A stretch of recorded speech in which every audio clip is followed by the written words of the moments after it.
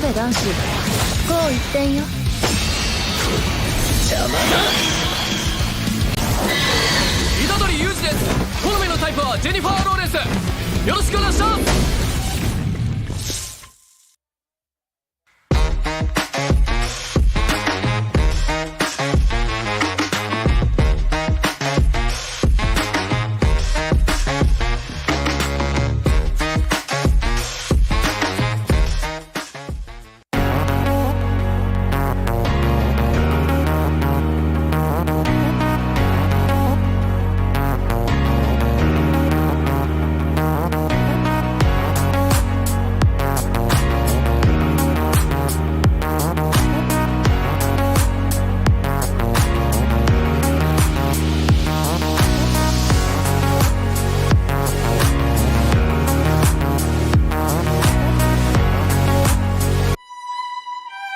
This is where you can find yourself,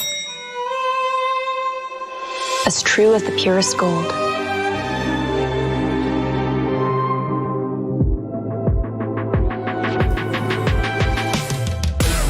Be forever young.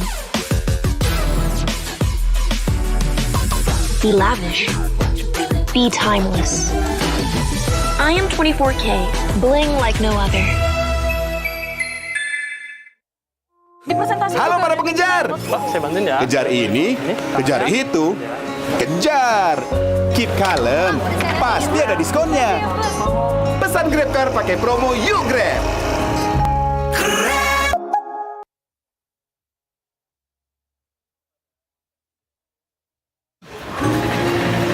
Halo para pengejar. Kejar ini, kejar itu, kejar. Keep kalem, nggak ada kata telat. Pesan Grab baik ada jaminan anti ngaret.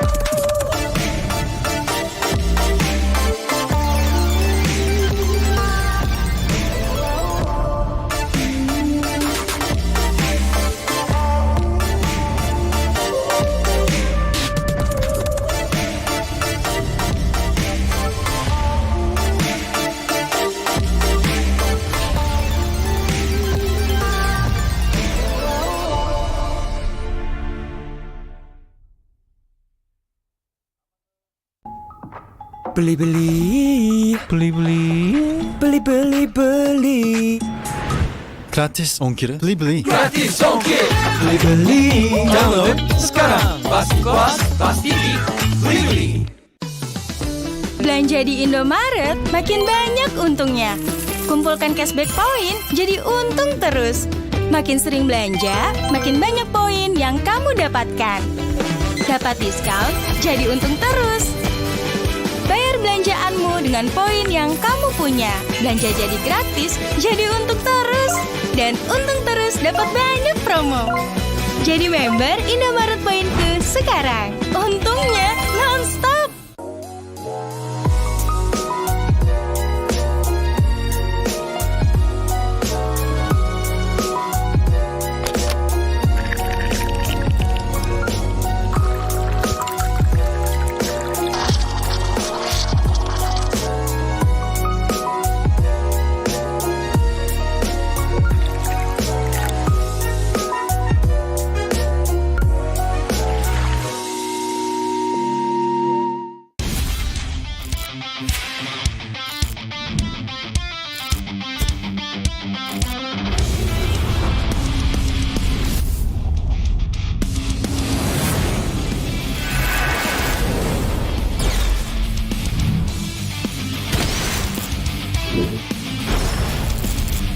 Oss!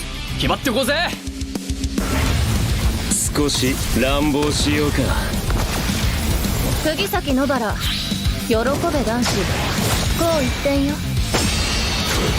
邪魔だ。虎杖裕二です。好みのタイプはジェニファー・ローレンス。よろしくお願いします。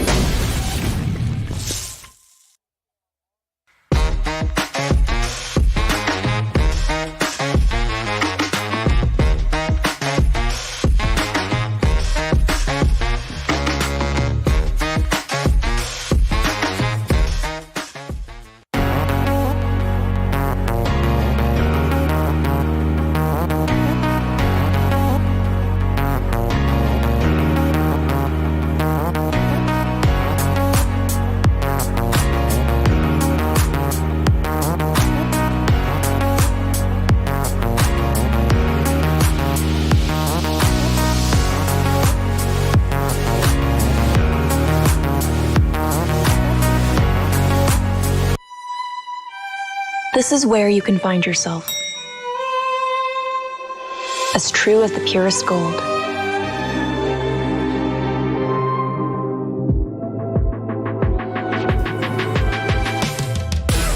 Be forever young. Be lavish. Be timeless. I am 24K, bling like no other. Halo para pengejar. Pak, saya bantuin ya. Kejar ini, kejar itu, kejar. Keep kalem, pasti ada diskonnya. Pesan GrabCar pakai promo Yuk Grab.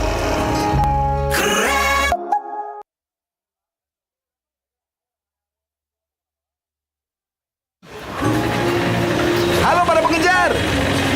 Kejar ini, kejar itu, kejar. Keep kalem, nggak ada kata telat. Pesan Grab Bike ada jaminan anti ngaret.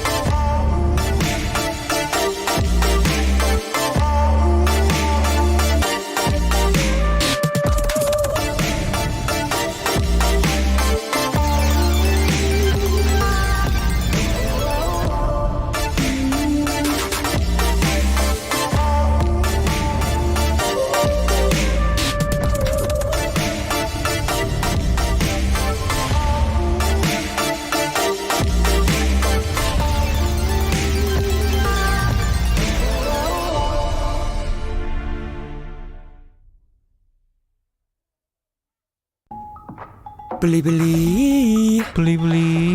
Beli-beli-beli. Gratis ongkir. Beli-beli. Beli-beli. Download sekarang. Pasti kuas, pasti beli-beli. Belanja di Indomaret makin banyak untungnya. Kumpulkan cashback poin jadi untung terus. Makin sering belanja, makin banyak poin yang kamu dapatkan. Dapat diskon, jadi untung terus. Bayar belanjaanmu dengan poin yang kamu punya. Belanja jadi gratis, jadi untung terus. Dan untung terus dapat banyak promo. Jadi member Indomaret Poinku sekarang. Untungnya non-stop.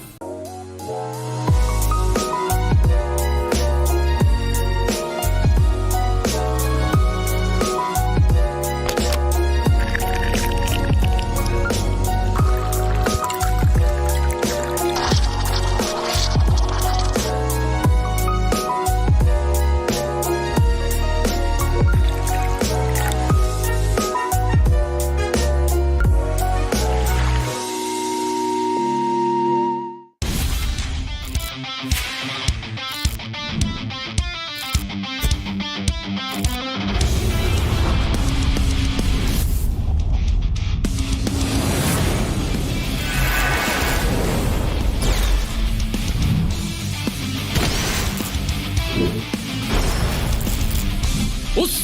決まってこうぜ。少し乱暴しようか。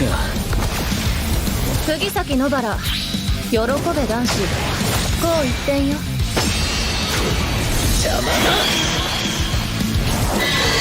虎杖裕二です。好みのタイプはジェニファー・ローレンス。よろしくお願いします。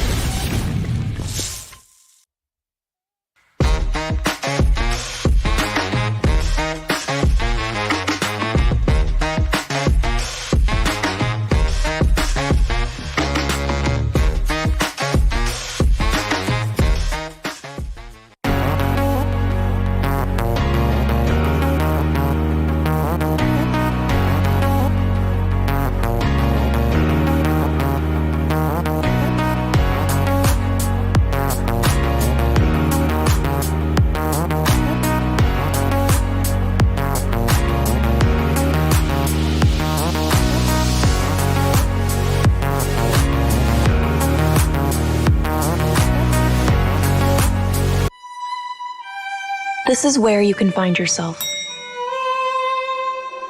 As true as the purest gold.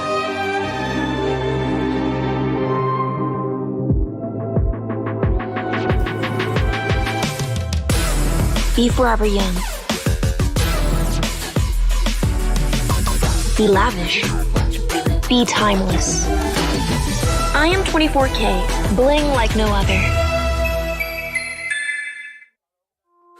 Halo para pengejar. Wah, saya bantuin ya. Kejar ini, kejar itu, kejar. Keep kalem, pasti ada diskonnya. Pesan Grab Car pakai promo Yuk Grab.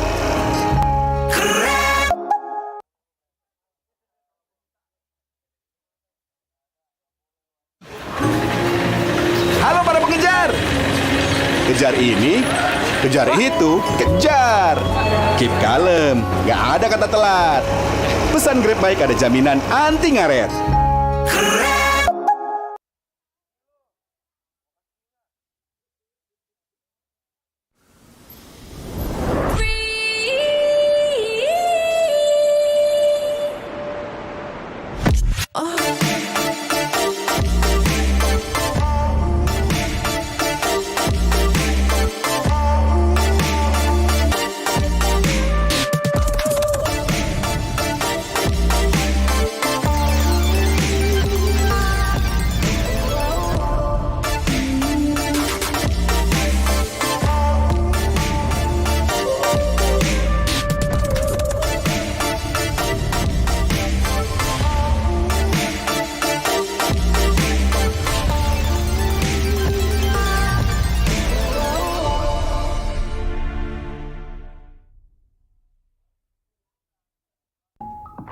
Beli-beli, beli-beli. Gratis ongkir. Beli. Gratis ongkir. Beli-beli. Download sekarang. Pasti puas, pasti beli-beli. Belanja di Indomaret makin banyak untungnya. Kumpulkan cashback poin jadi untung terus. Makin sering belanja, makin banyak poin yang kamu dapatkan. Dapat diskon, jadi untung terus. Bayar belanjaanmu dengan poin yang kamu punya. Belanja jadi gratis, jadi untung terus. Dan untung terus dapat banyak promo. Jadi member Indomaret Poinku sekarang. Untungnya non-stop.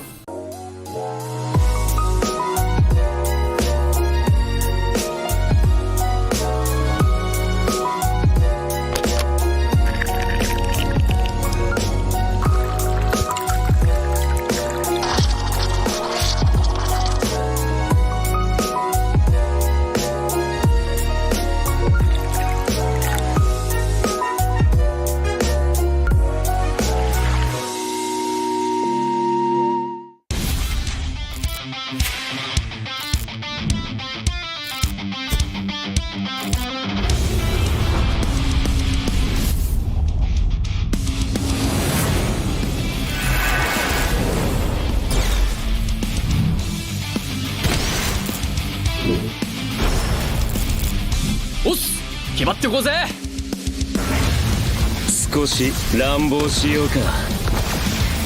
釘崎野原、喜べ男子。こう一点よ。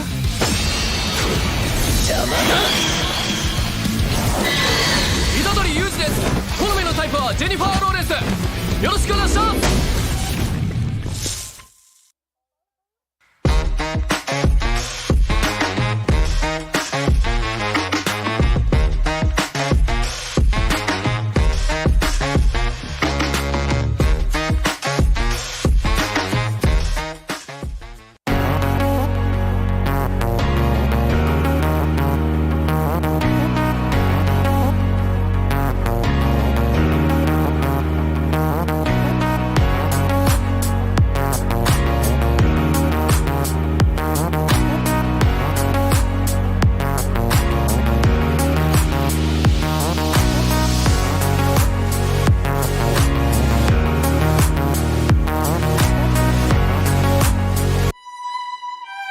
This is where you can find yourself. As true as the purest gold.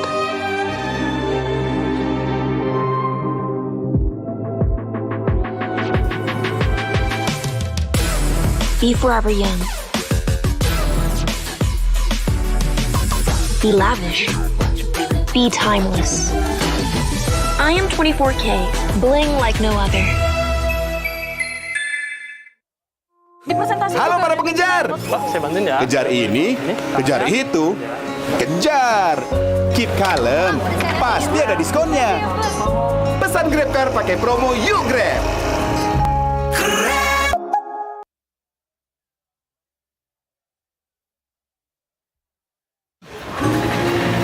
Halo para pengejar. Kejar ini, kejar itu, kejar. Keep kalem, nggak ada kata telat. Pesan Grab Bike ada jaminan anti ngaret.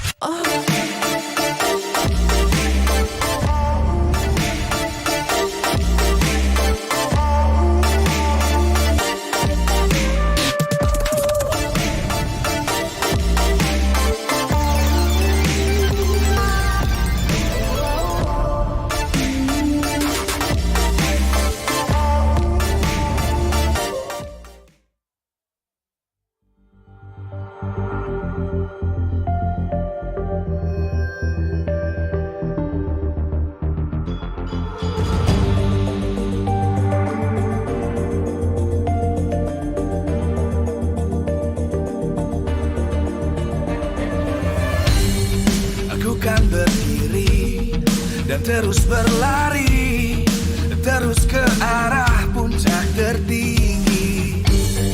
Ku takkan berhenti, hanya sampai di sini.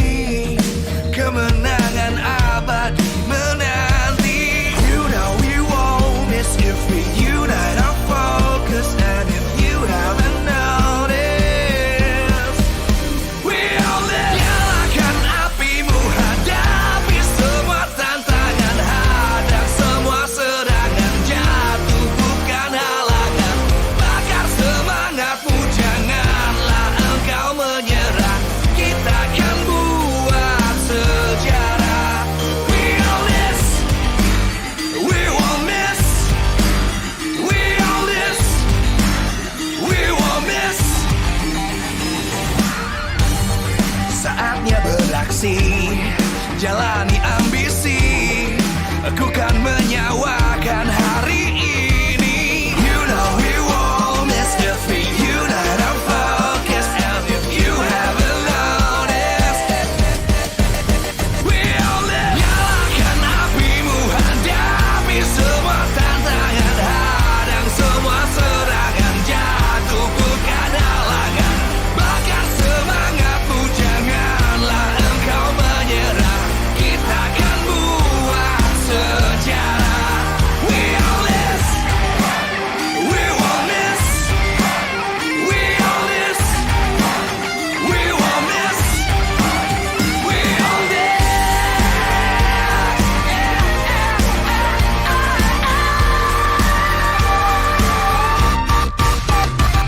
Nyalakan apimu, hadapi semua tantangan, hadang semua serangan, jatuh bukan halangan. Bakar semangatmu, janganlah engkau menyerah. Kita akan buat sejarah. We all this.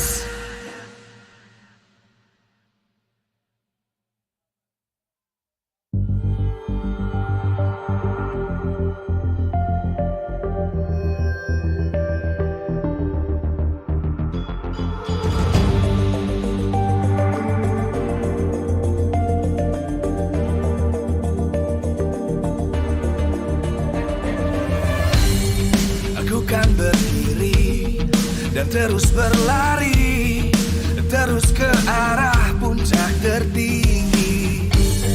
Ku takkan berhenti, hanya sampai di sini. Kemenangan abadi menanti. You know we won't miss if we unite our focus. And if you haven't noticed, we all live. Nyalakan apimu, hadapi semua tantangan, hadang semua serangan, jatuh bukan halangan. Bakar semangatmu, janganlah engkau menyerah. Kita akan buat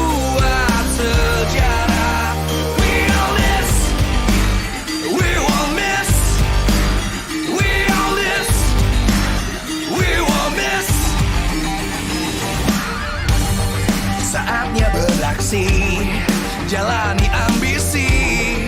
Aku kan menyawakan hari ini. You know we won't miss if we unite our focus. And if you haven't noticed, we all live. Nyalakan apimu, hadapi semua tantangan, hadang semua serangan, jatuh bukan halangan. Bakar semangatmu, janganlah engkau menyerah. Kita akan buat sejarah. We all this, we won't miss. We all this, we won't miss. We all this.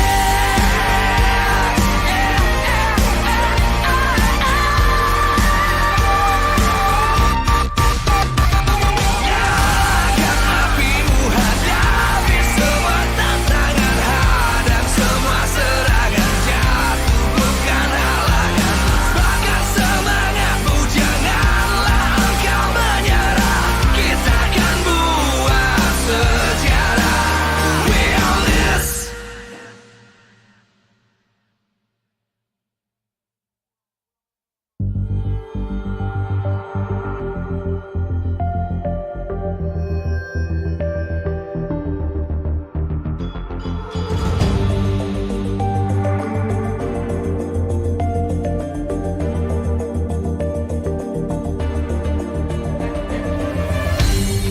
Aku kan berdiri dan terus berlari, terus ke arah puncak tertinggi.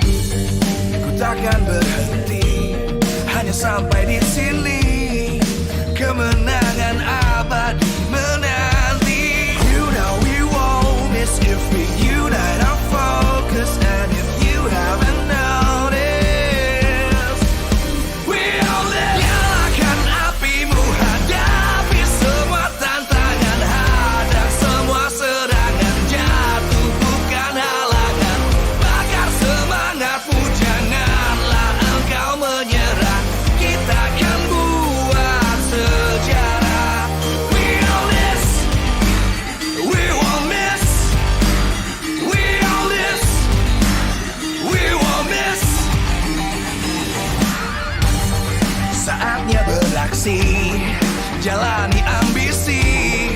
Aku kan menyawakan hari ini. You know we won't miss if we unite our focus. And if you haven't noticed, we all live. Nyalakan apimu, hadapi semua tantangan, hadang semua serangan, jatuh bukan halangan. Bakar semangatmu, janganlah engkau menyerah. Kita akan buat sejarah. We all this, we won't miss. We all this, we won't miss. We all this.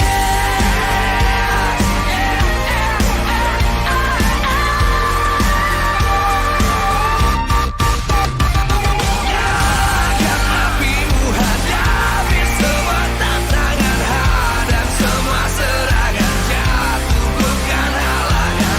Bakar semangatmu, janganlah engkau menyerah. Kita akan buat sejarah. We all this.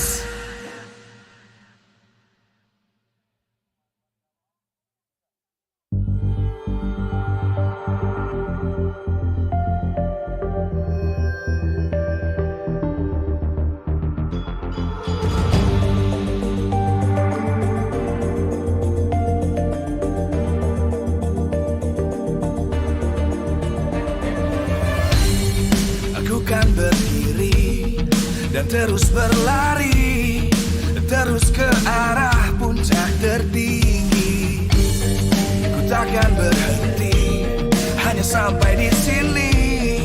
Kemenangan abadi menanti. You know we won't miss if we unite our focus. And if you haven't noticed, we all live. Nyalakan apimu, hadapi semua tantangan, hadang semua serangan, jatuh bukan halangan.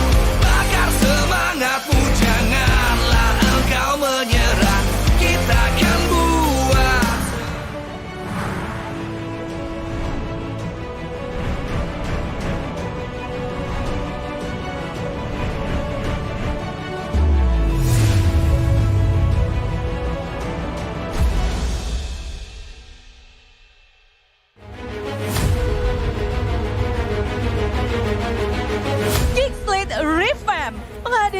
Matt dan juga Aboy sebagai roster pembeda dari season 10 membawa GEEK ke arah yang lebih baik. GEEK SLATE adalah tim yang mendapat banyak sorotan di season ini. Perkembangan yang sangat signifikan dari season lalu terlihat jelas hingga membuat mereka menjadi tim yang tidak bisa dipandang sebelah mata. GEEK SLATE sebelumnya memiliki nama GEEK ID. Mereka masuk ke jajaran tim MPL Indonesia sejak season 4 dan sejak saat itu mereka belum pernah lolos ke babak playoff. Performa mereka kian menurun dan tetap tidak mendapatkan slot playoff di MPL ID season 5 dan 6. Performa mereka sempat menanjak setelah mendapatkan peringkat 4 di MPLA di 2020 dan mengalahkan tim-tim besar dari negara lain seperti Blacklist International. Di MPL ID season 7 dengan hasil mengalahkan EVOS Legends di regular season. Sayangnya, performa bagus itu tidak bertahan lama dan kembali tidak mendapatkan slot playoff di MPL ID season 7. Gua rasa sih dulu GEEK Fam ya, komunikasi di dalam gaming house-nya mungkin terasa nggak kayak lagi berkompetisi. Performa mereka kian memburuk hingga di season 9 adalah masa paling kelam bagi GEEK dikarenakan mereka tidak pernah memenangkan satu pertandingan pun di babak regular season 9. 2-0 tanpa balas, belum berhasil lagi dan lagi untuk GEEK bisa mendapatkan poin kemenangan. Di season 10, GEEK membuat perombakan besar dengan mengganti semua rosternya dan mendatangkan player asing dari Filipina, yaitu Baloyski sebagai roamer dan Janakiti sebagai jungler. Salah satu player yang sangat mencuri perhatian yaitu Kadera. Kadera sendiri bukanlah player dari MBL GEEK Fam Junior, tetapi hasil dari squad dan trial tim ini. Dan Kadera sendiri langsung bermain di stage MPL ID tanpa melakukan penyesuaian. Kadera jago. Ini gue nggak tahu nih orang ini dari mana, siapa, dia nggak pernah ketemu. Tiba-tiba main MPL. Terus jago dia. Hero poolnya banyak hero poolnya. Dengan roster terbaru ini, peningkatan performa mereka mulai terlihat. Tetapi, peningkatan tersebut masih belum cukup. Dengan hasil 5 kemenangan dari 14 pertandingan, membuat mereka tidak lolos ke babak playoff. Dengan peningkatan yang signifikan ini, membuat GEEK revamp. Dan para fans MPL ID memberi mereka julukan sebagai People's Champion. Bisa dibilang kan GEEK Fam juga gak lolos playoff kan, terus apalagi tim yang dulunya dipandang sebelah mata tapi malah season kemarin dapat julukan People Champion. Dan sekarang di season 11 mereka menunjukkan taringnya. Perubahan tidak hanya dari performa mereka tetapi juga dari nama. Dari GEEK Fam berubah menjadi GEEK SLATE. Perubahan tersebut adalah hal yang bagus dan membuat mereka menjadi lebih ganas di season ini. Kadera sebagai god laner memiliki positioning dan rotasi farming yang rapi. Dia termasuk god laner yang agresif dan hero pool yang sangat luas. Terbukti dengan hero Valentina yang dimainkannya di god lane, membuat god lane lawan kesusahan. Dan masih memiliki 100% win rate atas itu. Kita lihat tadi kan ada Valentina di gold lane. Itu wah gila, damage-nya lebih lagi daripada carry yang tim musuh tadi. Aboy walaupun baru naik ke MPL dari MDL, dia mampu beradaptasi dengan cepat. Terbukti dengan keagresifannya sebagai mid laner dan timing follow up yang tepat. Dan itu membuat rekan timnya merasa aman untuk engage dan disengage. GEEK SLATE ini di satu momen bisa buat kejutan yang besar gitu. Misalnya orang kira dia bakalan kalah, ternyata malah comeback. Itu kan orang nggak banyak yang expect. Sang jungler GEEK SLATE, Janakiti, merupakan jungler yang sangat agresif di MPL PH. Tetapi ketika pindah ke GEEK, dia memerlukan waktu untuk beradaptasi di tim barunya. Dan sekarang, dia telah menjadi salah satu ujung tombak GEEK SLATE. Cara mainnya dari early games bahkan sampai late game itu bagus banget. Di XP laner diisi oleh Luke dan Matt. Mereka berdua bukanlah player baru. Mereka sempat bermain di MDL. Luke di GEEK Fam Junior dan Matt di Bigetron Beta. Peningkatan performa Luke yang perlahan tapi pasti pada season ini menjadi ganas. dan sering melakukan inisiasi yang di luar nalar. Dan mungkin masih agak sedikit holding back dari gameplaynya. Sedangkan Matt, yang dulunya seorang god laner, di GEEK SLATE berubah menjadi XP laner. Adaptasi yang begitu cepat membuat Matt tidak kewalahan atas perpindahan role tersebut dan sering membuat momentum untuk timnya. Gerakannya juga yang bagus banget sih, susah ditebak, terus juga bikin musuh ketar-ketir. Sang roamer, sang kapten, dan the main mindset of GEEK SLATE.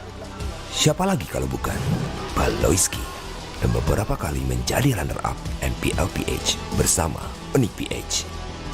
GEEK SLATE itu jadi lebih agresif semenjak ada Baloy. Perkembangan yang menanjak membuat para tim raksasa kewalahan dan tidak pernah menang dengan poin sempurna atas GEEK SLATE, dan ditambah berhasil mematahkan kutukan mereka yang tidak pernah menang melawan sang raja dari segala raja.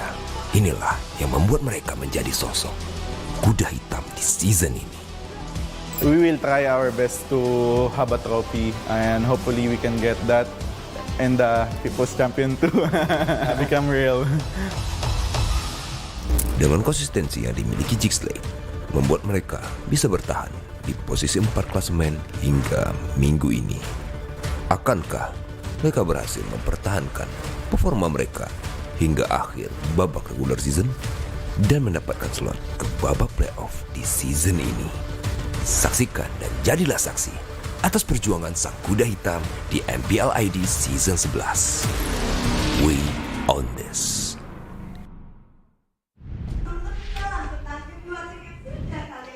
The last 2 weeks are upon us as we are entering week number 5 of MPL ID Season 11.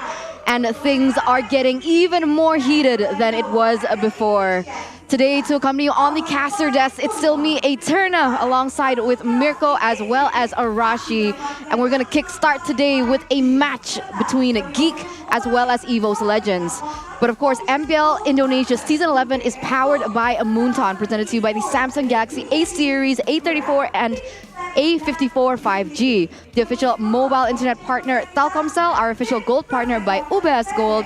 Partner in esports, we have Dunia Games, Grab, Secret Lab, and Blibli. Official broadcast, Maxstream. Broadcast partner, TVR Esports. Our partners, Indomart and Point Coffee. And of course, MPL Indonesia Season 11 is supported by PBSI. Now coming into today, we have 3 incredible matches ahead of us because as we are stepping closer to week number 6, things are getting even more heated in terms of those standings. It's the second last week, you know. Literally, it is now or never for a lot of these teams to make it to the playoffs. Obviously, if you remember well, if you have a good memory, everyone from 2nd to all the way to 7th are pretty close in the standings. One match can change the whole standing, and that's what we're going to see right here, especially for the battle, still, for the 2nd upper bracket position with EVOS and GEEK SLATE.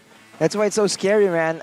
It's bad enough that GEEK SLATE is in such a huge meteoric rise in skill and tempo, but now with everything so close with each other, it's such a stark contrast from last season where GEEK SLATE were unable to actually go that far when it comes to playoffs. They didn't even make it there, but now they have a chance to contend for the upper bracket. It's history in the making, literally. And if you look at the match in leg number 1, against EVOS, right, they were able to get a lot of advantages, a lot of good things. It all came down to small mistakes in the late game where maybe perhaps the experience of EVOS became the main deciding factor. But aside from that, finding a lead, going for the pickoffs, playing for the objectives, GEEK SLATE has shown that they can do all of this at such a high level and with such a dynamic and flexible composition right here in the player, in the roster, right? They have so much potential, and I think the fans just can't wait to see it, man. Yeah, a lot of people are talking about GEEK SLATE this season, right? Maybe earlier on it wasn't too clear, but as we go through, we see that they, like you mentioned, Arashi, have a chance to get that upper bracket slot here in the regular season and up into the playoffs. Right, in the 2nd place, it's RRQ who is a bit on a downward spiral right here. We have to see if they have recovered. In the match, we can see later on today, but for now, if they don't really shape up, GEEK SLATE will overtake them to actually be 1 spot below ONIC, and that is unheard of. And it is because of, let's see the highlights right here. I think it comes down to how GEEK SLATE They're just so good at playing around, and they have this dynamic movement whenever they have big team fights. It always looks so sporadic, but usually you see a bit of a momentum going in one direction. Is the team going aggressively or defensively? And that's usually it. But with GEEK SLATE, it's a different situation. Of course, occasionally playing in such a risky fashion means that they do fall victim to a lot of aggressive plays, and today against EVOS, that is no exception, man. They are just so lethal, especially when they can go at the same position, going at the same time like this, and if they can make sure that Brands does not get touched. You can see it here, the king of marksmen, if he is not denied, if he's not zoned away from the big fights, he will just output an insane amount of damage. And in the last few matches at least, we've seen it again and again. They just really know how to position and how to make sure that he is set up for success right here, despite the best efforts coming in from GEEK SLATE. I think even here in the moment, right, you can rewind the video just a bit to see who Dreams actually targeted in that particular team fight. We mentioned many times that GEEK SLATE, when Beloy is doing really well, then the team prevails. But there, Dreams actually flickered to get the Divine Judgment onto Beloy, basically stopping that frontline presence and also creating havoc within GEEK SLATE. If you look at the backline though, you can see that Taz, right, he's been such a flexible player these days, and he can play both kinds of junglers very efficiently. And this is one more thing that GEEK SLATE needs to pay attention to, because otherwise, the macro gameplay and the setup gameplay, I think it's very important for GEEK SLATE to pay attention to, because for EVOS, that is where they excel.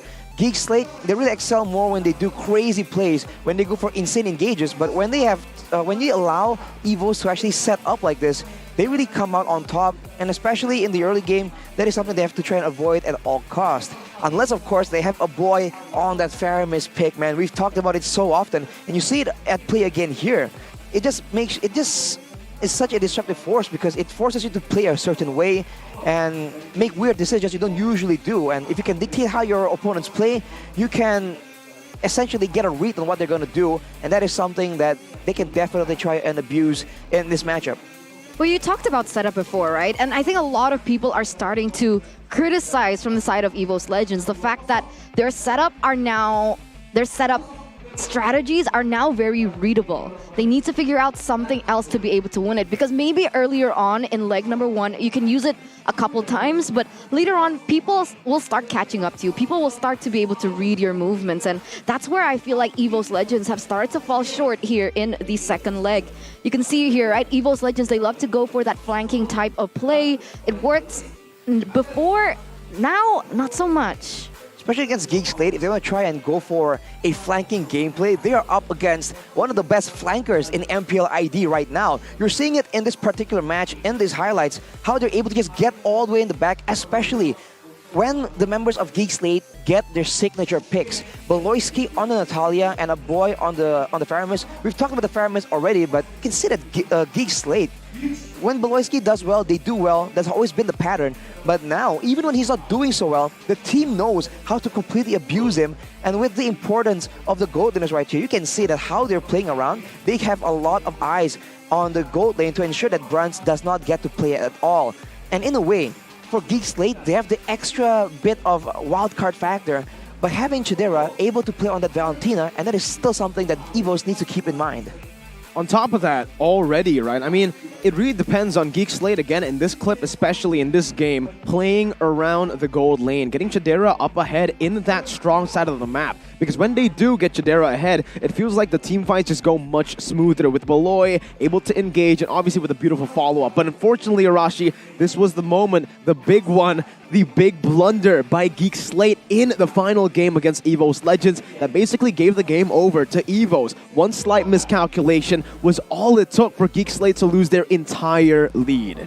Well, on the bright side though, this also shows again that GEEK SLATE, they're all in, man. Usually, there'll be the questionable call, and some teams will show hesitation. But the great thing about GEEK SLATE is the fact that when the call is made, everyone is all in, everyone is on the same boat. They don't care if they all lose, and that is a great signature of a great team that has great synergy. And I think with time, right, that characteristic will show to be a huge plus in how they're able to be decisive in their gameplay. We're seeing it already coming into lake number 2. Let's see if they can actually display that again, because like we mentioned, when GEEK SLATE make a call, everyone just has no hesitation at all. And against a team like EVOS, that is what you need to ensure that you get a clean fight And without EVOS able to actually turn it around somehow with the counter-engage setup. That makes sense. That makes sense. That's definitely something that we need to pay attention to coming into this game. Once again here, don't forget that both of these teams are centered. They are cored by two very active roamers, right? We have Dreams from EVOS and we have Beloyski as well. And they share a similarity in the fact that they really like to go for the initiation plays. They like going for initiations, but they like going for pickoffs, and they like heroes that can make a difference. That's the big point here, right? Both Dreams and Beloyski also play a lot of other more aggressive, assassin-esque heroes like the Natalia, like the Kadita. Those two heroes come to mind because they like taking matters into their own hands, and we're seeing it, right? When they actually get rolling, usually it's Beloyski and Dreams that really set up and find those opportunities. So now, as always, like in leg number 1, it's the same story. Between these two roamers, they're gonna both try to go head-to-head because most of the time, when both teams really want to try and get engaged, the engagers usually engage on each other, and that makes a very weird dynamic here between Beloyski and Dreams. On top of that, right, it really comes down to how the team follows up as well, like you mentioned, Arashi, because Beloy and Dreams, they create a lot of these spaces, a lot of these engages, a lot of these plays for the team, but it does seem like for now, GEEK SLATE, like we said, even in that position where it's a big blunder, they follow through with Beloyski's plan. Meanwhile, for Dreams, it does feel like right now, especially in Season 11, there's a bit of a disconnect when it comes down to following calls out.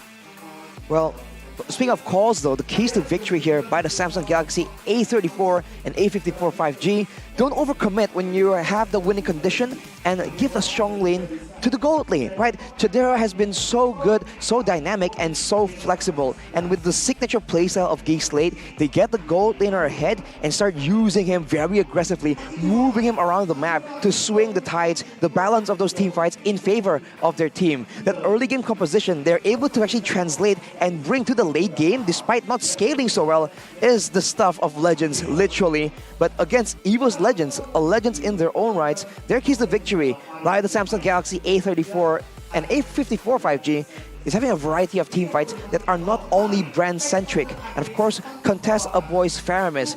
Both these win conditions tie into each other because the idea is that GEEK SLATE, they are so good at engaging, they're so good at targeting, especially with the very aggressive burst-heavy composition. So if they try and rely only on brands, or even a single member for that matter, it's going to be a very uphill battle because GEEK SLATE will be able to find that play and pick off on that one member. But if they're able to diversify their source of damage and their win conditions in those big team fights, that is where EVOS Legends and the experience they have built up for the past seasons can actually come in strong, especially with Coach Age.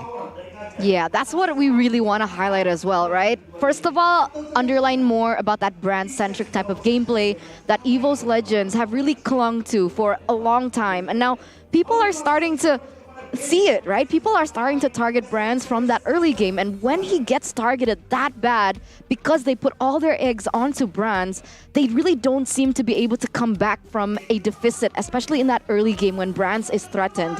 So maybe they can play to their other lanes, right? Maybe play to Psychots more. We saw Psychots popping off at ISF on his signature heroes like the Yuzong, like these other really just hefty heroes that he's really good at to make those amazing plays, and we want to see that happening, right? And there's a little bit of an update about EVOS this time around, right? Oh, there has been a swap between TaxStump and Coach Age. So Coach Age now is the main coach, replacing TaxStump as they are going to swap sides.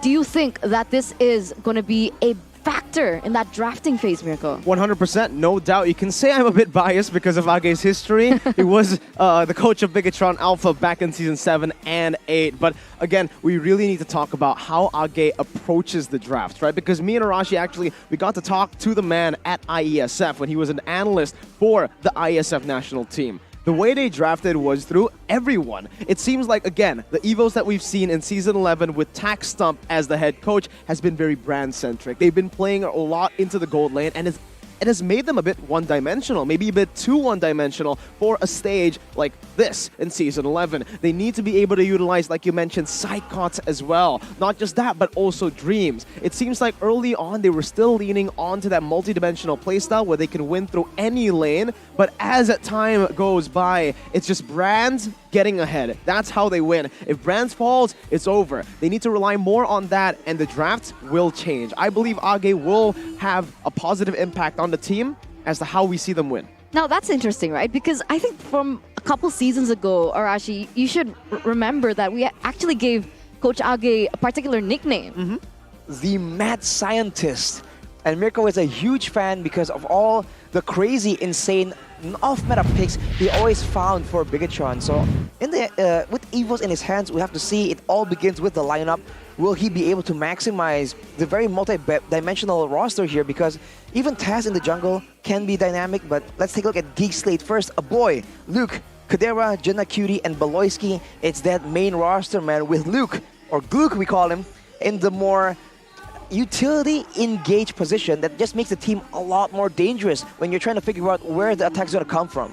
No changes as well for the side of EVOS Legends, Hijime, Psychots, Brands, Taz, and Dreams. So what we talked about in the keys to victory apply to both of these teams, as none of them have really changed anything. Still the main five, as they are going to start walking on the stage. Will the Tigers claw their way out of their loss streak? Welcome to the stage, it's EVOS Legends! Like we mentioned, this is a team with a lot of potential, with danger lurking around every lane, just like their nickname, right? The Tigers can strike when you least expect it, and you know, against a team like this, as dynamic and with a new coach, you never really know what to expect. But if there's anyone that can figure it out, they can study them and find their weaknesses, it's their opponent today. It's the Geeks walking up on stage, trying to dissect, read, out-draft, and out-strategize the Tigers. Welcome to the stage, GEEK SLATE! A lot of eyes on this team.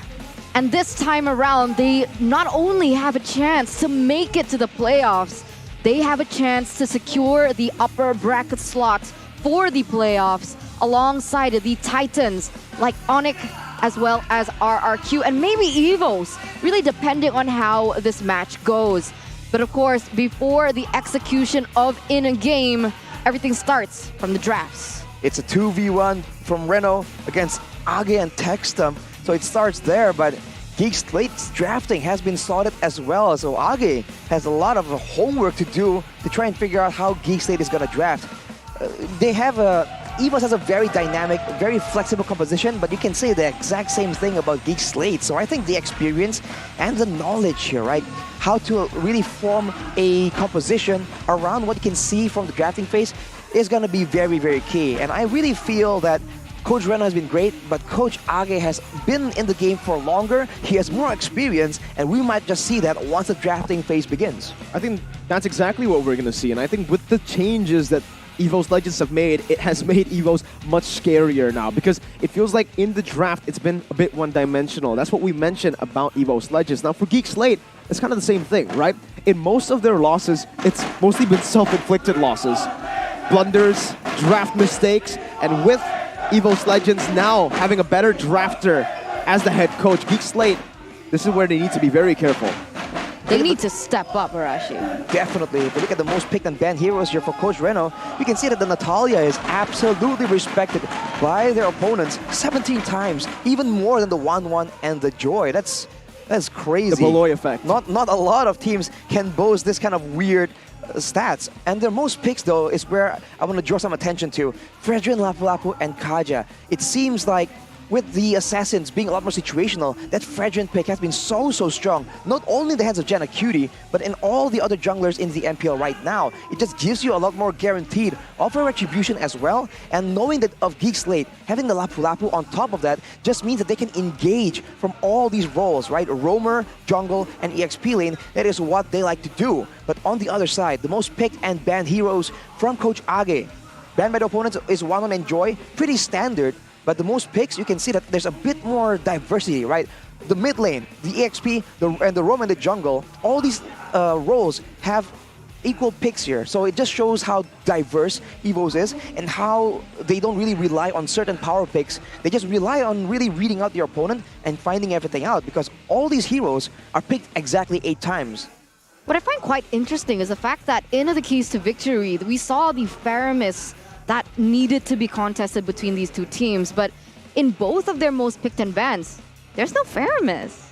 It's interesting because there's a lot of heroes, especially for the mid lane, that we have seen in this meta in Season 11. We've even seen the Kagura, come up, find some success with Moreno picking it. Hijume also played the Kagura, didn't find the same success, but the Faramis will still be one of the keys to victory, right? Even though it's not the most picked hero from either side, it's still a hero that will get you dubs, especially on the hands of two of the best Faramis users in the league. It might be contested, but I think even more than that might be the Faramis as well. Number 2 most hero slain in MPL ID Season 11 is going to be Janna Cutie with 33, just behind Kyrie. And the Fredrin pick is just so much value right here. And we've seen that.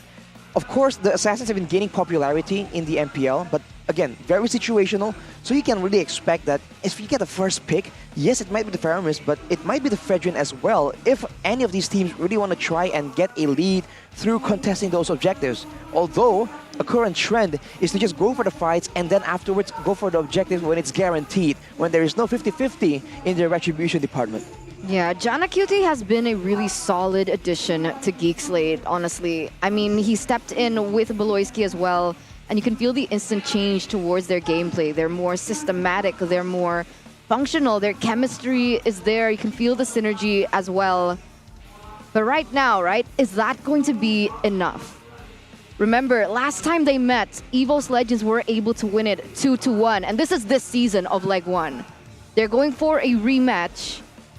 Will it be the same story once again here, Mirko? The easy improvement for GEEK SLATE is obviously be a bit more stable in the drafting phase, and secondly, not make those crazy blunders, right? It seems pretty easy, but you gotta look at EVOS as well. They have been improving as well. They have been learning through their losses and through their games. And so, on that note, we're gonna take a look at the drafting phase here of game number 1 between GEEK SLATE and EVOS Legends, and you can already see the bans coming through.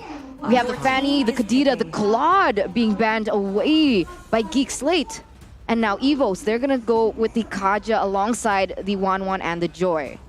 Man, these routine bans right here, the Joy, Wanwan, and Kaja, we've seen it so much coming in from the second phase.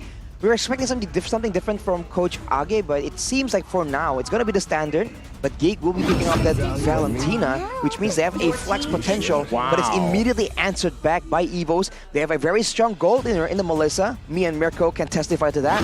And they have that Fredrin that is very key, but they are letting go of the Natalia. And now that signature Lancelot tank pick for Janna Cutie. Super fast by both teams here, but is also very aggressive by GEEK SLATE. EVOS Legends, this is one of the first times ever that we actually do not see the Natalia banned down in the first phase by a team up against GEEK SLATE. So leaving that 100% win rate hero onto the hands of Beloy himself is going to be very scary. Now, fortunately for them though, they have picked up a Faramis on top of the Melissa. The reason Faramis wasn't picked up by GEEK SLATE to try to counter EVOS Legends is because you can't. The Melissa counters the Faramis. If you're clumped up together, those muddles do so much damage, and EVOS Legends, not only have they gotten themselves a proper composition right here to play front to back, they also have solid winning lanes. In all 3 roles, you could kind of say it's leaning towards EVOS Legends. And now, with the Yi being banned away, taken away from EVOS Legends, we do see the Diggy ban coming through for GEEK SLATE as well. Now, this is very interesting. Do you think GEEK is saying that they might pick up something with a lot of CC here, Ashi?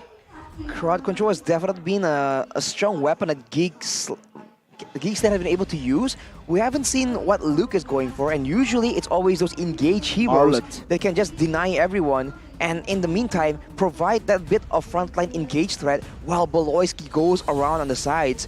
The threat right now, in my opinion, is the fact that they have a Cult Altar on the side of EVOS, but the damage coming in from that Melissa comes in so quick, they need to see it coming if they want to try and react to it. So they might just try and limit, again, the long range, the burst damage. They can just supplement the pickup potential from Beloyski and the rest of Geek Slate right now. I love the mage bans coming through for EVOS, right? Because once again here, Geek has picked up the Valentina, but Chidera has used it multiple times at this point in that gold lane.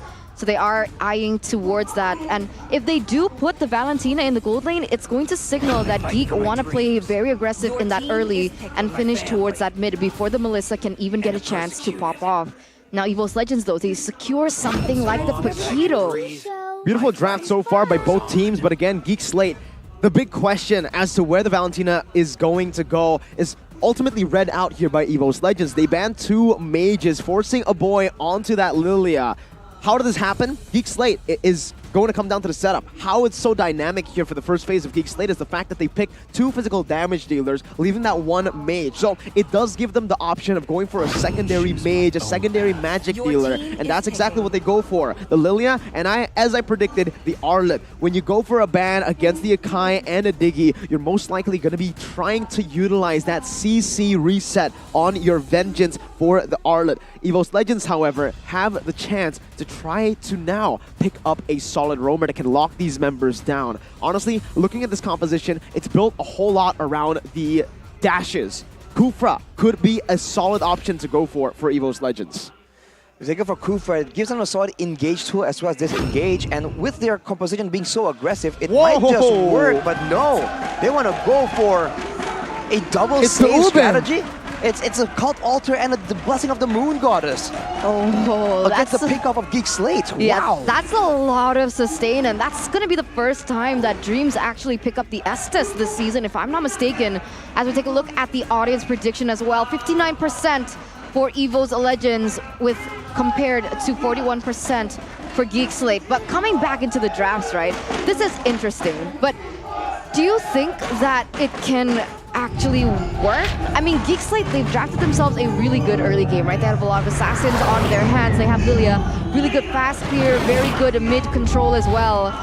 If Geek can actually utilize their draft in the early game and snowball from there, they might have a chance, especially because of the burst AoE damage coming in from Lilia against the Cult Altar and the Blessing of the Moon Goddess by Estes. Well, they have a lot of sustain, but there's a lot of DPS and burst coming from Geek Slate. They have to sustain in the early game and take it to the mid to late game before they can even do anything. I think it comes down to the execution. Both drafts set their winning conditions. Ladies and gentlemen, welcome to game number 1. EVOS Legends versus Geek Slate. Leg number 2. Will it be redemption for Geek Slate or will it be repeat for EVOS Legends? Off the bat, it's actually a Fredrin in the EXP lane. We haven't seen this for a long time, but in the gold lane, you can see that Geek Slate wastes no time at all trying to shut brands down. Like Mirko mentioned, the Melissa is a very dangerous pick against a team that wants to group up like this, but with 2 save ultimates, maybe that's exactly what they are trying to do.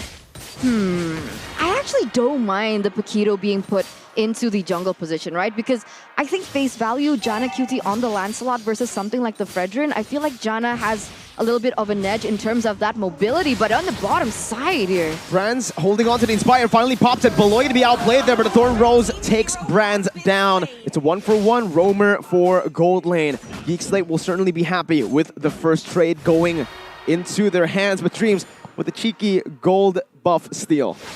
Seeing the gold buff in that situation, interesting for sure, but having a Paquito in the jungle, this is a foreign sight in Season 11. We haven't seen it at all, I believe. And in the hands of Taz, we know this man is a mechanical monster, given the right tools for the situation.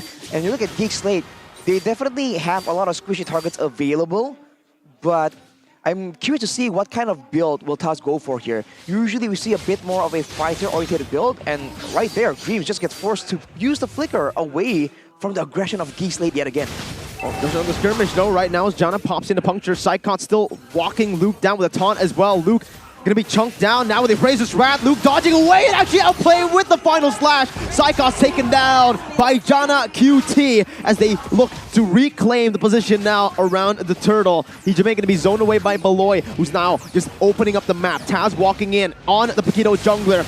Now it's gonna be Luke who jumps in with resets. That's gonna be the Cold Altar placed down. Taz versus Jana, and it's Taz who wins it out. Luke gonna be jabbed to death as EVOS Legends equalize in the second minute. Very unfortunate there. Geek Slate were the ones to set up for the turtle first, but EVOS Legends, with how much sustain they were given, addition to the Cult Altar as well, Taz being able to steal that turtle away from Geek Slate. And now EVOS, they're looking towards putting more pressure in the bottom side. And we mentioned about Geek Slate, right? We mentioned of how they work. First, we need a comfort hero on Beloyski. He needs a really good hero to be able to make those outrageous plays. And second of all, Chidera needs to be able to win that lane. Right now, it's not looking too good.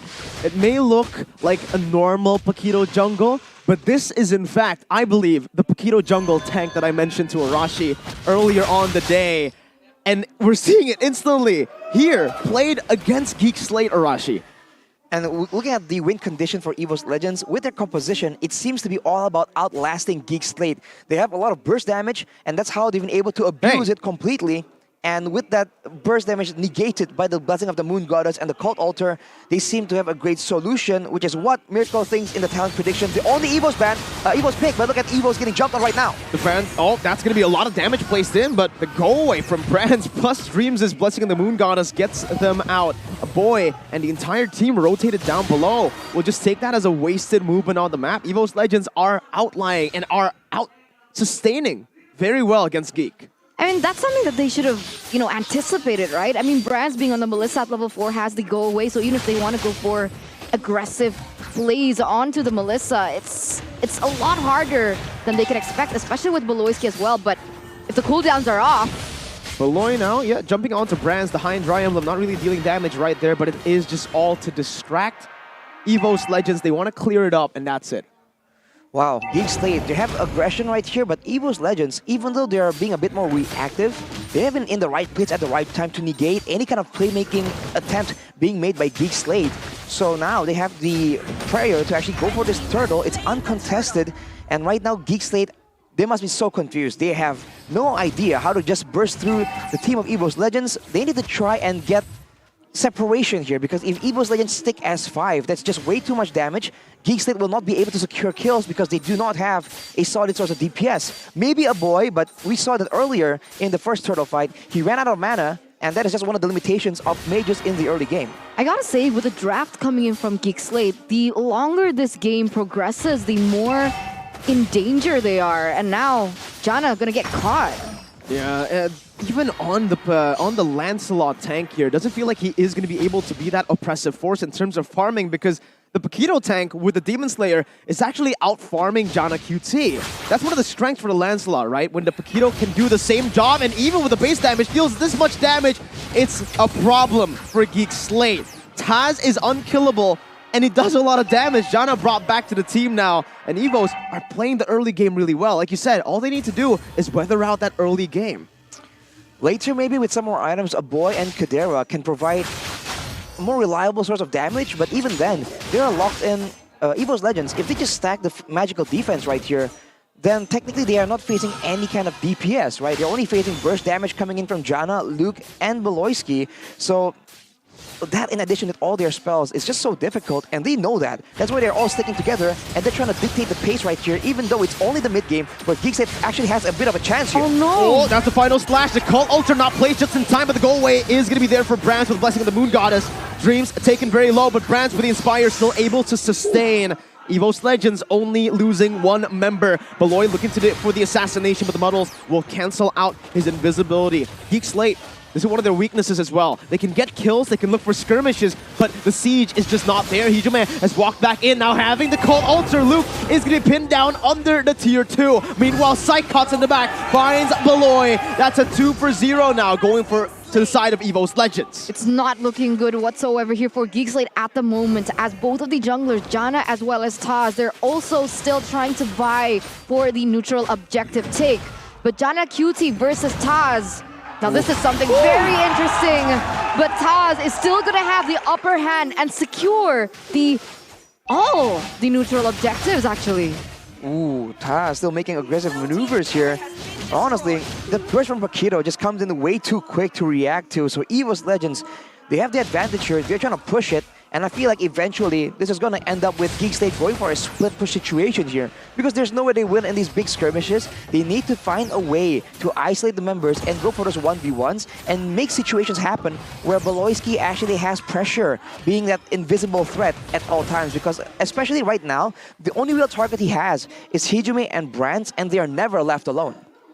And on that note, right, EVOS Legends with a 2,000 gold lead, and they've actually drafted themselves for that mid towards that late game power spike. And at this point, I would just use the new battle emotes onto GEEK SLATE at the moment, as once again here, EVOS, they're looking to clear that mid side, and it doesn't seem like GEEK SLATE have an answer towards that aggression. Not at all. Not right now. If we take a look at the items, though, again, Arashi, this Melissa slowly but surely getting to that power spike. Corrosion, DHS. And look at the gold lead just in the gold lane itself. 1,000 gold lead for Brands. I do wonder, though, for Brands on the Melissa, is he going to opt for some counter to the burst damage available for GEEK SLATE? Because now Chidera has a Clock of Destiny and the Lightning Charging combo, and with Baloyski, that's a good source of, are two really good sources of burst damage. That's magical and physical. So if he wants to go greedy in the itemization, it might just be too dangerous, but he goes in aggressive into Baloyski here. And nothing happens to him in return. There's no retaliation whatsoever for GEEK SLATE at the moment, and maybe that's why he hasn't been building that much of that magic defense. He does have these steel leg plates, right, to be able to, I guess, anticipate the physical damage that could be put onto him by something like the Natalia or even Luke or even Janna in the later stages of the game. But right now, EVOS, they're very comfortable, and honestly, they can play as long as they want. In the late game, who from GEEK SLATE can carry? The problem was that they put Chidera on the Valentina. It's not a good source of DPS. There's burst, but who's going to be able to follow up on the damage once it's been placed? A big issue right now for GEEK SLATE is also the lack of crowd control, because now you can see that EVOS, they just stay in the front. They are not really scared of getting picked off, and you cannot say the same thing about GEEK SLATE. Right there, a boy has been forced to pop the black shoes already, and with the Lord at half HP, EVOS are making the play for this. Baloyski looking for an opportunity here. Will it work out, though? Remember the silence in his kit. That's what he's going to try to utilize here to give Janacuti the edge of that retribution battle. A 50-50 at first, but now Dreams reads it out. Baloy jumps in, forced to dash out, but now Taz jumps in with a punch over to Baloy with a knockout strike as well. The Lord is going to be resetted, though. EVOS Legends can look for the reset now as they go back to the waves to set up once again.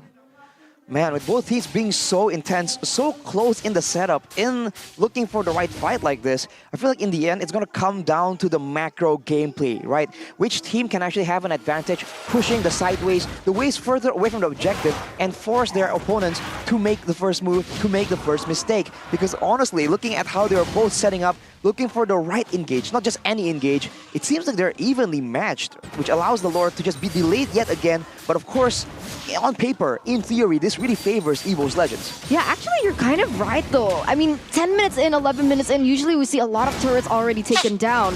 But up until this point, EVOS Legends, despite their lead, they've only been able to secure that bottom side turret. And GEEK SLATE now, they've actually equalized with that turret in the top side as well by playing that macro game. EVOS Legends, though, they're pulling the trigger. A boy, though, still able to get out. That's the black shoes, but look at the damage clumping up. The Cult Altar is placed down right now. That's going to be the back line, targeted down, but it is going to be Chidera who finds Brands. Luke will fall as well. Chidera now with the Cult Altar. Hijime is going to be isolated from the team, assassinated by Baloy. EVOS have lost 2 of their members. Hijime with a passive can respawn quickly. Psychos with Bigetron now onto a boy. The damage comes through, but Taz will just jump into the back line. Chidera still able to survive right now. Psychos gets placed very low. Janna picks up the kill. Taz looking for some more base damage as Luke and Chidera has fallen in this team fight. It's all about the sustainability. Hijime has walked back in now with the Shadow Stampede, bringing Baloy back. Dreams trying to deal the damage, but he is on an Estes. He can only heal up. The Thorn Rose and the Blessing of the Moon Goddess. That's one more hit to take Dreams down, but he will still be able to survive. EVOS Legends, despite losing in the trade, they were able to buy enough time to weather out the storm.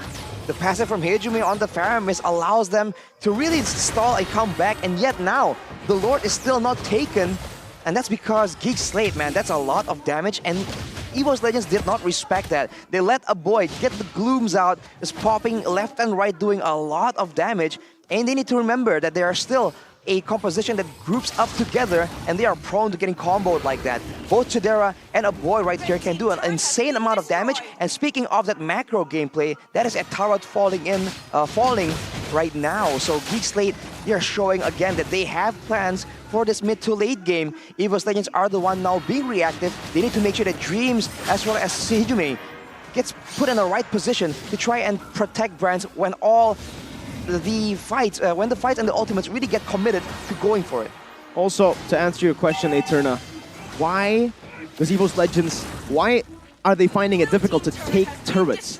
GEEK SLATE, they're lacking siege potential, but they have incredible wave clear, and that's the reason they haven't been able to really get any turrets, EVOS Legends. Right here, we're seeing just both teams poking each other down. GEEK SLATE, they need to bait out the Blessing of the Moon Goddess. They need to bait out the go away. Because if this continues the way it is right now, EVOS Legends will be able to out-sustain as Taz jumps into the back with the knockouts right now, knocking Chidera back. Psychos jumping in with the muddles as well. Brands with the go away, but Luke is going to be targeted down with the Cult Altar now. The Vengeance not able to dish out proper damage. Luke flickers back, but it's going to be Brands who follows through now with the Cult Altar as well. Plays down Hijume. Jana with Retribution. He doesn't find it. It's Taz who takes it, and Luke and Jana have fallen.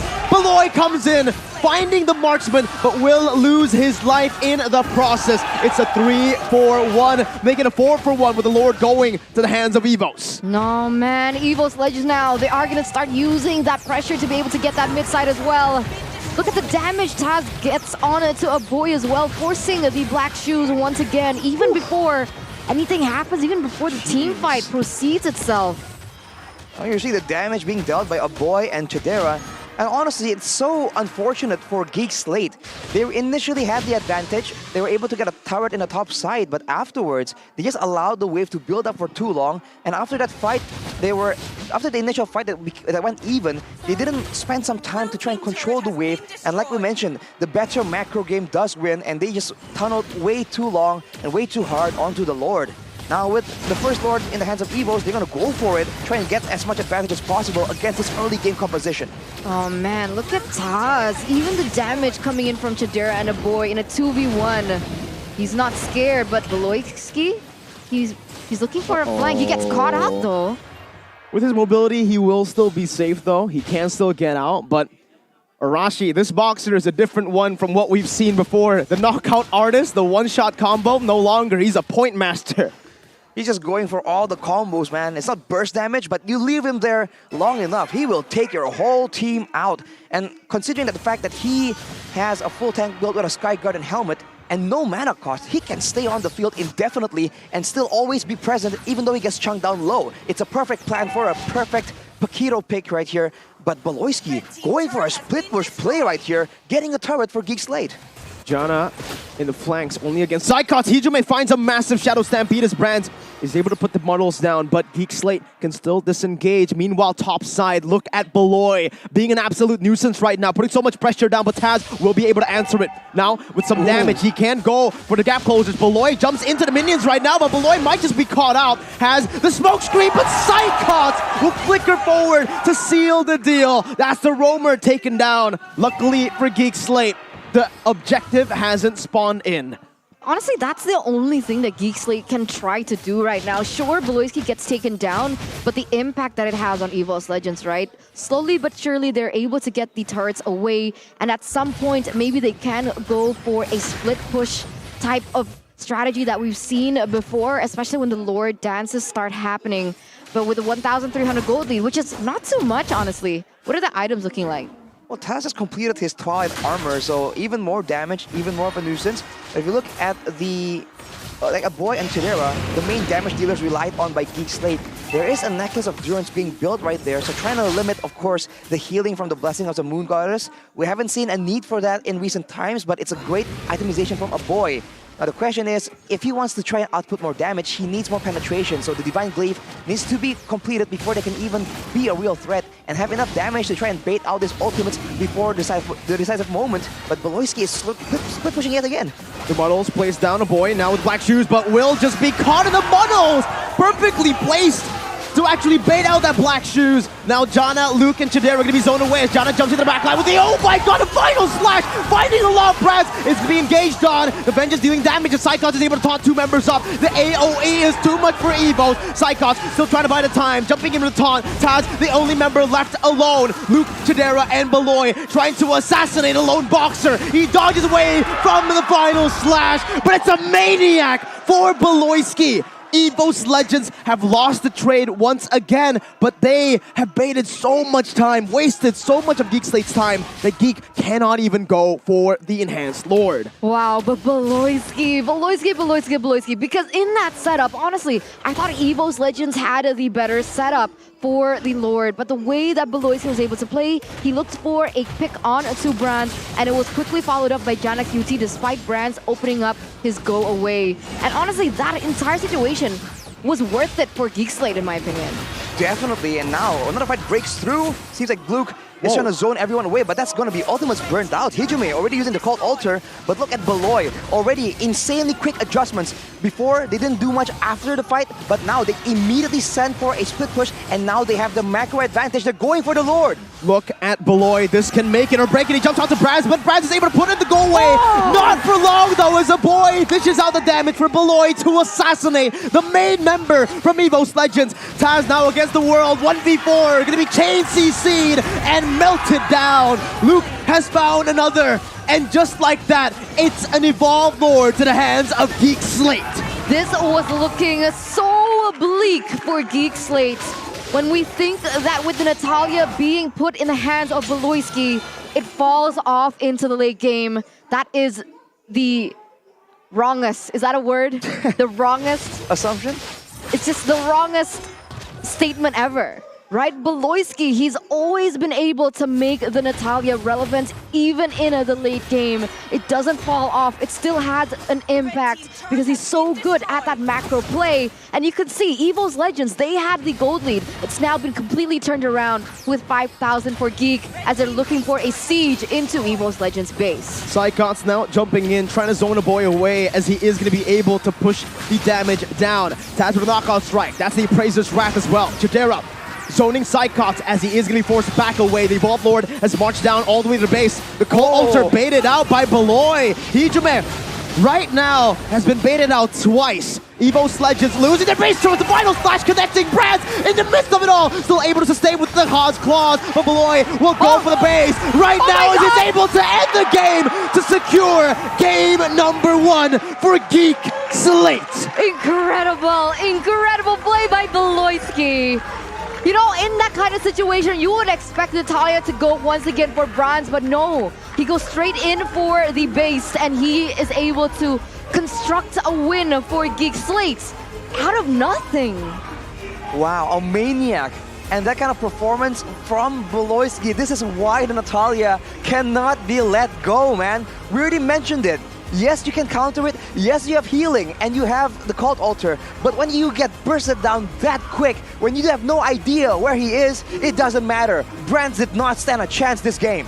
This composition, EVOS Legends composition, was built to counter Beloy, was built to counter the pickoffs.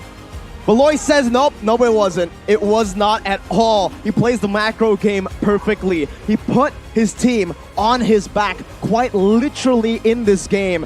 Give him the MVP. We don't even need to ask who the MVP is. It is Beloy. For sure, right? Because Estes, more sustain, should eliminate that one-shot potential. We have the Paramis with the Cult Altar as well, dealing the same thing. The Paquito against the Natalia in a 1v1, it should favor the Paquito, and the Melissa at the end has the go away to eliminate that kill of pressure that Beloyski can have as well. But even then, he's still able to do that. It all began in that second Lord take, man. The macro adjustments from GEEK SLATE. That is just some next level stuff. Beloyski's flanking towards Brands allows GEEK to win game number 1. That is the game highlight. And that is just the way it is, man. That's just so good.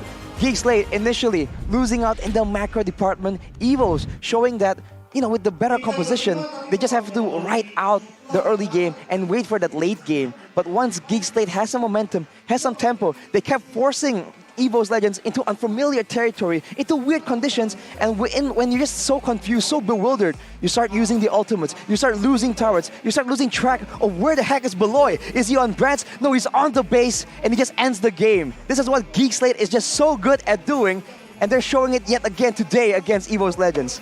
I am so impressed. Yeah, it's just so out of the box, right? Because even in the drafting phase, we mentioned that they were supposed to have it in that early game. They were supposed to snowball with the draft that was given to them for GEEK.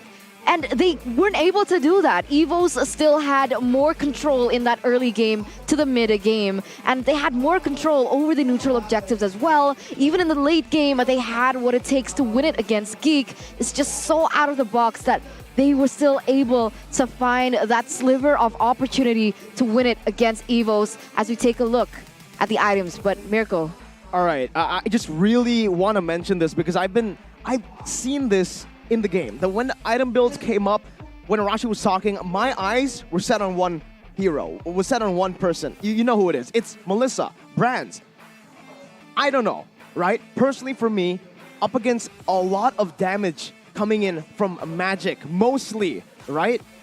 Going for the Haas Claws first instead of the Athena was so greedy for Brands. You already know you have the blessing of the Moon Goddess to try to help you sustain. I think getting the Athena so that you can sustain even better in these team fights, because knowing GEEK SLATE's composition, sure, you're seeing a lot of damage from Beloy and Luke, but mainly who gets them low, who gets him low enough for the assassination to happen is a boy in Chidera. The Athena was built in the end, but it was in the end. It was Haas Claws first. I was about to say the exact same thing. Considering the nature of GEEK SLATE's composition and the win condition, right? Protect Brands and allow him to sustain and deny GEEK SLATE any pick of potential. I feel like he requires a lot more defensive options. And as you mentioned, yes, the Athena was there, but even then, it's only for the magic damage as well. That is the exact reason why Beloyski single-handedly was able to bait out so many cult altars. They were using it in place of something like a Wind of Nature or something, you know, just something against physical damage, and you can see that they paid the price dearly, man. You cannot do that against a team with Luke, right? Luke, Janna, and Beloyski. These are all solid sources of physical damage, and you saw that Brands was struggling to survive in the situation, especially when the fights are just so chaotic like that. It's so crazy, again, how obviously GEEK SLATE played around this clumped up composition, because Brands, it felt like in the game, he was grouping up with his team. He was playing the positioning really well, but Beloy somehow, some way was still able to find the flanks. EVOS were aware. They were really aware. They were playing around the back, but Beloy somehow finds a hole in that.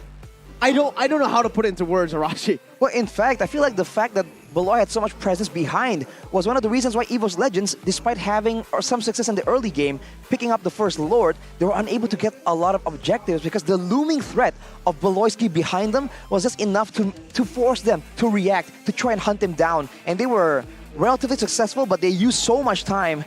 And if you take a look at the stats, Rich Guy's still going to be Janna Cutie on that Lancelot. The carry is going to be a boy, man. He is the main tool that GEEK SLATE was using to output that damage. In the early game, that was what was allowing them to stay relevant. In the late game, it's just a solid source of damage whenever they're playing around the Lord objective, which is why when he is taken out, actually, you see that GEEK SLATE back away from the Lord. That he is literally the DPS source in this particular game.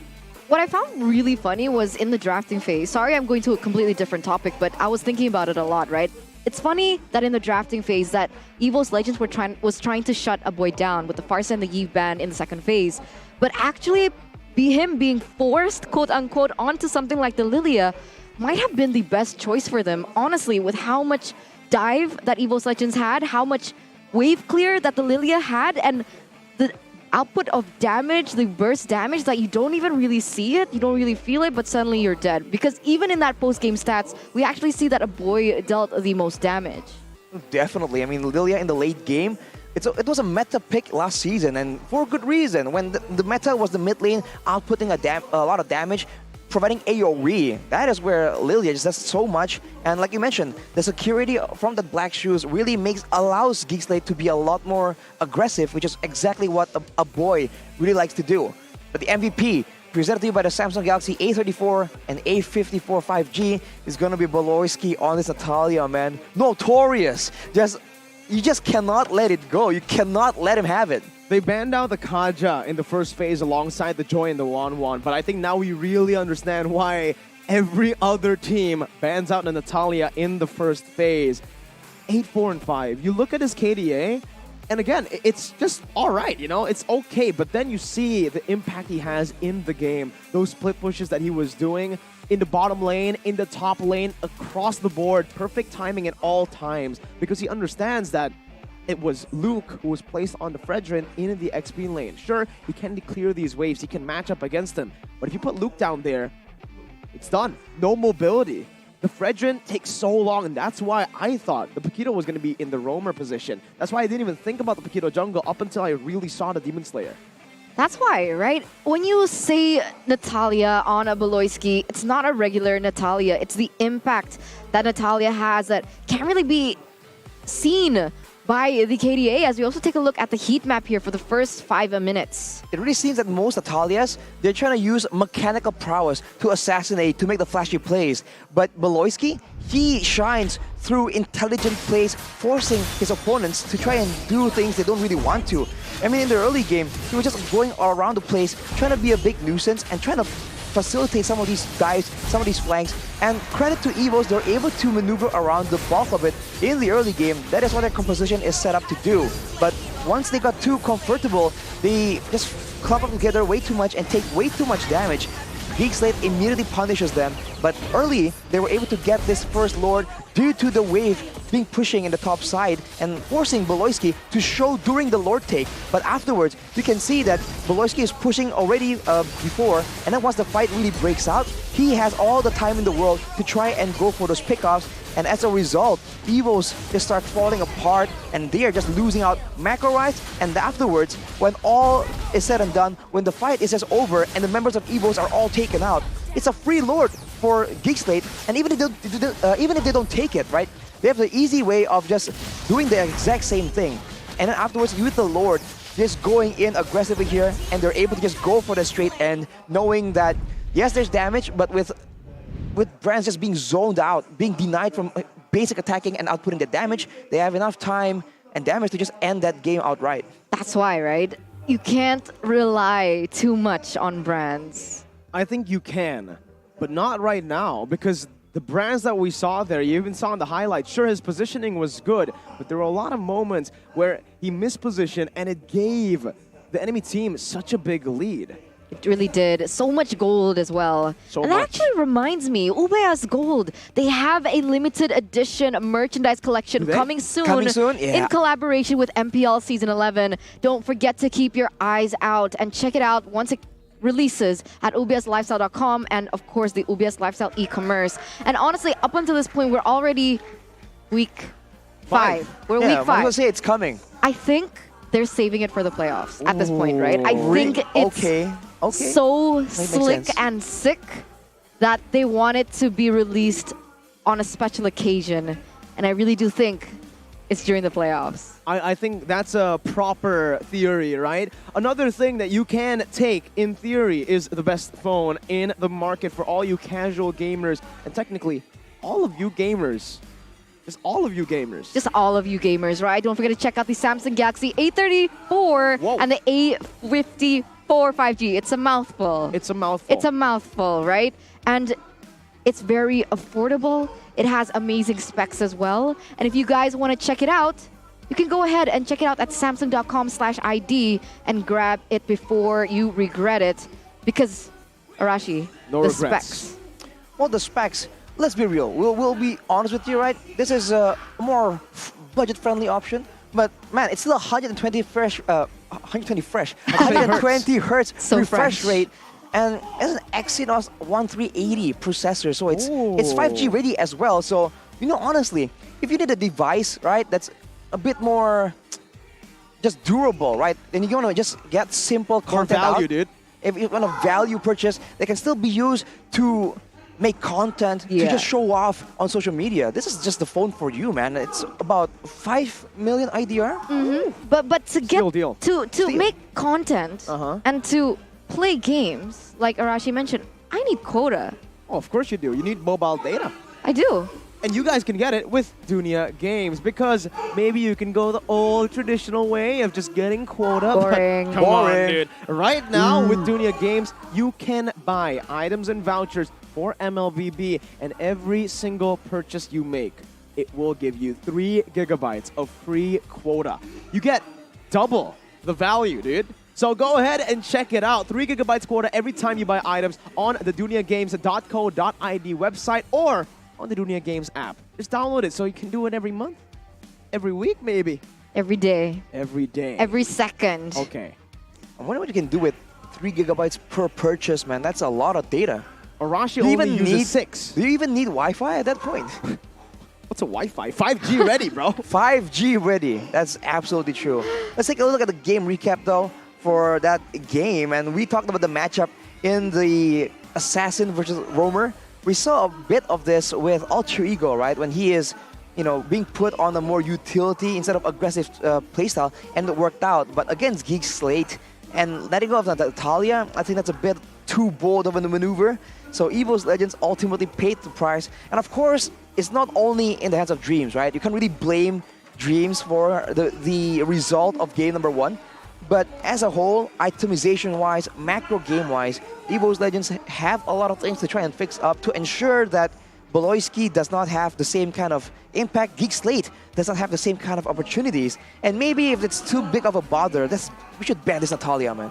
Okay, that is obviously the most obvious thing to do, right? If you're EVOS Legends, that's the proper adjustment you need to make. But looking at the post-game recap earlier, Arashi Eterna, I don't know if it was right, but the Paquito dealt more damage than the Melissa. 65,000 compared to 59,000. That's a full tank Paquito. It was a Paquito with Molten Essence, Cursed Mask in the end, full tank with Oracle. With what armor though? Well, true, but still. Base damage. I mean, a lot of things can actually factor into that, right? I mean, the frequency of the Paquito dealing the damage based on how many times that Melissa was taken out, it can make sense. We really got to take a look into what exactly happened in that first game. But ladies and gentlemen, welcome to game number 2. Remember, match point for EVOS here. If they still want to make it into the upper brackets of the playoff spot, they really need to be able to push this into a 3-game series. But as you can see here, EVOS already swapped places with GEEK, and they have opted to ban out the Natalia this time around and the Kaja. So here in the first phase, EVOS Legends full respect onto Boloyski. They're first pick, so they have more options to try and respect ban. That is the advantage that the first pick team usually has. They don't have to bother with the Joy and the 1-1 pick. The Joy is still available, but not for long. It will be banned away by GEEK SLATE. And honestly, on that note of the damage dealt, with the amount of times Taz has been 1v5ing, right, in the late game when everything is said and done, I feel like it does make sense. That is just how effectively EVOS was shut down by GEEK SLATE, right? How much they're able to ensure that Brands does not have a say in how the team fight goes. But now the first pick for EVOS is actually that Valentina. Leaving the Pyramus open, usually we do see the Valentina picked up instantly, but it does give away the blue and the Fredgen. Super intelligent by GEEK SLATE. They didn't go for the Pyramus in the first phase, knowing that the Valentina for EVOS Legends should go to the mid lane. Now, thing is, a little bird told me that Brands has been practicing the Valentina in the gold lane too. Ooh, interesting. If you can't beat them, join them, perhaps. Having more flexibility in the gold lane is definitely a big plus, but this is dangerous because if you try and copy someone's strategy against the original creator, he probably knows some kind of countermeasure. So if he does show it today, we'll finally have some answers to how to deal with this gold lane Valentina that's been so annoying, so disruptive. But for now, the pick for EVOS Legends is going to be the Lapu Lapu, giving a bit more utility, a bit more dive, and they have got that carry right now. That's the answer. Yeah, it's going to be a carry pick. Wow, interesting. Pretty early on, forcing the issue onto GEEK SLATE, but the Pyramus won't actually be picked up. I actually thought that maybe they would want to go for that, but now knowing that they are in the last pick of the first phase, there's no real reason to go for the Pyramus. The Farsal works much better up against the carry, but up against the Lapu though, that's pretty dangerous. Pretty dangerous, as we take a look as well at the comments by Taxstump here. Geek Slate was strong from the beginning and they deserve their current position in the ranking. So let's wait for an exciting match between us and Geek Slate. So far it has been exciting. Very. It was a really tough game number 1, honestly. It could have gone both ways, but Geek were able to exploit some small mistakes coming in from EVOS and eventually lead the best of 3 series this time around. Geek already opted for the Akai being banned out, EVOS with a Brody ban. And they need to figure out a hero for Chidera that can win lane against carry, because we keep saying this over and over. I think Chidera needs to be able to be given a lane where he can have an upper hand. Beatrix? We haven't seen it too often, but it is an option. And knowing how Geek Slate really enjoys playing with the lane clear, right? A Beatrix pick falls in line with that idea, but we'll have to see. It's not a pick that can be picked willy-nilly. You need to make sure that the team has enough setup to ensure success for that Beatrix pick.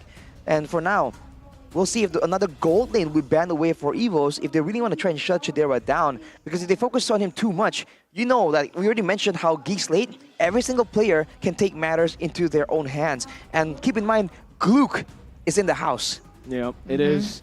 I think one of the ways they can go for this draft in the final ban can be just the roamer ban, right? But I think the Melissa is a bit too expensive to let go. They do go for the roamer ban, leaving exactly that. The Melissa up for grabs. Geek Slate now, they won't even have to pick it up here. They can just pick up another hero, maybe securing a roamer for Geek Slate, leaving the Melissa for the last pick. And I think in this kind of composition, it truly works out for Geek Slate. Meanwhile, for EVOS Legends, man, what do they want to pick up right now? Kadira, Lolita, they banned a lot of roamers for themselves. I don't know. Do they want to go for the Kufra here? Kufra, not really a lot of heroes being countered by the Kufra though. It can work, but I really feel like they need someone that's just really beefy. Because from the looks of it, Geek Slate are gonna be hyper aggressive in the early game, man. Fredrin, Farsa, and a Franco? Maybe they this could is pick gonna up be a dangerous. Grok to cancel the Feather Airstrike from the Farsa. We Grok see that might be being an a common option. pick. It's gonna be an Atlas though. Wow, they're going big. And they were going great with the Alice pick as well. Okay. They want to go all in. They just dive in. You hook someone, everyone comes in. That is the idea right now. There is counter engage available for Geek though. And the final pick will be that Beatrix, so the AoE combo is available. I really like the Alice pick right now.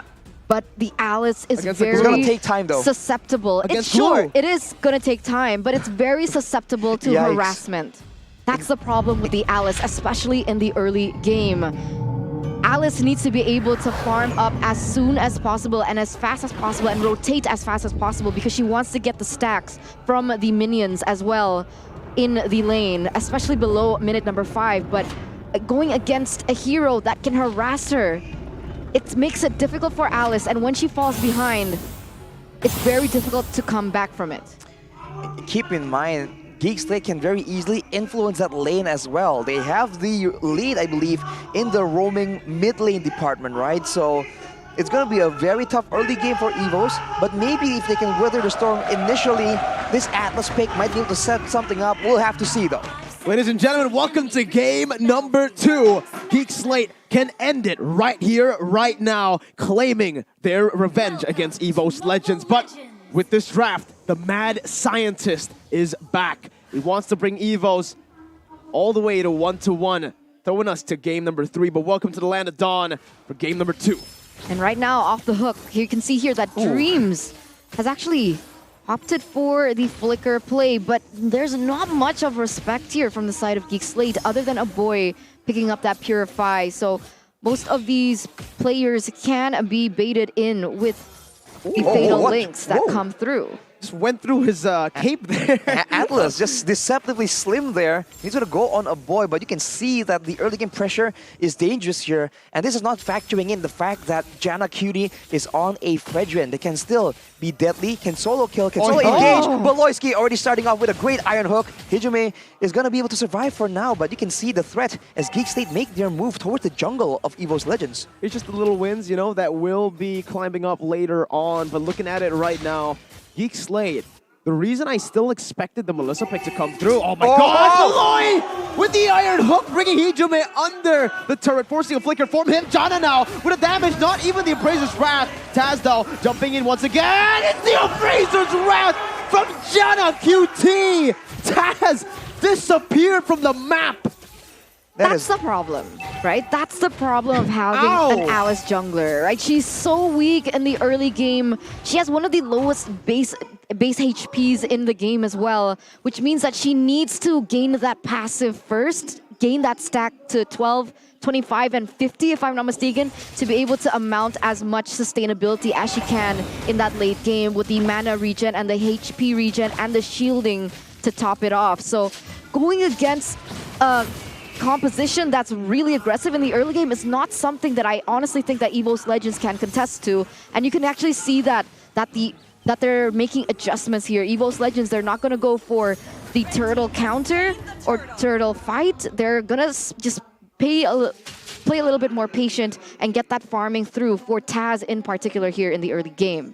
Considering the lane advantages GEEK SLATE has in the EXP and mid lane, EVOS Legends don't really have much of an option.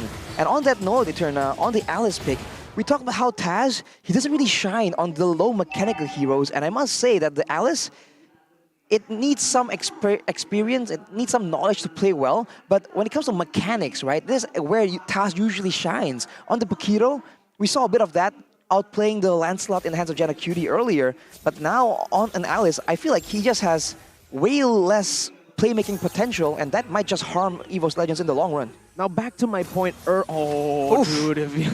Beloy, no, stop. All right, every single time Beloy just hates me. He doesn't want me to speak. He interrupted me, man. Earlier on, I was about to say, right? The reason I would actually go for the Melissa instead of the Beatrix is because of the first skill that Melissa has. You can actually get out of the Fatal Links. Pretty fun interaction there with your skill 1, even if the Fatal Links already connects. Meanwhile, for the Beatrix, especially here, Chadera not going for the Purify, that was my main concern. But when you have Beloy hitting hooks like that, I mean, holy moly, man, sure. It's fine, no problem at all. Dreams can also be countered by the Bloody Hunt if they really want to try and go for that option. But for now, it's always that early game pressure right here. Taz is struggling because GEEK SLATE, they are trying to find anything they can. They have pressure in all 3 lanes, essentially. So the jungle is slowly but surely gonna be contested, gonna be just taken away from Taz. So EVOS Legends, they better have some kind of plan here, because otherwise it's gonna be dangerous. The purple buff is already where GEEK SLATE is making their next move. No, honestly, that's where I kind of have a difference of opinion here. I think EVOS Legends... No, sorry. I think GEEK SLATE, they're the ones who need to push the pace onto EVOS Legends here. Because if Taz is left alone with too much and she gets the stacks that he needs, you can see that he's trying to do that, right? That's why, even though he's the jungler, he's very active on those lanes because he wants to get as much of the blood orbs as possible. And you can see him even in the top side here clearing as well. He previously was in the mid side, but left alone, left untouched. That's going to be a problem for GEEK SLATE in that late game. That's a flicker and a Bloody Hunt. An Iron Hook to follow it up. Chadera now following it up real good with the damage from Chadera. I think I agree with your point here. The Alice needs to get to that point, but with GEEK SLATE constantly pushing the pace, again, it's going to be really tough. Later on, I see how the Alice works with the glue, with the split, but Dreams now is looking for an opening, knowing Beloy has used that Bloody Hunt, will bring Beloy back, but it's still going to be Jana who finds the turtle. Only Rover traded in, Gluke jumps back in with a slam, pass combo. That's the snipe, not connecting, but GEEK SLATE still holding on to their gold lead. Well, EVOS Legends trying to engage on Beloy to limit his participation there, but in the end, the turtle is still being taken by GEEK SLATE. And on that note, yes, Taz will be scaling a lot more later on still, but in these big team fights, I still feel like GEEK SLATE have a lot more to say. So even now, I feel like they're still dangerous. And if you think that GEEK SLATE is dominant and scary and volatile right now, wait till you see what happens when the first Lord is there, because that is where GEEK SLATE usually starts pushing the pace, and now they are cornering Psychons alone. Oh my god, not even there! Tries to get out with the Bravest Spiner defensively. Now Jana is going to be caught in the midst of it all. The Fatal Links brings him back for the damage to come through, but the Appraiser's Wrath dishes out so much damage. Oh my goodness! Dreams is forced to flicker out of the Iron Hook. Chadera now trying to pinch them down as the Feather Airstrike comes down. Hijime was able to steal it away, but the slam, pass, and the turret aggro was taken in by Gluke. They take another turret like it's nothing. Man, 3,400 gold lead Geek Slate here in the first 6 minutes of the game, Arashi. That snowball is definitely evident as well. And that's the thing that I keep mentioning. I don't know if it's getting a little too repetitive at this point, but that's the Alice jungler for you. She needs to snowball from that early game. With too much harassment from the enemy, it's not going to give them as much to play with unless they can close in that gap. Because right now, right, face value, we know if you have a level above in the jungle, you're going to deal more damage onto with Retribution. Exactly. Yeah. And you can see here already a 1 level lead difference. And it's looking bleak for EVOS if they can't catch up as fast as possible. It's only going to get worse and worse, but now they make a play onto Beloy. It's still only a roamer though. They need to be very careful not to get counter-engaged on as the Feather Airstrike zones them away, but look at Gluke making his way to the scene. Bloody Hunt stolen away from onto Beloy. That's just the roamer. The Iron Hook not connecting, but the turtle saves Beloy's life with the additional shielding. Not even there. EVOS Legends unable to find a trade. Janna now walking in, he even steals it with the help of a boy. The Appraiser's Wrath now onto Taj, but he's still able to survive. Not until Gluke steps in with a flicker though. That's a slam, pass. Dreams now with the fatal lane's gonna be able to find them as that's gonna be the stun. Coming in from Psychos with the Bravest Fighter. The Iron Hook from Beloy changes the fight again. It's the gold lane down, and Geek Slate have found the proper trade. They are not letting Brands participate in this game at all, man. At any moment, he is just completely shut down. And with the marksman out of the picture, this is once again Geek Slate looking for a siege with the long range, but they will still be able to get the turrets in the other lanes. Geek Slate having full control of the game. And as we take a look at the items, Malefic Roar being built up already early on. And with the Pharsa, with having the Lightning Truncheon already, this is just going to be even more of a nightmare for Brands. He only has his core items, but he will require all those defensive items if he wants to stay relevant in this game right now. Yeah, he needs the Athena shield as soon as possible, and that's the issue of picking up something like the carry earlier on in the drafting phase, especially if the Pharsa has not been banned away in that first phase, because I think the Pharsa is just gonna, plain and simple, outrange you, burst you down before you can even make a single impact in the game.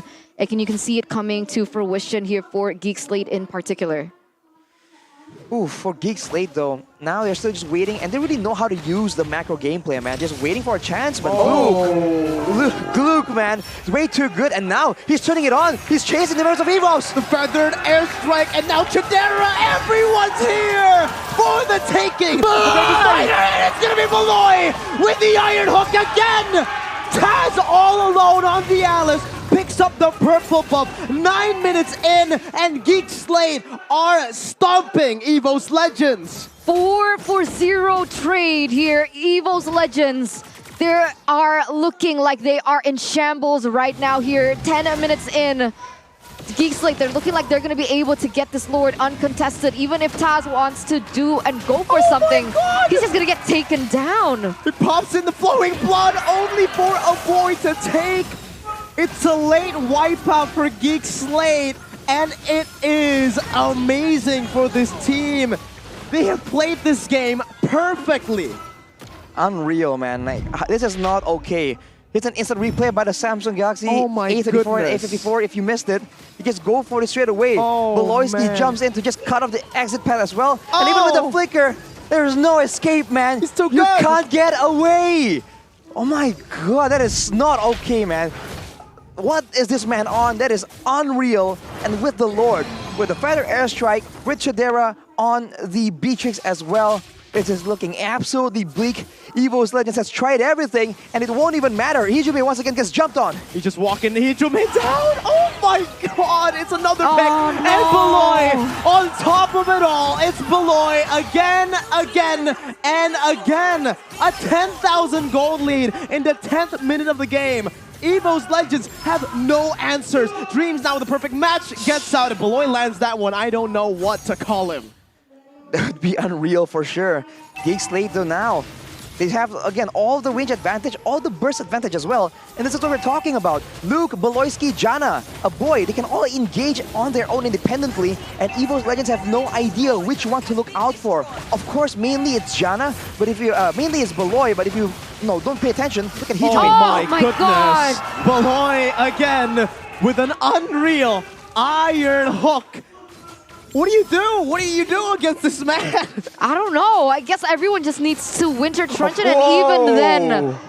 Relax, man. Wow, Beloyski once again, even with the flicker as well. Luckily for EVOS, he wasn't able to get another pick on the board, because if he was, instant kill there. 12,000 gold lead here for GEEK SLATE. 11 minutes in, I don't think it's enough time for EVOS Legends to come back. It's a 12k gold difference, so forget looking at the exact numbers and the goal difference. It's just huge right now. And that flicker from Beloyski, the fact that he's able to do so with no hesitation, just goes for it, is what makes it so dangerous, and it's what's making EVOS Legends so concerned about it. You see earlier, even when Hijime steals away the feather airstrike, it only takes Beloyski walking up a few steps for him to cancel out directly, because he is afraid of the plays happening. If it's not the iron hook, it could be the flicker bloody hunt. If you take a look at the damage dealt, a boy is on top right here, but the main guy that's literally killing off the members of EVOS Legends is Beloy, man. It all starts there. And look at this. We're talking about the discipline. And now they're just waiting for the next Lord, waiting for the next objective. If EVOS misstep, they go for the pickoff. If they come for the contest, they will also go for the big engage later on. They have all the vision available, and they're just leaving no stone unturned. EVOS Legends completely out of options right now. But honestly, I understand, right? Like, the goal difference is huge. 12,000, that's a lot. I don't think we've seen a goal difference that heavy so far, but will it be enough if, let's say, Dreams goes in for the Fatal Links onto 5, finds that big moment? Do you think they have enough damage to be able to follow up such a combo? Oh no, Psychots! All alone, now stunned up. Bravest Fighter onto a boy, the flicker as well, but the bloody hunt and the snipe there, not even necessary. A boy picks up the kill. The immortality now bought by Beloy as the Enhanced Lord spawns, perfectly timed with Psychots' death. This might be the end for EVOS Legends this game. Wow. And he just moves straight away to the purple buff. The movement post-Lord take, post-team fight from GEEK SLATE is just impeccable. And keep your eyes on the main man. He misses the iron hook, but the team is ready to make the play happen right now. Dreams has the flicker right now, but he's going to be taunted up, locked down like it's nothing. But the Bravest Fighter there is not available to follow it up with the Fatal Links. Now Psychots is still respawning in. Taz will be taken down before he can even respawn. Now he's finally back. The combo that you mentioned, Eterna, it only works if Psychots is here. But right now, GEEK SLATE are looking to take every single base turret. Beloy is waiting for the cooldown on that damage. Psychots now just bursted down. The bloody hunt locks him out. And GEEK SLATE have found another. Luke now jumping on a Hijime, bringing him back onto the base. The iron hook connecting onto Braz with the feather airstrike, sniping Dreams down. Chadera on the base, wide open for the taking. Brand zoned away, and game number 2 will go to GEEK SLATE. 2-0, clean sweep.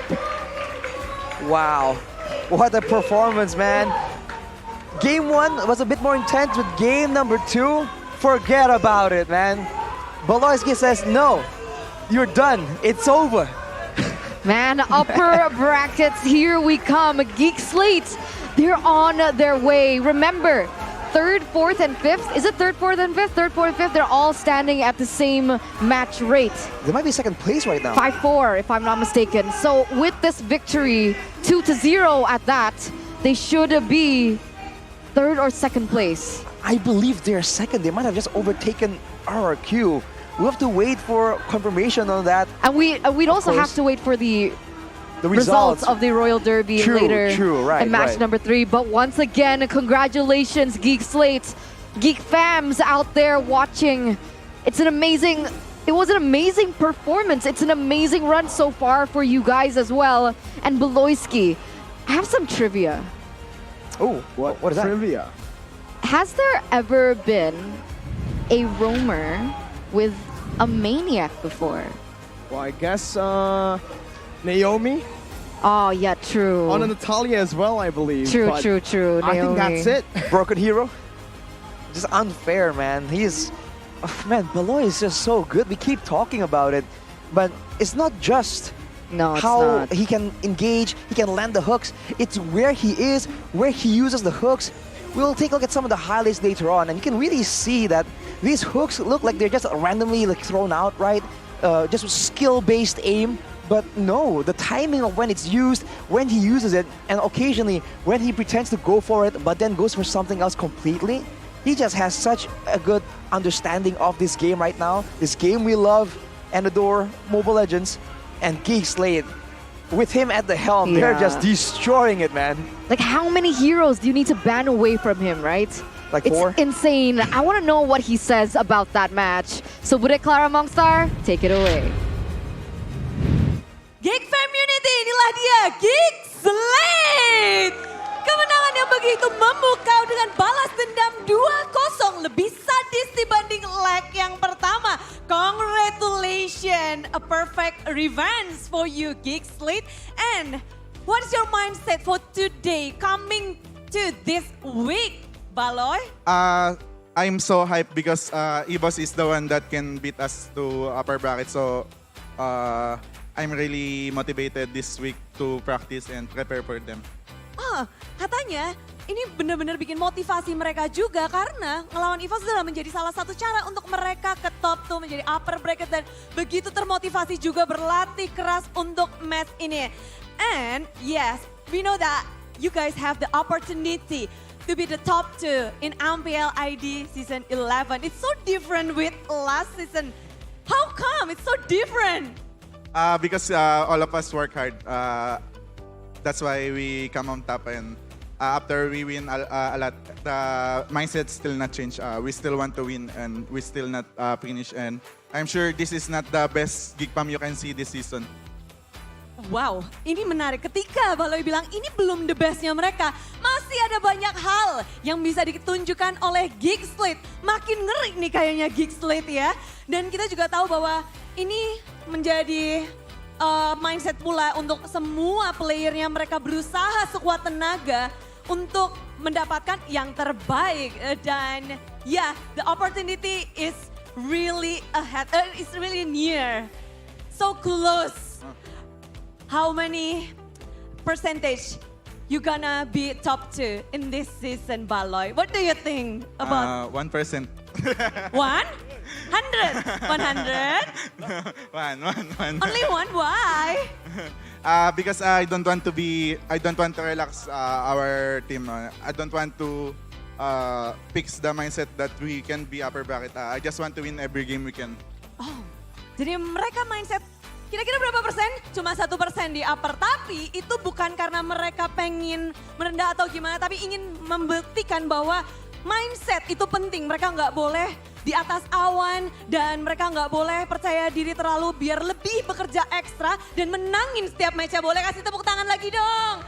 Mindset yang dibutuhkan inilah dia dari Baloy dan Kadera 100% win rate untuk Valentinamu. Gimana caramu 100% gitu sih Kadera? Berkat 100%-nya Natalia Baloy. Ah gitu, jadi kemenangan pakai Valentina itu karena Baloy juga? Ya. 100% dan ini lebih sadis juga kamu ngelawan EVOS dengan, kita bisa bilang drafting yang sangat berbeda juga. Mereka dengan hal-hal yang baru pula, kamu ngelawannya juga mungkin gak biasa. Gimana kamu ngelihat EVOS dengan perubahan draft untuk melawan kalian di leg kedua ini? Yang intinya tetap respect sih, apapun perbedaan draftnya, mereka kan udah pasti nyiapin buat lawan kita lah. Yang penting respect lah. Respect untuk kamu ya? Iya, buat draft EVOS ke kita. Oh, draft mereka ke kalian juga sama-sama respect. Tapi gimana untuk pertarunganmu sendiri bersama Brans? Tadi di lane-nya mungkin bisa ada sesuatu yang menarik gak sih tadi di lane-nya? Kurang menantang sih, Brans bawa temen. Brans bawa temen, kurang menantang ya. Kamu gak kepengen bawa temen juga? Pengennya sih.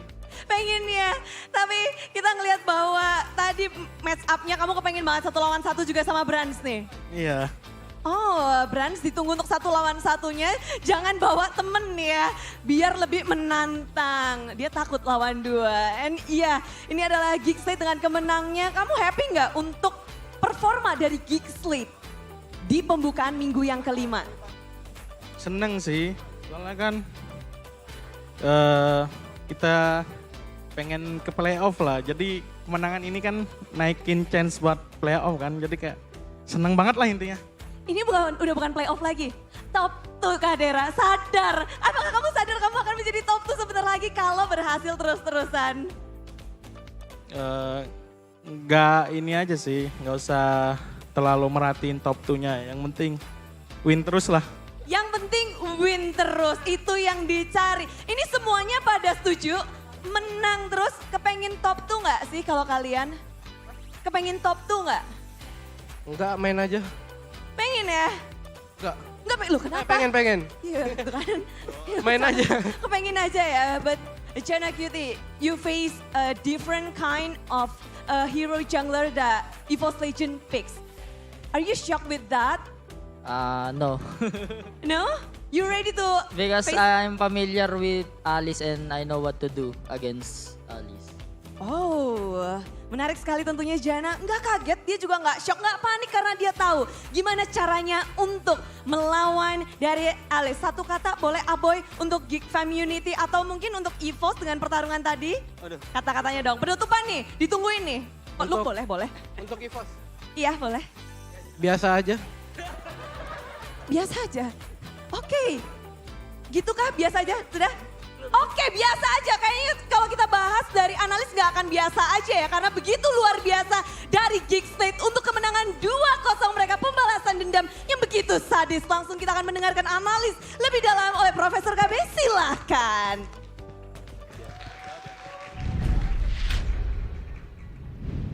Thank you so much, Bude, Clara, Momstar, as well as GEEK SLATE for that wonderful interview. And it's true, they were talking about the fact that GEEK SLATE, they're really on their way to get that upper bracket slot during the playoffs. And this is what we were talking about even before the match begun. If they are able to secure that upper bracket slot, not just get into the playoffs, which they weren't able to last season, they're gonna rewrite entire history for GEEK. Second place right now. They've beaten up EVOS Legends. And it wasn't just a close game. No, it wasn't close at all. They stomped EVOS Legends. They literally took their soul in this game, in this match, man. Second place for the team that has never made it to the playoffs. This is history in the making for this organization with Beloy all up there in the center. Early pressure from Beloy, and the Iron Hook just makes that, just leads GEEK SLATE to that victory in game number 2. Wow. That is the game highlight right here. And that's true, but honestly, first of all, of course, Beloy is crazy, all right? That's just facts. But then the rest of the team, they're also so flexible and they're also so dynamic in how they can play the game and follow up. Let's look at the highlights right here. At this point, it's quite far off, but you can see that everyone, they're always on the same page. They go in together. We hinted a bit of this earlier, but you can see that once they say it's time to fight, everyone goes in. There's no one thinking, what if I go in now and I'm 1v4 for the longest time? They don't care. It's fine if I'm 1v4, as long as in the end, the team comes out on top. That just seems to be how it goes. And we already mentioned this Alice pick was just so weak in the early game, and GEEK SLATE do not leave it unpunished. They just keep going at it, and slowly but surely, having all these engaged tools available, like we mentioned, the Farsa, the Slam Slam Pass, the Iron Hooks, there's just way too many options for GEEK SLATE to play around with, and EVOS have no answer at all. Like we mentioned, even if they're able to get a huge 5-man feat to Lynx, all right, how are they going to follow it up? How are they even going to guarantee that the members of GEEK SLATE are even going to corral together in the first place? And slowly but surely, that is just the way it is for GEEK SLATE. I mean, I wish we saw a bit more highlights on, for example, how Beloy is able to wait for someone to be stuck between the turret and the wall, right? Moments like that where he just increases the chances of hook landing so much.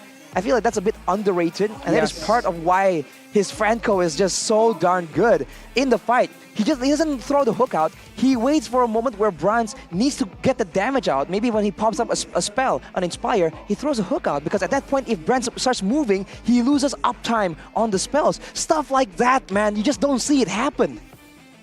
Franco is a very mechanical calm down hero, now. right? No, you don't need to calm down because you're absolutely right. This guy is so good on the Franco. Your MVP presented to you by the Samsung Galaxy A34, A54, 5G. But again, when we'll look at Franco, mechanics, sure. But in the highest level of Mobile Legends, it's not mechanics, it's actually macro. Like you said, it's knowing the limits, it's knowing how to get the perfect angle on the iron hooks, like Naomi, Finn, and this man right here, Beloy.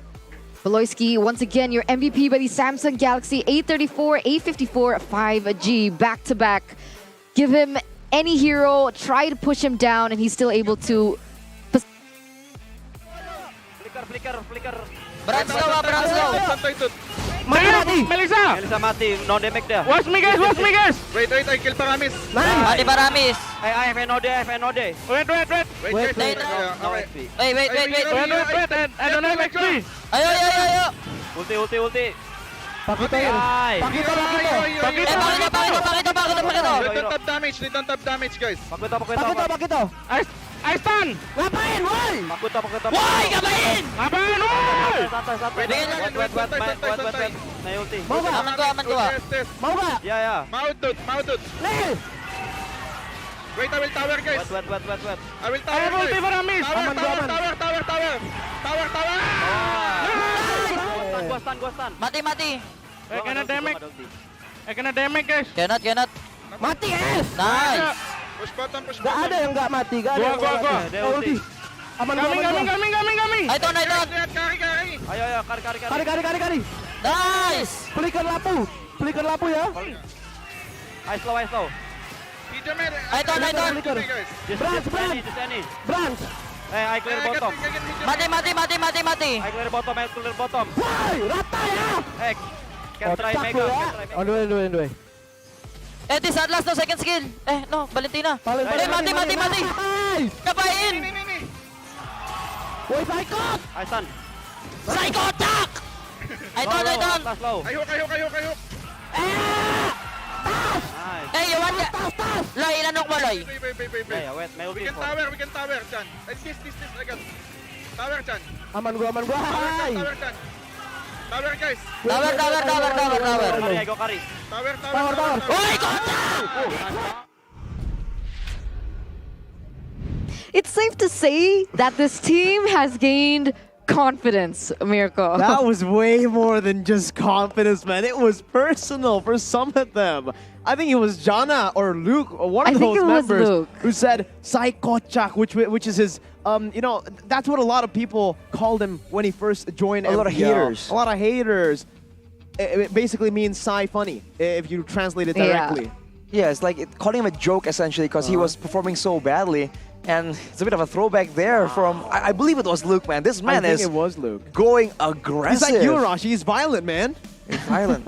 Luke, violence, bang, bang. I'm kind of scared. I'm going to shift this way a little bit. Looking at the bit of the highlights during the mic check, man, that first game, first of all, Brands was away from his team, right? That you just can't have that happen, man. So EVOS definitely has a lot of ways they can improve to win the next time they meet if they get the chance. Meet in the playoffs. If they get the chance. And at the same time, Beloy single-handedly was able to zone 4 members. After he was able to pick off Brands, everyone just fell back. He was alone as an assassin, and he was able to do that. And the key to success for Beloyski here forces Hijime and James to use their resources skills. It's just not him only, it's part of the group effort in game number 1 particularly. And in game number 1 and 2, Beloyski's targeting is on point. That is definitely the case. For the most part now, because we talked about how EVOS are very brand-centric, you do see that in a way, right, it's still the same case. Psychos wasn't doing anything too crazy, so for the most part, Beloyski, he is just focused on ensuring that Brands does not get to play the game. He is on a mission to just, he's manually just benching Brands in the season right now. Right, but to be fair, even if Beloyski was able to get those good pickoffs, it would mean nothing if his team wasn't there to back him up, right? Exactly. So we see that whatever kink that GEEK SLATE had in the early stages of Leg 2 or even Leg 1, the fact that they might not always be on the same page, we don't see that anymore. They're always there to back Beloyski up. They're always on the same page.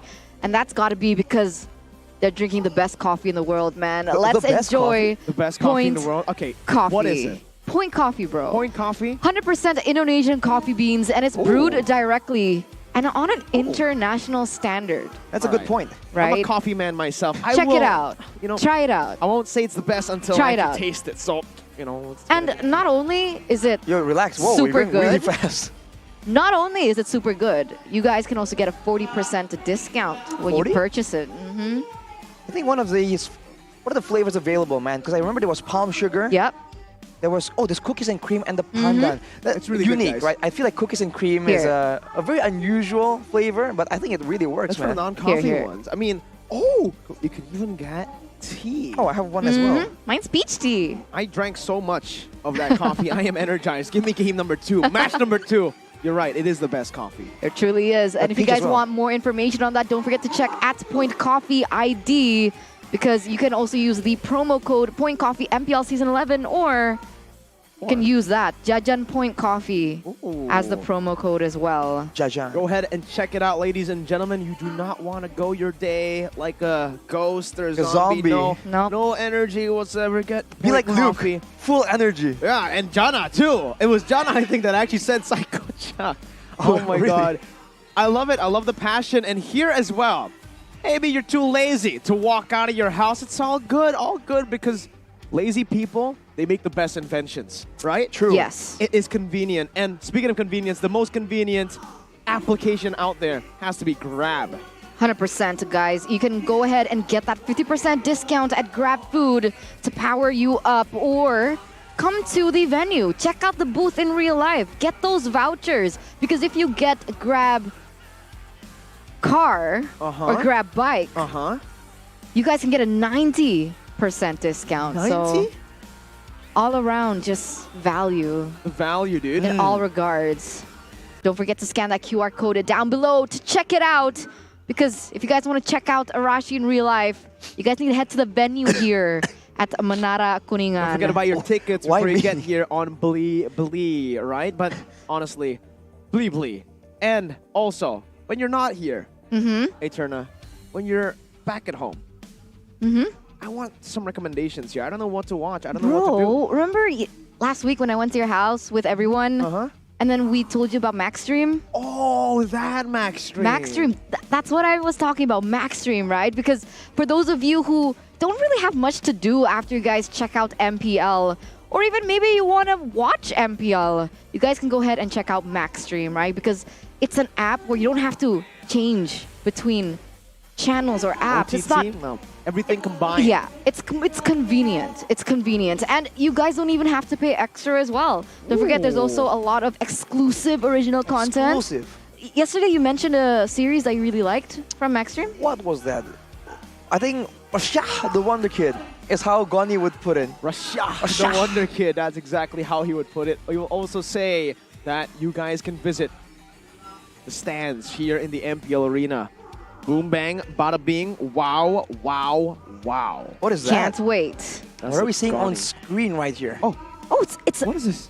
It's the booth. It's the Maxstream booth where you guys can check out a lot of cool stuff. Whoa, is that an MPL voucher? Whoa, hang on.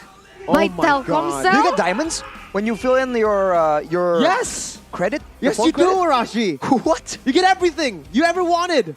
Yo, I gotta capitalize on this, man. Wanted. That's for Arashi.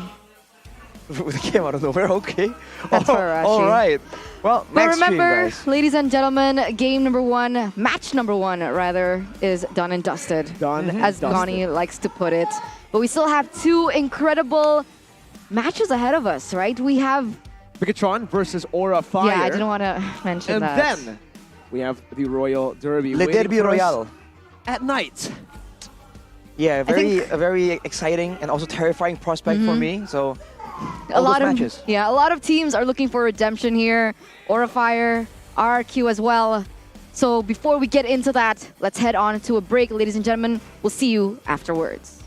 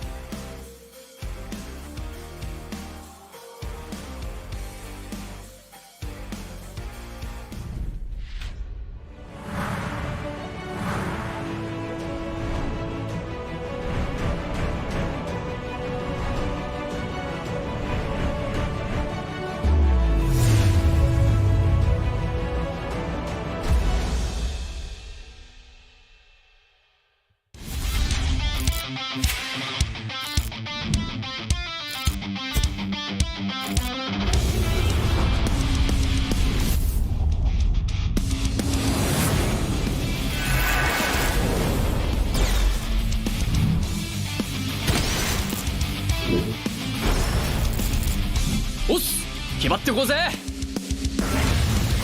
少し乱暴しようか釘崎野原喜べ男子こう一点よ邪魔だ虎杖裕二です好みのタイプはジェニファー・ローレンスよろしくお願いします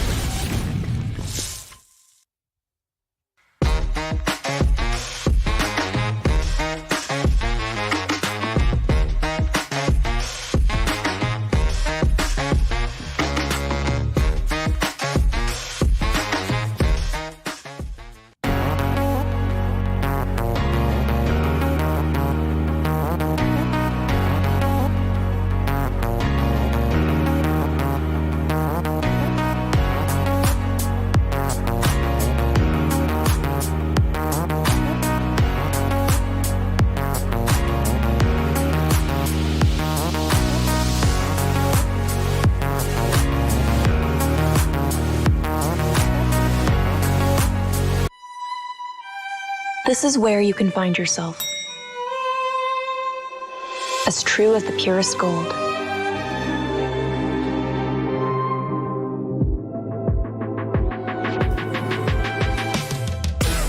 Be forever young. Be lavish.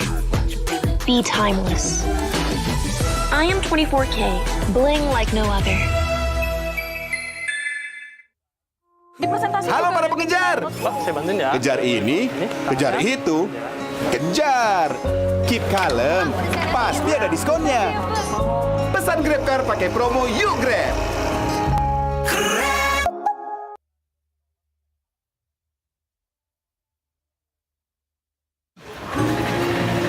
Halo para pengejar. Kejar ini, kejar itu, kejar. Keep kalem, nggak ada kata telat. Pesan Grab Bike ada jaminan anti ngaret.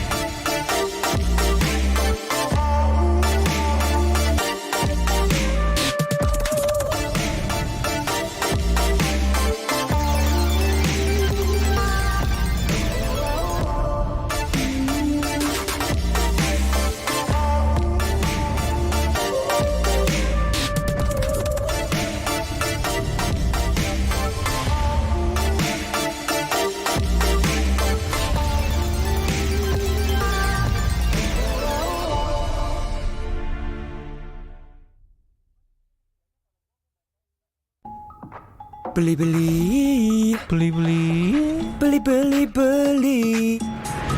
Gratis ongkir. Beli. Gratis ongkir beli download sekarang pasti puas pasti beli.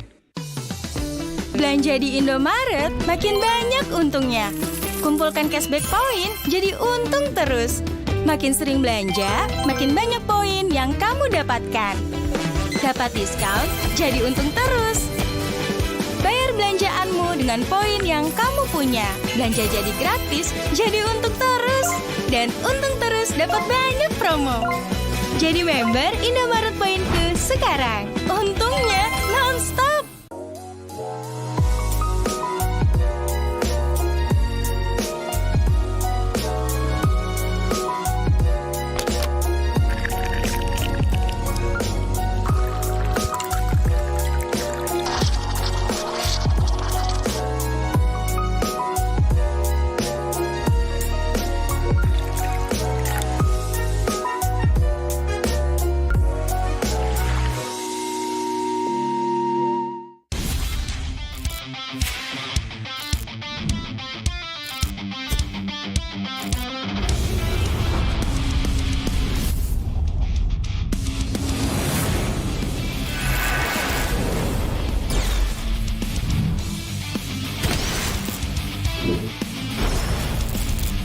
おっす決まってこうぜ少し乱暴しようか釘崎野原喜べ男子こう一点よ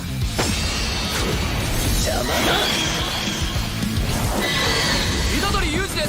好みのタイプはジェニファー・ローレンス。よろしくお願いします。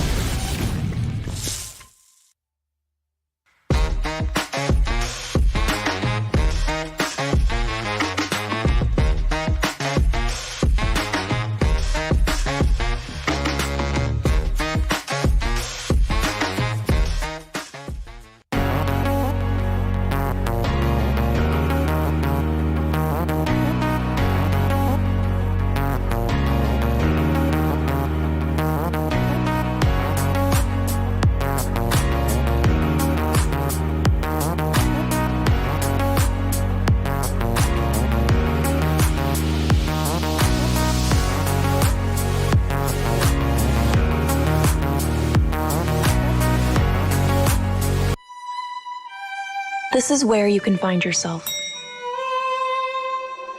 As true as the purest gold.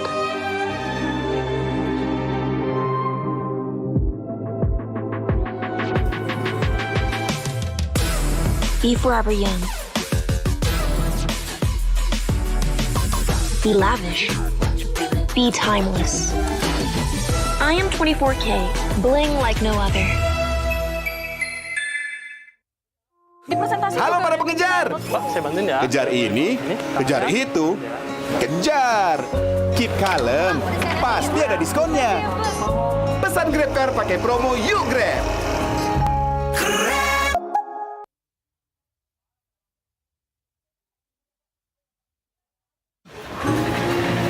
Halo para pengejar. Kejar ini, kejar itu, kejar. Keep kalem, nggak ada kata telat. Pesan Grab Bike ada jaminan anti ngaret.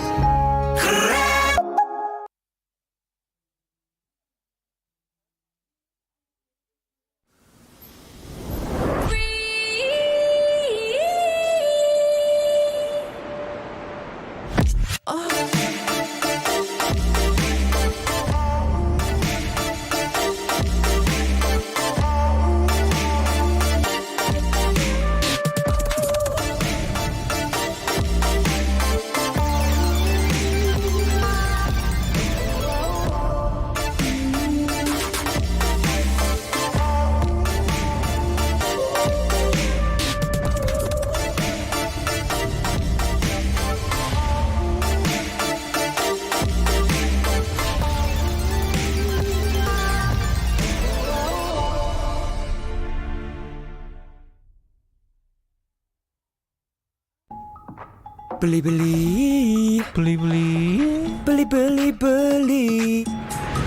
Gratis ongkir. Beli. Gratis ongkir. Beli. Download sekarang. Bas TV. Beli. Belanja di Indomaret makin banyak untungnya. Kumpulkan cashback poin jadi untung terus. Makin sering belanja, makin banyak poin yang kamu dapatkan. Dapat diskon, jadi untung terus. Bayar belanjaanmu dengan poin yang kamu punya. Belanja jadi gratis, jadi untung terus. Dan untung terus dapat banyak promo. Jadi member Indomaret Poinku sekarang. Untungnya non-stop.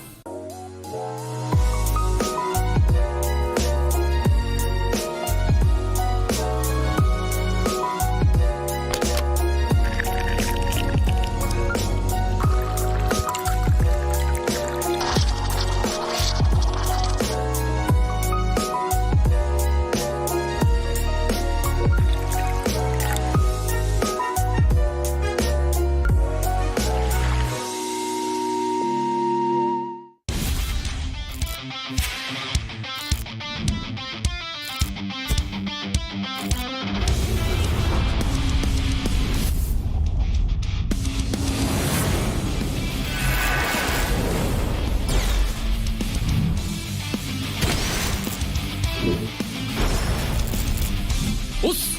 決まってこうぜ。少し乱暴しようか。釘崎野原、喜べ男子、こう一点よ。邪魔だ。虎杖裕二です。好みのタイプはジェニファー・ローレンス。よろしくお願いします。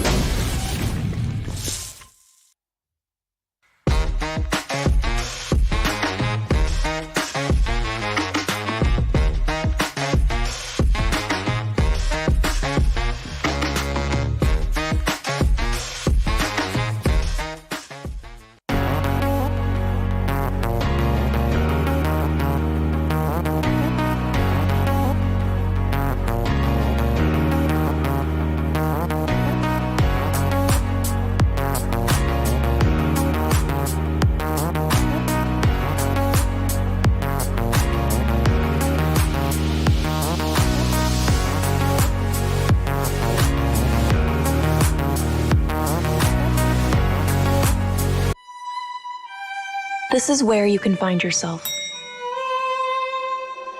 As true as the purest gold.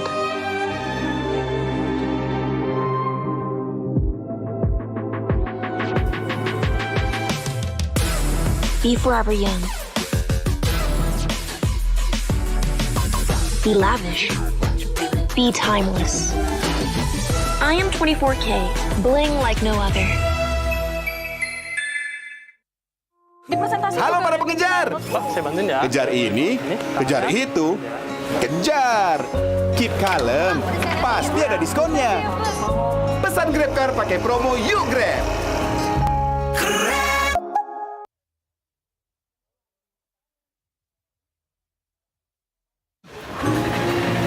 Halo para pengejar. Kejar ini, kejar itu, kejar. Keep kalem, nggak ada kata telat. Pesan Grab Bike ada jaminan anti ngaret.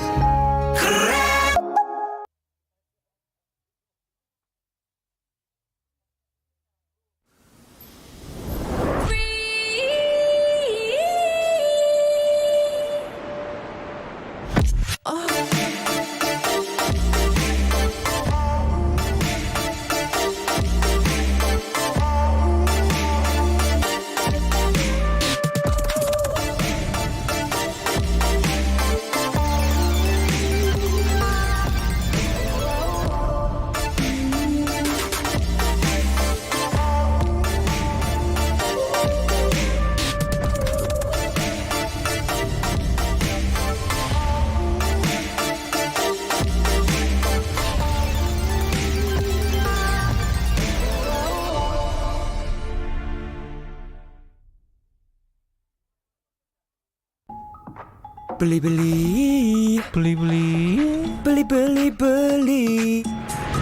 Gratis ongkir. Beli. Gratis ongkir. Beli. Download sekarang. Pasti beli. Belanja di Indomaret makin banyak untungnya. Kumpulkan cashback poin jadi untung terus. Makin sering belanja, makin banyak poin yang kamu dapatkan. Dapat diskon, jadi untung terus. Bayar belanjaanmu dengan poin yang kamu punya. Belanja jadi gratis, jadi untung terus. Dan untung terus dapat banyak promo. Jadi member Indomaret Poinku sekarang. Untungnya non-stop.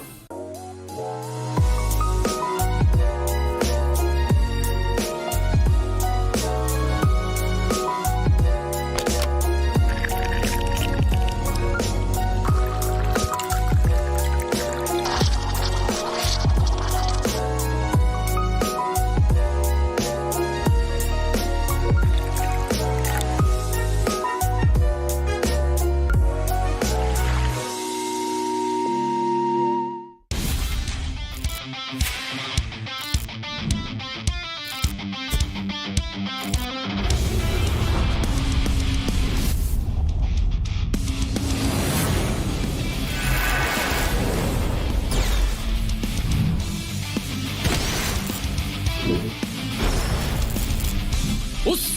決まってこうぜ。少し乱暴しようか。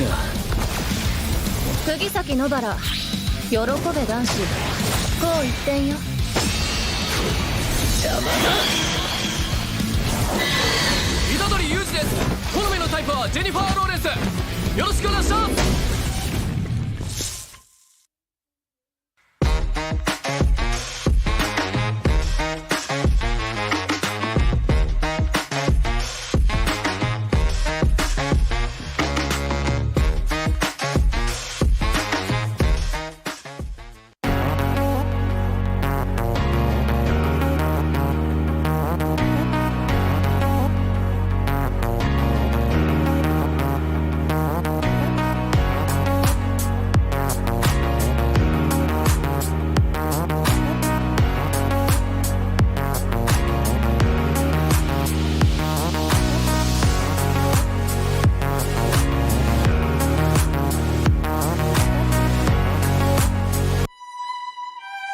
This is where you can find yourself.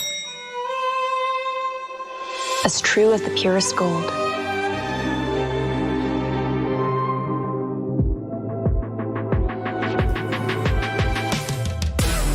Be forever young. Be lavish. Be timeless. I am 24K, bling like no other. Halo para pengejar. Saya bantuin ya. Kejar ini, kejar itu, kejar. Keep kalem, pasti ada diskonnya. Pesan Grab Car pakai promo Yuk Grab.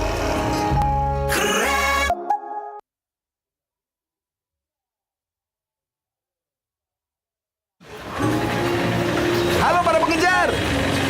Kejar ini, kejar itu, kejar. Keep kalem, nggak ada kata telat. Pesan Grab Bike ada jaminan anti ngaret.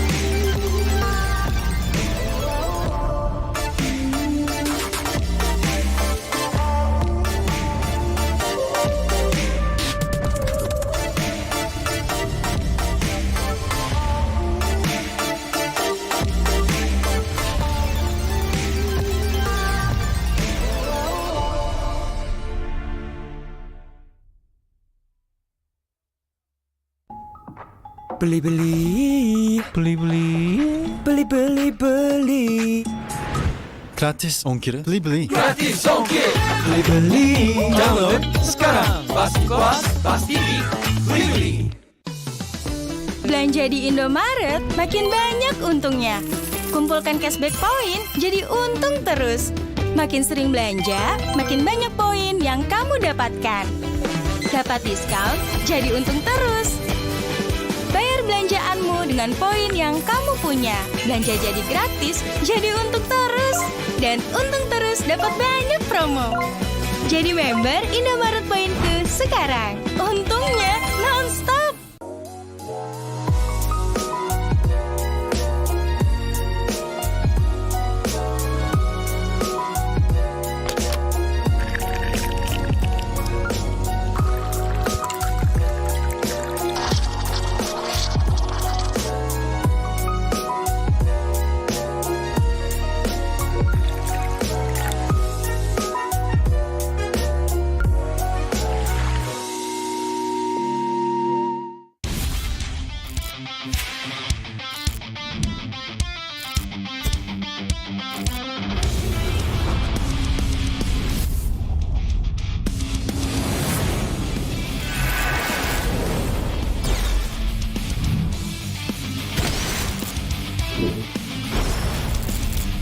Os, 決まってこうぜ。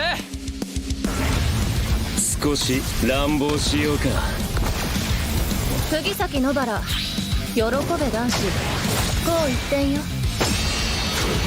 邪魔だ。虎杖裕二です。好みのタイプはジェニファー・ローレンス。よろしくお願いします。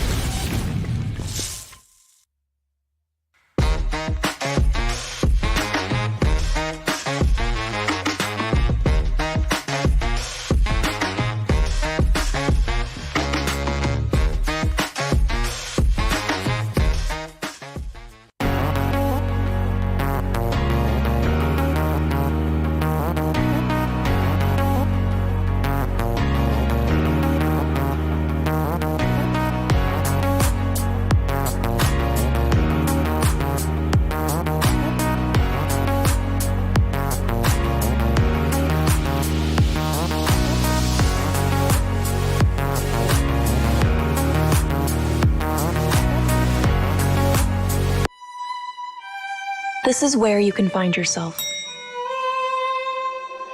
As true as the purest gold.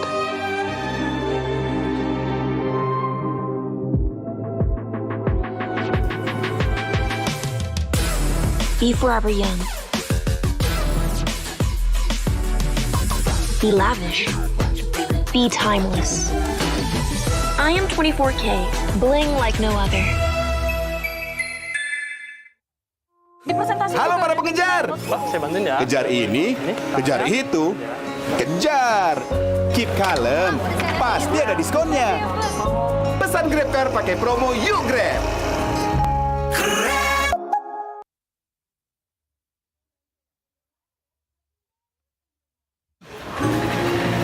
Halo para pengejar. Kejar ini, kejar itu, kejar. Keep kalem, nggak ada kata telat. Pesan Grab baik ada jaminan anti ngaret.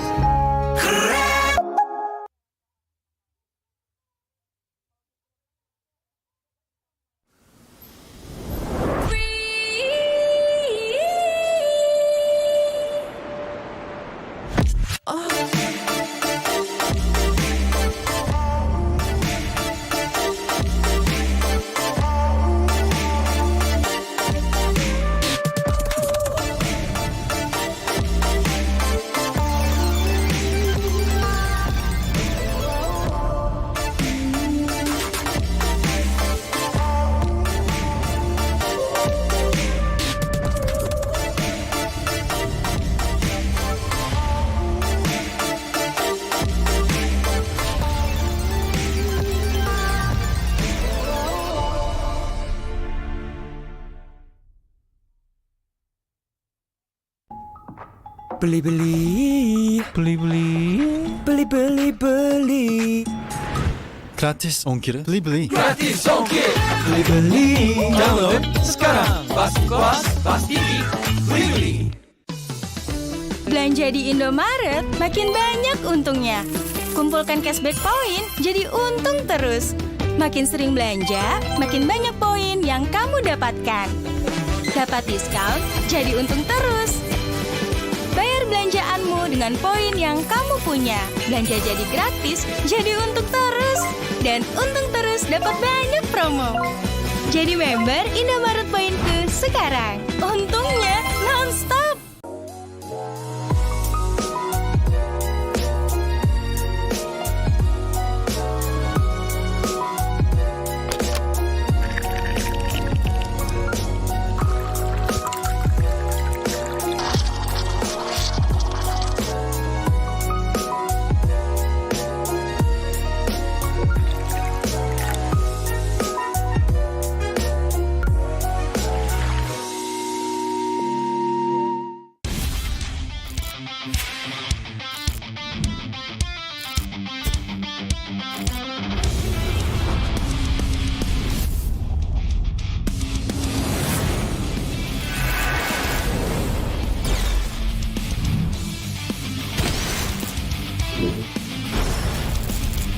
Os!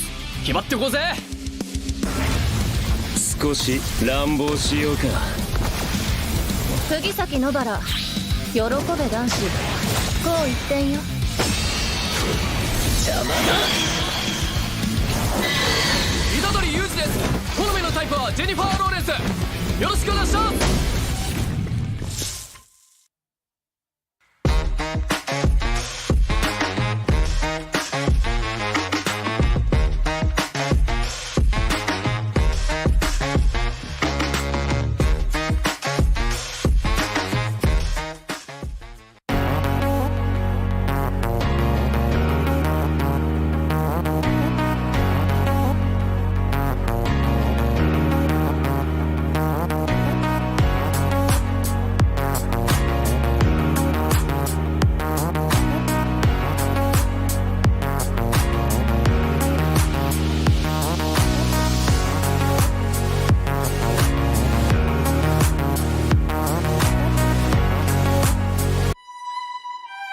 This is where you can find yourself.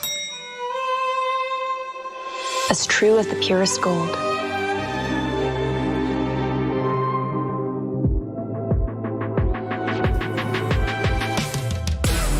Be forever young. Be lavish. Be timeless. I am 24K, bling like no other. Halo para pengejar. Saya bantuin ya. Kejar ini, kejar itu, kejar. Keep kalem, pasti ada diskonnya. Pesan GrabCar pakai promo Yuk Grab.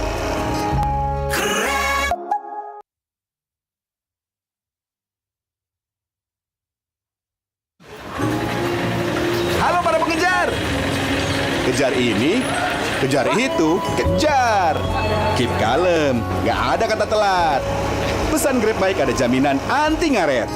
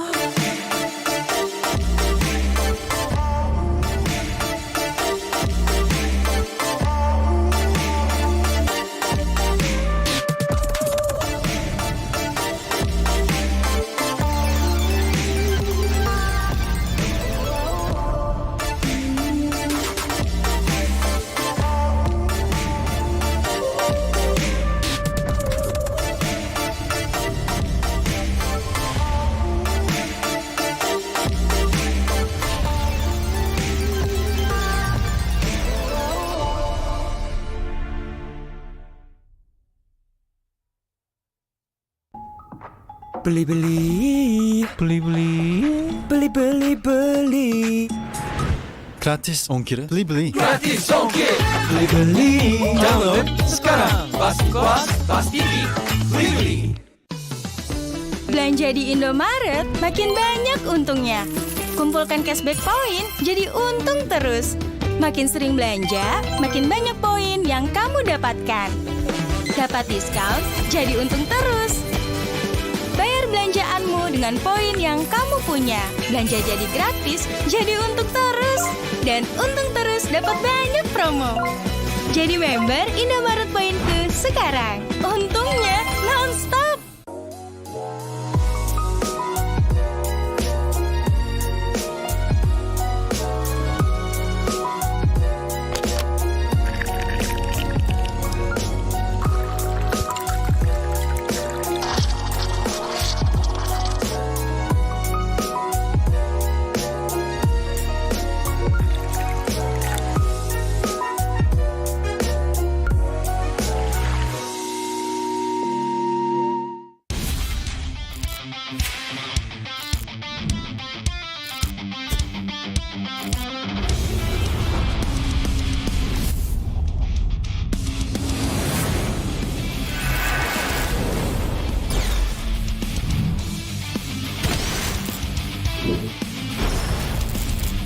Os, 決まってこうぜ。少し乱暴しようか。釘崎野原、喜べ男子。こう一点よ。邪魔だ。虎杖裕二です。好みのタイプはジェニファー・ローレンス。よろしくお願いします。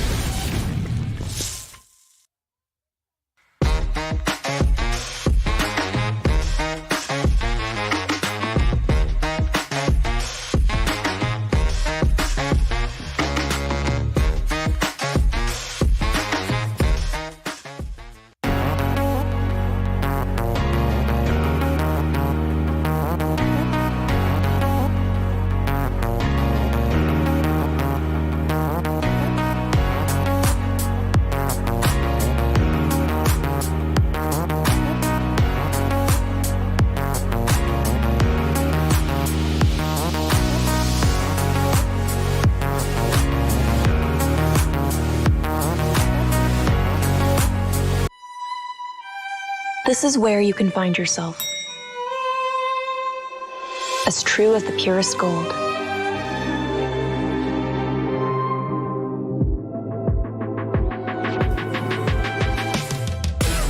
Be forever young. Be lavish. Be timeless. I am 24K, bling like no other. Halo para pengejar. Saya bantuin ya. Kejar ini, kejar itu, kejar. Keep kalem, pasti ada diskonnya. Pesan Grab Car pakai promo Yuk Grab.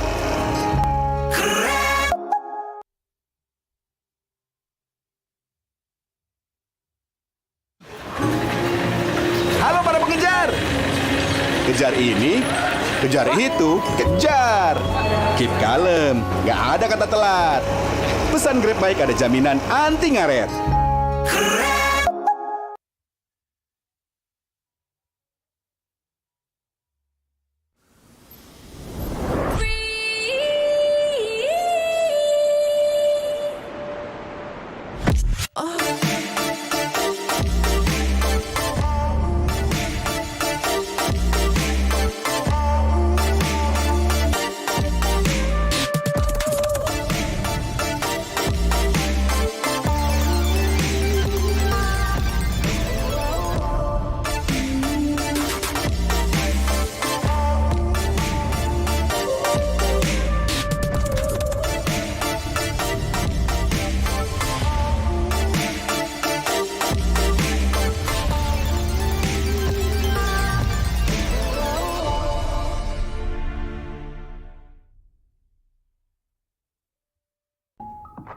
Beli-beli.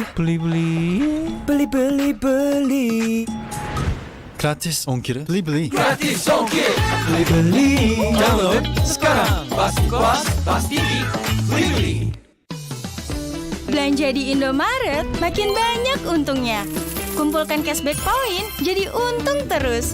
Makin sering belanja, makin banyak poin yang kamu dapatkan. Dapat diskon, jadi untung terus. Bayar belanjaanmu dengan poin yang kamu punya. Belanja jadi gratis, jadi untung terus. Dan untung terus dapat banyak promo. Jadi member Indomaret Poinku sekarang. Untungnya non-stop.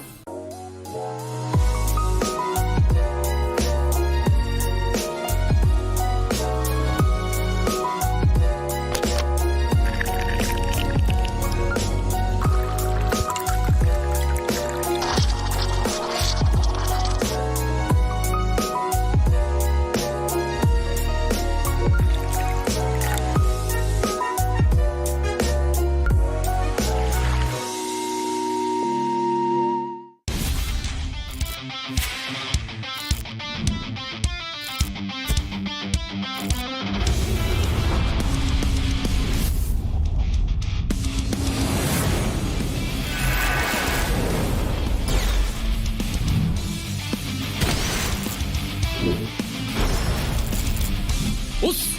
決まってこうぜ。少し乱暴しようか。釘崎野原、喜べ男子。こう一点よ。邪魔だ。虎杖裕二です。好みのタイプはジェニファー・ローレンス。よろしくお願いします。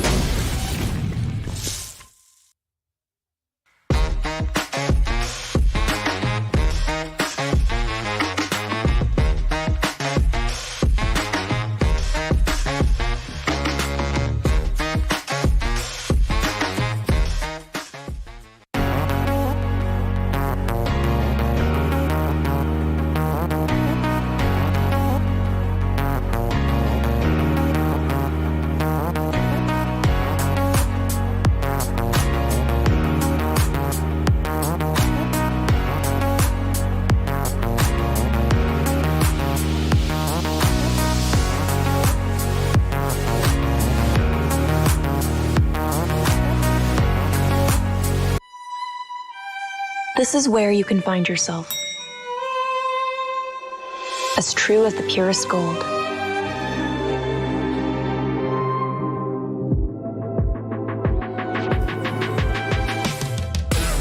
Be forever young. Be lavish. Be timeless. I am 24K, bling like no other. Halo para pengejar. Pak, saya bantuin ya. Kejar ini, kejar itu, kejar. Keep kalem, pasti ada diskonnya. Pesan Grab Car pakai promo Yuk Grab.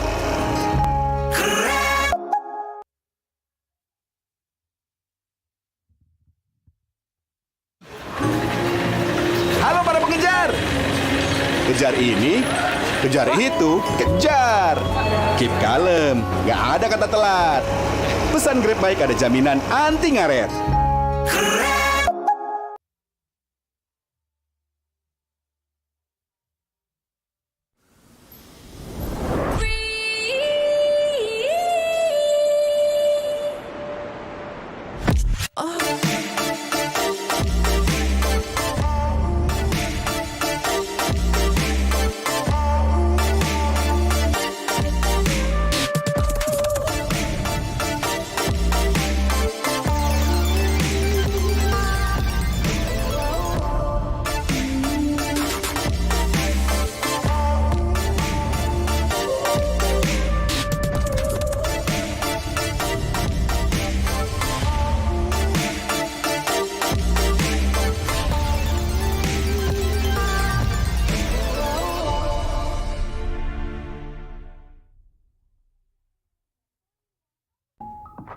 Beli-beli.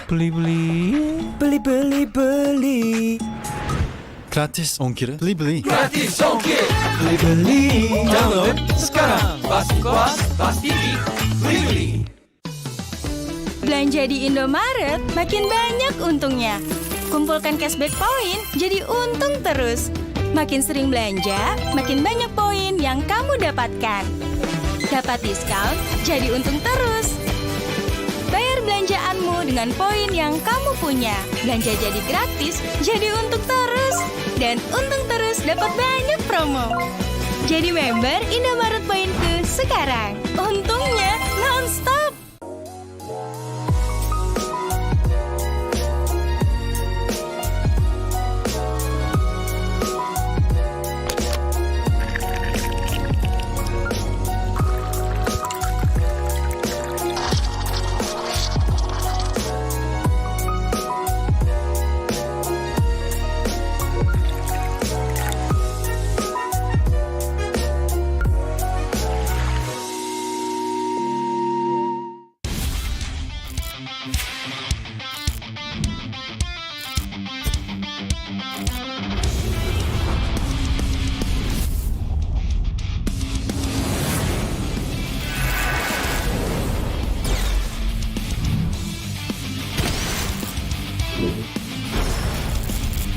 Os! 決まってこうぜ。少し乱暴しようか。釘崎野原、喜べ男子。こう一点よ。邪魔だ。虎杖裕二です。好みのタイプはジェニファー・ローレンス。よろしくお願いします。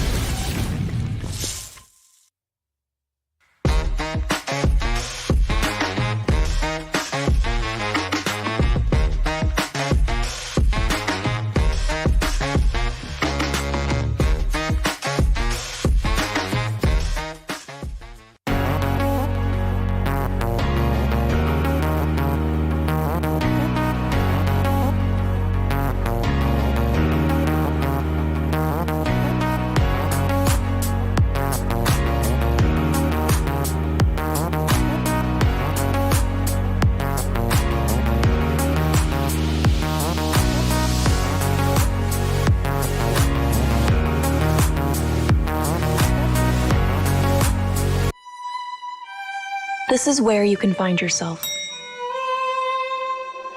As true as the purest gold.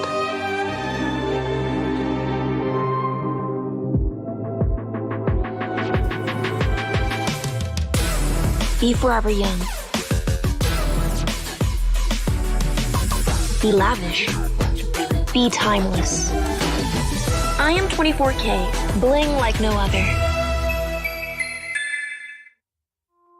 Halo para pengejar. Wah, saya bantuin ya. Kejar ini, kejar itu, kejar. Keep kalem, pasti ada diskonnya. Pesan GrabCar pakai promo Yuk Grab.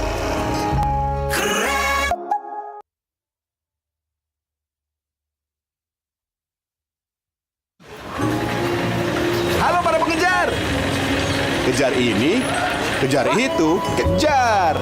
Keep kalem, nggak ada kata telat. Pesan Grab Bike ada jaminan anti ngaret.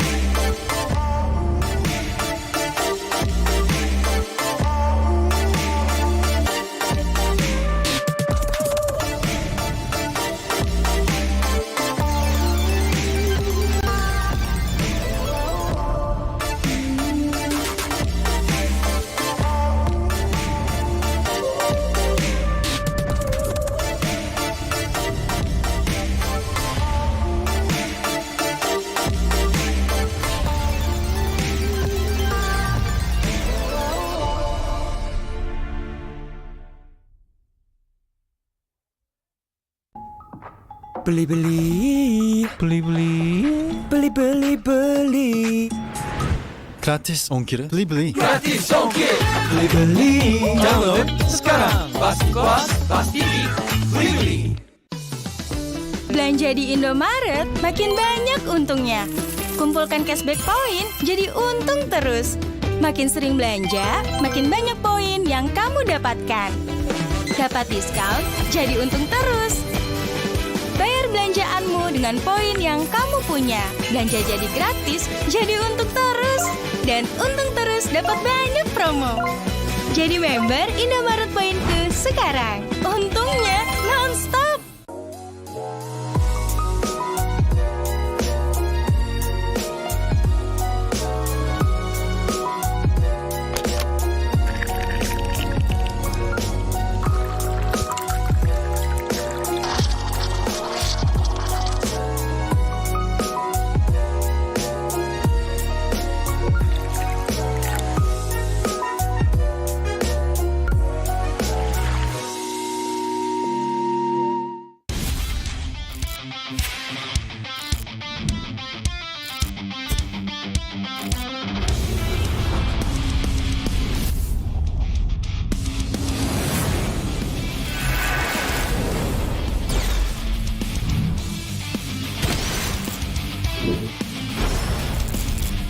Os! 決まってこうぜ。少し乱暴しようか。釘崎野原、喜べ男子。こう一点よ。邪魔だ。虎杖裕二です。好みのタイプはジェニファー・ローレンス。よろしくお願いします。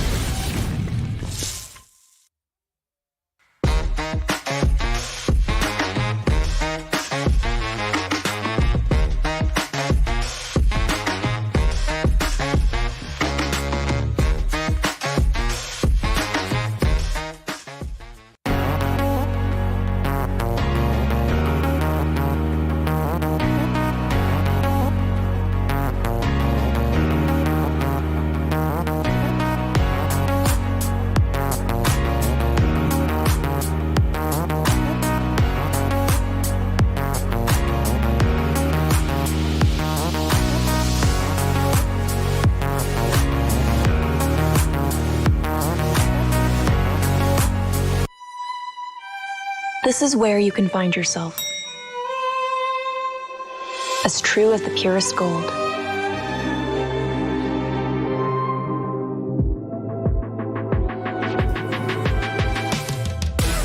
Be forever young. Be lavish. Be timeless. I am 24K, bling like no other. Halo para pengejar. Pak, saya bantuin ya. Kejar ini, kejar itu, kejar.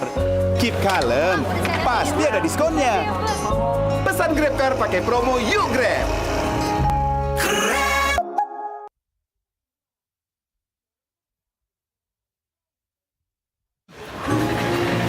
Halo para pengejar. Kejar ini, kejar itu, kejar. Keep kalem, nggak ada kata telat. Pesan Grab baik ada jaminan anti ngaret.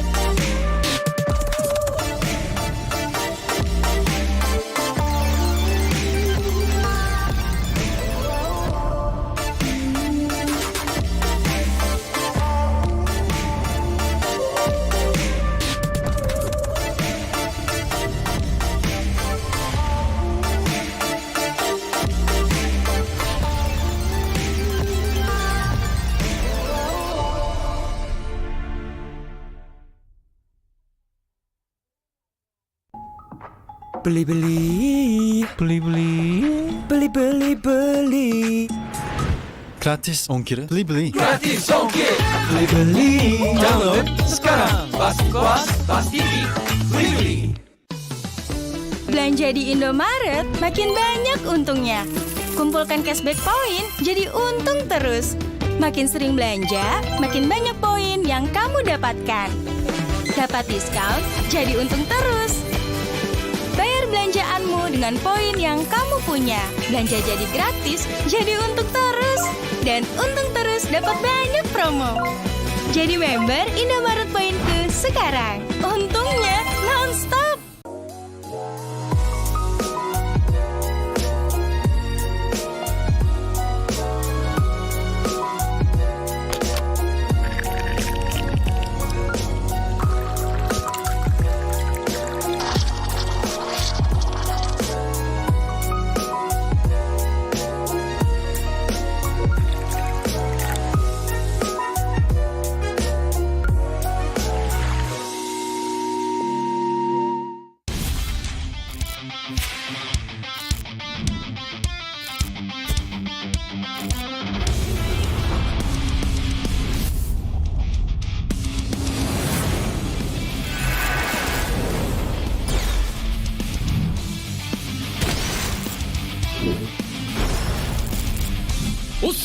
張ってこうぜ。少し乱暴しようか。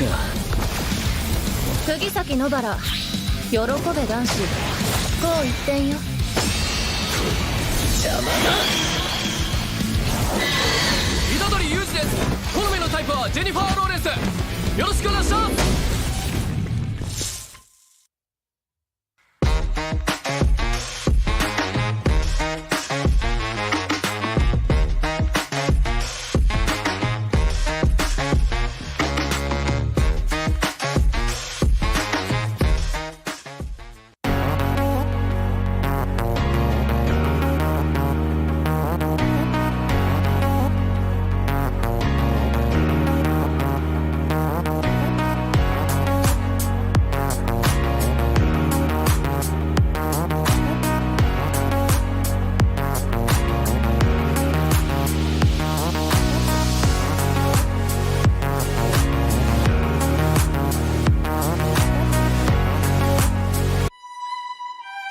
This is where you can find yourself.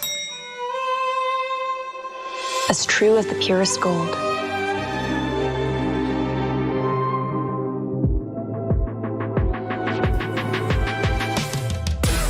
Be forever young. Be lavish. Be timeless. I am 24K, bling like no other. Halo para pengejar. Saya bantuin ya. Kejar ini, kejar itu, kejar. Keep kalem, pasti ada diskonnya. Pesan GrabCar pakai promo Yuk Grab.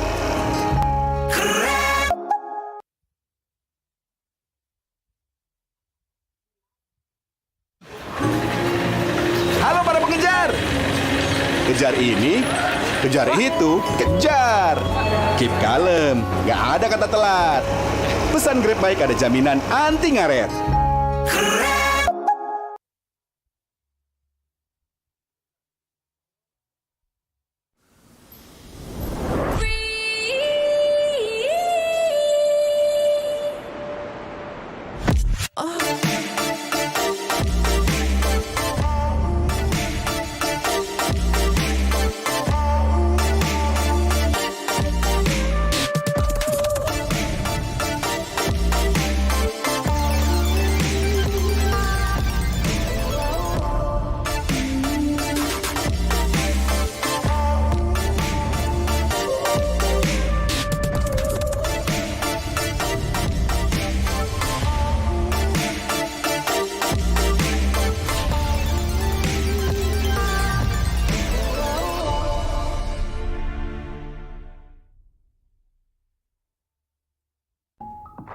Beli-beli, beli-beli.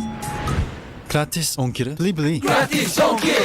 Beli-beli. Download sekarang. Bas TV, beli-beli. Belanja di Indomaret makin banyak untungnya.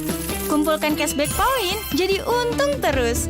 Makin sering belanja, makin banyak poin yang kamu dapatkan. Dapat diskon, jadi untung terus. Bayar belanjaanmu dengan poin yang kamu punya. Belanja jadi gratis, jadi untung terus. Dan untung terus dapat banyak promo. Jadi member Indomaret Poinku sekarang. Untungnya non-stop.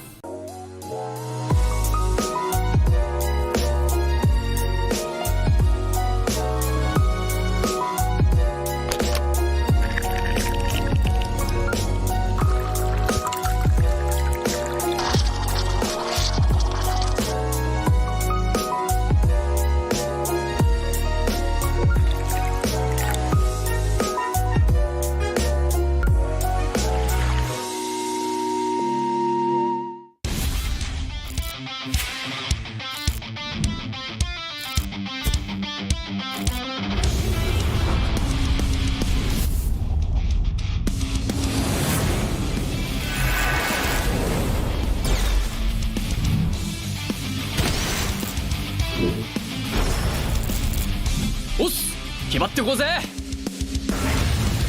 少し乱暴しようか。釘崎野原、喜べ男子。こう一点よ。邪魔だ。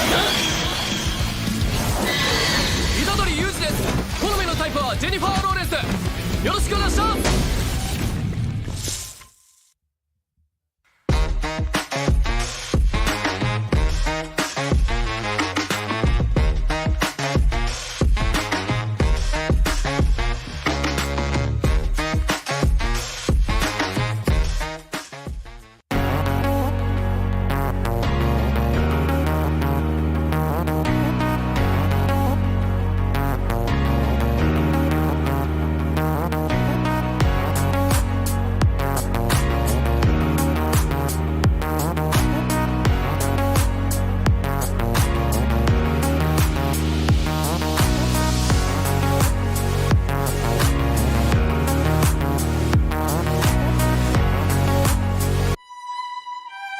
This is where you can find yourself. As true as the purest gold.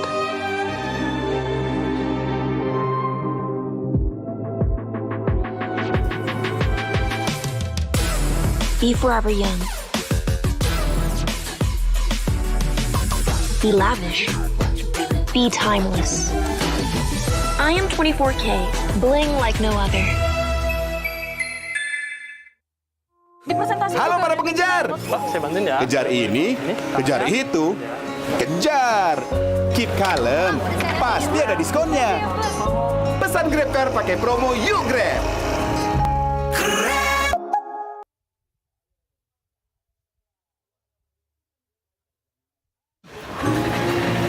Halo para pengejar.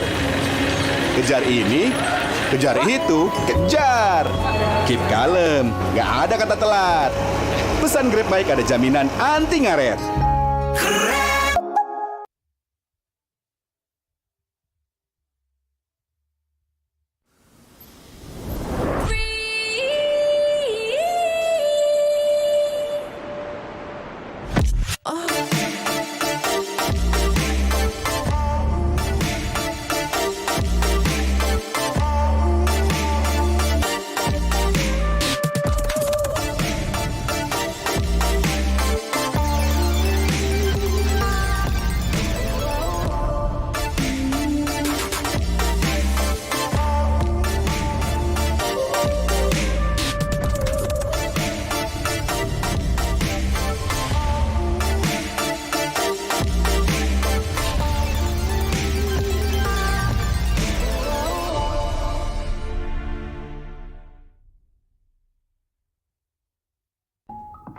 Beli.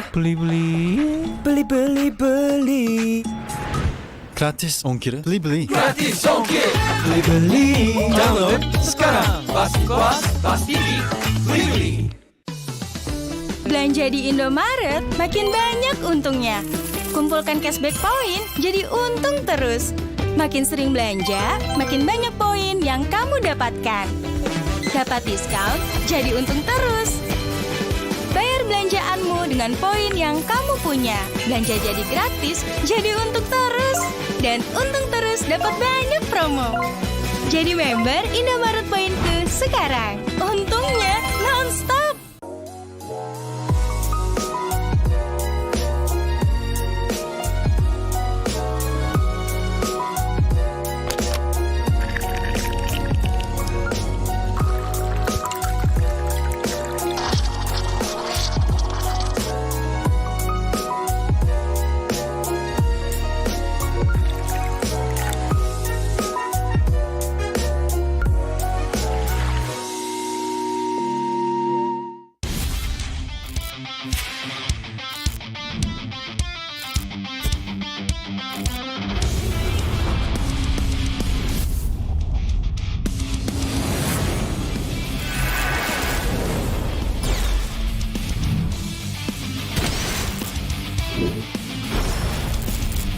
Os!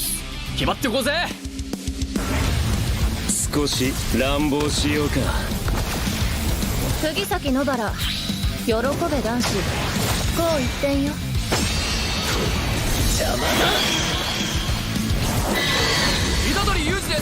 好みのタイプはジェニファー・ローレンスよろしくお願いします。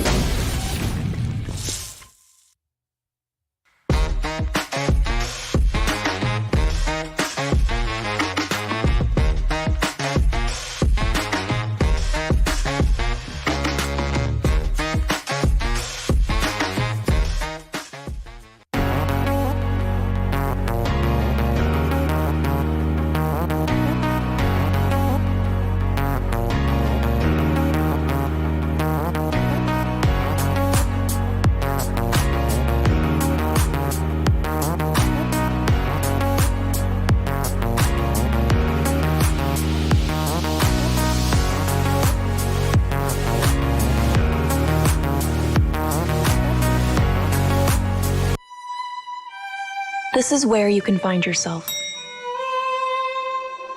As true as the purest gold.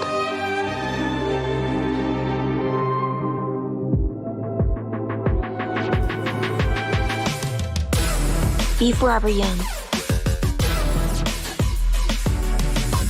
Be lavish. Be timeless. I am 24K, bling like no other. Halo para pengejar. Wah, saya bantuin ya. Kejar ini, kejar itu, kejar. Keep kalem, pasti ada diskonnya. Pesan Grab Car pakai promo Yuk Grab.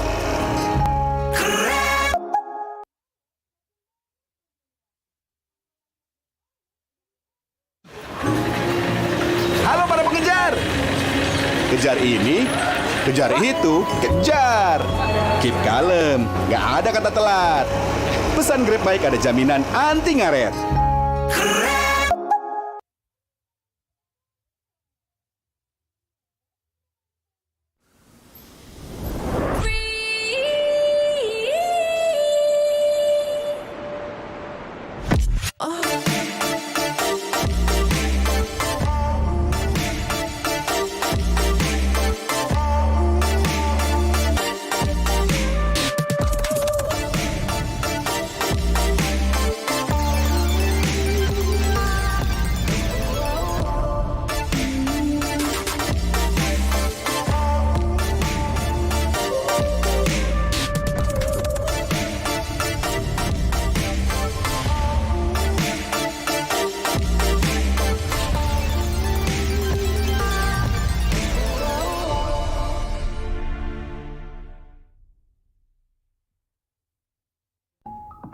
Beli. Gratis ongkir. Beli. Gratis ongkir. Beli. Download sekarang. Pasti beli. Belanja di Indomaret makin banyak untungnya. Kumpulkan cashback poin jadi untung terus. Makin sering belanja, makin banyak poin yang kamu dapatkan. Dapat diskon, jadi untung terus. Bayar belanjaanmu dengan poin yang kamu punya. Belanja jadi gratis, jadi untung terus. Dan untung terus dapat banyak promo. Jadi member Indomaret Poinku sekarang. Untungnya non-stop.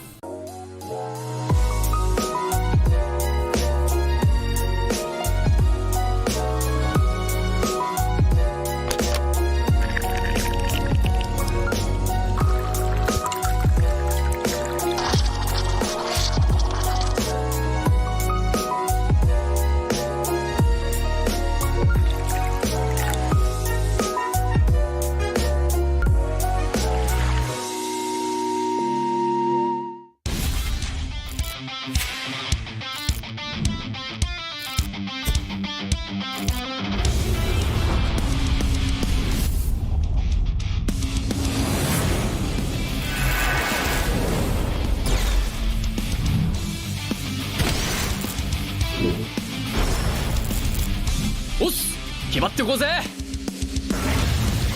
少し乱暴しようか。釘崎野原、喜べ男子。こう一点よ。邪魔だ。虎杖裕二です。好みのタイプはジェニファー・ローレンス。よろしくお願いします。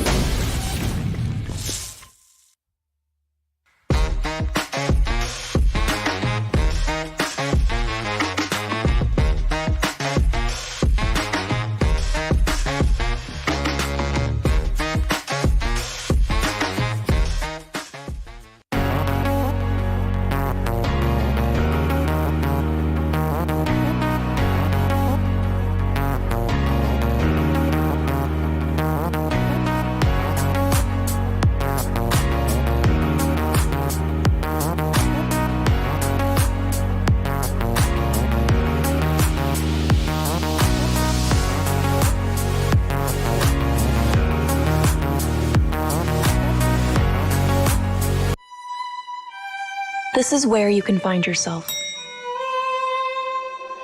As true as the purest gold.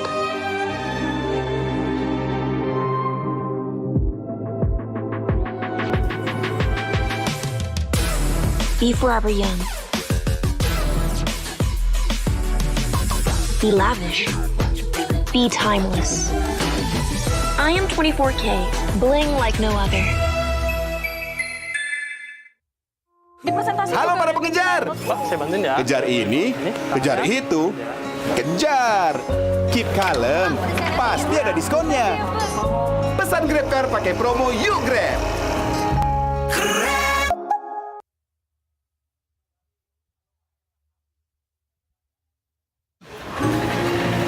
Halo para pengejar. Kejar ini, kejar itu, kejar. Keep kalem, nggak ada kata telat. Pesan Grab Bike ada jaminan anti ngaret.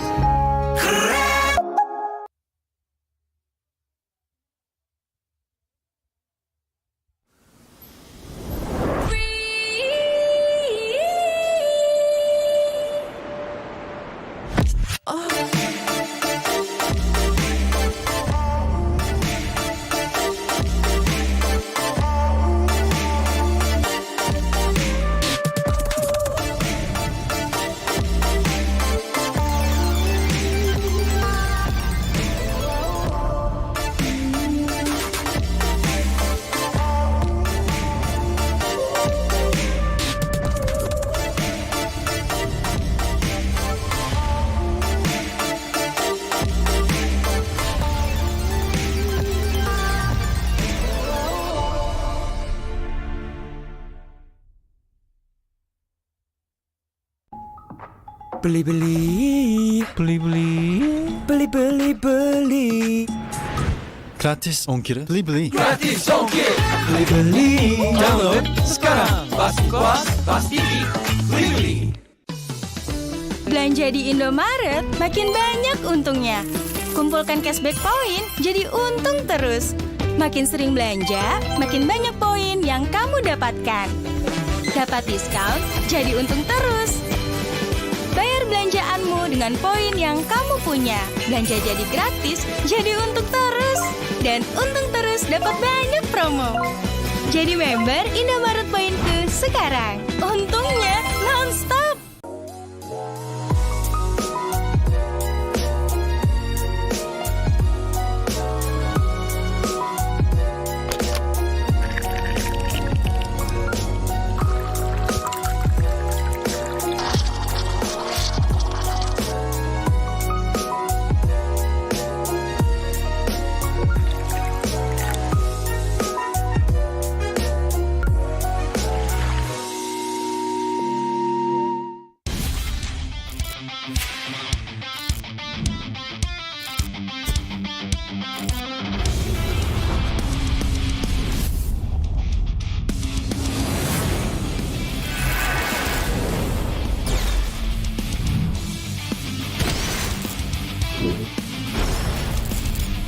Os! 決まってこうぜ。少し乱暴しようか。釘崎野原、喜べ男子。こう一点よ。邪魔だ。虎杖裕二です。好みのタイプはジェニファー・ローレンス。よろしくお願いします。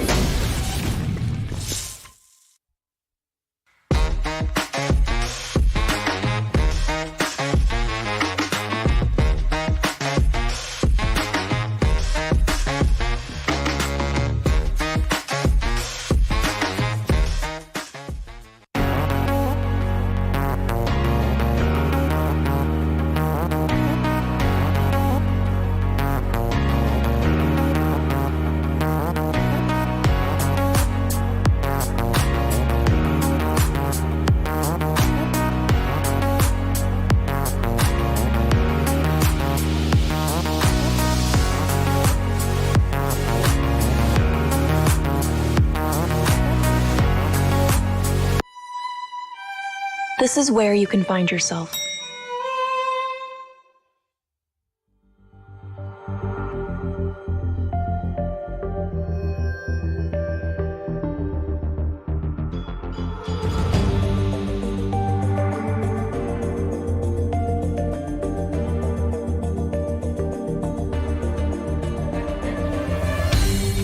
Aku kan berdiri dan terus berlari. terus ke arah puncak tertinggi. Ku takkan berhenti, hanya sampai di sini.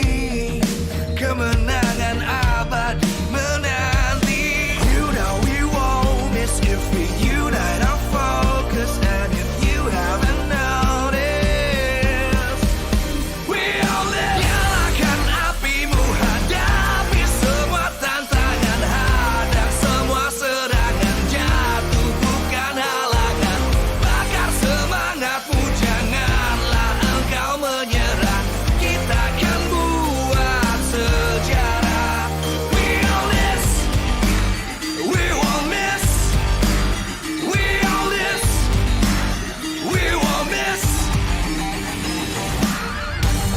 Saatnya beraksi, jalani ambisi. Aku kan menyawakan hari ini. You know we won't miss if we unite our focus. And if you haven't noticed, we all live. Nyalakan apimu, hadapi semua tantangan, hadang semua serangan, jatuh bukan halangan. Bakar semangatmu, janganlah engkau menyerah. Kita akan buat sejarah. We all this, we won't miss. We all this, we won't miss. We all this.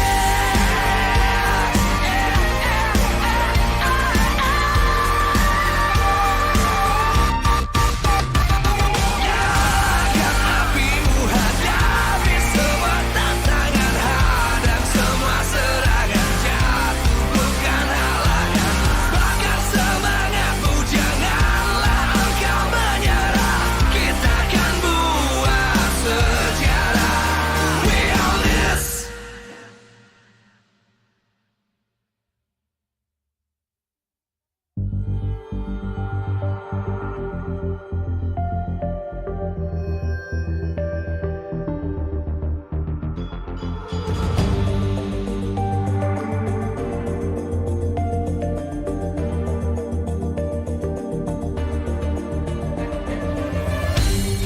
Aku kan berdiri dan terus berlari, terus ke arah puncak tertinggi. Ku takkan berhenti, hanya sampai di sini.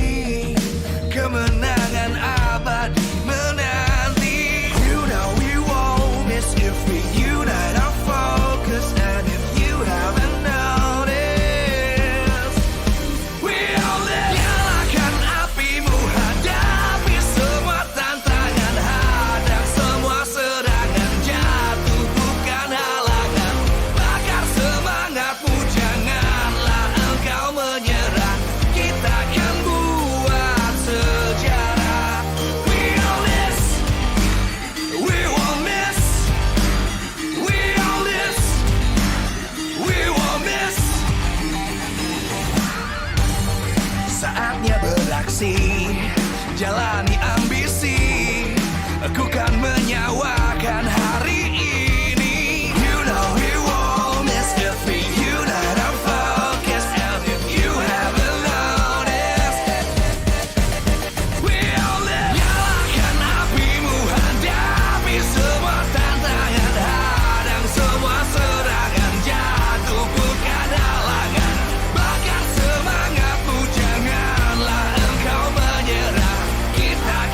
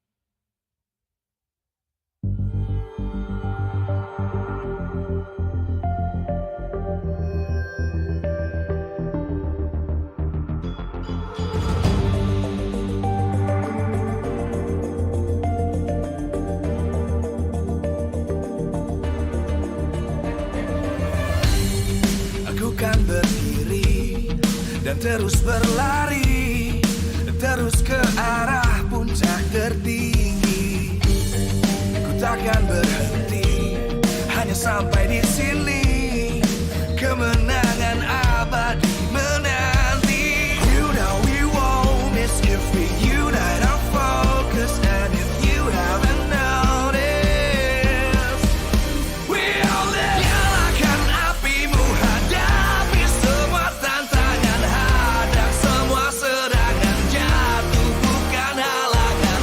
Bakar semangatmu, janganlah engkau menyerah. Kita akan buat sejarah.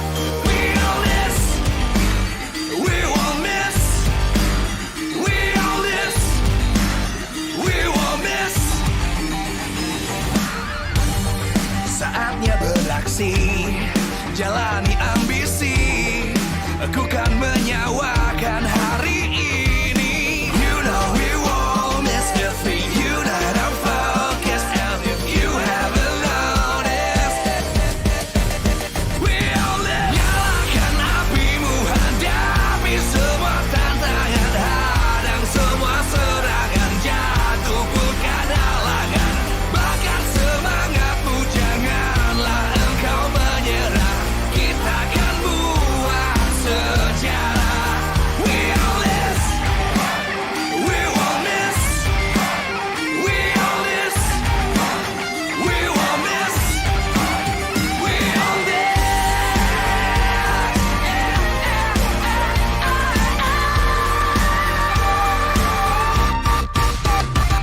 Nyalakan apimu, hadapi semua tantangan, hadang semua serangan, jatuh bukan halangan.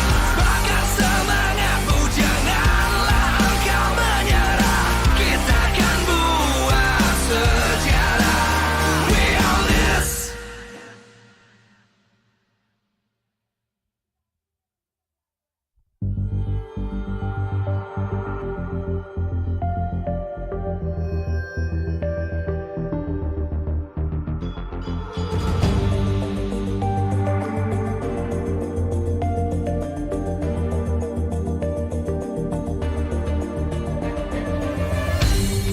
Aku kan berdiri dan terus berlari, terus ke arah puncak tertinggi. Ku takkan berhenti, hanya sampai di sini. Kemenangan abadi menanti. You know we won't miss if we unite our focus. And if you haven't noticed, we all live. Nyalakan apimu, hadapi semua tantangan, hadang semua serangan, jatuh bukan halangan. Bakar semangatmu, janganlah engkau menyerah.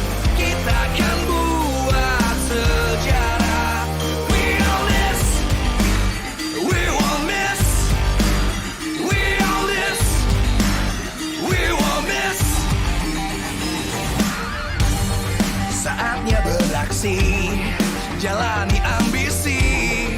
Aku kan menyawakan hari ini. You know we won't miss if we unite our focus. And if you haven't noticed, we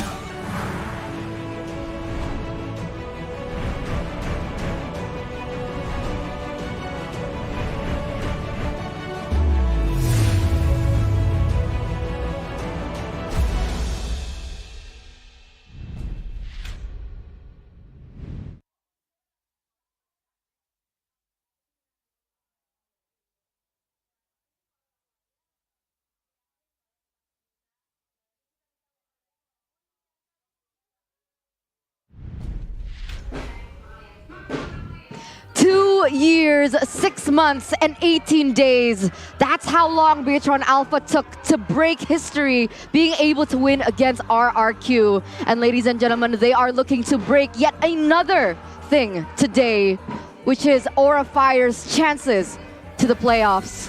So welcome back to MPL ID Season 11, week number 5, day number 1, and MPL Indonesia Season 11. is powered by Moonton. Presented to you by the Samsung Galaxy A Series A34 and A54 5G. The official mobile internet partner, Telkomsel. Our official gold partner by UBS Gold. Our partner in esports, we have Dunia Games, Grab, Secret Lab, Blibli. Our official broadcast, Maxstream. Broadcast partner, TVR Esports. Our partners, Indomart and Point Coffee. And we are supported by PBSE. On the caster desk, it's me, Eterna, still with Mirko as well as Arashi. Yeah, you, Arashi. How are you feeling about today's match? I feel, bro, like this is a very intense match for sure. It's a red You're battle. Not feel. Feel is not an RQ. Well, that is true, but it's a red day on the MPL right here. You can see the men on the screen right here. They're going to be duking it out.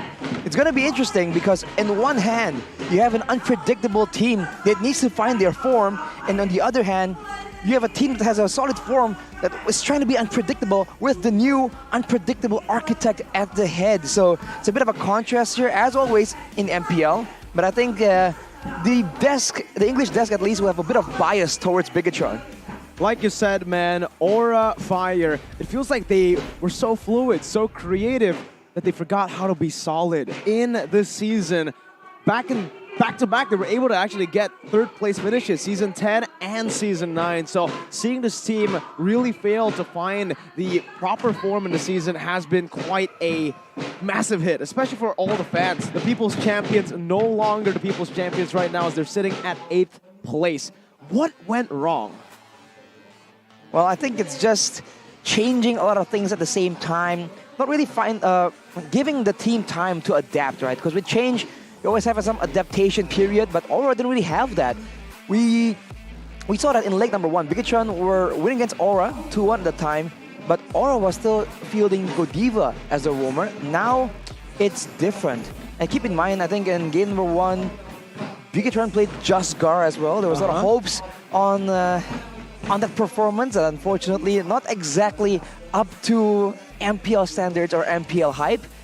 So now, we have to see if Godiva is going to make an appearance, because he's a signature player for Aura. Everyone usually thinks of Godiva when they think about Aura, right? One of the signature members for sure, but he has been replaced by High, and it has potential, but we haven't really seen it work out that well. So teams still have a chance to switch it out. I mean, we saw it again last week, I believe. You can still make changes late into the season still. So maybe we'll see something amazing, something unpredictable. That's the question, right? Because when we took a look in the player room, it was Godiva wearing the jersey and High was not. So maybe that's hinting exactly like you mentioned there, Arashi. Maybe Godiva is once again going to step into the roaming position. But these are the two last hope for Aura Fire. The Dragon's last breath, because Aura Fire, they are down bad right now. If they really want to have a chance to make it to the playoffs, it has to start here. It has to start now. They're really far behind, and they need just to shape up and find ways that work for them. We were looking at some of the highlights when they first met Bigetron early on, and honestly, they had moments there where it seems like everything was going to go fine, but then small mistakes happen, small unpredictable moments were done by Bigetron, and Aura Fire just failed to have the same kind of consistency, the same kind of discipline that can allow them to get a clean end in all these games. And a lot of teams also showed that in the early stage of the season. The issue with Aura is they have not found a solution just yet. It's crazy to see it because, again, in this first match in the first leg where Aura Fire faced off against Bigetron Alpha, it was literally just the MDL team with Key, right? It was literally them. Marky was in the fray as well, but it really shows that Aura Fire, when they were really struggling, they struggle against an MDL Bigetron team here with Key and Marky. Up against the main lineup, they were reverse swept in this game. Bigetron, Beta, the squad lost in this team fight, lost and ultimately gave the win. But again, it's a secondary Bigetron lineup that was so close to victory up against the main lineup coming in from Aura Fire. It's just not what you're expecting. It's not what is supposed to happen. Because Aura is by no means a weak team. It's not that they were performing really bad 8th place last season. They were, like you mentioned, Mirko, top 3 for the longest time. And yet against the MDL team, they weren't really having you know, any kind of success, let alone a dominant performance. So something is definitely not working, and they need to find a solution. We've said it again and again in the past few times we've seen Aura playing their matches, but it's even more important now than ever because Bigetron, they are looking like they're improving, they're shaping up. We've always mentioned that their drafting phase has always been clean, always been solid, but now it's different. So for Aura, they have to try and see and work with what works, right? We saw the same thing being done by Alter Ego. Oh, we can't do this. What can be done? What can we do with our roster? Let's see what our roster does best and go with it. For Aura, we can see that Kabuki has a solid performance. Yes, it's been respected, but it does not change the fact that Kabuki is one of the main factor for Aura Fire finding any sort of success in the lineup Dawn. So they need to try and enable him, get him a winning lane, get him a mid lane that can actually impact his lane and help him get a dominant lead in the early game so that he can carry all the way in the late game, because otherwise everyone else is just falling short right now, and honestly they are running out of options. Like honestly, we were talking about one-dimensional strategies from EVOS Legends, and I think that Aura Fire have the exact same problem, but the difference is I think Kabuki is not as reliable as I would say Brands is. So it's a weaker version of EVOS Legends. I think Aura Fire up to this point, they don't have the creativity. They can only rely on Kabuki. Last time around when they met against Bigetron, even a Godiva was unable to make an impact as well, other than him being given the Kadita. Like you see here, even on something like the Kaja, Bigetron, they always found a way to be able to counter him in the drafts. Not able to get many initiation plays with how much CC that Bigetron had last time around. And that's one of the things that Bigetron has, that layer of versatility, that layer of creativity to be able to work around that game plan that Aura Fire keeps trying to implement in the game. Honestly, looking at it again, like you mentioned, I do kind of agree with it, right? The Aura Fire that we know from Season 9, Season 10, the creative team that always kept you guessing the draft just wasn't seen here. In Game number 3, we saw a little bit of that with the Saber pick, which was really interesting. But in the end, it feels just like a cheese pick. They didn't even really try to train back in the scrims because the way they were playing it was a bit off, right? The way they were playing it was going in for team fights when you had a pick-off composition. So you can clearly see that this Aura Fire, even though they're still trying those creative tricks, it's not refined as it was back in Season 9 and Season 10. So they rely more on a very standard drafting phase with Coach Sia and Palevi now, which again relies heavily on the gold laner, Kabuki as well. Even though he has been the pillar, the glint, literally the only pillar of hope for Aura Fire the last 4 weeks, it's not enough. He's not a Brands. He needs people. He needs other members on the team, mainly Fluffy, to step up on that same level so that there are 2 carries within this team. But remember, we saw a moment of a glimpse of potential for Aura Fire as soon as Van entered the stage, right? And now this time around here in Leg 2, the difference is both of the junglers are different. Super Ken is going to represent Bigetron in that jungle position, and now Van steps up as well. Super Ken seems more flexible, seems to have found more success in the MPL so far. Whereas for Van, his retribution, no lie, no cap, is actually very solid, very consistent. But the thing is, you do see that it falters once you take him off his comfort picks, particularly that Fredrin, right? And questions have been arising. Is he good because he's really solid on the calculations, or is he good because he's on that Fredrin? Because this Fredrin has been such a solid hero in ensuring that you get the upper hand in the retribution battles. But now, if you look at the other teams, what they seem to be gaining traction right now is to go for fights instead of going for the retribution and then going for a guaranteed retribution. So maybe for Aura Fire, they need to find something else because relying only on Van will not cut it. The clear keys to victory by the Samsung Galaxy A34 and A54 is for Keeg to become a facilitator in the objective setup. He needs to step up and be that decisive factor who we've always seen again and again. And afterwards, contest the jungler and the EXP match heroes, right? Because in the EXP lane, we saw how important it is to have pressure in the lane that's so far away from the Lord if you want to try and abuse that macro game. Both Aura and Bigetron have shown that they can actually confuse their opponents by playing this split push, skirmish kind of trap laying playstyle. So whichever one they want to go for, they need to ensure that the EXP lane has a solid matchup, or if it's not a winning matchup, at least something even that has impact in the late game. We have the golden boy here, though, from Bigetron Alpha right there with the man, the myth, the legend, Koed. The CEO is looking really menacing right now as we are going to take a look once again at the keys to victory. Whoa, yo! Oh my god, I'm getting scared by... Oh, Koed, he's staring at me. Oh, there you go. Okay.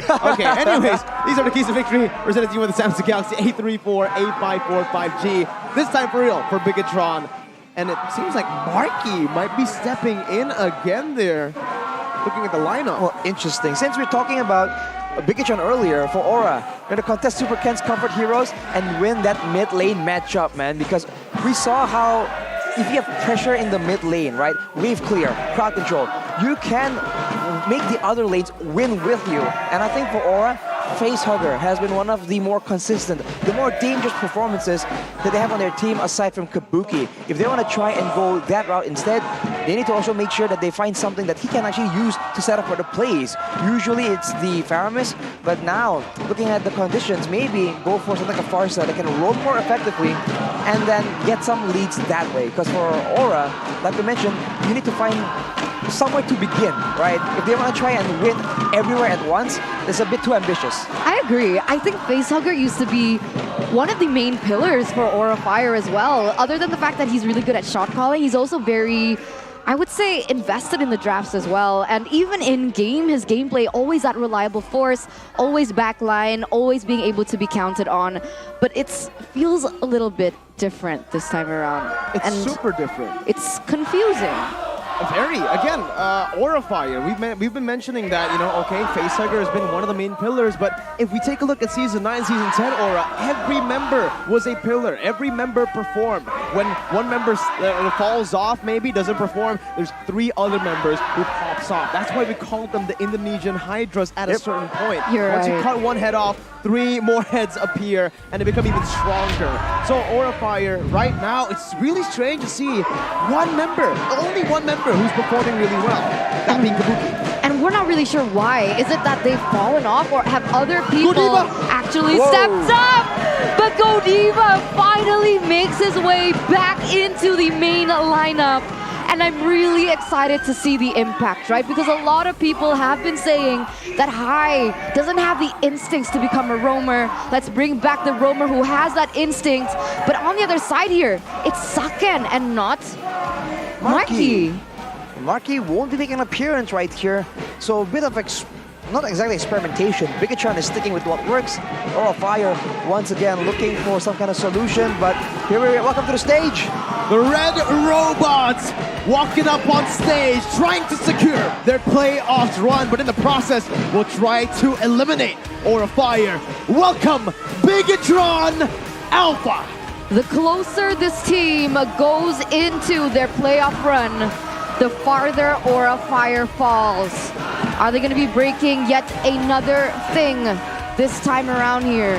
As it's looking good for them so far, but on the other side here, Aura Fire. The Dragons' last breath. They need to show up. It's now or never for the Indonesian Dragons. Aura Fire. Time is of the essence, and they have not much of it. They need to try and make something happen real quick, or face the prospect of finally not making the playoff scene like they did a few seasons ago. Long history for Aura, but they have it in them, but it's looking really difficult because they can improve as much as they want, but everyone else is also rapidly improving. And part of the problem, part of the solutions will come from the coaching staff as well. Part of the problem as well, part of the solution as well. It's a 50-50, right? Because if these coaches have a particular strategy in mind, but the team cannot implicate onto it, execute onto it, then it's the same thing. Like we mentioned before this match begun, Aura Fire was given a lot of interesting picks, honestly, in terms of their draft. They're not that bad at the drafts either. Sometimes they are able to win it, but the problem is in the execution. They were given a late game draft. They go very heavily in the early game and vice versa. Whereas Bigetron Alpha had a similar kind of issue, but up until this point here, we are already in week number 5. It seems like Bigetron Alpha, the players and the coaches, they're already on the same page. Look at the most picked and banned heroes though for Aura. Banned by opponent is Faramis and that Fanny. The possibility for Kabuki to be flexed around is still a big threat for a lot of teams right here. We haven't seen it being used too often, and along with that is that Faramis that is just notorious in the hands of Facehugger. So far, other players have been having better performances on this hero, but it's no secret that Facehugger really enjoys that. Along with that though, having a Fredrin, Claude, and Claude being their most picked hero, again, ensures a strong gold lane, flexible matchup. A gold laner that can do a lot of different things. Front to back, poke, dive in together with the team. That kind of flexibility is what you need, but only one man is trying to carry the whole team. And along with that is that Fredrin pick. So if those two get taken away, that's the question.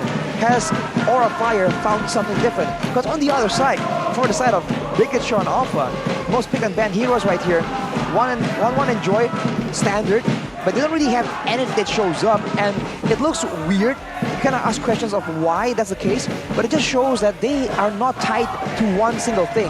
There's not a single composition, a single strategy that defines them, and you can say it's a weakness. It's they lack a trademark, but it also means that whatever you give them, they have an equally good chance of just absolutely popping off and taking over the game. Aldo is notorious for this, right? Forcing his players to play new heroes, to be creative so that the draft will be much better for the team. And so far, like we mentioned, I think for Bigetron Alpha especially, Coach Aldo, he utilized the first leg to find that foundation, to build on that foundation, and we've finally seen the outcome, the result of the foundation of the losses that they took. A Bigetron Alpha team that's not afraid to take risks, a Bigetron Alpha team that understands now how to be disciplined with their main lineup. Saken in, Marky out. We'll see if this is truly going to be their strongest lineup, because up against Aura Fire, sure, they're 1-8, but you can never take them lightly. You can never take them lightly as well. For sure, definitely. But you know, I think this might go to a full best-of-3 series. Very possible. And because of that, I'm gonna need quota.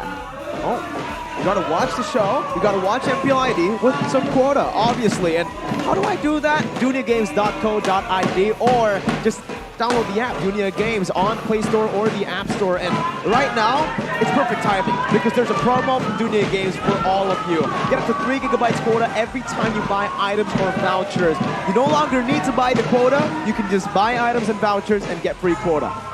Wow, that's free value. And that's always a good thing, right? You never want to try and spend more than you need. And I think that's the exact thing that these two teams have to do, man. Particularly for Aura, I feel like they have a lot of things, but they need to narrow it down. But the question is, with Godiva coming back in, I do wonder if they found yet another secret strat, secret pick, because that is what they usually use to try and stand out. But if you guys want to stand out on the arena, though, make use of the promo code MPL Date. Yeah, 20% discount for every 2 tickets purchased with a max of 4 tickets. You can get a total maximum discount of 80,000 if you guys check it out on blibli.com. Bring your mom, bring your dad, bring your partner, or even bring your sparring buddy. Oh, sparring buddy. Yeah. Sparring buddy. Okay. All right. Okay, that's pretty interesting. I would definitely not invite a sparring buddy, especially if I beat him up. But ladies and gentlemen, go ahead, use the promo code MPLJ to get yourself that sweet discount on Blee. You can see the atmosphere here. Usually, in Season 10, Season 9, you can expect this kind of atmosphere only for the El Clasico games, the big games. True. But here, even for Bigetron Alpha and Aura Fire, you can really see the development in the crowd, the passion built up for the teams who've really found a whole lot of success recently. There's a guy with a sign that says from Papua for MPL ID. What? That is insane. If you guys didn't know, travel. that is basically across the island from us. And it's just a whole lot of distance he covered just to support his team. So the audience, especially for Bigetron, man, they're right behind us right now. They've been loud, non-stop passion.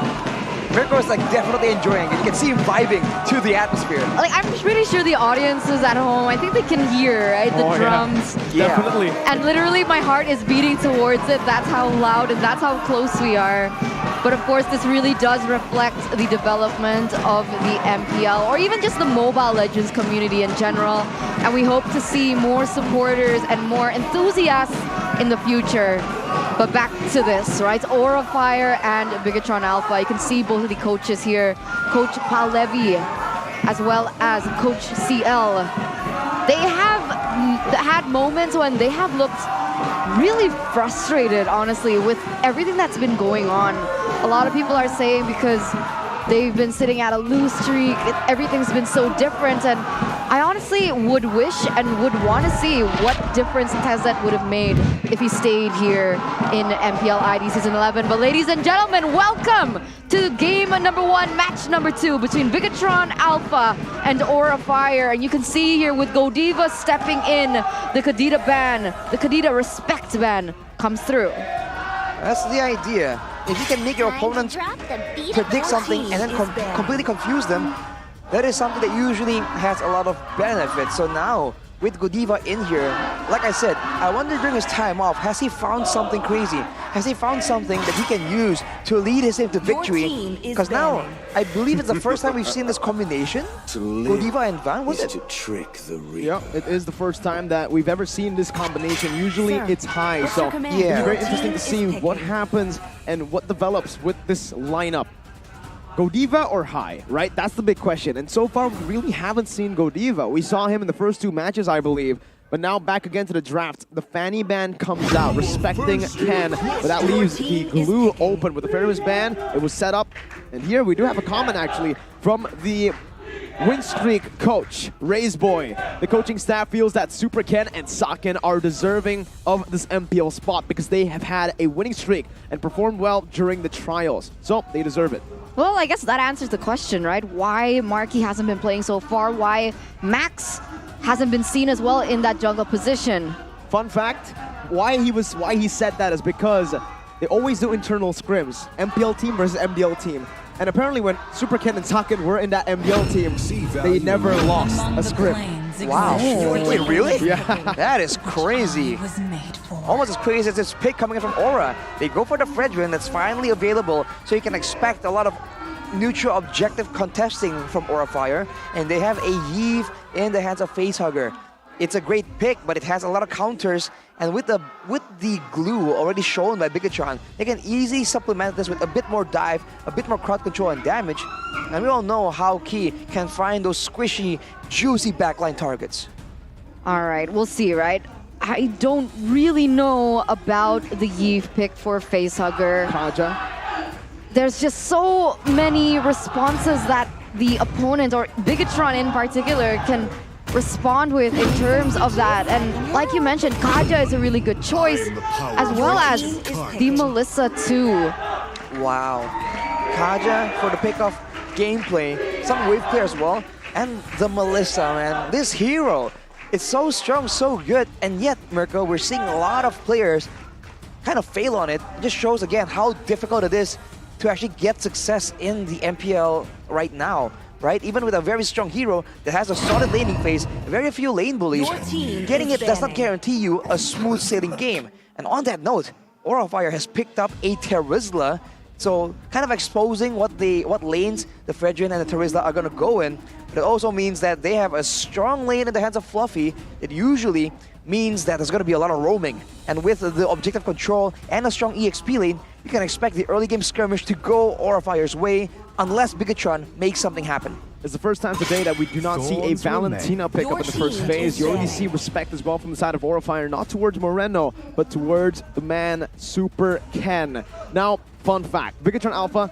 back then, well, in one of their matches, in one of their games, they picked up the Kaja really early, similarly to how they picked up the Kaja here. And then they flexed it into the jungle. Speaking to Coach Aldo right after He said that in scrims, it really worked well, and maybe they might want to try to pull that off again. Up against a CC-heavy composition from Aura Fire, look at their bans already, taking away a whole lot of these heroes that can stay independent in lane up against the Melissa. Also, nullifying Kabuki. If they go for a Diggy pick up against an Aura Fire composition that is forced to look for engages like Terizla here, it may be good. Maybe good, but for Aura Fire, I think the Fredrin pick is also very beneficial here because we talked about each individual being able to make plays. Having a Fredrin just means that there's a lot more of that in the jungle because Fredrin is a very independent hero. Good sustain, good damage as well. So for Aura, I think this can supplement the lack of engage for Aura, and also means that Godiva can do something else than just engage, which I think it's a great show of flexibility, but how effective it is against a team like Bigetron leaves, needs to be proven for now, because Bigetron, they are not known to just get confused when things don't really go as planned. The Valentina finally gets banned here by Aura Fire, realizing that Moreno has not yet picked up a hero for himself in that mid lane. But knowing Moreno, there's a lot of heroes that he can actually pick, right? He has a lot of heroes in his arsenal, really depending on what the coach feels is best for going against a team like Aura, especially with the Eve here in the mid lane. But Bigetron, once again, they are going to respect Kabuki. They're eliminating heroes that are good at laning against a Melissa in the early game. And what is left for that lane? Brody, Beatrix is gone. And even Claude. I think everything else is going to lose lane against... And they're trying to bait out the carry. Melissa. They're trying to bait out the carry. The carry is the only other hero that Kabuki's played. Moreno Farsa. Exactly. Melissa, Kaja, Glue. You pick up a carry against that. There you go. And it's baited out. Aura Fire, walking into the trap that, again, Bigetron Alpha have set with their composition, and now they can bully. Like you mentioned, they could just go for something like the Farsa. Insane range, the mobility in the mid lane with the Kaja, clearing waves super fast to get more prio compared to the Eve. And here we also have a 60% win rate for Bigetron when they have the first pick for Blue. So the odds are with them right now. But another option that they can go for if they really want to melt these frontline tanky members is the Lunox. We've seen Moreno play it before. It could come out here. It's gonna be a Farsa, so still pick. valuing the roaming, and along with that, they have again! It's a Hanzo! Oh my god! They did this the first time that they met, and they're doing it once again to Aura. Why Hanzo? Why always Hanzo against Aura Fire here, Rashi? Maybe they think it's something they can afford to experiment with against a team that's not doing as hot as Aura.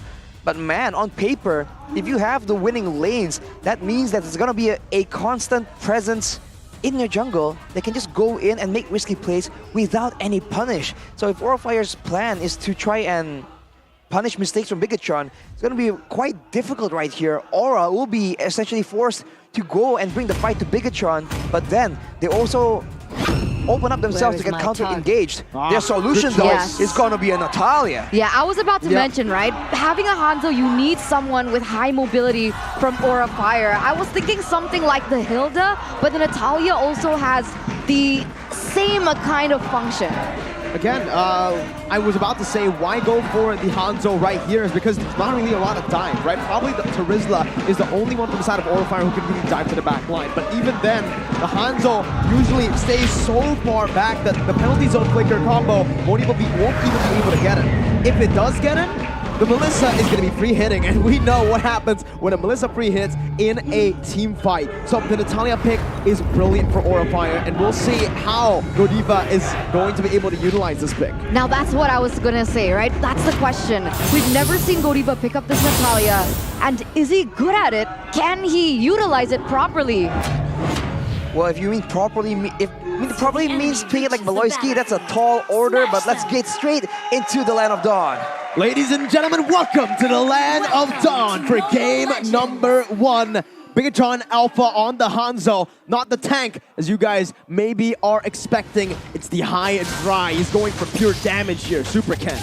He wants to go aggressive, and this is the difference. We talked about how Super Ken is a lot more flexible, and he can play these assassins and be an absolute threat. So now for side of Aura Fire, they have strong lanes, but they are losing out in the roam department. Bigetron already making a very fast move. Again, you can see the oppressiveness of the mid control. Good even to be chunked as well. The immobility is right there. Fluffy has used the flicker. This might be a kill over to Bigetron Alpha. Fluffy taken low, taken down. First blood over to Bigetron Alpha. Oh, it's nasty, right? 3v1 situation, it's not an easy situation to get out of, but honestly, Fluffy did his best, bought enough time. For what? I don't really know exactly what as well, because right now there are no neutral objectives on the board. Seems like Bigetron Alpha, they're trying to utilize the fact that they have really good mid lane clear to be able to punish those side lanes, especially here in the bottom lane where it could be 50-50 as Godiva goes in. Rizzo with the slam pass gets out. Superkin somehow already level 4, jumping onto Godiva, and it's a disaster already for Aura Fire. Fluffy even in the bottom lane, gonna be chunked. He is the winning side, presumably the strong side of the map, but he is losing in that matchup. He's getting completely bullied, and now with 3 members of Bigetron in his lane, Marino coming in for good measure. This is the heavy roam playstyle we've come to expect from Bigetron. These early rotations are just so brutal, considering there's a Kaja and Forza combo. Aura Fire needs to try and wait until they can actually match up to that, until later on in the mid game, before they even try and do something. Anything at all. With the turtle spawning though, it seems like Aura Fire are trying to use that Fredgen pick and get something more here, as Sorizo just comes in and tries to zone everyone away. Bottom lane slow pushing, Sorizo mounting Van as Supercan rotates over, trying to deal some damage now, choosing Fluffy. Key forcing the Divine Judgment, and the Feather Airstrike comes down. Van taking low, but Key will be taken out. Fluffy caught right now, but is still going to be able to escape as Sorizo jumps in deep into enemy lines. Aura Fire going to be able to outplay this with the taunt as well. Moreno with Wings by Wings, but it will not be enough. Aura Fire execute a proper team fight, equalizing the kill on the scoreboard. That's a weird turn of events right there. Both teams trying to go aggressively. Aura Fire coming out on top, but on the other side, that is Supercan. Just super farming. If you look at the level, already 1 level ahead, and he is not stopping. But in the mid side, Marino gets jumped on, but Godiva gets countered. A beautiful stun, and King will just take that kill for free. Bigetron Alpha, once again, they lost the goal lead earlier. It was equalized, but it's back. Just a ping-pong playstyle here from both these teams. The contradiction though, we do see 2 Aura Fire votes from Ranger Maz and Eterna, but from the looks of it, Aura is still trying to make a big impact, but that Hanzo pick is so annoying. It just zones everyone away. It stole the purple buff away from Van as well, and now they go for the turtle, or even a pickup onto the members of Aura yet again. That was without Red Tree, Araki. Van actually used the Red Tree, and Supercan still was able to steal it away. Fluffy now jumping in on the 3 members. The penalty zone gets popped in, but the turtle will surely go to the hands of Supercan now, using the ultimate on the way to Fluffy. It's a free kill over. Supercan jumping, Godiva trying to flank, but he will not be able to assassinate anyone. 6-2, Turtle, everything going to Bigetron Alpha. It's looking really, really messy here for Aura Fire right now, and I'm not really sure this is what exactly I had in mind with the Natalia pick. I think in this situation, I would have preferred a Hilda than the Natalia, being a little bit more versatile, a little bit more chunky as well, and not in the way that Godiva is playing right now, right? Because in the early stage of the game, you see that Godiva is trying to play for that EXP lane, trying to build a lead for Fluffy, but it hasn't worked out. He goes in for different rotations as well, and it hasn't worked out. I would have used Godiva to distract Supercan, honestly, in his own jungle. There you go. He just keeps going in more. Kabuki just barely gets out of there alive, and Supercan is just being deliberately a nuisance for Aura Fire every time they go in for rotations. Even in the top side, a beautiful Divine Judgment right now with Zaken popping his fire, but Godiva will still be able to escape from this one. Again, it's Sorizo mounting Van, buying so much time and pressuring him. He had to use the Retribution there. Meanwhile, Fluffy in a 1v1 with a high and dry. That's going to be Supercan dealing so much. Fluffy solo killed, and that's the 4th kill of the game over to Supercan. He is 4-0, he is snowballing, and he is an absolute problem in the late game as well. If Aura Fire are relying on Facehugger and Kabuki, that late game looks grim. Going up against a Feather Airstrike and a 4-0 Hanzo, who's about to get even more kills most likely, that backline will be so non-existent. And if they try and play the front to back, they have Saken on that Melissa, and we all know what the Melissa can do in a big team fight. Right now, they're trying to counter-attack though. It's them pulling the trigger, but Bigetron might have other things to say about that. This is why the Melissa works so well as an independent laner, as a weak side. Natalia now all caught alone, trying to flank, but against the high and dry. I think Super Ken wins this. Godiva with the 4th death in this game, trying his best to invade, but in turn will just give a free kill over to Bigetron Alpha. Honestly, 6 minutes in, with the fact that Super Ken is 4-0-2 and he's, what, 3 levels above Van here in the jungle, I think doing those kind of rotations, it's a little late, right? The damage is already there, the scaling is already there as well, and I would have really wanted to see that kind of rotation from the early game. Harass Super Ken from the early game, because at this point, there's not really much of an answer for his aggression. Nobody can go into the backline. I guess Fluffy is their only save and grace. Even so, Fluffy is also very behind now as well. It's the worst case scenario if you're playing against a Hanzo when he is so aggressive and he is so ahead, he can do damage and he is effectively untouchable because you can't really get past his teammates to get to him anyways.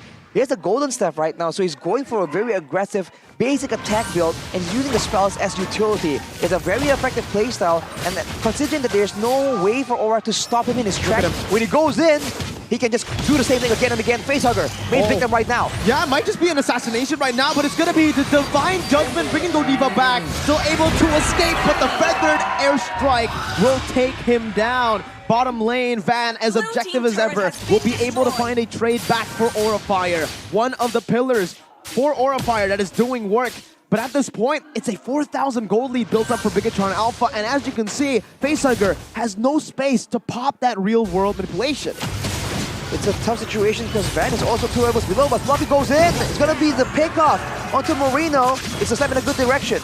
Super Ken, again, just dishing out damage right there as both teams decide to disengage. It's a good pickoff. Remember, it's a shutdown over towards Aura Fire. That bounty was claimed, but Bigetron Alpha not staying idly by here. Not letting that happen. On the Jujutsu Kaisen skin, it's OP right now. It really is. Very OP right now. Gonna be able to get a tower there in the bottom side as well. So Saken not just getting the damage on, but also getting a lot of objectives on the board, and Facehugger once again. Fluffy as well, brought back to the team, gonna be taken down here by the Feather Airstrike that comes down. Moreno picks that kill up, 11-3 on the board in terms of kills. And it feels like it's inevitable. This mid lane turret will fall. You don't really have a lot of waves to play with. Jaskar now. Oh, not Jaskar. Again, it's Super Ken going on to Kabuki, forcing him to back away. That's going to be an easy siege. And even Godiva, who tries to go for the assassination attempt, will not be able to. He gets recalled over the conceal to get him out. And Godiva is 1-6. Here's the thing, right? GEEK SLATE, they were in a similar position in the last match, and Beloyski on the Natalia was able to make that impact, right? In the final stages of the game, he was able to get a lot of split pushes going on. He was able to get the pick off on to Saken, who was on the Melissa, where Saken is also using the Melissa. The question is, can he replicate the same success that Beloyski can later on? I feel like it goes to how they're playing this Natalia pick, because we see Beloyski, he's able to go in for assassinations, he's able to threaten the backline and force his opponents to move a certain way. Godiva right now, he's just committing, he's just finding targets and going all in on them, and you can't do that, especially when you're 1-6. So he needs to try and adapt and, in a way, unfortunately, just copy what Beloyski was able to do, because for Bigetron Alpha right now, they have all the space possible and they have all the damage. Even if Godiva jumps on them, they're just fine. Oh my god, these items, man. The Ken combo, same items. The Ken combo, I was about to say. Same core items right here, so that's a lot of DPS. Oh, fire. They can't really match up to it, so they can't outlast, and now they get picked off.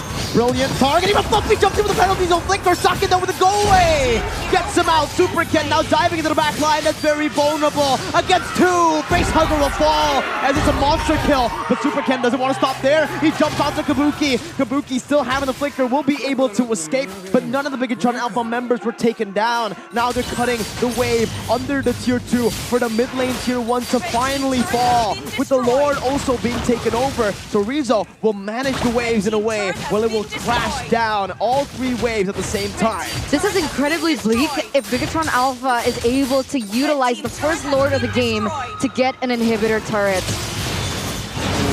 I mean, they're going for it right now, doing damage to Van. Now the load is cleared out, but the waves are all pushing it at the same time.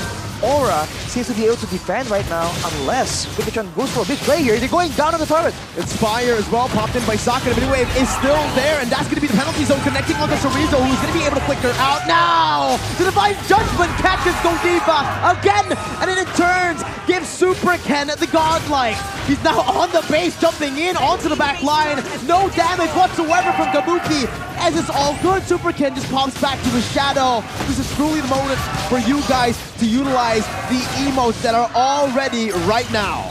Oh man, and now they're gonna go in for the top lane as well.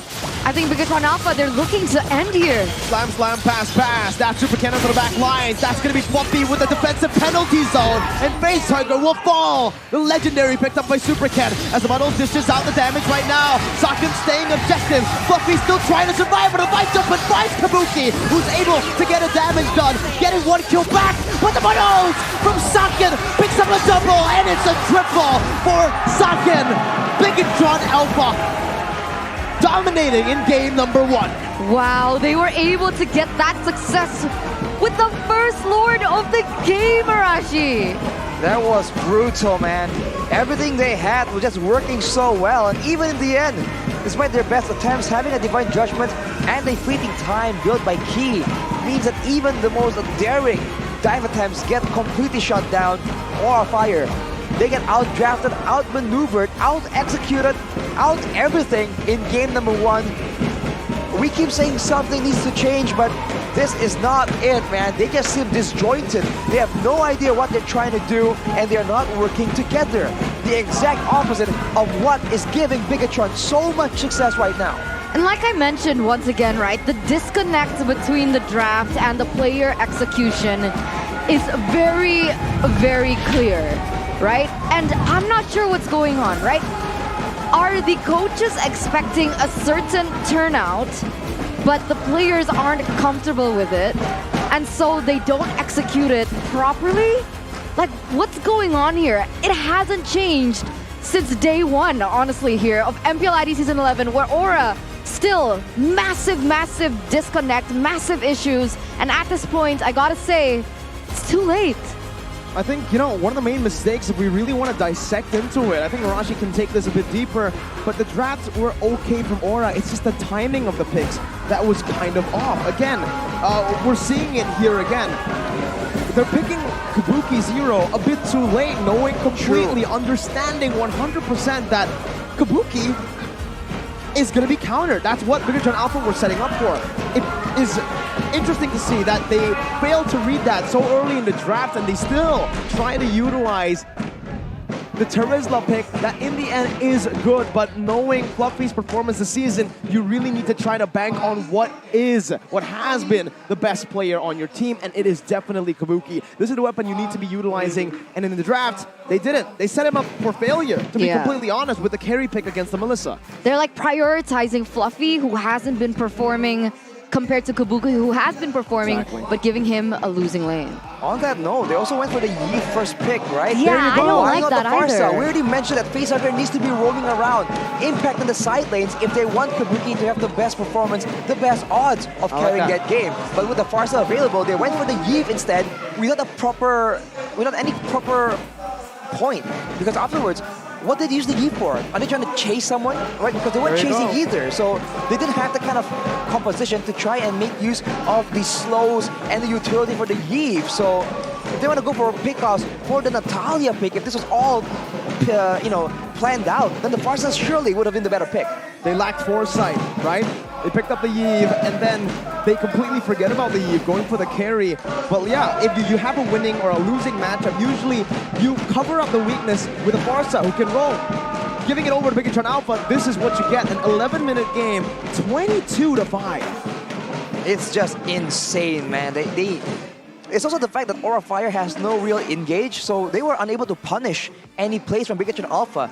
If you remember, the only times where Aura Fire were able to actually get a win, a quote-unquote win, or even go even in the fight, was when Fluffy is forced to go for an all-in, full engage on the Terizla's penalty zone, which is not ideal, right? They have Godiva on a Natalia, so they do not have any tools to try and even threaten or even feint out any kind of engages, so Bigetron can just chill out until they see the penalty zone, and then they throw everything back towards Aurafire. And to make things worse, when Aurafire is just waiting around, waiting for a chance to try and get a punish for a mistake from Bigetron, that's where Super Ken was just so proactive and so disgustingly annoying on this Hanzo. There was no punish at all coming in when he was just all the way in the back line, going 1v3, 1v4. Aurafire, this draft just has potential, but different pieces of the puzzle just not coming together, man. Yeah, I also felt like the targeting of their focus was a little bit off, right? Because like in that early to that mid game, I think they were focusing a lot either onto Fluffy or they try and pick off Saken in that top lane. But in those moments, in that integral moment in that early game, I don't think Saken's the problem, honestly, No. because even without Saken popping off, with how much pressure that the Hanzo had, why didn't they focus on the Hanzo in the early game? It brings a lot more questions than answers, honestly, as we take a look at the post-game stats as well. I think to answer that, they simply just couldn't deal with the Hanzo early. Bigetron Alpha set that Hanzo up for so much success, picking it late into draft. Why? Because they already set up a winning mid lane matchup, a winning mid lane duo. Farsa and Kaja up against a Yves, and you know, any roamer, honestly, it's gonna lose, right? And that's what Aurafire went for. They went for the Natalia. Like you mentioned, I actually really like the hero you brought up in the game. Hilda could have really worked, getting some more pressure in that mid lane when it comes to wave clear, and also able to invade against the Hanzo. It's just really unfortunate that it really seems that Bigetron, Coach Aldo in particular, has a complete read on what they want. They know that there's going to be a Fredrin pick. They know that Kabuki cannot be put on anything too weird, right? That's the issue right now. We've seen a similar approach being used against GEEK SLATE, but in that moment, Tudera comes up with a Valentina pick. Something crazy. Kabuki does not have that ability, so he needs to be prioritized a lot more compared to these other gold laners. If you treat him the same way, it's just unrealistic, man. You gotta work with what you have. I mean, there's a reason why Coach Aldo, even when he was still in ONIC, was called the architect, right? With the fact that he's able to read the opponent's draft so well and find the counters so well. I rarely see, honestly, Bigetron losing a draft this season. It's crazy. Even when he picks Hanabi, a lot of the talent still predict Bigetron to win because theoretically it works, right? And I think it's perfect to call him the architect because he's built a proper foundation from the side of Bigetron now that he keeps on building up. Man, if you look at the gold curve right here, it's just full one-sided. Usually we talk about how Bigetron's gold curve is up and down. Like it's scary crypto. when they get the Lord usually. Yeah, but now, no issue at all. The lanes, man, the lanes were just so difficult for Aura to work with as well. Because we saw that they were trying their best to use Fluffy, but even then, that Terizla lane wasn't able to win so much due to the presence of the mid lane and the roamer. And you know, it all works together, right? Your laners don't do well, then you can't go for a jungle invade, because then you get caught off guard, you get caught in flanks, comboed. So Bigetron just have all their bases covered, and Aura quite literally has everything open like a book. So Bigetron, they can just do the exact same thing, and Aurafire are the ones with their backs against the wall, man. They need to try. At this one, I don't even know. We said try something different. They did, but Godiva's in. But not like this, man. I don't know. I think it's a little too late for much. As we take a look here at the MVP by the Samsung Galaxy A series, it's Saken on the Melissa. 5010 KDA, perfect. GPM of 834, KP 68%. Man. I personally give it a Super Ken, but Saken definitely deserves it here as well. You know, he was enabled in the later stage of the game with his items. He got that triple kill in the end to seal the deal, Rashi. But again, Super Ken, I feel like he was the real facilitator. Not only the facilitator, but also the carry in this game. Yeah. Up until that late game point, obviously, when he handed over the game to Super Ken, or Saken. I feel like Super Ken for sure was a big factor, but I really feel like the role that really was the most important here is that mid lane, right? Because all the success of Saken and Super Ken was built off how much pressure was available in that mid lane. So I think that's where I would put my vote, but you know, you can't deny that Hanzo was just absolutely popping off, man, and that is why it's just so annoying. Some people call it really unbalanced because, quite honestly, there is no counterplay once you get ahead enough. You know, you need to at least stay even before you can even try and attempt to do something. If you look at the heat map here, I believe it doesn't really show when he's using the out-of-body experience, the ultimate there. So you can see that it never goes past their side of the map because Bigetron does not have to do anything like that. In the beginning though, you can see in the highlights here, a lot of attention on the gold, the EXP lane, but afterwards, it's all about that roaming situation and Godiva going in when there's nothing going on, when there are no distractions. Everyone from the side of Bigetron had the chance to just respawn to the Natalia going in the back line, and he was denied again and again, mainly due to the fact that there's so much crowd control on the side of Bigetron. Even in the Melissa aside, the stuns from the Farsa, the Divine Judgment, and the Slam Slam Pass passes, it just means that anyone trying to sneak past the members of Bigetron, they get completely locked down and shredded down considering how ahead they were. And this is the play where I found very surprising. They were under the turret and they just kept going at it, and they have no issue using Divine Judgment knowing that Key has that fleeting time. So it was just GG from the side of Bigetron. Honestly, one of the things that we haven't really touched on, and what I honestly observed, guys, correct me if I'm wrong here, but I think the Kaja pick is a counter towards the Natalia pick.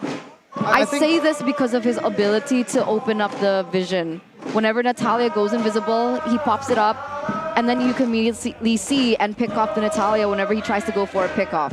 Yeah, on top of that, right, it's just everything. Everything was there. It could counter Natalia or any sort of dive. I think that was the main thing. I don't think they really expected a Natalia. They expected the carry though, however, and they expected Aura to go for a dive comp. Right, but that's why, right? Seeing that in hindsight, you picked a Natalia into a Kaja. They counter-picked themselves. Exactly. Similarly to how they picked the carry. Exactly. Against the Melissa. Exactly. So basically, Aldo just needs to sit by, idly by, while basically Aura Fire dig themselves their own hole. Well, Victory loves preparation, man, and Aldo definitely did his homework and set up everything all the way from the beginning. So if you guys want to do the same thing, you have to set up yourselves for success with this amazing new device, guys. Remember, this is the Samsung Galaxy A34, A54 5G. Because if you want to flex on social media, if you want to create content, if you want to play on the side as well, you guys can check this out. Because there are two phones, in this A series, right? The two phones that I mentioned earlier, and the specs are really great as well, right? Quad camera up to 50 megapixels. What? Really good for making content. Optical image stabilization and nitography. So you can even create content when there's no light. That is impressive, man. You know, this country gets pretty dark at night, like other countries, so if you want to make content, you gotta have the right phone, man. You have no idea. You think that with a random smartphone, you can do the same kind of content, but no. This is different quality. And the price. I think that's where we have to like draw some attention to. The price, man. 5 million IDR. You can also get an awesome deal up to IDR 1.162 million. Including a cashback of IDR 300,000 IDR. What are you waiting for? Just check it out right now. Samsung.com/ID and grab the Galaxy A Series 5G before you regret it. Make no regrets in life. And with awesome performance, definitely awesome is for everyone. You know, sometimes when I make content, I start crying. Why? Why? And I'm scared to ruin my phone. But luckily, the A Series, it's water resistant. IP67 water resistant. You can do anything. Out in the rain, all no good, problem. Man. Is that it? In the rain only? I was wondering where you make content if it's, you know. No, I said when I make content, danger. I cry. She cries. I didn't say I make content in the rain. Won't break the phone. Exactly. And this is the exact game recap as well for game number 1 between Bigetron and Aura. And you can see here the impact player from the side of Bigetron, Melissa. And the impact player from the side of Aura was Kabuki. And even then, Kabuki still is able to be the impact player, even though he was in a losing lane, Arashi. In a losing lane, but it's just not enough. It's a team game right here. There's no way you can just solo carry literally your team. If you look at damage dealt, he wasn't allowed to do any kind of damage. He's outranged, outzoned, out-crowd controlled, and out-supported by his team. So honestly, at this point, Aura, I feel like, ironically, one of their best ways to get back into this is to do things that at least standard, right? They're trying too many things that needs too many things to go right for them. They need to go back to the standard basics because honestly, on an execution level, Orafire is not a bad team. You can still see mechanical plays happening, great engages, catching Bigetron Alpha off guard. But I think they need to simplify, optimize, and streamline it in order to actually get something of value here in game number 2. Yeah, I agree. I think they need to work with what they got. I see a lot of picks that maybe are out of the comfort zone of Orafire. And if you don't have that basics down, if you don't have that foundation down, going into other things that you're not comfortable with might not be the best decision here for Orafire. But as you can see here, we are going straight into the drafting phase for game number 2 between Bigetron and Aura. Remember, match point for Aura. If they can't force this to a game number 3, they can say goodbye to their playoff run. You can see here Bigetron already with the respect bands coming through. The Kadita, the Claude, the Faramis as well. And Aura with the Fanny, the Kaja, and the Wanwan. Sorry, the Joy, not the Kaja.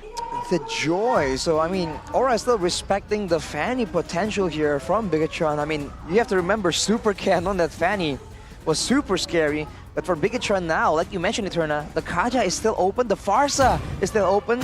But they can do the exact same thing if they really want to. But look at that, right? Look at that. We mentioned it in game number 1, how I don't think the Yves is going to work out your first pick. And they're going for the exact same thing, the only difference being the Melissa. So I guess they are starting to prioritize Kabuki and the gold lane. But Bigetron, they easily have the answers towards it. As Orafire, they're forced to ban the Hanzo here. So they can't eliminate these heroes that can bully the Melissa in the early game, like the Brody, as well as the Beatrix. That is same choice here. It's literally just the same, but different, but same. Well, the Melissa pick from Aura, though, this really is in line with what we're saying, right? Make sure that Kabuki has priority and make sure that he has the tools to work with. So now he has a winning lane. Now they have to make sure that he has protection from the roam, from the mid lane, from the roamer. So the Yves has some clear, it can move around. They need to find a solid roamer as well. And I think for Bigetron, you're gonna limit that EXP lane, ensuring that they have all the pressure necessary in all 3 lanes against Orafire. Here, though, we do have a comment from the CEO of Bigetron Alpha. Ken has been waiting for 2 years and has played several times in the MDL up until now and has proven that he is capable. Luckily, it's not a bad investment. Yes, you're absolutely right. I like that he adds that a little bit, just personality down there. As Orafire will go for their last ban, which is the carry. Interesting choice to ban. They're trying to limit the gold lane possibilities for Saken, seems like. You know, keeping in mind that he wants to try and get a winning lane for Kabuki. So the carry can match up to the Melissa, but I feel like there's still ways Bigetron can go around this. They banned the Arlott here. Bigetron might do something surprising here because honestly, most of the Marksman's Miracle, like you would know, don't really do that well against the Melissa. Not at all. I mean, again, even the carry. I think the carry is probably the weakest one up against the Melissa with her limited mobility. But there you go, Godiva. Finally picking up a hero that we've seen him in the past play. But so far in Season 11, we've seen this once. He actually played twice, and it did not work out at all. I think he's still sitting at a 0% win rate on all of his picks. But now Bigetron Alpha, I believe they can go for something like a Moskov in the gold lane. Why not Brody? Brody would work, but looking at this kind of composition, I think the Moskov just works a bit better than the Brody. Provides more DPS in those really late game team fights where the marksmen become the main factor. You know, with a bit of the AoE being spread out with that passive from the Moskov. It can work out, and it does allow Bigetron to once again have so much setup in the lane, right? They can set up the ganks using the Moskov or go at it using Key on the Kaja. Or just go with the Feather Edge right here as the first picture. Akai and Moscow will be their pick right here. I think it's solid across the board here. The Akai pick, very solid up against a full, well, a composition that really wants to dive in, right? The Kufra is to counter the Kaja. So they pick up the Akai to counter the Kufra, giving so much space over for the Kaja again. They can utilize the aggression of Orafire and turn it into a win in the team fight. Aura needs to secure something that can really dive to follow up with Godiva in the XP lane with the Terizla banned out. This is really tough. I would move Fredrin into the EXP lane. And what goes jungle? And bring Martis. Martis. I feel like right at this point, they require some kind of burst damage if they want to even match. Whoa, match they took your note, but they changed it a bit. Wow, okay. Hang on. I was about to say they need to burst damage if they want to ensure that the Kufra has, or the Fredrin has any threat, right? It requires follow-up to ensure that whoever gets caught gets taken out. But they go for the Lancelot, and this might be the tank Lancelot, so I don't even know if that is, if they're taking my advice, Mirko. Not too sure. I don't think it's going to be burst though, coming in from the Lancelot. It can still work, but up against this composition, especially a Kai, I don't think they want to risk going for that full damage Lancelot. It's most probably going to be the tank slot that's making its way here into game number 2. Aura Fire have set their draft. A turn up. What are your thoughts? I'm not sure, dude. I'm not really sure about the Lancelot pick. Sometimes it works, sometimes it doesn't. We haven't really seen Van play to much success. I guess he picked up the Ling before. Didn't work out too well. But Mirko will take us into the portal. Here it is, ladies and gentlemen. Aura's fight for survival in the playoffs. Bigetron Alpha 1 game away from wiping that out. Will BTR do it, or will Aura Fire force a 3rd game in this series? You can see here Van already with the emblem. With the Demon Slayer emblem, so probably a tank slot here, Rashi. Right, and you know, the tank Lancelot has been a lot more versatile and still having enough damage to be a significant threat towards the back line, especially the gold laners. But if you look at the emblems from everywhere else, Godiva and Fluffy will have an extra bit of wave clear here if they want to try and be proactive in the roaming department. So you can see Moreno struggling a bit more, but Godiva goes in. Pretty aggressively here, but Van, oh, what? Super Ken actually got that. Van not utilizing the Retribution here, despite Super Ken already picking up the Retribution onto the purple buff. Again, these small wins were the reason that Bigetron Alpha were able to actually capitalize in the end. Here as well, you can see Van trying desperately to get level 4, using the Retribution this time around. Aura already being a lot more aggressive.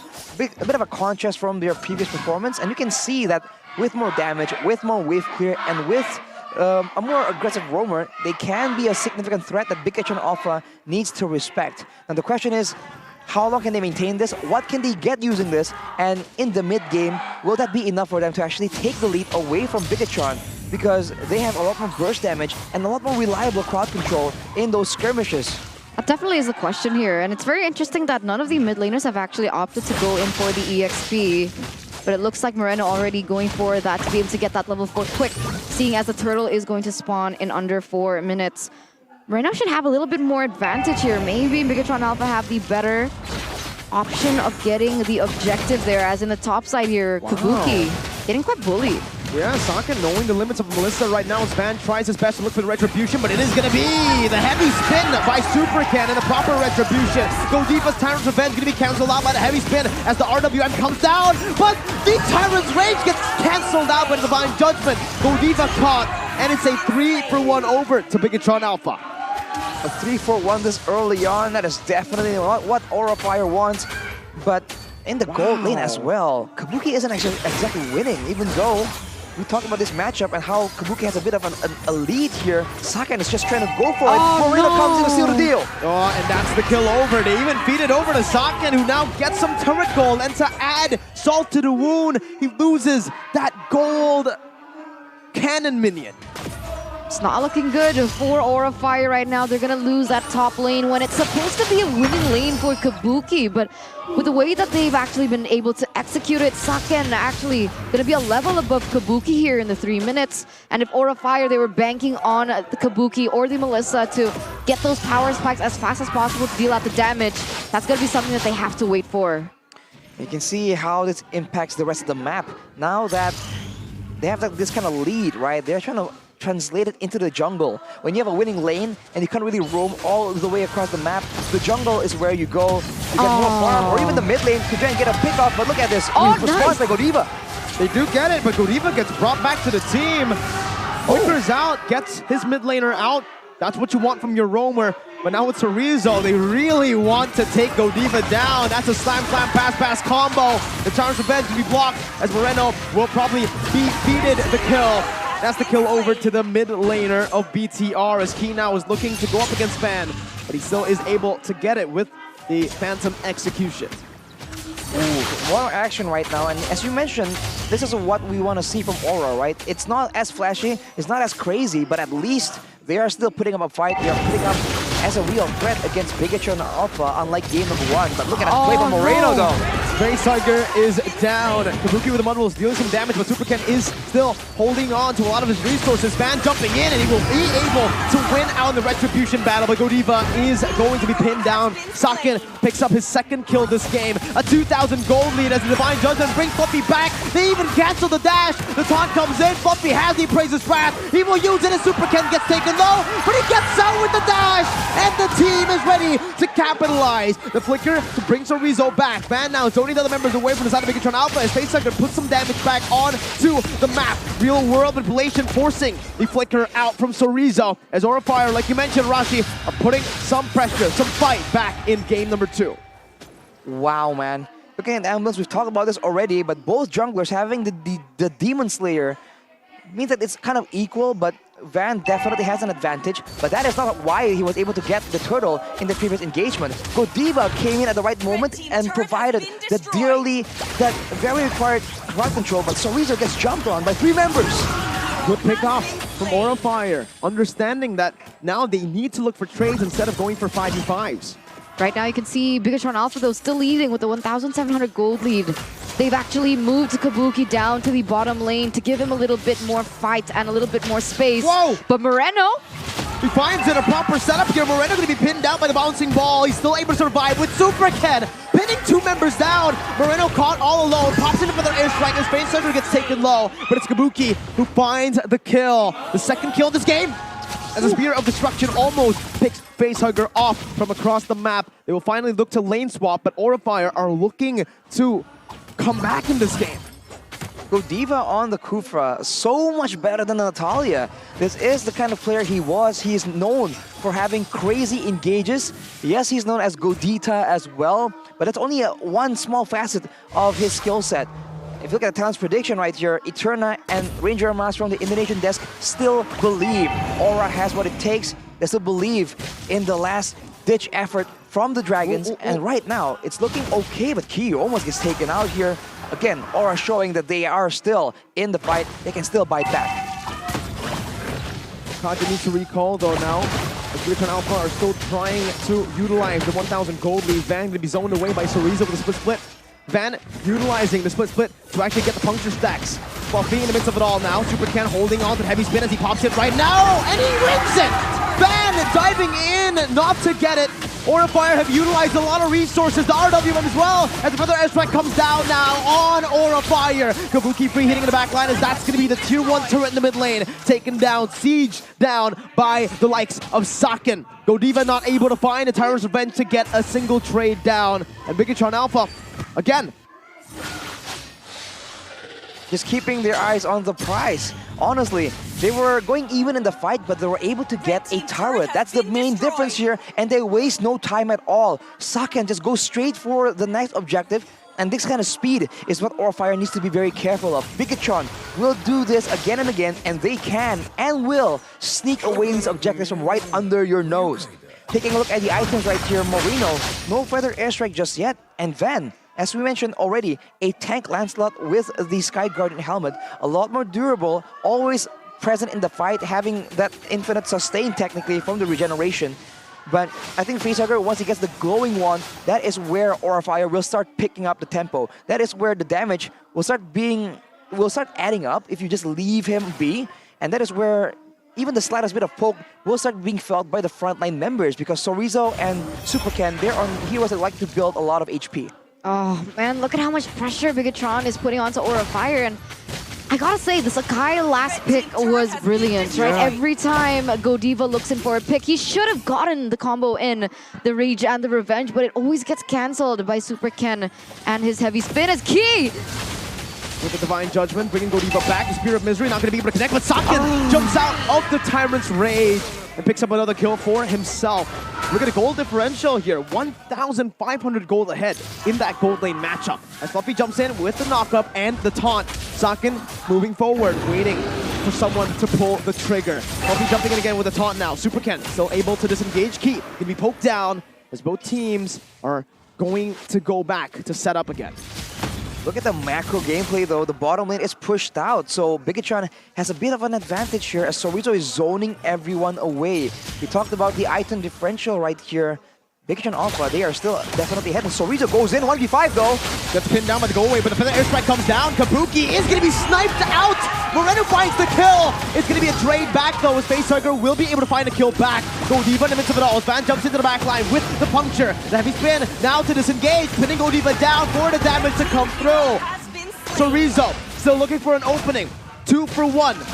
Fluffy zoning, getting out. Van still looking to go for the retribution 50-50. Super Ken has utilized the heavy spin, but Bigetron Alpha will not make it a 50-50. They clear out the mid lane as Van jumps back in. Super Ken now caught, poked down. McKee has the Divine Judgment. He will not use it just yet as Sorizo jumps into the back line. Facehugger going to be targeted down as Sorizo just puts some pressure down. It's still going to be Van maneuvering across the place. They bought enough time for Kabuki to respawn. Ooh, and they reset the Lord as well. Bigetron Alpha going to need a little bit more time if they want to get that objective uncontested here. Right now, Aura Fire here, Kabuki back in. Facehugger is also on the way as well, and it really comes back down to the setup, right? If Aura Fire, oh no! Divine Judgment will seal Godiva's fate. Bigetron Alpha with a beautiful move. Disciplined as ever, not looking for any risky plays, knowing they have the gold lead. Fluffy will open up a little bit of the map right there, but the RWM gets placed right in front of Saken, who's able to just wipe Facehugger off the map. 2 for 0, and the Lord will be conceded by Aura Fire. A free Lord for Bigetron Alpha due to their amazing plays. The wave in the bottom side was gonna push in the favor of Aura Fire, but before they can engage, they get engaged on. That is the solution, right? When you go against a team like this that relies on their roamer to make the plays happen, you just jump on him instead. Moreno gets jumped on as well. Godiva trying to trade back that aggression. He won't be able to though, as Kabuki finishes that golden staff. The DPS is available, but now can he survive from the burst damage? There's so much damage coming in from Moreno, from Saken, and if he's not careful, Key can shut him down as well. So on this Melissa, he's getting completely outranged, even though the Melissa's kit is meant to outrange the majority of the gold laners in the game. I want to give some advice to Kabuki. No Bara skin. No Bara skin. Simple fix, isn't it? Oh man, look at Moreno already picking up the Holy Crystal as well. So we thought the damage output coming in from him was massive, and now Kabuki needs to have a lot more caution in terms of that positioning with the Holy Crystal, because last time around Kabuki, before he even was able to deal out that damage, he was taken out by the Feather Airstrike because of that range. And finally, they go in for another siege from the bottom side. Every spin onto Fluffy and Godiva as Van jumps in with the puncture. Trying to dish out damage, but that's going to be the turret taken down. Van taken very low. Saken still in the midst of it all as the Muddles dishes out damage, but Key is able to flicker out. The go away actually pins Sorizo down, but it does not change the fact that Bigetron Alpha have cracked the base. Base turret taken out with the first Lord. They take it on first base turret, so that is definitely a great achievement, but they also gave up several kills for Aura Fire. If you look at their composition, this is what it's meant to do. That high ground defense is going to be so difficult to get through unless Bigetron Alpha can do something really, really crazy. With Facehugger having the 2 wands available, he can clear the waves out, and Kabuki, without any real threat, without anyone getting close from the sides to just assassinate him using the burst damage or the crowd control, he can output the damage onto everyone at the same time. That is the strong point of this Melissa pick. So Aura Fire, they use the base defense very efficiently, but keep in mind for Bigetron, it's all about waiting for the right moment to use the Feather Airstrike or to go for the Divine Judgment. Aura Fire are the ones that are reactive right here, and if they lose focus for just a second, that is exactly where Key will make the plays happen. Yeah, so far, every time they want to go for a setup, right, Key is always able to make the odds a little bit more into their favor by getting a member from the side of Aura Fire picked off, whether it be Godiva, Facehugger, Fluffy even. And I think they're trying to replicate the same thing. And what I feel is lacking from Aura Fire is that map control, right? Because even in the top side is pushing once again in favor of Bigetron Alpha. And that means Aura Fire, they need to send someone to the top side, but they also need to set up for the Lord. Bigetron Alpha, they're going to have a better time when it comes down to this, as now it's a 5v4 with Fluffy there, forced to deal in the top side. Ooh, he flickers back towards Facehugger. He finds him with the Divine Judgment, and he's low. Forced to flicker out. He won't be able to pop the RWM, but he will be able to in the end with the damage coming in. Kabuki has picked up a double kill. Moreno finds another. Saken is down. Chorizo now jumping onto Kabuki, but he has the go away to get out. That's the fight that Aura Fire needs. Supergan now bringing Van back. Chorizo trying to pin him down as well. But Van should be able to escape right now as he jumps in with the Phantom Execution. Looking for some damage. Moreno has rotated back with the Wings by Wings. Looking for some damage back. But Aura Fire, they found a hole. And now they're utilizing it in their... Not sure what happened there, but they will be able to utilize it to get the Enhanced Lord. Wow, a Lord pickup from the brink of defeat.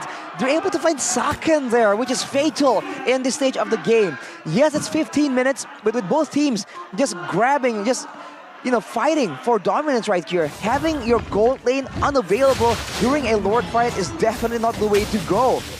In that fight, it was key, engaging, going with the Divine Judgment, but it gets responded by Aura Fire. And with that counter engaged, they're finally able to get an advantage right here. The gold lead is only 600 gold, but they still have to be careful. Bigetron Alpha still have more cards to play in this situation. Man, I hope Facehugger's okay, right? After that. That's gotta hurt, right? That's gotta hurt. But luckily, the death timers aren't too punishing right now. We are still in the 15th, almost 16th minute of the game. And even so, Aura Fire, because they were able to get a better team fight result, they're going to be able to get this Lord as well. It's marching down on the bottom side. But like you mentioned, it's very important for Saken to be taken down. Godiva. Beautiful engage over Super Ken, now going to be poked down by the Muddles. Aura Fire utilizing this to get all the way equal. Look at the gold lead, completely just gone, diminished. They're trying to utilize the Enhanced Lord now to look for some more turrets. Let's see how Bigetron Alpha deal with this. Van in the front. They will just give over to tier 2. Super Ken is going to be engaged on the Titan's Revenge and the Rage. Going to be able to find it, but no, Super Ken gets out the heavy spin. Not for long, as that's the killing spree. Saken in the mix, getting caught by the flicker play. Van going to be caught in the Divine Judgment as Moreno picks up the kill on to Godiva. Chorizo zoning the backline away, popping a split. But they have lost two members compared to Aura Fire. They also have a gold lead here as they're going in for siege on the bottom side. You can see Aura Fire slowly adapting to the playstyle coming in from Bigetron Alpha as Van once again looks for more onto the members of Bigetron Alpha. Uh-oh, big blunders happening here for their air strike to be popped in. So Chorizo losing immortality, but it's in the base. He flickers out to safety. Phantom execution by Van to disengage. Bigetron Alpha have fended off the siege, but Van wants to continue with retribution onto Key. Facehugger with the brute force, adding some more sustainability, a bit more tanky. Kabuki though with the Inspire, poking the members back. Ooh. The Spear of Destruction almost sniping Kabuki down. And Bigetron Alpha will be able to defend their base turrets, but look at the damage that Aura Fire have caused. The one thing that I wanted to highlight from that team fight was the fact that Aura Fire, they adapted, right? And what I mean by adaptation is the fact that Godiva goes in on to Super Ken to bait in his ultimate, and he doesn't actually use that Tyrant's Rage until the last second with the Flicker combo as well. So they're starting to pick these little things up that they can actually work with, and it's actually doing them great. It's actually giving them great results. Aura Fire being able to get more kills on the board, realizing that Kabuki has already reached that power spike. The late game Melissa is definitely a huge threat, and Bigetron Alpha needs to respect it and save some crowd control to either protect their gold laner or ensure that Kabuki cannot match up to him. I mean, the Moscow from Saken, it still does damage, but it's been a bit too overzealous, and it's now on the other side of the map as the Lord is being rushed by Aura Fire. Super Ken will be jumped on, and Aura are making the first move right here. You gotta be careful though, because that's a concealed play. The conceal has been used now. Bigetron Alpha has a resource advantage as they look to play around the mid lane. Getting some prio done. Fluffy gonna be baited into that mid lane, but Bigetron Alpha will not bite. They will still wait for an opening. Spear of Destruction. Ooh. Opening up the map properly for Bigetron Alpha to secure control of the top side river bush. With the waves pushing, though, Bigetron Alpha can play it slow, but now they go for it. Godiva engages. Counter Revenge and the Rage. Divine Judgment now to Peel. As Van jumps in with a Phantom Execution, trying to save the game. Super Ken with a heavy spin. He still has it, but the damage comes through, and it's Key who fights it. Van gets pinned down. The Immortality's bought by Van just in time. Key will lose his. Van gets some of the puncture, but Key now in the midst flickers out from the top. Bigetron Alpha now knowing they have won the fight, they have secured the Lord, will choose to disengage. Still staying disciplined, Bigetron Alpha not being overzealous or overcommitting. They don't want to make the same mistakes that they did before, and they are going to go in for the disengage and wait to push it with the Lord. But now, what items are really sticking out to you here, Rashi, in the 20th minute of the game? I think at this point it's very situational. The Winter Truncheon is finished for Moreno, so Aura Fire cannot be nearly as oppressive. But on the flip side, there's a Divine Glaive as well as a Brute Force Burstplate for Facehugger, so he can kite around and poke as much as he wants. But in this fight, it's gonna rely on burst and one single moment. And considering that Key has a fleeting time, you can expect that he's gonna try and get a big pickup, and without the flicker available, you have to question how well he can do so. Sakin free hitting the back line, so is Kabuki. Key looking for a concealed play, but will not be able to find it right now. Godiva jumps in with a time prevent. But there's an airstrike, zoning Van away. Mid lane, base turret falling. Fluffy in the midst of it all. With a precious back flicker combo on the Sakin. But he's still able to survive. He gets out in time as well. He pops in with a nature. Kabuki with the damage. Super Ken is down. 1-for-1. The XP for the jungler. The base turret has cracked, and Sakin has sold one of his items for that Haas claws. Wow, that was scary for Bigetron, man. At one point, it seems like Aura Fire had full control. And keep in mind, when Bigetron Alpha is on the back foot, there is that Yeeve that can be a huge problem to try and run away from for Aura Fire. Moreno very boldly uses a further airstrike there without knowing if that was safe. A bit of a risky play, but with 2 base turrets taken, let's take a look at how that all began. They used the Lord to try and pressure and force the mine from the... take away the focus from the members of Aura Fire, and then afterwards, everyone just got shredded by Kabuki, but fortunately, they were able to move back and survive with a sliver of HP. Now, with the macro gameplay, with the waves constantly pushing in favor of Bigetron, it's a very small lead, but it's enough for them to try and use it for an advantage. Keep in mind, the last time they were able to take the Lord, it was very much a 50-50. Key was the one who was able to secure that the Lord, so I think both teams need to be very careful, but Godiva goes in for the EXP lane, not the right target. I think at this point they're looking for anything, right? If they can get a numbers advantage, they're gonna go for it.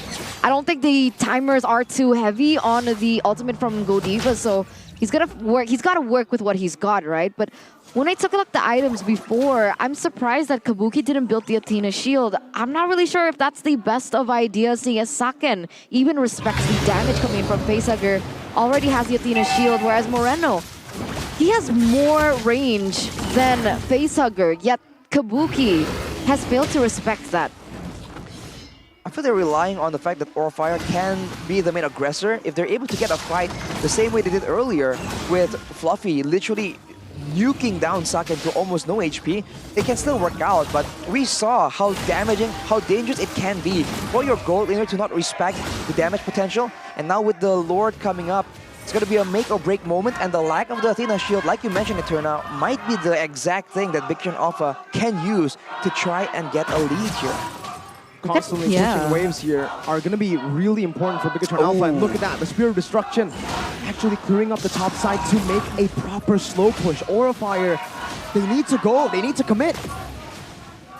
It's now or never for them. If they keep waiting, the wave is going to build up more and more, and inevitably, someone needs to go back, or they might just lose that final base turret. A very costly loss if they really want to try and match Bigetron Alpha in the late game. Both teams displaying insane patience right now, just showing each other their EXP laners. And slowly but surely, the Fluffy is getting zoned away. Sorizo is able to push everyone away. And here it is. This is the moment Bigetron Alpha is waiting for. The wave pushing towards the turret. They've sent Kabuki up top, and now it's Fluffy on an immobile hero. Bigetron now, Key with a flicker, but Van with a beautiful dodge. The real world manipulation was baited out. Fluffy is still in the top side. They still have a man advantage. Flicker for RWM. Key has actually used the Divine Judgment too. Aura, do they take this fight or not? It's going to be a 4v5 if they do. They seem to be backing away, but so is Bigetron. So both teams just do not want to take the risk. They need to try and get something definite. I think the idea from Bigetron is to not go for a retribution battle, but to just go for a winning fight. But now with the waves cleared out, it's going to be an opposite situation. Aura Fire will be the team with a pushing lane soon enough. At this point, whoever blunders first, I think they're the ones who are going to lose the game. You can see Facehugger as well picking up a Holy Crystal to give out more damage here in the 24th minute of the game. That might just be the answer that Aura Fire needs. Not relying too much on Kabuki as Godiva. Oh, he jumped in on the Chorizo. Bringing the Tyrant's Rage back for the Fear of Misery finds two members. Socket now jumping in. That's going to find the execution in the back line, but Godiva will lose his immortality. Socket is still able to kite away. Van pinned down to the wall, has the puncture to get out on this tank slot, and they disengage. 24 minutes in, it's still anybody's game. Wow.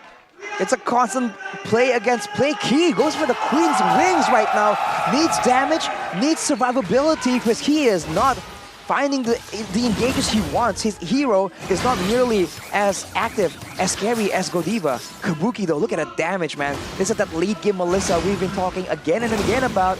And right now it's still even. Both teams looking for a play, but look at the first flicker being used by Moreno though. Oh, Godiva gets spotted as well. The Lord knocked him up. Kabuki still able to regen, so Rizzo in the front right now, still able to kite, but Key is looking for something. He gets caught in the Tyrant's Revenge, knocked up as Saken is there as well.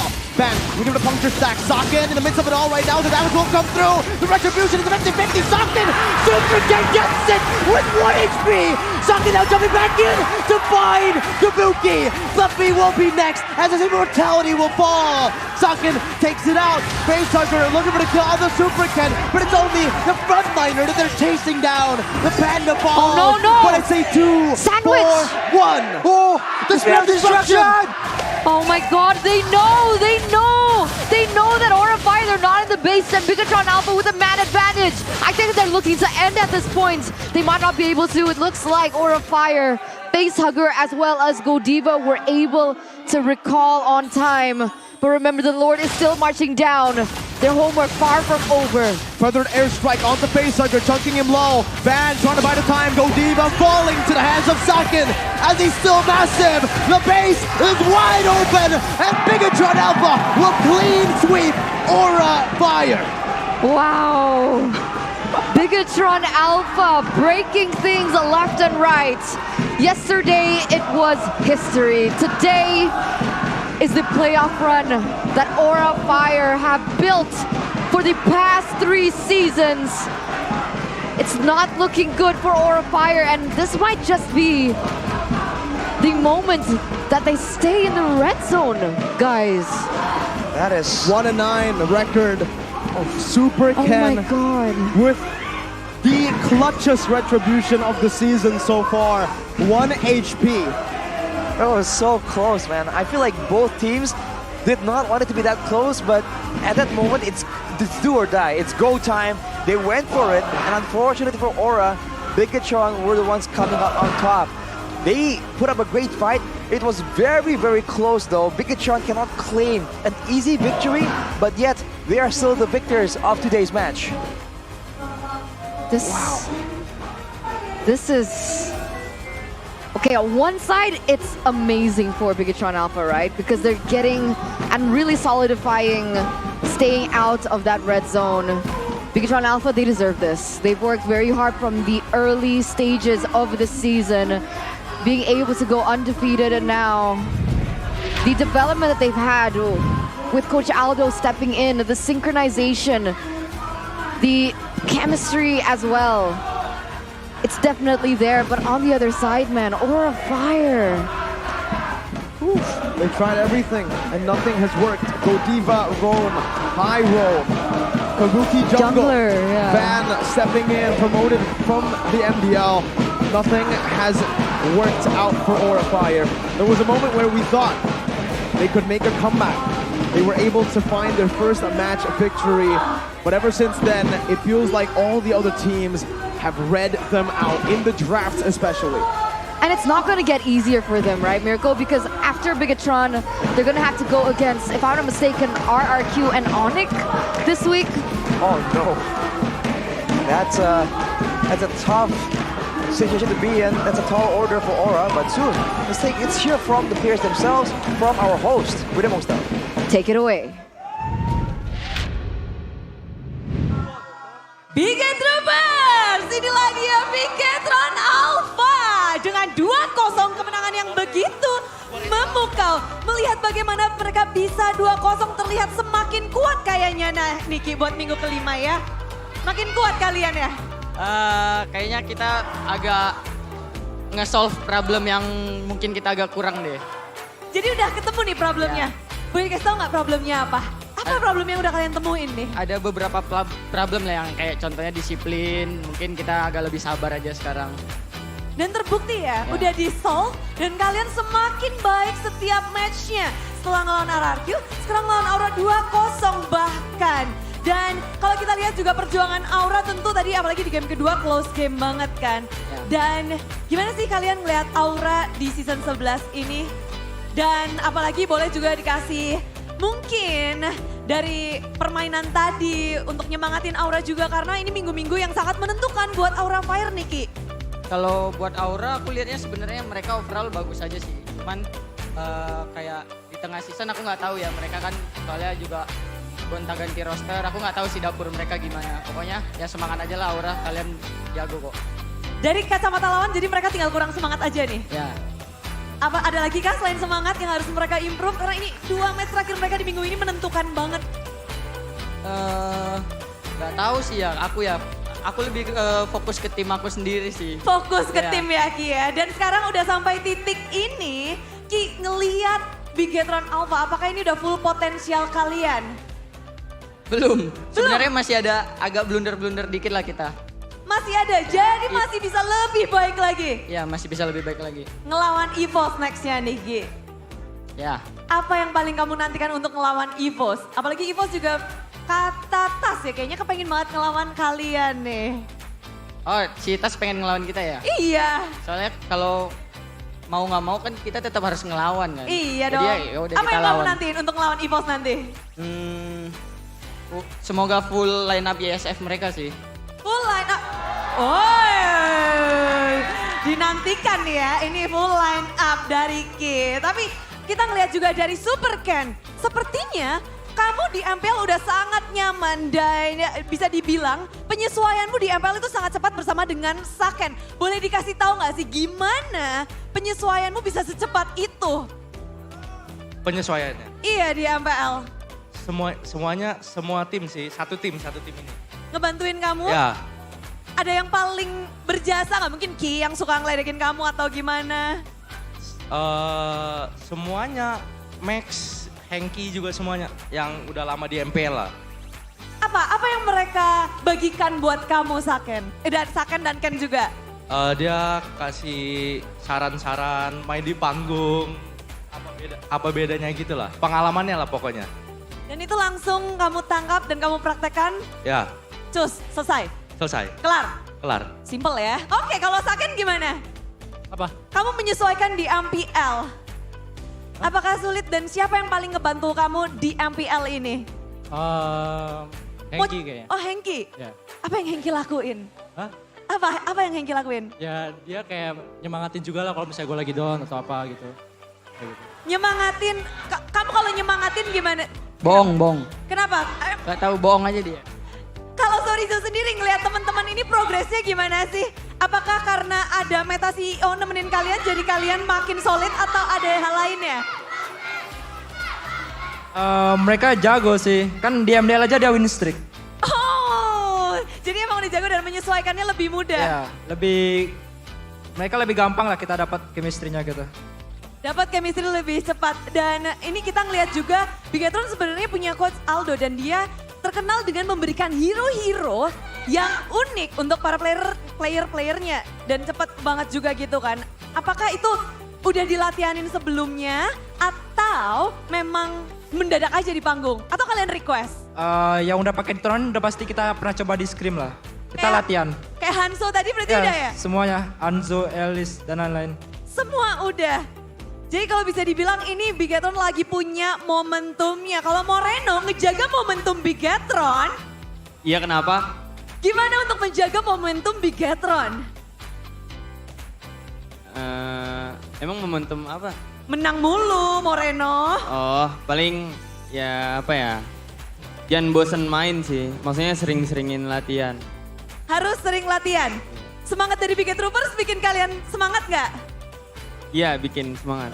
Wey, Biget Troopers. Dan boleh kasih tepuk tangan yuk Biget Troopers sekali lagi untuk Bigetron Alpha.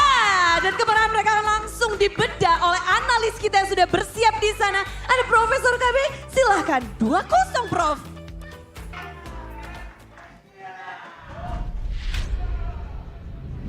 Thank you so much, Bude, Clara, Mongstar, and of course the Red Robots, Bigetron Alpha. Congratulations on your 2-0 victory. Congratulations too, Mirko. I'll take that. Congratulations, man. Feeling a bit, feeling really good right now. It's been a long time since they got a 2-0. Literally all of the games, even losses mostly are 2-1s, except for against ONIC. It's a 2-0 loss, a bitter pill to swallow. But on the other side though, right, there's the thrill and the agony. Yeah. Aura Fire 1-9, their playoff chances. I think next up they have ONIC, and that is the last breath. That is their last hope. They need to make a miracle run happen there and then, because if they lose their next match, it is all over for their playoffs run in Season 11. Insane, right? What a third place, man. What a fall from glory for Aura Fire, man. Yeah. Even if they were gonna decline, you would think that it's gonna be gradual, but they just drop down It's a so roller hardly. coaster. It's just such a steep fall off for Aura, and honestly, you can't help but feel for them, right? It's the same people, right? It wasn't even like a new composition, new roster. It's the same guys we know and love, and yet they're unable to perform to the level they themselves would definitely want in this season, and that has to be very painful for everyone involved, man. Yeah, fall from grace. It's from very grace, yeah. difficult to watch, but these were the highlights of that previous game. And honestly, Bigetron, they basically just shattered Aura. I guess in game number 2, it was a little bit close. There were moments of brilliance, but of course, I think that was on the back of mistakes made by Bigetron.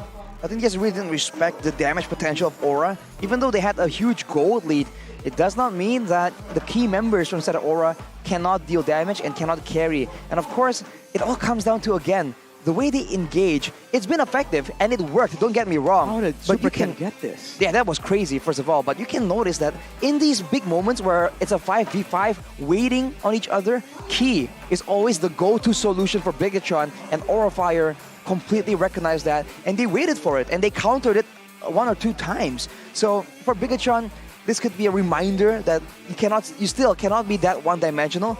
But for Aura, man, that was a respectable performance. Even our token Bigetron fan can admit that. Nah, man. No? Why? Oh, really? That it's a great performance for Aura for game number 2. Was it great though? Unfortunately, I wouldn't. Again, if you don't use a Novara skin, I can't really say it's a good performance. Ooh. He has a point. He's biased. I'm biased to the Novara skin. To the Novara skin. But look at this, the game highlight. Difficult to touch by Aura. Moreno optimizes potential makes BTR win in game 2. We gotta give props, for Moreno, the guy who untouched. Yeah, he hasn't been performing to like his season 10 form, but now you really see it when Sakan is dying in the front. It's Moreno, 6-1-9. Yeah, in a long game, that was scrappy, sluggy. Yep, the MVP by the Samsung Galaxy A34, A54 5G.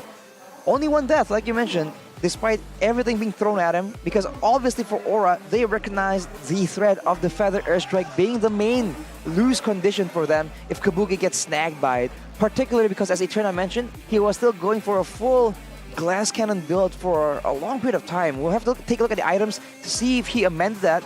But Moreno, knowing his role, knowing what to do with that Feather Airstrike flicker play near the end of the game as well, really turned the tides around for Bigetron. But let's take a look at the mic check, because that's usually where all the spice happens. Oke. Pelan-pelan aja, kalem. Awas Nata. Nata. Gue lihat. Benjol, satu dia. Woi, ngapain bang? Kalem, udah, kalem lagi. Kalem Gue ya. Jangan maksa ya. Ya nih, gue tarik. Awas ada Nata dibalikin. Gua aman. Dari lima. Gua aman. Mati kau satu. Lihat Nata nggak, guys? Itu low bat. Oke, lihat kasih Ken main. Gue ikut. Nice. Wait. Low. Boleh mid nih. Kari flicker ya? Ulti gue 3. Bisa nggak tuh? Cover gue ya. Nice, gue masih ada ulti. Abis ini bisa mid guys. Let go nggak? Sini kan. Gue tarik. Mati dia. Apain bang? Bisa mid. Gue ulti. Lihat gue mid. Aman. Lihat ini ya. EV-nya. EV mati. Mati dia. Nice tadi. Gue ulti. Gue Tower. Orang dulu. Saya Orang aja. Tuh. Tower. Gue tarik tower. Nggak bisa. Orang dulu. Kari dulu aja. Fokus orang. Nice. Guys. Abis ini next wave. Orang. Udah end. Kalem aja. Bunuh dulu. Nice one. Gue cari. Lihat gue. EV. Gue ulti. Lupa apa ya? EV gue dapat EV. Gosok. EV mati. Flicker ya. Target EV bisa nggak? Pelan. Gue lihat second. EV mati. Gue mati juga.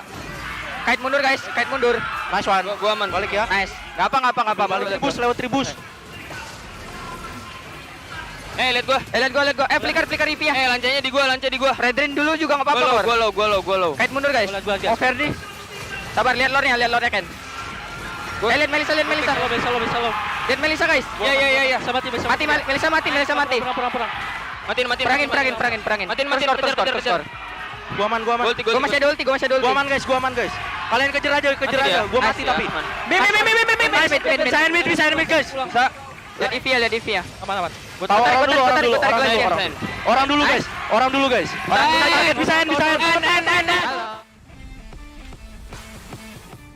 It wasn't as explosive or as passionate as They were maybe chill. other teams. They were very calculative. They weren't cold for sure. They were passionate, but it wasn't explosive like we saw and heard Geeks comms were like. But once again, congratulations to Bigetron Alpha. And remember, this is still the second match of today. We have a crazy closing match, what match do we have? ahead of us. We have leg 2 of the Royal Derby. It's RRQ going against ONIC. Wow. And we'll see if they have the same results or differences, right? Because last time around, it was a 2-0. Ooh, for ONIC. Yeah. I think we need to ask the RRQ fan, Rashi, what do you think about the next match? I am worried. With change comes difficulties, and there's plenty of that for the team I support, as you all know. So fingers crossed. I hope that we're going to have an insane, solid match. We'll have to see those, so stay tuned for that. The keys to success for Bigetron, though, super can. Aggressive in the early game and win the various objectives. It was highlighted in the last game right there, where he was able to get that insane retribution with 1 HP left. Barely, and he was able to survive as well, I believe, eventually. So very cool. But the early game, he needs to be aggressive, and he definitely did that as well, especially in game number 1 on that Hanzo. We were still talking about, yeah, I feel like he should be the MVP. Yeah. You know, he is the more dynamic playmaker, because Saken was doing damage, but you know, when you are set up for success like the gold lane, it's a different story than the Hanzo, who has to outweigh some risk, do some calculations, and Superkin was doing all that, so he's definitely someone that a lot of these other teams are looking to when they're looking for junglers to watch out for, because you know they have a very good point. I've been really enjoying Super Ken's gameplay, honestly. I mean, last time, remember, he brought in the Alice. It worked better than everyone else who has tried to experiment with the Alice, right? And that's the thing. You guys need to explore different things, right? Explore Indomart Point Coup, because the membership app or the loyalty app is able to give you so much benefits through the best deals, through every purchase that you make at Indomart. And there's even a booth where you guys can collect all your points. And remember, these points you can utilize to get free products or even special merchandises and even presents. Oh, man. At this point, it's so good. It's so value, dude. So go ahead. By becoming Indomart Point Coup member, you can get points for every purchase, exclusive great deals for members, and even free products. I'm talking about literally free. F-R-E-E. Or special merchandise / presents. Download the app, be a member, and always use Indomart Point Coup. I just wanted you to say it. Why? Because that's my point. Okay. That's a very good point, It's man. a good point. It's a On good that point. note, though, But on that note, if you're talking about things you can't miss out on, Miss out on.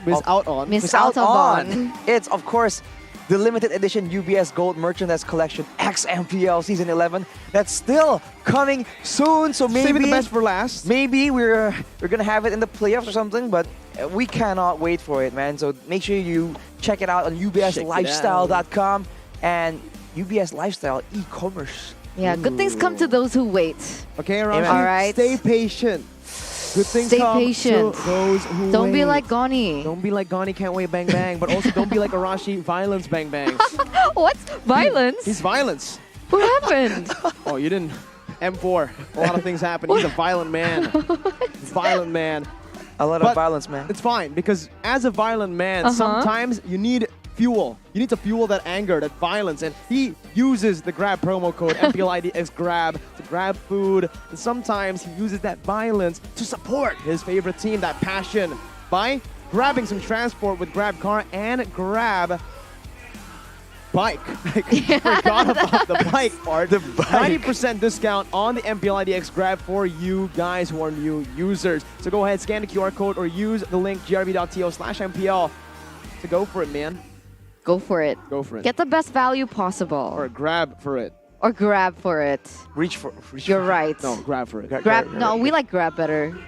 Oh, we like grab better. But with grab, with the food that Arashi's gotten to fuel his violence, he needs to fuel his violence with entertainment too. Oh, okay. Which is what he can get on Max Stream. Oh. You're going to get your maximum potential of the violence there, but also not just violence, all right? If you want to chill, if you don't want to be like Arashi, you can find all kinds of shows, streams, everything. With OTT and channels combined, you guys do not have to switch between any apps. Just stay on Max Stream. There's also crazy original content that only airs on Max Stream, like Love Coach by Rachel. You're Rachel. Is that you? I thought we were naming one each. The so one I did believe. one. Okay. The Wonder Kid.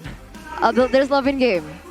And Kolak Express. Nice. There you go. Arashi, you got no more. You lost the game. You Watch lost. only on Max Dang it. Stream. Download the app right now because what are you waiting for? What are you waiting We're for? going to go into a break. You need to watch something while we're on break.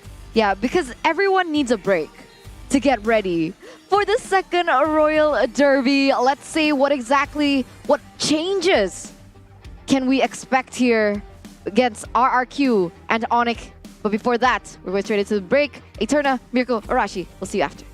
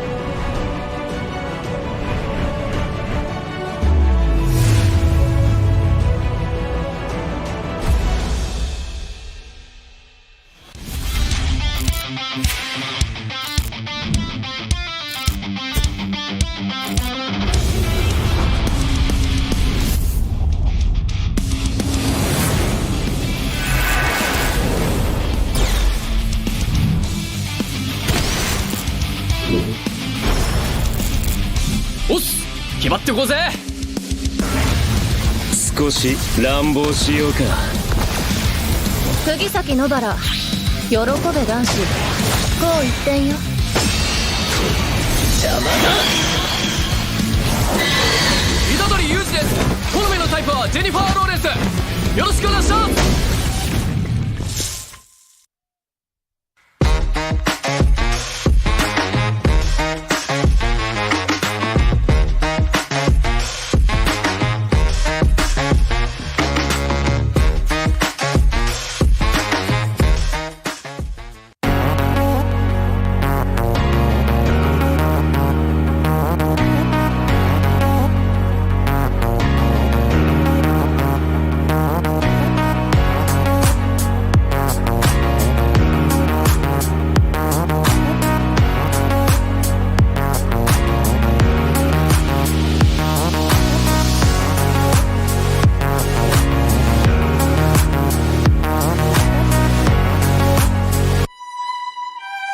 This is where you can find yourself. As true as the purest gold.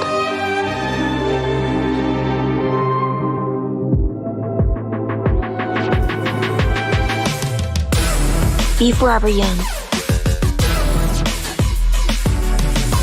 Be lavish. Be timeless. I am 24K, bling like no other. Halo para pengejar. Saya bantuin ya. Kejar ini, kejar itu, kejar. Keep kalem, pasti ada diskonnya. Pesan Grab Car pakai promo Yuk Grab.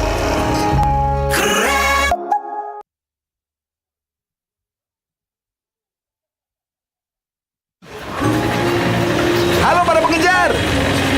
Kejar ini, kejar itu, kejar. Keep kalem, nggak ada kata telat. Pesan Grab Bike ada jaminan anti ngaret.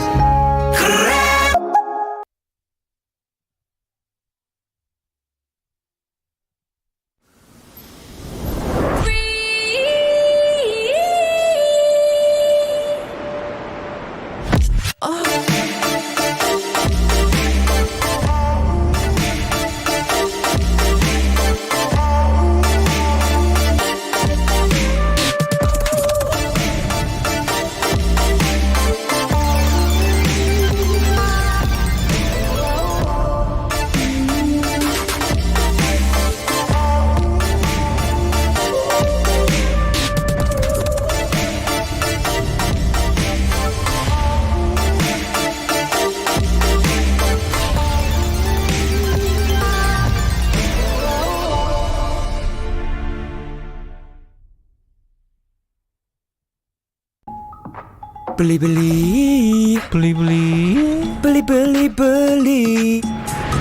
Gratis ongkir. Beli. Gratis ongkir. Beli. Download sekarang. Pasti kos, pasti beli. Belanja di Indomaret makin banyak untungnya. Kumpulkan cashback poin jadi untung terus. Makin sering belanja, makin banyak poin yang kamu dapatkan. Dapat diskon, jadi untung terus. Bayar belanjaanmu dengan poin yang kamu punya. Belanja jadi gratis, jadi untung terus. Dan untung terus dapat banyak promo. Jadi member Indomaret Poinku sekarang. Untungnya non-stop.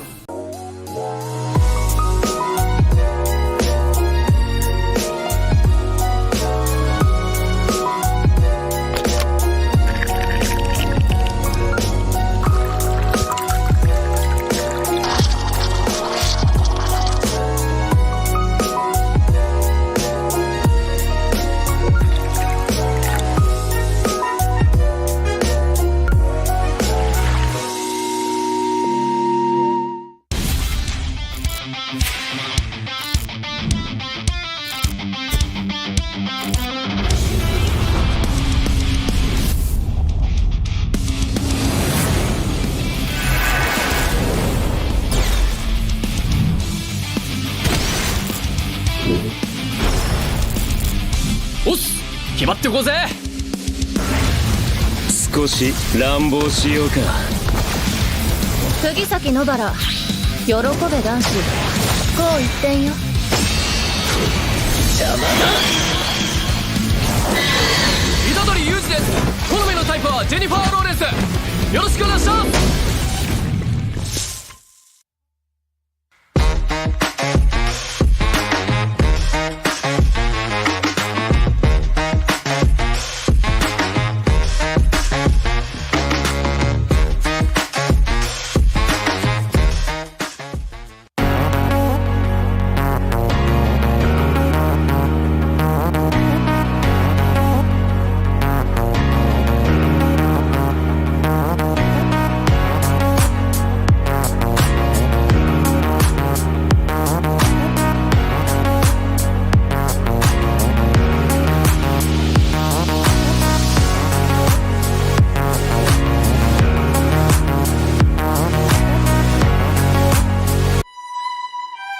This is where you can find yourself. As true as the purest gold.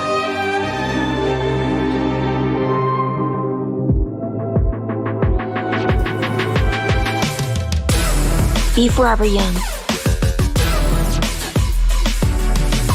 Be lavish.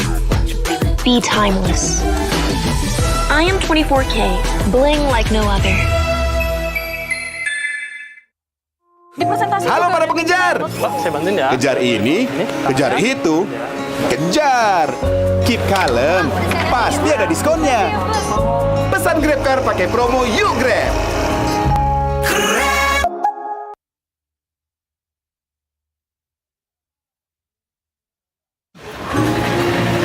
Halo para pengejar.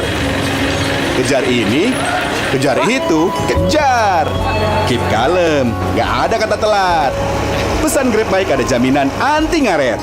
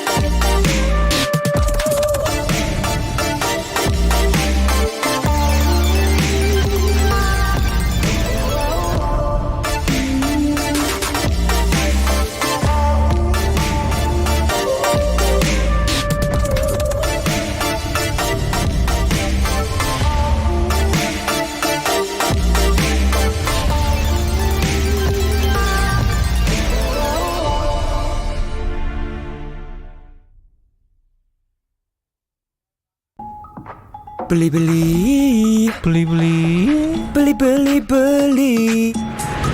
Gratis ongkir, beli. Gratis ongkir. Beli. Download sekarang. Esports, beli. Belanja di Indomaret makin banyak untungnya. Kumpulkan cashback poin jadi untung terus. Makin sering belanja, makin banyak poin yang kamu dapatkan. Dapat diskon, jadi untung terus. Bayar belanjaanmu dengan poin yang kamu punya. Belanja jadi gratis, jadi untung terus. Dan untung terus dapat banyak promo. Jadi member Indomaret Poinku sekarang. Untungnya non-stop.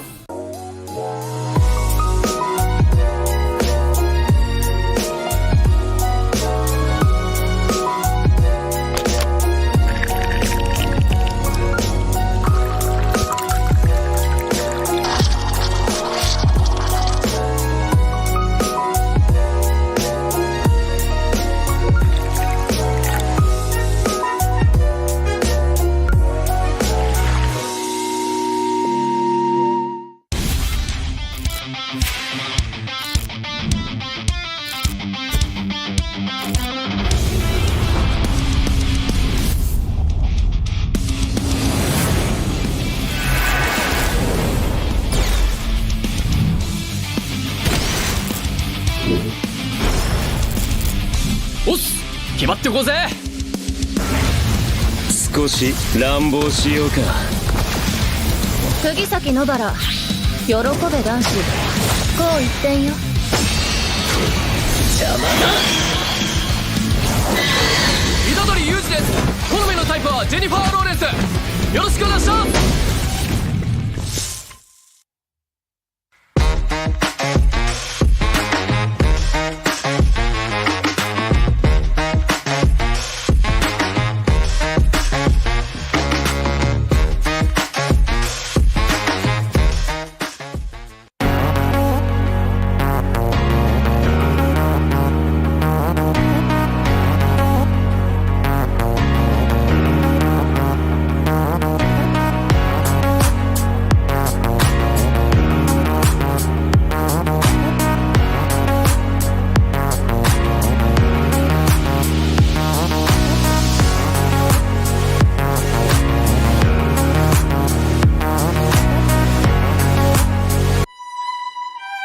This is where you can find yourself.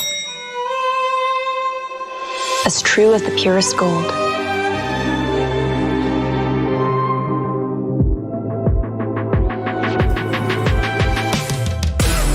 Be forever young. Be lavish. Be timeless. I am 24K, bling like no other. Halo para pengejar. Pak, saya bantuin ya. Kejar ini, kejar itu, kejar. Keep kalem, pasti ada diskonnya. Pesan GrabCar pakai promo Yuk Grab.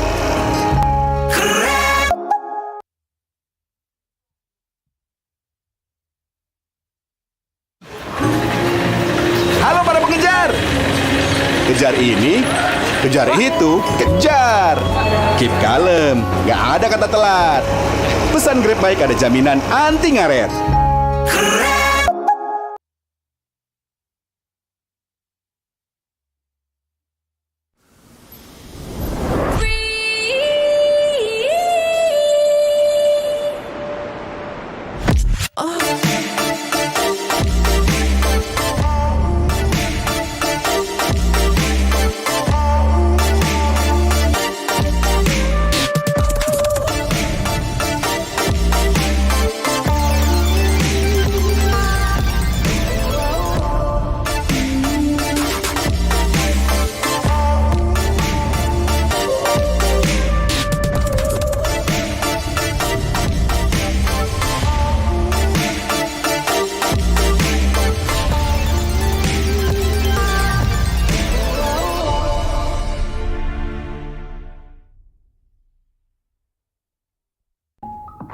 Beli. Gratis ongkir. Beli. Gratis ongkir. Beli. Download sekarang. Pasti kuas, pasti beli. Belanja di Indomaret makin banyak untungnya. Kumpulkan cashback poin jadi untung terus. Makin sering belanja, makin banyak poin yang kamu dapatkan. Dapat diskon, jadi untung terus. Bayar belanjaanmu dengan poin yang kamu punya. Belanja jadi gratis, jadi untung terus. Dan untung terus dapat banyak promo. Jadi member Indomaret Poinku sekarang. Untungnya non-stop.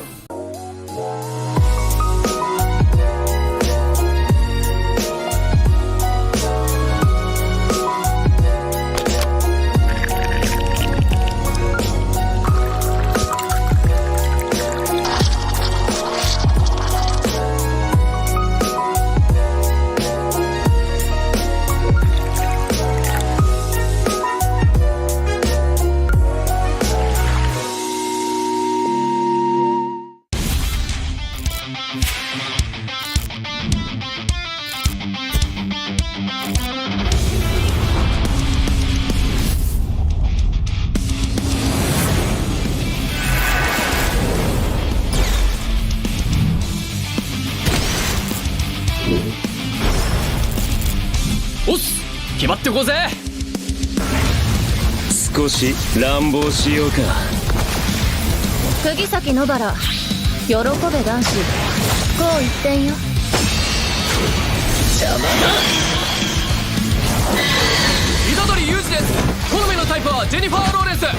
よろしくお願いします。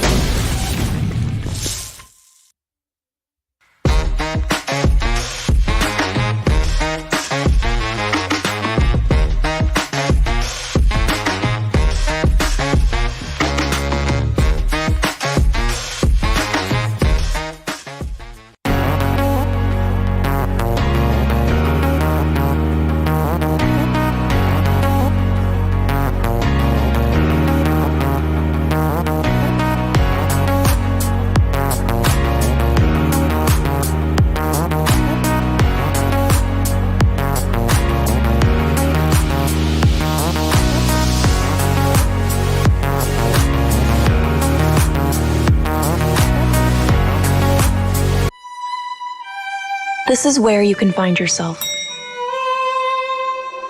As true as the purest gold.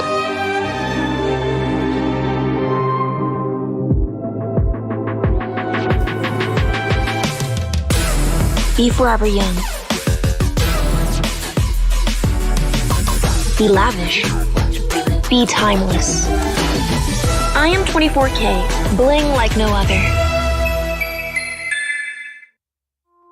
Halo para pengejar. Pak, saya bantuin ya. Kejar ini, kejar itu, kejar. Keep kalem, pasti ada diskonnya. Pesan GrabCar pakai promo Yuk Grab.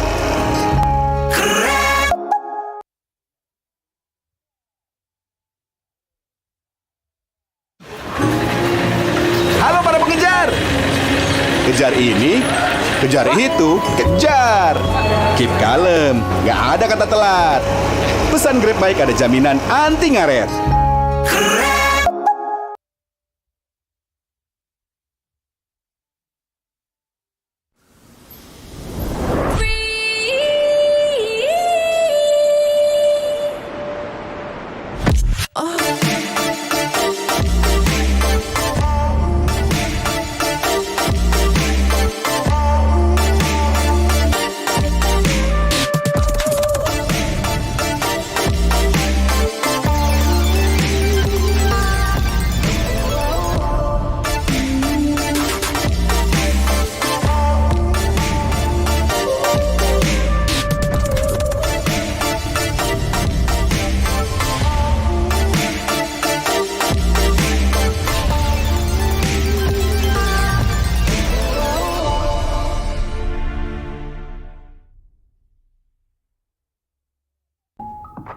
Beli-beli, beli-beli. Gratis ongkir, beli-beli. Gratis ongkir. Beli-beli. Download sekarang. Bas TV. Beli-beli. Belanja di Indomaret makin banyak untungnya. Kumpulkan cashback poin jadi untung terus. Makin sering belanja, makin banyak poin yang kamu dapatkan. Dapat diskon, jadi untung terus. Bayar belanjaanmu dengan poin yang kamu punya. Belanja jadi gratis, jadi untung terus. Dan untung terus dapat banyak promo. Jadi member Indomaret Poinku sekarang. Untungnya non-stop.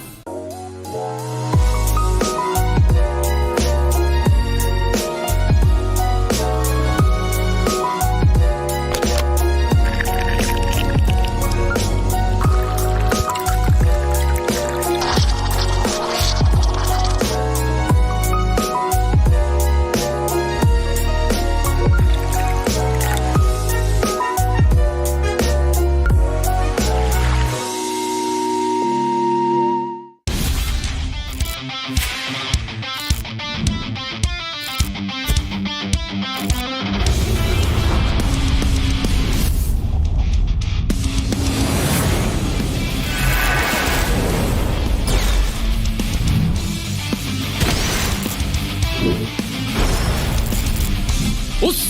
決まってこうぜ。少し乱暴しようか。釘崎野原、喜べ男子、こう一点よ。邪魔だ。虎杖裕二です。好みのタイプはジェニファー・ローレンス。よろしくお願いします。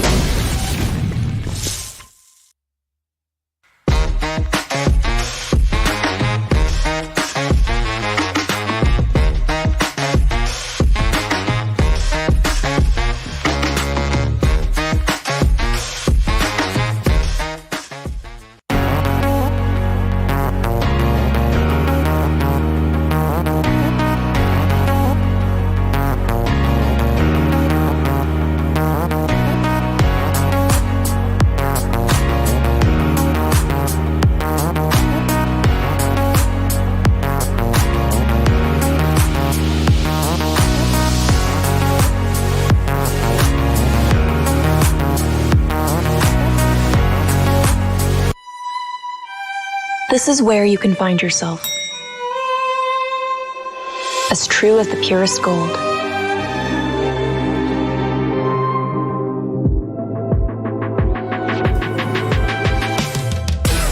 Be forever young. Be lavish. Be timeless. I am 24K, bling like no other. Halo para pengejar. Wah, saya bantuin ya. Kejar ini, kejar itu, kejar. Keep kalem, pasti ada diskonnya. Pesan Grab Car pakai promo Yuk Grab.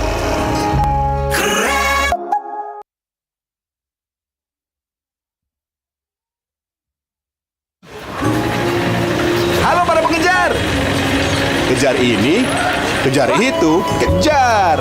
Keep kalem, nggak ada kata telat. Pesan Grab Bike ada jaminan anti ngaret.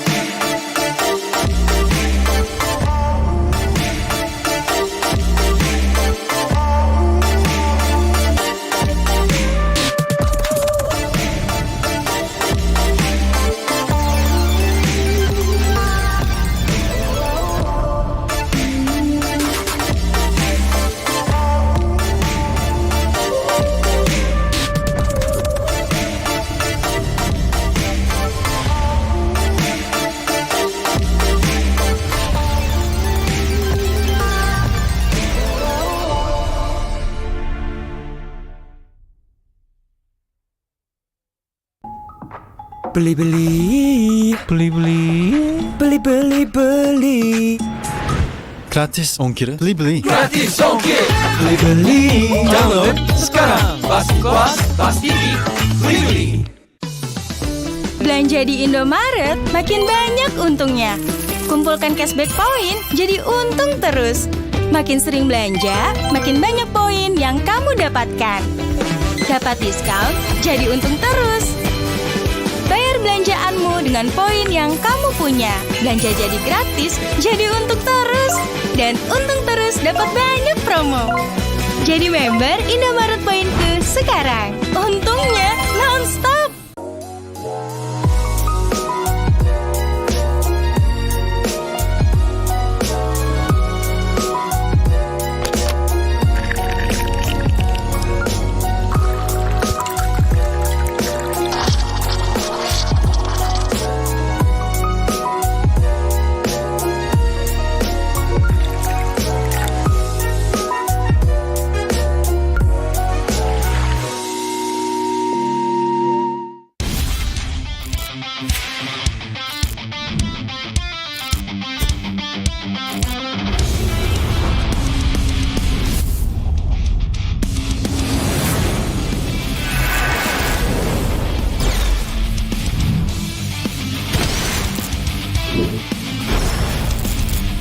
おっす、決まってこうぜ。少し乱暴しようか。釘崎野原、喜べ男子、こう一点よ。邪魔だ。虎杖裕二です。好みのタイプはジェニファー・ローレンス。よろしくお願いします。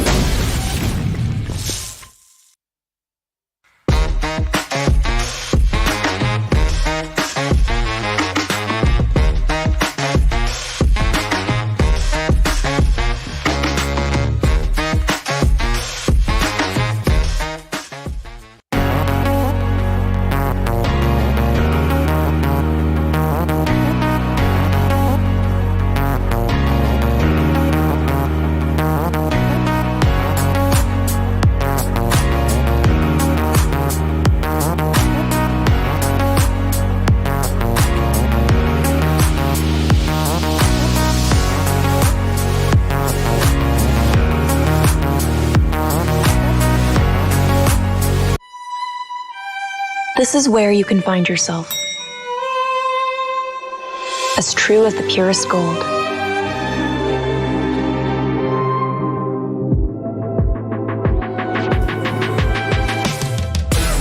Be forever young. Be lavish. Be timeless. I am 24K, bling like no other. Halo para pengejar. Wah, saya bantuin ya. Kejar ini, kejar itu, kejar. Keep kalem, pasti ada diskonnya. Pesan GrabCar pakai promo Yuk Grab.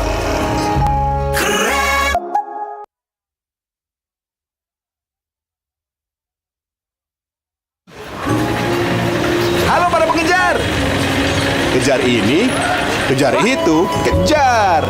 Keep kalem, nggak ada kata telat. Pesan Grab Bike ada jaminan anti ngaret.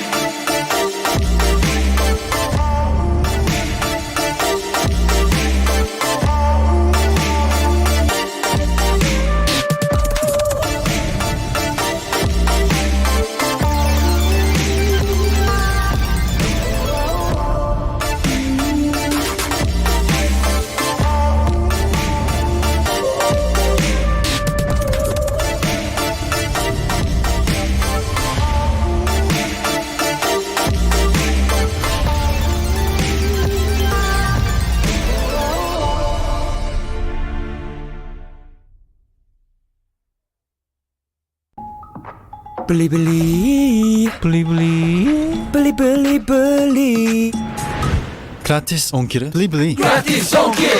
Beli-beli. Download sekarang. Pasti kuas, pasti beli-beli. Belanja di Indomaret, makin banyak untungnya. Kumpulkan cashback poin, jadi untung terus. Makin sering belanja, makin banyak poin yang kamu dapatkan. Dapat diskon, jadi untung terus. Bayar belanjaanmu dengan poin yang kamu punya. Belanja jadi gratis, jadi untung terus. Dan untung terus dapat banyak promo. Jadi member Indomaret Poinku sekarang. Untungnya non-stop.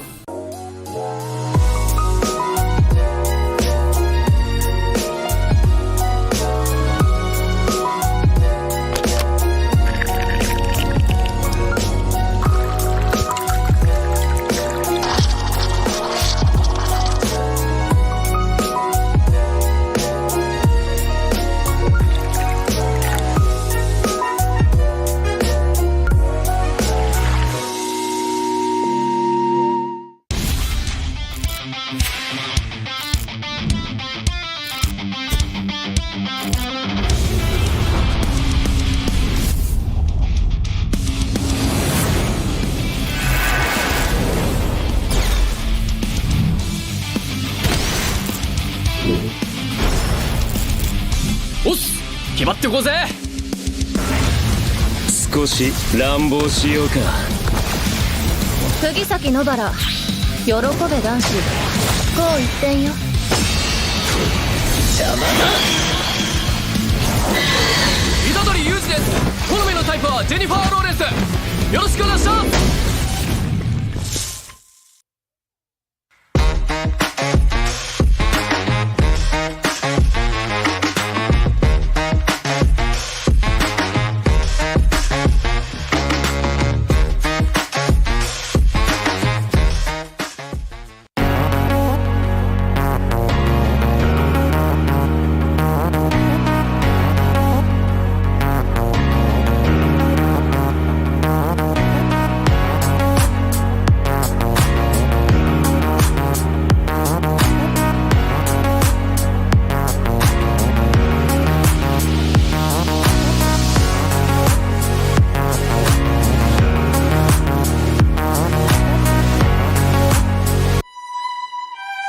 This is where you can find yourself.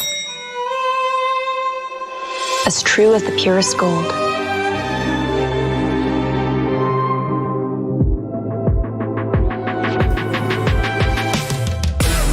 Be forever young. Be lavish. Be timeless. I am 24K, bling like no other.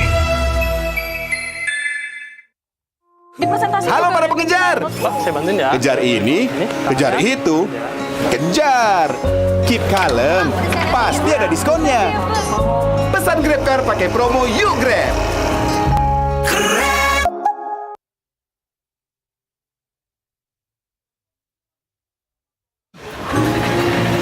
Halo para pengejar.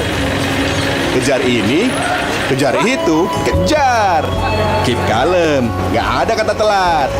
Pesan Grab Bike ada jaminan anti ngaret.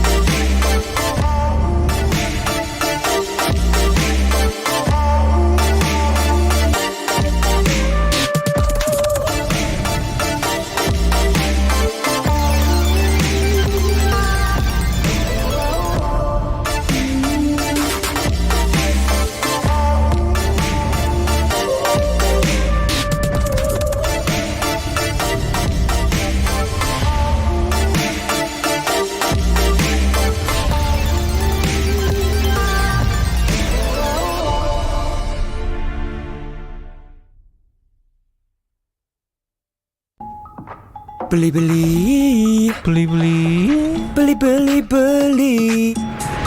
Gratis ongkir, beli-beli. Gratis ongkir. Beli-beli. Download sekarang. Pasti kos, pasti beli-beli. Belanja di Indomaret, makin banyak untungnya. Kumpulkan cashback poin, jadi untung terus. Makin sering belanja, makin banyak poin yang kamu dapatkan. Dapat diskon, jadi untung terus.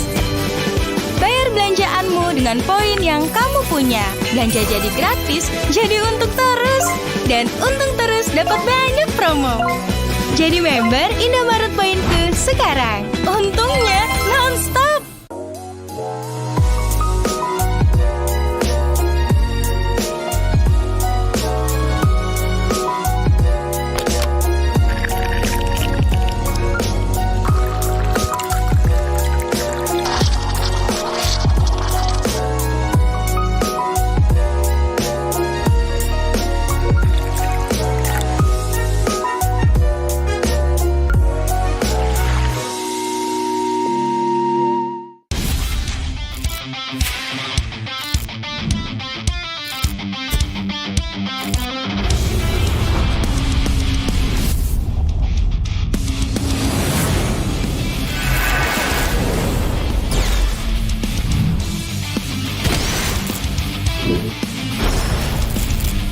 おっす、決まってこうぜ。少し乱暴しようか。釘崎野原、喜べ男子、こう一点よ。邪魔だ。虎杖裕二です。好みのタイプはジェニファー・ローレンス。よろしくお願いします。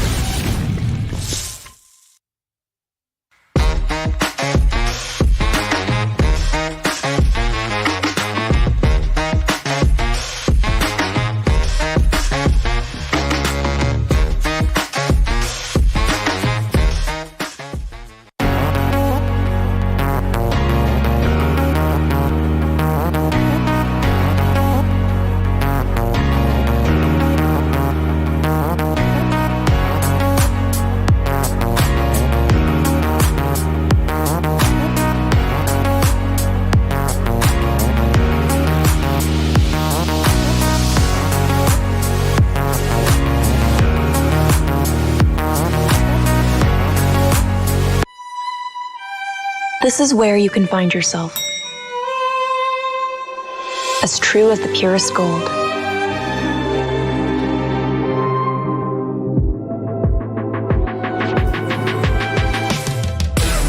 Be forever young. Be lavish. Be timeless. I am 24K, bling like no other. Halo para pengejar. Wah, saya bantuin ya. Kejar ini, kejar itu, kejar. Keep kalem, pasti ada diskonnya. Pesan GrabCar pakai promo Yuk Grab.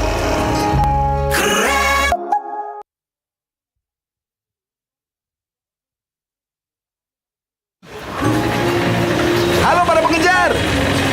Kejar ini, kejar itu, kejar. Keep kalem, nggak ada kata telat. Pesan Grab Bike ada jaminan anti ngaret.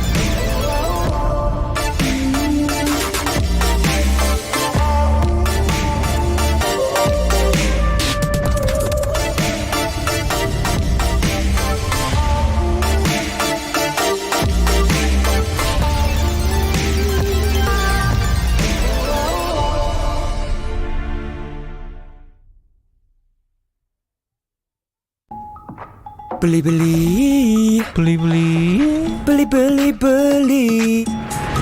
Gratis ongkir. Beli. Gratis ongkir. Beli. Download sekarang. Pasti kos, pasti beli. Belanja di Indomaret makin banyak untungnya. Kumpulkan cashback poin, jadi untung terus. Makin sering belanja, makin banyak poin yang kamu dapatkan. Dapat diskon, jadi untung terus. Bayar belanjaanmu dengan poin yang kamu punya. Belanja jadi gratis, jadi untung terus. Dan untung terus dapat banyak promo. Jadi member Indomaret Poinku sekarang. Untungnya non-stop.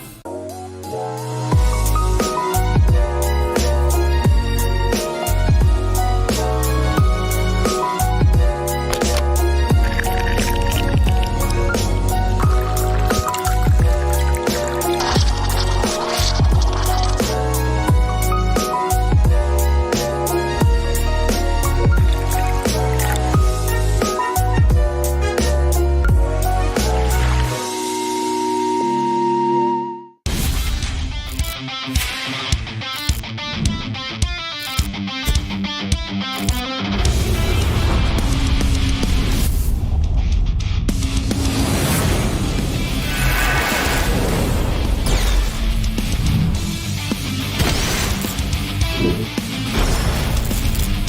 っす決まってこうぜ。少し乱暴しようか。釘崎野原喜べ男子こう一点よ。邪魔だ。虎杖裕二です。好みのタイプはジェニファー・ローレンス。よろしくお願いします。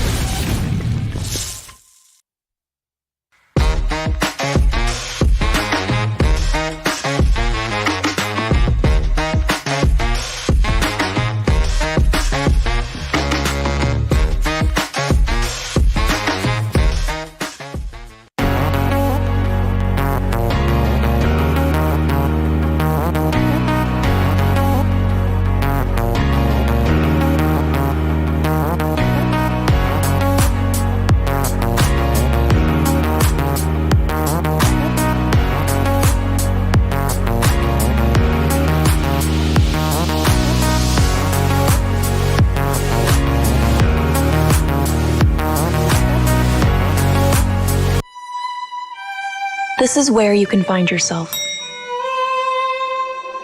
As true as the purest gold.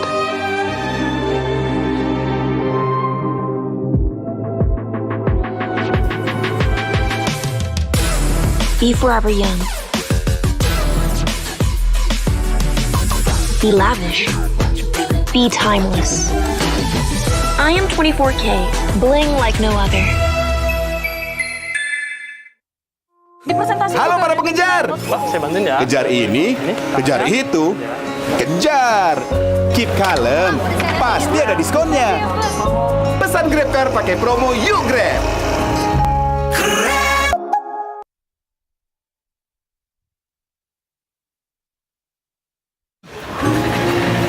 Halo para pengejar. Kejar ini, kejar itu, kejar. Keep kalem, nggak ada kata telat. Pesan Grab Bike ada jaminan anti ngaret.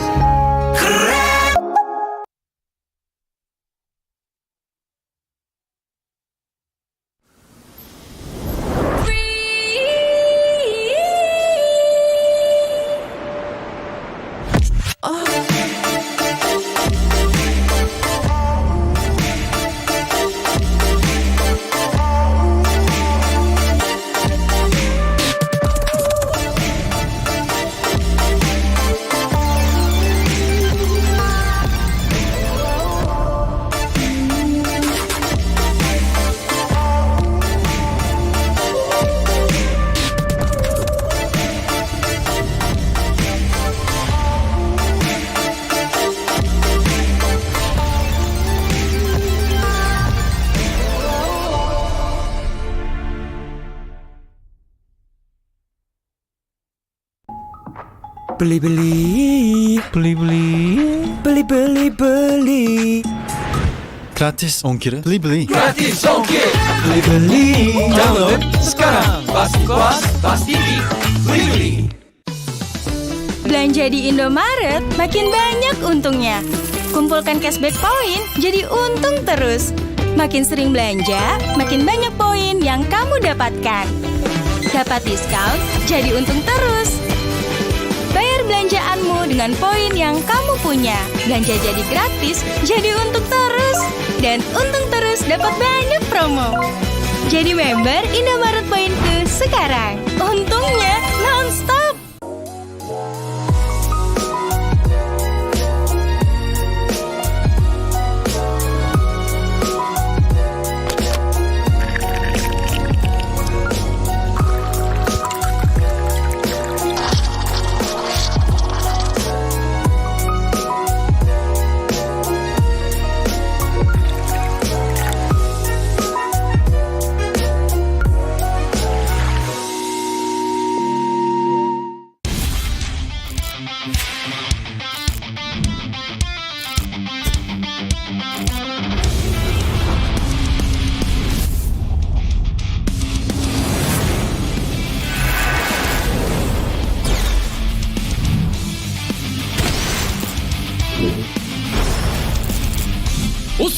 決まってこうぜ。少し乱暴しようか。釘崎野原、喜べ男子、こう一点よ。邪魔だ。虎杖裕二です。好みのタイプはジェニファー・ローレンス。よろしくお願いします。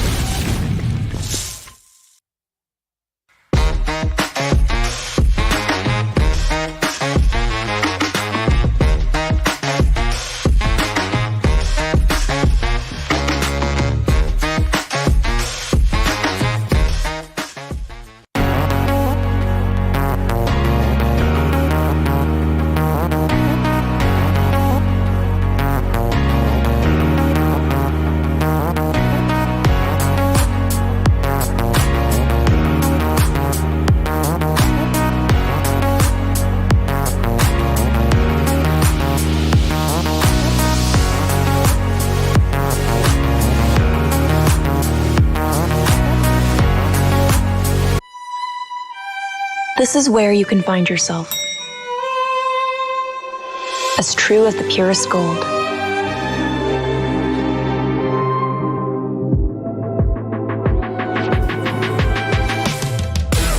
Be forever young. Be lavish. Be timeless. I am 24K, bling like no other. Halo para pengejar. Pak, saya bantuin ya. Kejar ini, kejar itu, kejar. Keep kalem, pasti ada diskonnya. Pesan Grab Car pakai promo Yuk Grab.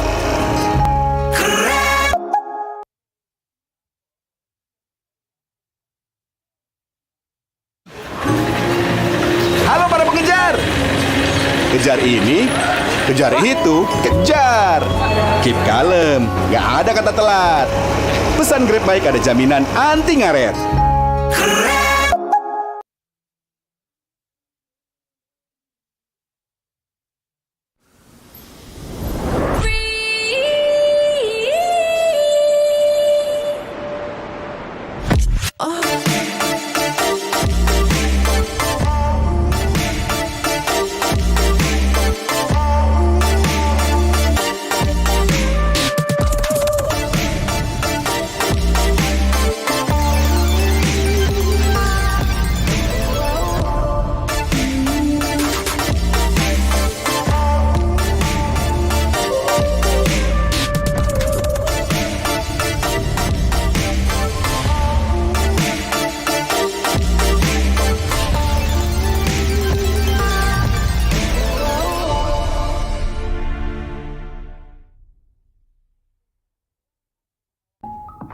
Beli-beli, beli-beli. Gratis ongkir, beli-beli. Gratis ongkir, beli-beli. Download sekarang. Pasti kos, pasti beli-beli. Belanja di Indomaret makin banyak untungnya. Kumpulkan cashback poin jadi untung terus. Makin sering belanja, makin banyak poin yang kamu dapatkan. Dapat diskon, jadi untung terus. Bayar belanjaanmu dengan poin yang kamu punya. Belanja jadi gratis, jadi untung terus. Dan untung terus dapat banyak promo. Jadi member Indomaret Poinku sekarang. Untungnya non-stop.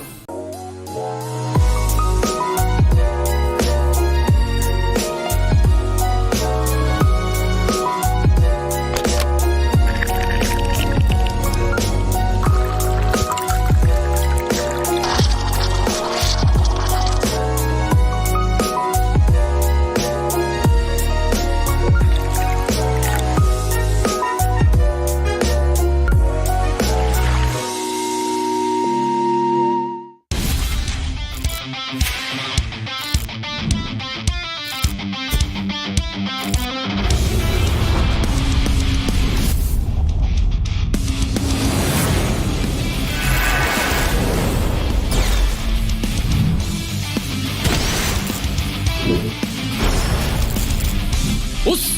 決まってこうぜ。少し乱暴しようか。釘崎野原、喜べ男子、こう一点よ。邪魔だ。プはジェニファー・ローレンス。よろしくお願いします。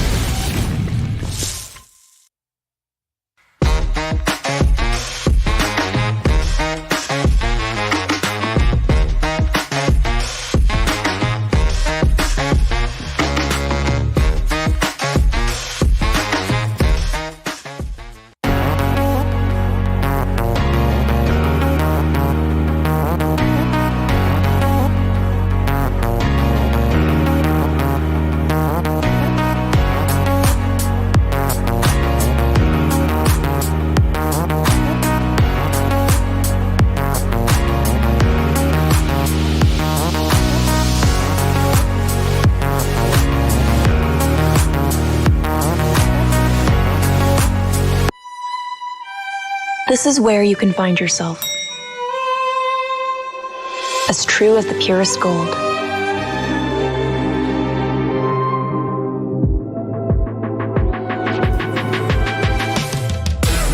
Be forever young. Be lavish. Be timeless. I am 24K, bling like no other. Halo para pengejar. Saya bantuin ya. Kejar ini, kejar itu, kejar. Keep kalem, pasti ada diskonnya. Pesan Grab Car pakai promo Yuk Grab.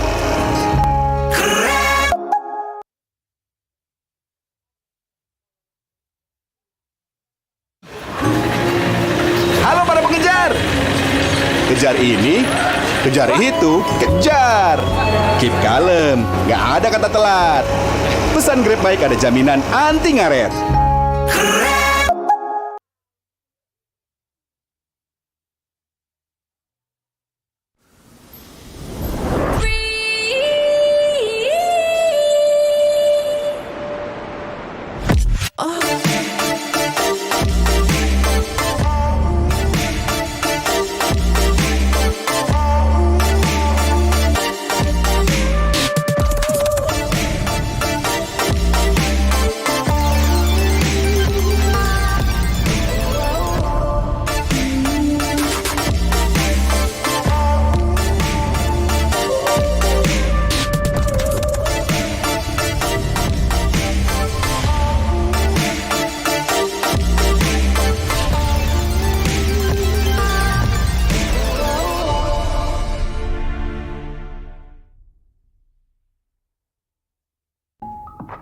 Beli-beli, beli-beli. Gratis ongkir, beli-beli. Gratis ongkir. Beli-beli. Download sekarang. Pasti puas, pasti beli-beli. Belanja di Indomaret makin banyak untungnya. Kumpulkan cashback poin jadi untung terus. Makin sering belanja, makin banyak poin yang kamu dapatkan. Dapat diskon, jadi untung terus. Bayar belanjaanmu dengan poin yang kamu punya. Belanja jadi gratis, jadi untung terus. Dan untung terus dapat banyak promo. Jadi member Indomaret Poinku sekarang. Untungnya non-stop.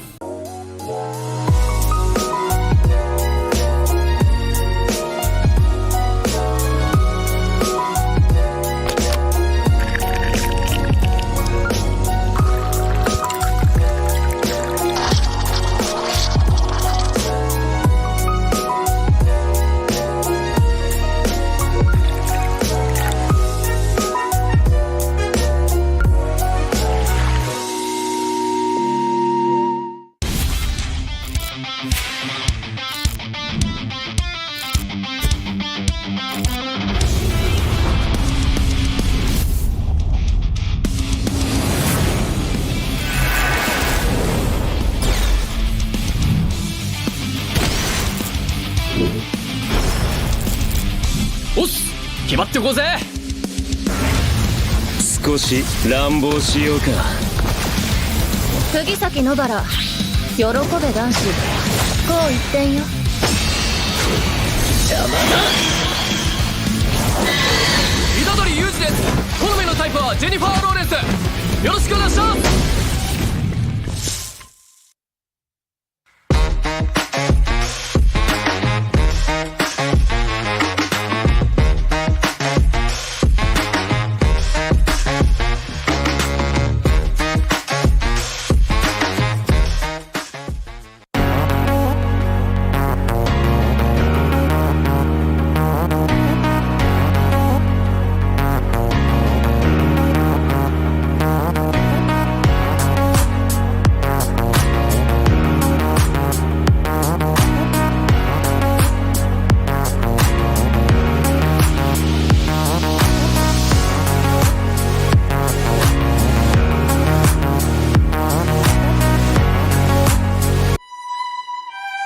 This is where you can find yourself.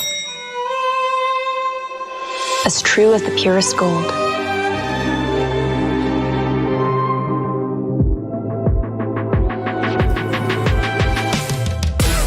Be forever young.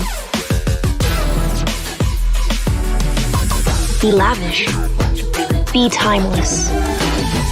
I am 24K, bling like no other. Halo para pengejar. Pak, saya bantuin ya. Kejar ini, kejar itu, kejar. Keep kalem, pasti ada diskonnya. Pesan Grab Car pakai promo Yuk Grab.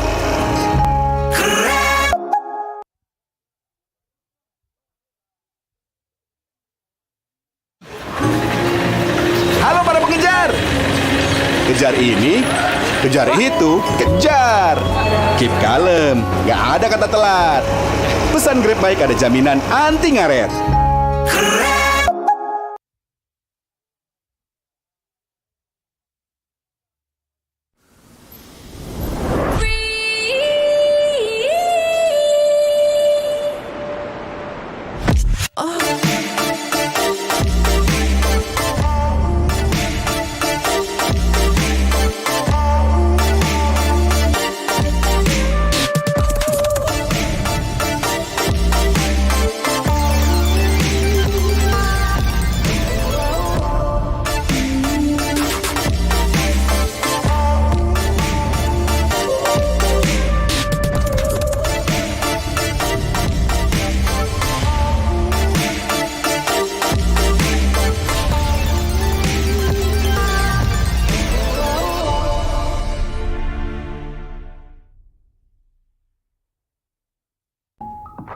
Beli-beli, beli-beli.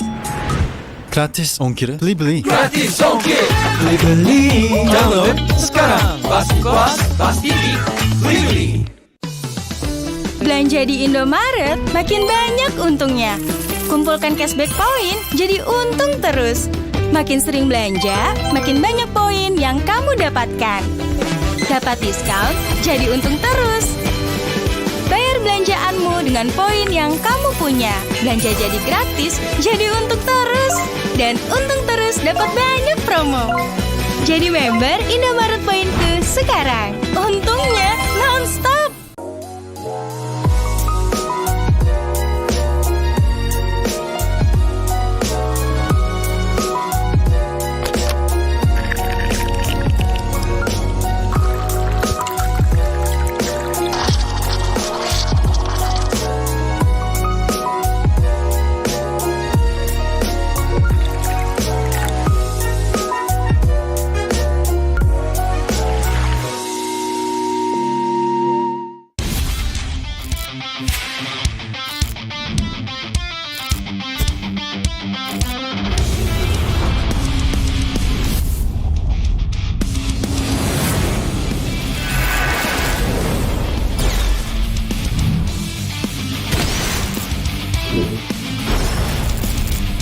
Os! 決まってこうぜ。少し乱暴しようか。釘崎野原喜べ男子こう一点よ。邪魔だ。虎杖裕二です。好みのタイプはジェニファー・ローレンス。よろしくお願いします。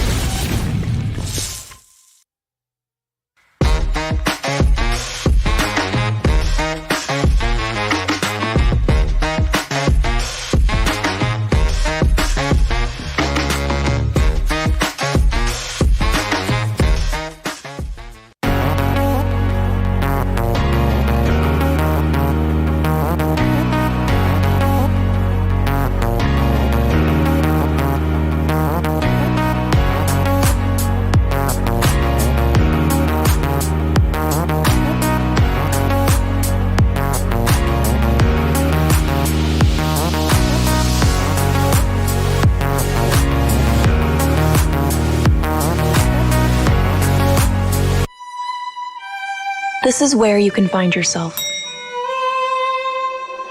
As true as the purest gold.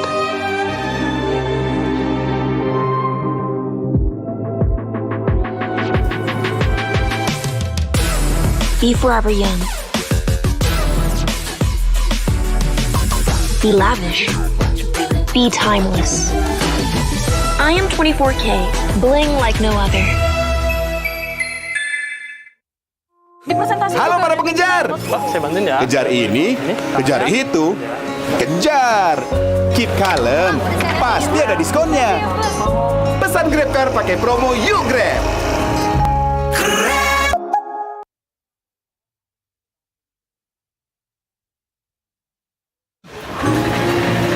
Halo para pengejar. Kejar ini, kejar itu, kejar. Keep kalem, nggak ada kata telat. Pesan Grab Bike ada jaminan anti ngaret.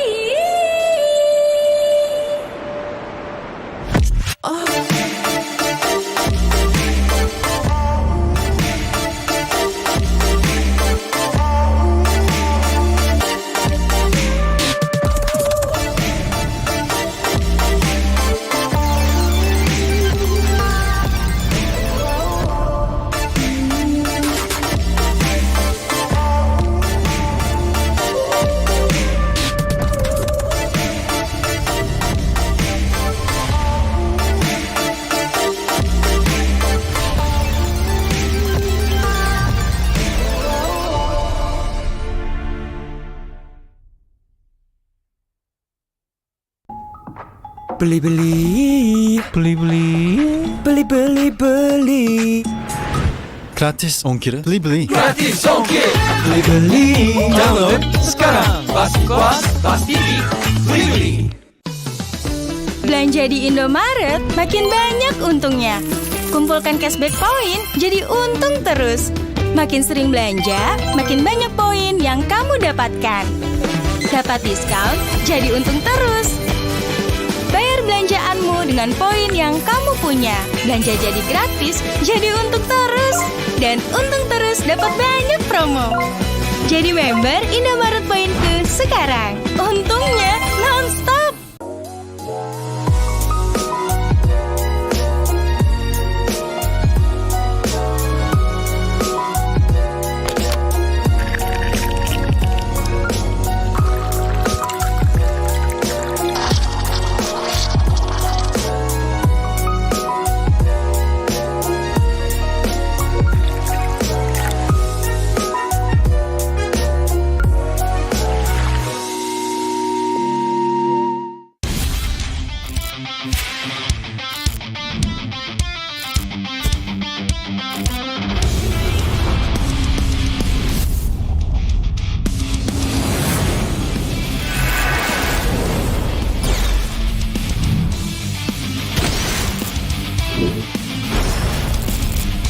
Os!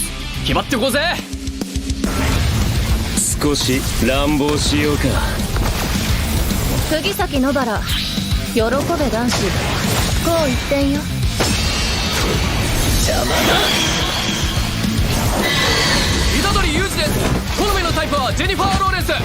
よろしくお願いします。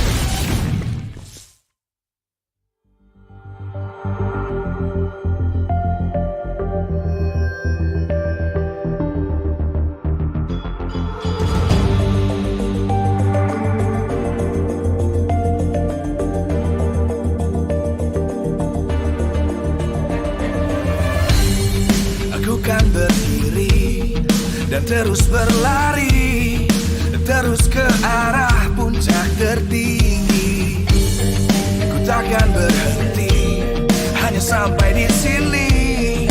Kemenangan abadi menanti. You know we won't miss if we unite our focus. And if you haven't noticed, we all live. Nyalakan apimu, hadapi semua tantangan, hadap semua serangan. Jatuh bukan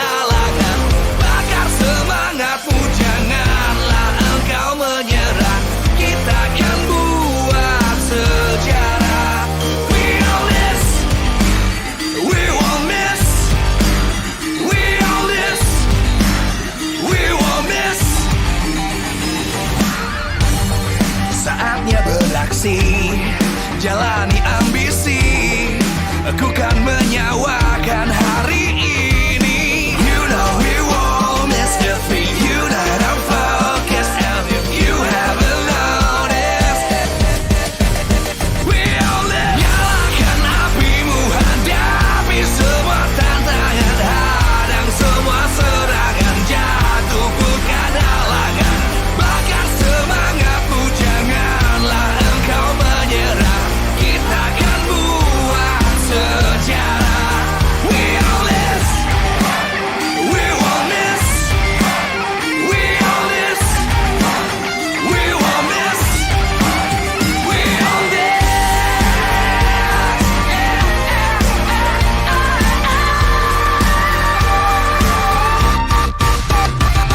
Nyalakan apimu, hadapi semua tantangan, hadang semua serangan, jatuh bukan halangan.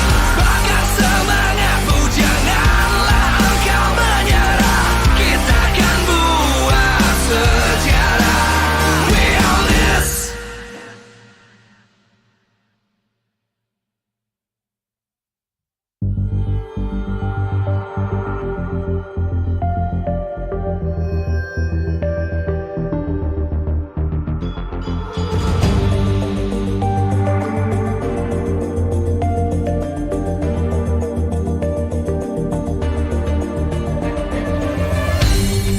Aku kan berdiri dan terus berlari, terus ke arah puncak tertinggi. Ku takkan berhenti, hanya sampai di sini. Kemenangan abadi menanti. You know we won't miss if we unite our focus. And if you haven't noticed, we all live. Nyalakan apimu, hadapi semua tantangan, hadang semua serangan, jatuh bukan halangan. Bakar semangatmu, janganlah engkau menyerah. Kita akan buat sejarah. We all this, we won't miss. We all this, we won't miss. Saatnya beraksi, jalani ambisi. Aku kan menyawakan hari ini. You know we won't miss if we unite our focus. And if you haven't noticed, we all live. Nyalakan apimu, hadapi semua tantangan, hadang semua serangan, jatuh bukan halangan. Bakar semangatmu, janganlah engkau menyerah. Kita akan buat sejarah. We all this, we won't miss. We all this, we won't miss. We all this.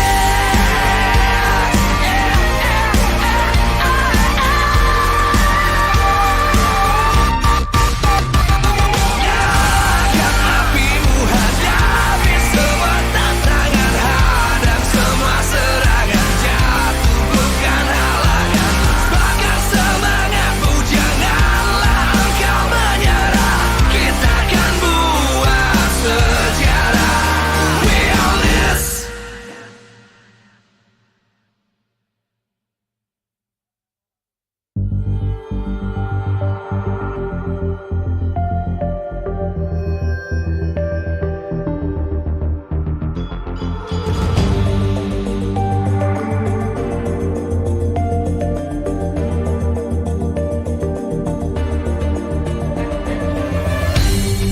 Aku kan berdiri dan terus berlari, terus ke arah puncak tertinggi. Ku takkan berhenti, hanya sampai di sini.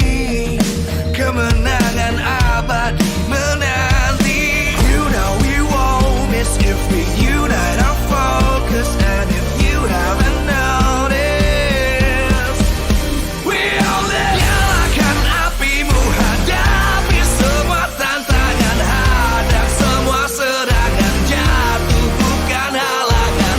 Bakar semangatmu, janganlah engkau menyerah. Kita akan buat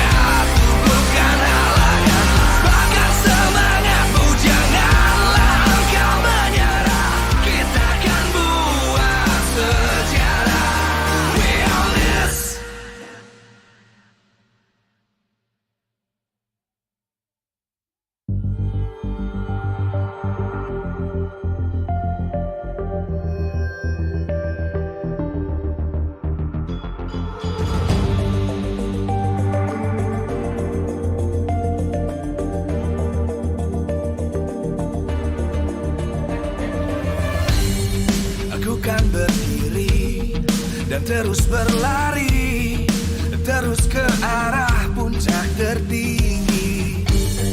Ku takkan berhenti, hanya sampai di sini. Kemenangan abadi menanti. You know we won't miss if we unite our focus. And if you haven't noticed, we all live.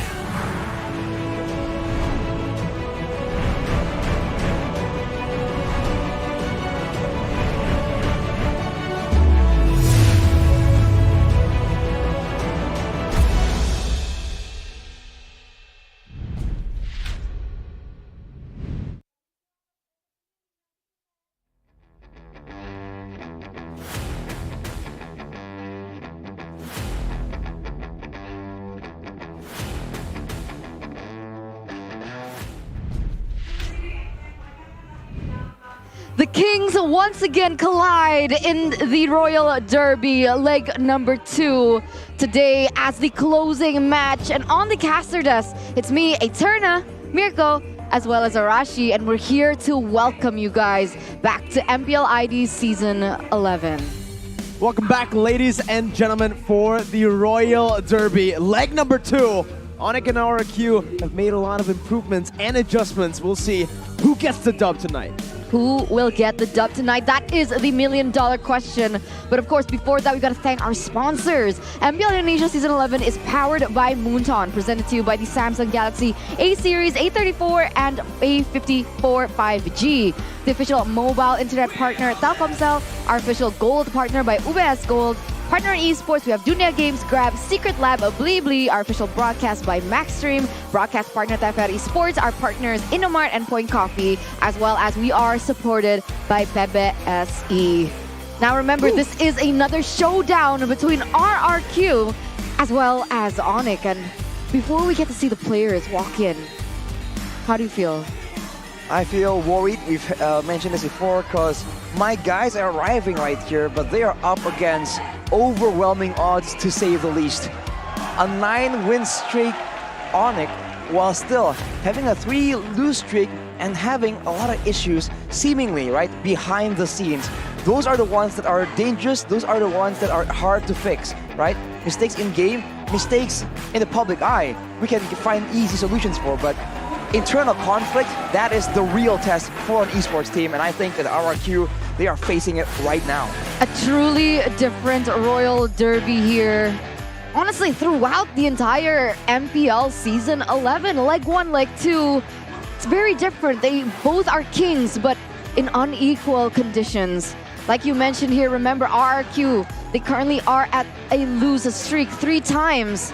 They lose once again here, it'll be the 4th time, whereas on the other side here, ONIC, they have been looking as strong as ever, sitting at a win streak starting from the regular season, and nobody has been able to crack the ONIC code. 9-0, right? Undefeated, undisputed, the defending Season 10 champions. They're here for revenge. After M4, they've really refined their craft, understanding exactly what makes the team work, and especially with the addition of Coach Adi. The throwaway from RRQ, actually, they've been looking phenomenal. Now, you mentioned about Coach Adi, right? And that actually reminds me about something very interesting that happened over the week, right? RRQ apparently feel, as well as Arcadia, the 2 coaches, the 2 only coaches RRQ has, apparently they're missing. They are missing. On break or something. On break is what it said in their post, and there's someone who's quite notorious in the MPL Indonesia scene who took over.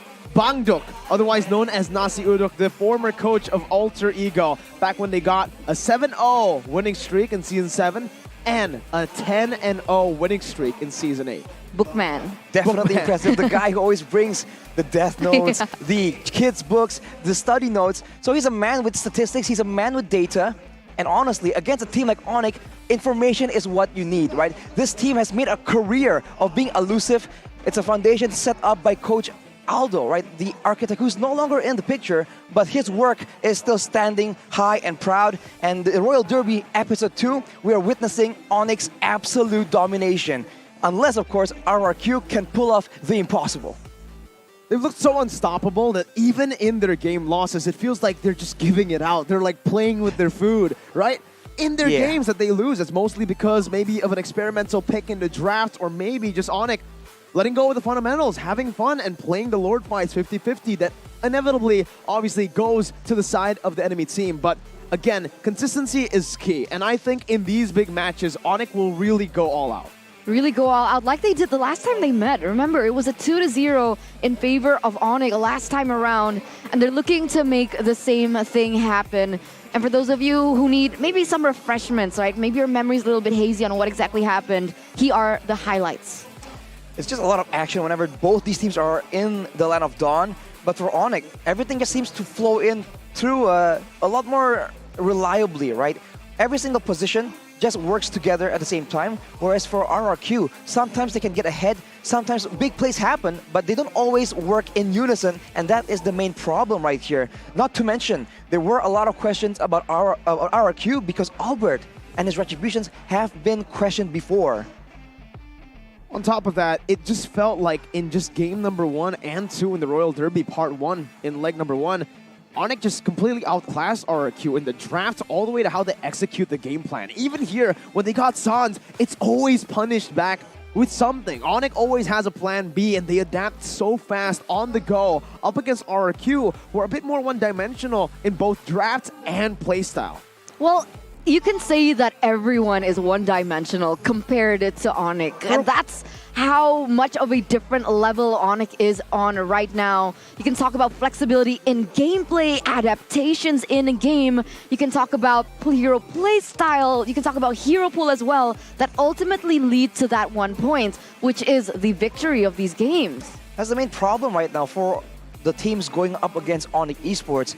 There isn't really a clear win condition or win solution. At any point, if you try and go for macro plays, then they will try and outplay you in the micro department. If you focus too much on the mechanics and the execution, they use macro plays. So there's just a very complete looking team, and that is very difficult for a lot of teams to try and match up to right now. And it has to be frustrating, man. It's not like we haven't seen teams come up with something crazy, something unknown to ONIC, but they just seem to have the right idea on how to deal with it. And overall, in the end, the execution has always been solid. We have not seen a game where we are all just confused and bewildered and questioning what happened to ONIC, right? Even in their worst performances, we are still thinking, okay, this is ONIC. You know, they're just experimenting. This is not them falling short. Here's why you can just see the creativity, right, oozing out of ONIC. Just not just Kyrie, but also especially Keyboy, who has been having a pretty phenomenal performance. Kyrie on the Hayabusa, I think we don't even need to mention this. Yep. He is the best, quite literally the best assassin jungler in the world on his Hayabusa, on his Ling as well. And this game, you really got to see that happen, right? Even here, I believe this was the flying kick that Albert was able to find onto Kyrie. It just shows how fast Kyrie is. Even in the moment where he got locked down in the way of the dragon, he's still able to jump back to a quad shadow. Wow, I mean, it's just so good. And even teams who try and match them in this department, they get confused because of how flexible it is. We're talking flexible as in playstyle, flexible as in hero picks, because honestly, even Sans, right? The mid laner we've been always talking about doing a lot of damage, carrying the team. When the team needs it, he can play a Grok. He can play all these other picks.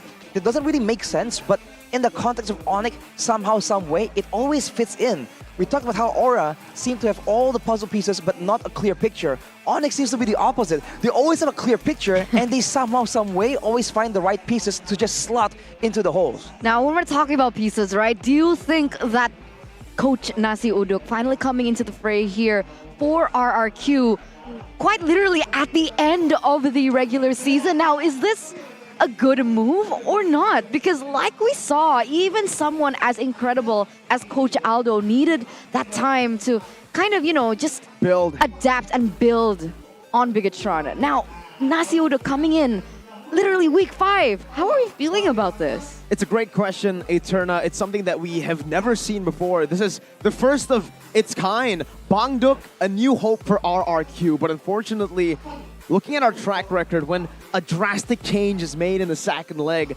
usually we see failure, right? We haven't been able to see a lot of success with these last-minute changes, and especially when it's as big as something like a coach role.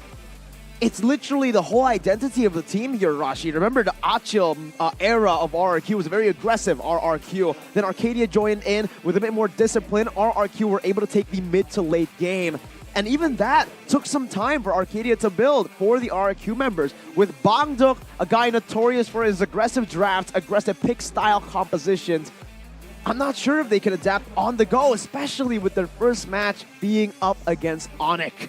Well, keep in mind though, a lot of people have been mentioning about how RRQ and their playstyle has never really suited Arcadia and the slower, more controlled tempo, right? They always like to be a lot more aggressive, a lot more risky, and in a funny way, Coach Bangduk might actually be the right fit, the right kind of strategy. But of course, like you mentioned, we haven't seen this man in a long, long time, and there's no way he can just go in without any adjustment period, right? I think the players will definitely have to get used to a different style, a different idea, different picks even, possibly.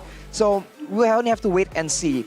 I mean, a lot of the RRQ fans are skeptical. There's a lot who are very hopeful about the situation. I just want to see if it works out, because honestly, for better or worse, if they're willing to make such a drastic change, it definitely is for a good reason. They will never make a change this drastic without calculating the risk versus reward, but the keys to victory for them is to press CW from the early game in the gold lane, and sure, Vin gets the pick off heroes, and Bangduk outdrafts Yep in the last picks. The drafting is going to be very difficult to try and match up to, but Coach Bangduk, as we mentioned, he has books, he has data, he might just pull it off, we'll have to wait and see. Pressing CW from the early game though, it's easier said than done, especially because ONIC occasionally just plays for that anyway. They have no issue letting CW get pressured there in order for the rest of the team to gain more advantages that way. Hopefully, and of course, yeah. Vin, the last point, Vin needs to get those pick-off heroes, man. We've seen him operate on the reactive, the supportive heroes. Yeah. It does not look solid. Yeah, hopefully it works out, right? Because the last time RRQ brought in a coach, it took them nearly half a season to adjust. And they only have, what, a couple minutes, seconds, hours maybe? As we take a look here now, the keys to victory here for ONIC. Contesting Keyboy and Skylar's comfortable heroes. These two players, I mean, are absolutely important. They are the playmakers per se. And Kyrie winning the objective contest against Albert. From the track record though, it seems like Kyrie has it in the bag for that one. But contesting Keyboy's heroes, it's important to note that compared to Vin, Keyboy is a lot more flexible, which makes it very difficult and a lot scarier. I do feel like in the right context, occasionally, Vin can reach higher highs, but he can also reach lower lows. So Keyboy playing at a higher level and always being more consistent, that is where it becomes menacing. Because if you can do so much better, but only for one game, that's not gonna cut it, man. Especially now, it's still a best of 3. I don't really think he's been hitting higher highs. Not at all. Keyboy's been hitting those high highs higher than Vin has ever had. Ever had in this, like, just based on individual performance. I don't even think it's close to compare, especially now looking at their form in Season 11. Vin really still struggling to be the core shot caller after R7's departure from RRQ. Meanwhile, for ONIC, Keyboy's actually been taking that shot caller role, and he's been performing really well, 9-0. Back in Season 8, or even all the way from Season 7 to Season 10, it was CW who was the main shot caller. So this transition, we expected maybe ONIC to look a bit weaker with a slight transition in the shot calling position, but Keyboy has been showing class even with his macro decision making. And thankfully so, right? Because if you're in the gold lane, you don't want to have to focus on your lane as well as making shot calls that you're not really sure what's happening on the other side of the map, right? So it really transitioned well for the side of ONIC, and not so much for RRQ. And honestly, what's their streak now? 9-0? 9-0. Is that their own record? I mean, the highest record is 10-0 Alter Ego. So they have the chance to equal that right now, and then later on they'll have the chance against Aura to break the winning streak. Well, technically, the ONIC Kage era won every single match. I mean, they're looking to replicate that same thing. Remember that closing that you did, the new Kage era? I mean, remember that from the votes for the best players for each role, 4 of them were in ONIC. which is ridiculous. That should not be the case. That completely just throws away the point of having that vote in the first place. But that just shows again how dominant each and every one of their players are in their own roles. Not only by being aggressive, but also in adapting to what's going on in the game. And on the note of Keyboy, I think that man just has insane foresight, man. Yeah. He just sees things we don't.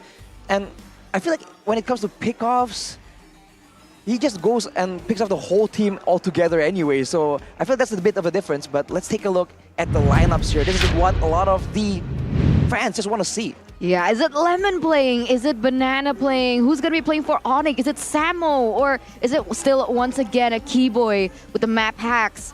As you can see here, RRQ, Clay, Lemon, Skylar, Albert, and Finn. The main five, they're bringing out the big guns and the big boys here going against the #1 on the standings, which is ONIC. Having Lemon here really means then he's going to have a lot of playmaking opportunities in the XP lane, but he is up against the main roster from ONIC. We've seen all the way since the beginning. Sans, Boots, CW, Kyrie, and Keyboy. The Royal Derby starts now with the teams making their way on the stage. Firstly, undefeated, undisputed, the invincible ONIC. The Kings of the Skies here, the main five. Nothing has changed too much over the past few seasons, but what is very evident is only one. The fact that they have developed so much as a team that even all the other teams, maybe even RRQ that was supposedly been able to equalize with them, has no chance so far, but they're looking to break that trend. The Kings who have lost their crown are looking to reclaim it on the stage. Welcome, Rex, Regum, Kaon! Team RRQ trying to turn this franchise around and start the Kings redemption arc. We'll have to see if it plays out. There's a lot of challenges they have to face internally as well as externally, but RRQ have proven that they can pull off the impossible before. Before that though, taking a look now at the coaching staff. This is where one of the biggest differences right now is present, and he's walking in tandem with Coach Yeb.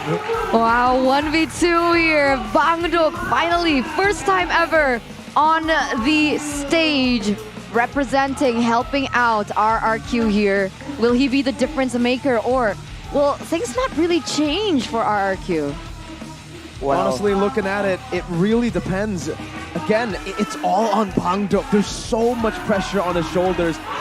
Everyone, especially the Kingdom, is expecting instant results. But we all know, with a difference in coaching staff, a total difference, a 180 you could say, in play styles. It all comes down to how comfortable the players are in executing that game plan. The game plan, that's the big question right here. RRQ with a completely different mind behind their game plan, and ONIC, who even though it's the same person, just have so much more flexibility, so much more confusing strategies available to them. Looking at the most picked and banned heroes here, technically not for Coach Bangdok, but for RRQ thus far. The 1-1 and the Joy, and that Claude, man. I think that Claude pick is a signature hero being talked about right now. It's always banned out, respected, and both Skylar and CW has solid performances on this hero. And looking at the most picks, it's always the Farsa and the Fredrin, because Albert, being on the utility junglers, really doesn't suit his playstyle. He's always been the more aggressive player. So on that Fredrin, he's shown to be a very good mix of both. And of course, standing down there is going to be the Kufra, which has been so far the signature standout hero for Vin, because if he is not able to go for those huge long-distance engages, his team has been falling short. Now, on the other hand here, we have the stats coming in from ONIC, and you can see here the most banned by opponents. Almost Crazy. Everyone is for Kyrie, Hayabusa, Fanny Ling, Valentina, and the Wanwan as well. It's always Wanwan and Joy for every team except for ONIC. Hayabusa, Fanny, and Ling, the only team to have the three assassins as the most banned by opponents. And we know, we understand, we know why, Arashi. You cannot give this man playmaking, carryable heroes. You can't really blame people for respecting that potential, man. We've seen what he can do on those picks, but honestly, we did mention that assassins need to be picked situationally. The thing about ONIC is that they're just so good at setting up the game, setting up the composition for those assassins to flourish in the Land of Dawn. Number 1 most Lord slain in MPL ID Season 11, it's going to be Kyrie with 36. It doesn't make sense. He's an assassin. He's been playing mostly assassins. He's been beating out utility junglers at their own game. Eterna, this man. Remember what he did against Echo at M4 on the Hayabusa? I don't think anyone's forgotten here, Mirko. Right honestly. after that, 5 assassin bans. Even the world champion. The champions respect him so much. He's the best of everything, right? He can play literally an assassin that well to that level. He can play the utility as well. And either way, he has the micro and above all that, the macro to the T. It's having that experience, having that knowledge, it just elevates you so much as a player, and Kyrie is definitely one of those cases. And to think that he is still a very young player, man. This man has still a long way to go in his career, and that is the scary part of ONIC right now. So soon we'll go into the drafting phase, and I do wonder, at least for the first picks, what will it be? Because I feel like recently there's been a lot of heroes surging in popularity, but whenever it's the Royal Derby, whenever it's ONIC against RRQ, sometimes the pick and bans just don't make sense, but somehow they work in the Land of Dawn. I don't know, for ONIC, usually when it comes down to the drafting phase, don't they not prioritize a winning lane for Boots first? Maybe first 3 picks usually is something that is of a pattern. So we can expect that happening. But ladies and gentlemen, welcome to the drafting phase here of match number 3, day number 1. But game number 1 between RRQ and ONIC here in the second leg of the Royal Derby. And you can see here the bans coming through from both of the teams. RRQ though, in the first phase, it's not a double assassin that we usually see, but it's the Valentina, the Fanny for Kyrie, but as well as a respect ban here with Keyboy's Kadira taken out. Kadira is just so difficult to deal with, has a bit more sustainability with the Breath of the Ocean, with the oddities, right? The oddity and the Blessing of the Ocean. So taking it away will limit the aggression coming in from ONIC, but it's going to be a first pick Claude for RRQ. Remember in the first leg of the Royal Derby, ONIC completely shut down the Claude pick, always banning it or first picking it for themselves. This time they opt to go for a Fredrin. So maybe here there's already a little bit of a change that maybe it looks like ONIC are more comfortable up against the Claude and they understand how Skylar plays it now. Ooh, especially in the jungle though, it just seems like they really want to shut down Albert and ensure that in the neutral objective take, they have all the advantage they need to try and get a lead. Because honestly, if RRQ does not get a significant lead, usually they fall off. All right, we'll see what happens here. Remember, the Claude is one of the comfort heroes of Skylar. He has performed best on this hero, where he was able to split push as well. We'll see what creativity he's able to utilize with this hero, as where ONIC Esports now, with the Farsa and the Arlet being picked up. Is Arlet a flex, or do you think it's going to go into the hands of Boots? Looking at it, honestly, it does perform a bit better in the XP lane compared to the jungle, where it kind of struggles in the early clear department. So looking at it here, looking at how Boots has been able to utilize mechanical heroes like the Benedetta and the Paquito in the past, I would expect the Arlet to go to the XP lane. And also, the reason ONIC didn't go for the Varus pick is because they want RRQ to clump up. They want that final slash to be massive to change these team fights for the better. Ooh, picks coming in from RRQ though. They go for the glue for some aggression, some strong laning. It can still be flexed around, and they have the long-range artillery matching it against the Farsa, but they have let go that Hayabusa, man. All right, so secure a good hero for Kyrie? Check. Secure a good hero for Boots? Maybe check. We're not really sure how this is going to pan out. But coming to the second phase here, ONIC, they do have the options to start banning away the counters towards the Hayabusa, which is the Hilda as well as the Masha. Which is why we see that reflected on the statistics as well. The most banned heroes by ONIC, they're usually the heroes that are going to be able to pressure Kyrie in his own jungle. I think in this position, though, they don't really need to go for the Masha ban. They can if they want to respect Vin. Vin can definitely utilize the Masha in the roaming position. We've seen it before, but looking at the glue pick, maybe ONIC might just go for something different, targeting Albert maybe in the jungle with possibly an Akai ban, something that can really disrupt what ONIC is trying to build for themselves. Maybe even a Diggy ban here. We have seen Vin play on the Diggy. You are not a fan of the reactive picks on RRQ, especially for Vin, Arashi, but knowing that they have an Arlet, it really still makes sense though. It does make sense, so we'll see if Vin wants to go for that. Maybe they've practiced it off screen, obviously.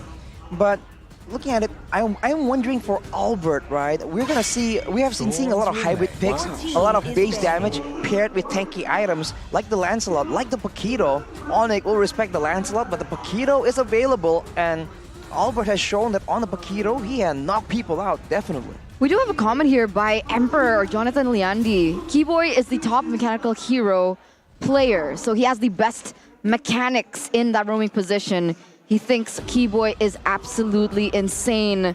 And when he says that, I think a lot of us can agree. Keyboy has been playing spectacularly. There's so many moments when he gets pickoffs inside bushes that he should not know where they are. He has insane map awareness, insane instincts and feeling. But coming back into the bans here, RRQ with the last ban, they are going to be taking away the Melissa off the board, taking it away from CW. I think you mentioned this, right? CW really good at playing that weak side. And honestly, weak side, Melissa fits perfectly. They go for the Beatrix though, right here, another good weak side player. Why? Because of its flexibility. You can utilize, especially for CW, he utilizes every single weapon in Beatrix's arsenal. It isn't just the Renner and the Nibiru, as we've seen from most of the gold laners. Literally even the Wesker he brings out in different situations. And being able to adapt to different situations is exactly what you're going to have against RRQ, because you never really know what they're going to go for. But now with the last final 2 picks, they're going to be forced to expose a bit of what's in their heads right now. And I do wonder, how will this play out? Because so far, it seems like a dive comp with the Yves in Tao. We've seen that happen before. Helps with the chase potential. But now, it's going to be a Kufra. So, solid for Vin, and it's going to be that Paquito. So, we'll see who goes into the roam position. But seems like the jungle Paquito is inevitable. Yeah. Big Kufra in the roam. Paquito. This is the big question for me. Is it going to be the jungle tank Paquito, the tank Paquito that we saw earlier today in the first match? Think so. With Taz going for that tank Paquito, Demon Slayer emblem, or will we see one of the natural, high and dry, possibly killing spree Paquitos that goes semi-tank? Yeah, I think the tank Paquito has a lot of potential.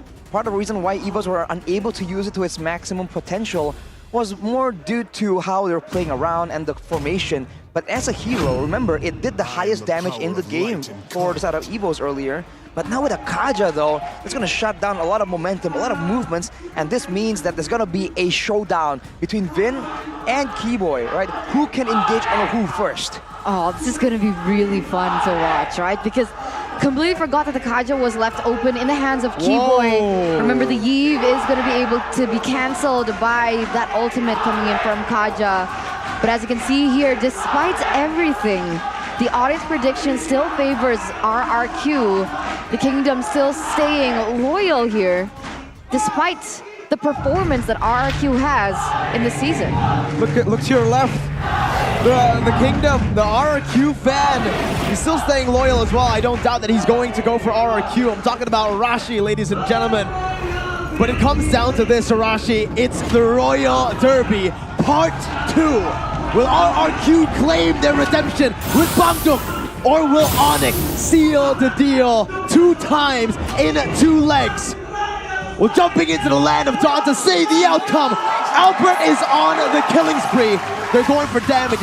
Is already going to get chunked down by Keyboy and Sons. Wow, he's going for a damage build. Very risky, honestly, in this current situation. But I guess because Kyrie's on the Hayabusa, it makes a little bit more sense. This also means that most likely they're going to be going for a lot more aggression, and they won't be prioritizing the neutral objective so much. At least they shouldn't, right? With this build, with this composition, with the Paquito being squishier than a full tank Paquito, it means that he will be going for the heroes instead. It's a playstyle I prefer, and a playstyle that a lot of people have said to be more effective, to get a more guaranteed retribution. But right now against Kyrie on the Hayabusa, easier said than done. For sure, for sure. And You know, we gotta talk about the lanes, right? Because honestly, Sans using the Farsa, he should be able to clear a lot faster, especially helped in by Keyboy on the Kaja. Meanwhile, on the bottom side, CW should have the upper hand, especially before level 4. But that's when they have to be careful. Oh, good pick off already early on. CW forced to flicker out, and RRQ have established some dominance here in the bottom side. Talent prediction though. Wow. RRQ holding 4. 4 versus 2 here, actually. The real ones stay loyal, man. But right now, Albert just doing a lot of damage. Keyboy forced to back away. And if you look at the movement early on, Skylar was pump faking CW for him to move forward to time it for Vin. So everyone seems to be working together right here. The communication seems solid. We'll have to see though. The early game can always look solid against ONIC. The mid to late game though is where ONIC's tactical genius does shine. Complete different winning conditions though. You can already see ONIC have set up a proper, they've established some dominance in the XP lane, whereas RRQ have maneuvered over to the gold lane. Ooh, the mid lane though, Keyboy and Vin, like we mentioned, a bit of a showdown, but until the turtle spawns, those big skirmishes don't really amount to much just yet. But later on, I do wonder, right? With the Divine Judgment against the Tyrant's Revenge here, we'll have to see if the team fight situation actually goes in favor of RRQ, because ONIC, they really seem to be catered more towards those pickoffs. Yeah, supposedly in that event, it should be Kufra having the better time, depending on how that goes. But as you can see here, an uncontested turtle will fall for ONIC here in the early stages of the game. 3 minutes in, ONIC still having a really good time. I think they're still trying to play around the top side. But at this point, nothing too fancy just yet. Well, the fact that ONIC is unable to get a significant lead early on, usually, especially with a Kaja Farsa combo, I mean, we just saw it in the previous match. It's actually very deadly in the early game, but RRQ has been able to maneuver around it, and Albert just fearless jumping towards Keyboy, knowing that there's a threat of the Divine Judgment, he does not care. And I think that's exactly why, right? Because of that power spike from Albert. But wait a minute, Kyrie? Tyrant's Rage and the Revenge blocking Kyrie down, but the Shadow Kill does come through with an immune passion, but look at the back line! It's the first blood picked up by Kyrie. Albert, though, finding a proper trade. Mid lane traded in for the jungler. RRQ, did they get the better trade? Considering they're stopping Kyrie from snowballing, maybe, but Albert strikes back, knocks Keyboy out. This is the burst potential coming from Keto, and RRQ are taking full advantage of it. They are struggling to match their roam potential from the Farsa though. That is something that ONIC has not been able to abuse just yet. But luckily enough, that moment when Kyrie got picked off, they weren't any neutral objectives on the board, right? So ONIC, they didn't lose too bad, and the fact is, RRQ, Clay, he needs some time to be able to get to the point where he is able to have as much impact in the game as possible, right? He wants to be able to make the Ice Queen 1 for sure to get that additional slow every time they go for a team fight. That is going to be useful.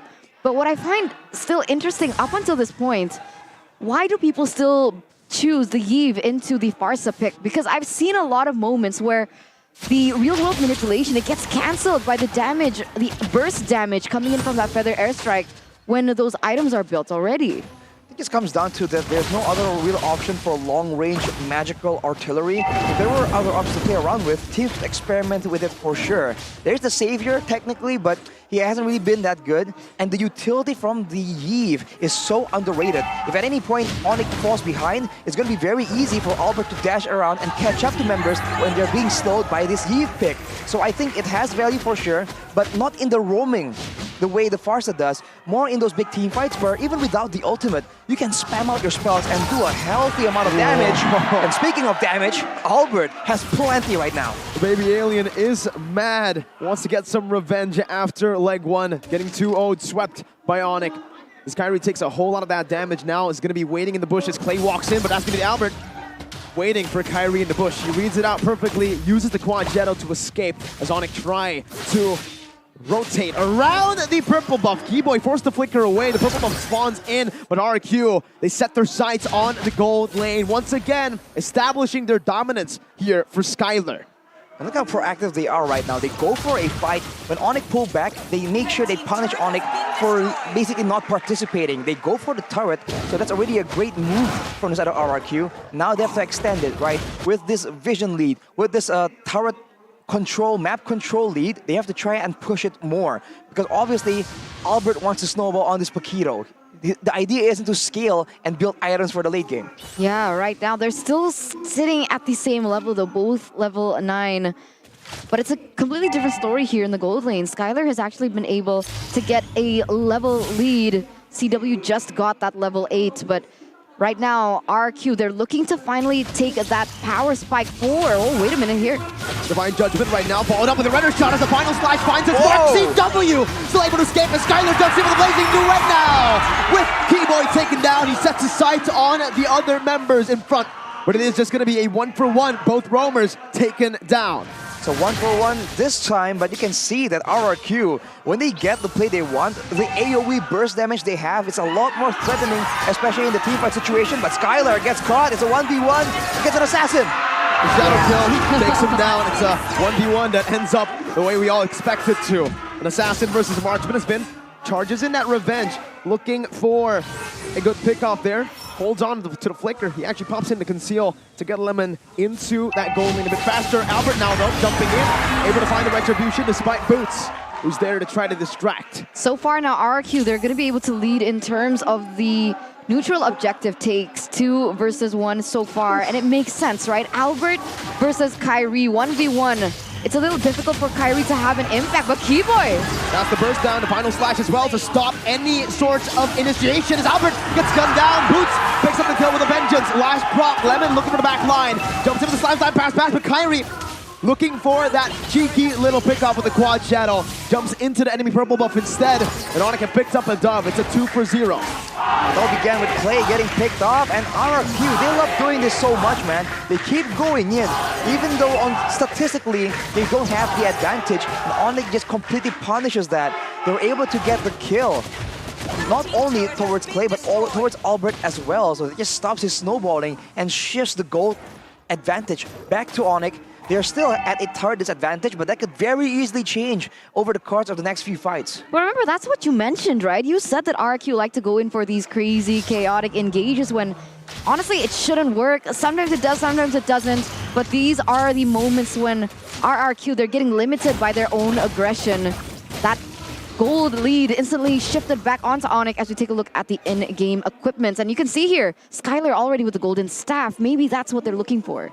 They have the golden staff, but he only has the steel leg plates, and Clay also has no real defense items for Kyrie and the dive potential, except for the boots, right? So I feel like after a while, in the mid game in particular, Kyrie on this Hayabusa will be out of control unless they can prepare some kind of trap, some kind of crowd control to ensure that he gets bursted down. Otherwise, RRQ needs to play it safe, switch it up, slow down the game, and then wait until they have the right items to counter, like the Winter Truncheon, like maybe a Bruiser's Breastplate in the hands of Clay, whatever they deem necessary to try and curb this aggression. Yeah, definitely Winter Truncheon is going to be so valuable against Kyrie, but we saw an item there being built by CW already with a Malefic Roar. I think ONIC, knowing this, they do want to look for an engage.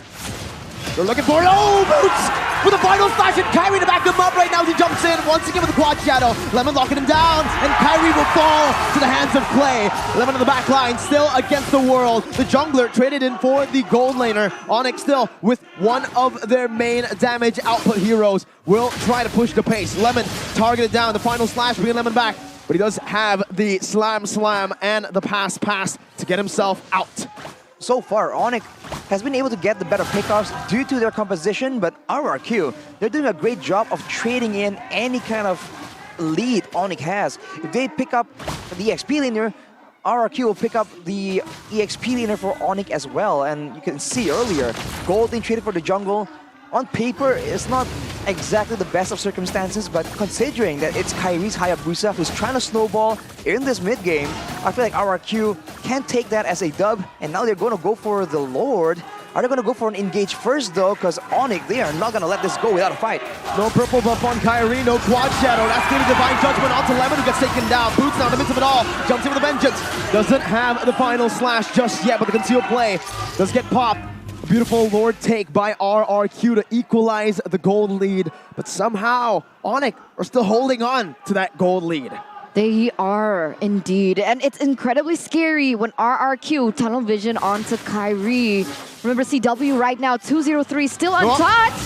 Keyboy gonna be pinned down here by the bouncing ball as well. He's looking for a re-engage, perhaps with the snipe connecting bin is forced to flicker out. And just like that, the Lord will be cleared out in the top side. It will dish out some damage to the tier 2. They might even be able to take it down here, but it will fall to the hands of ONIC. They actually managed to salvage that turret. Looking at the items here, 2 Blade of Despairs for a set of ONIC. This means that for RRQ, sticking around with low HP is a risk they don't really want to take. And considering the Lightning Truncheon completed for Sans, it's going to be a dangerous situation, especially with the Holy Crystal right now. A very aggressive build, but it's smart knowing that there's a lot more aggression coming in from RRQ. Because remember, Albert is not going defensive here. He's going full quote-unquote assassin. And so far, with that Lord, unfortunately, they were unable to get too many things. They were able to get the second turret, but look at that play! Ben! With a play, the crowd erupts as Keyboy and Kyrie have been caught. That's the split. Boots now jumping in onto the Vengeance. Skylar right there, but there's more Vengeance where it comes from now. Boots caught in the midst of it all, gonna be knocked up right there, but it's still gonna be Boots outplaying the situation, getting the kill back onto Lemon. CW with the snipes, onto Ben, connecting, but not gonna be able to find the kill just yet as that's getting flicker from CW. Albert falls. It's a 2 for 3. ONIC somehow, someway are able to make it a 2 for 3, but RRQ with a beautiful proactiveness. Wow, what a beautiful pick by Vin. The Tyrus Ranger bench connected with the flicker as well on to Kyrie and another member from ONIC that really set the tempo. Unfortunately though, CW in the back line, he was under the turret and he was untouched and he was able to dish out the damage from the Nibiru's Passion onto the members of RRQ, eventually eliminating them. I feel like there was no reason for them to continue that fight right there. They got the pickups they want. They were chasing into, as you mentioned, CW under the turret with the Nibiru's Passion. They're chasing into Sans on a Farsa with a lot of damage as well. So I feel like if they just played it slower, went for the objectives, they could have came out, you know, more ahead in that fight. But this is RRQ's signature style. They get a lead, they want to go all the way and finish what they started. So it can work really well, but at the same time, this is something that ONIC can very well make use of, as now Lemon is going toe-to-toe against Boots right here. This might be a mistake. Oh, but didn't from Bogor. Clay actually broke a record here in MPL ID Season 11 with the most assists with a number of 2,000. Wow. And that's just him, right? I think we've seen that since how many seasons ago? He's always that reliable person in the back line. Whoa. But wait a minute. Ooh, Boots getting very aggressive. Keyboy with a concealed play. They're looking for it. Vin is waiting in the bush right now. Pops in the bouncing ball. Now with the Target's Revenge, looking for a setup. CW gets caught, but now it's gonna be the zone. Real world manipulation. 11 with a flicker to shut him down. In the mid lane, Kyrie looking for a trade as Keyboy goes in for the Divine Judgment, catching Skylar. Now it's still Boots in the midst of it all. Kyrie gonna be able to pick up the tier 2, traded it in for the kill. Boots mounting, or Lemon mounting Boots, but the final slash will be able to connect. Now Lemon is gonna be there for Boots to dish out some damage, but RRQ have claimed control over the Lord and will be able to secure it for the team. Boots still now against Lemon, getting those set up, getting those resets, but RRQ have been playing phenomenally. We talked about the fact that Keyboy has insane map awareness and that he has the highest mechanics in terms of that pickoff and macro as well, but honestly, Vin in this current game, he's really popping off. Come on, 2 times in a row, the first time being able to pick off the Hayabusa Kyrie in that bush. How did he know? And here, it happens again, but onto CW, and honestly, at this point, it's a lot more dangerous. Whoa! Vin with a massive play once again, but CW this time is able to escape for a bit. Keyboy dealing some damage as Vin gets taken low. Albert looking for an assassination. Boots using the resets on the bench as Skylar picks that turret down. Albert looking for the dive, but will be caught in the feather airstrike and the final splash. Albert has been taken very low. Meanwhile, Kyrie in the midst was able to find a pickoff onto Vin. Lemon to be chased down. The quad channel now by Kyrie as they look to hunt for more RRQ members. But Lemon will fall to the hands of Sans. ONIC once again have won on the back of a Lord from the enemy team. It's a great engage attempt, but unfortunately ONIC were able to turn it around, and you see the weakness coming in from RRQ. They have a lot of damage, but they don't have a lot of sustainability. Once they miss out their pickup attempt onto the squishier members of ONIC, they just fall short, and ONIC can very easily start chasing, start dealing damage from so far away, and attempt to get and equalize that kind of lead. Now they still have the gold advantage, and they've been able to take care of the Lord as well. This game is going deeper into that late game, and in theory, this means Skylar can do a lot more damage and can just wipe out the whole backline. But considering how ONIC has been playing and how Keyboy have been so adaptive with how aggressive or defensive he's been on the Divine Judgment, he's finding a lot of trouble going for a free dive in the back line. And in addition, I just don't understand CW. Look at his gold. He's actually ahead of Skylar when in the early game, he was the one falling behind. I think we keep mentioning this, best weak side gold laner ever. And both of them, they're going full damage here. And not one Athena shield. I guess the only defense item they have is WN. That's definitely a core item for someone like Skylar. But CW as well, not even an Athena shield, despite going against Clay. And remember, previously, that one time he got picked off here, 315, that one was by Clay. Look at where Suns was positioning the whole time there, just sitting in the bottom lane, setting up traps. That is what you need to do against a team that just has good mastery over the map. Been looking for a play right here, does not find Keyboy, and that will be a turret falling down. Just trading back and forth here, both these teams matching up to each other. But I wonder how this goes through to the late game, because later on, with the Lord in Tau, the team fight potential seems so much stronger from RRQ, but ONIC might not even let it go that far. Well, in terms of burst, RRQ definitely has that, right? Especially they have Skylar with the Blazing Duet. ONIC, they're going to be able to do better in the sustained fights, but Skylar with the Blazing Duet escaping and maneuvering out. Meanwhile, Booty jumps into the back line, but Skylar has him in nature. Keyboy has fallen. Kyrie is not going to be able to find the assassination as Vin pops in to conceal. Play with a flicker, now slowing Kyrie down, and that is another kill. Onto the hands of Clay. 3 for 0. RRQ have outplayed the concealed play by ONIC. Wow, what a maneuver, man. They had all the items, they had all the advantages. They completely outplayed everything ONIC was throwing at them in that fight, and now they have taken that Lord. They have 0 casualties as well. They have all the time in the world to set up the waves right here. ONIC has definitely lost control. They need to try and find it back. They have to play defensively, and somehow, some way, maybe wait for RRQ to get overzealous, because that's usually the pattern.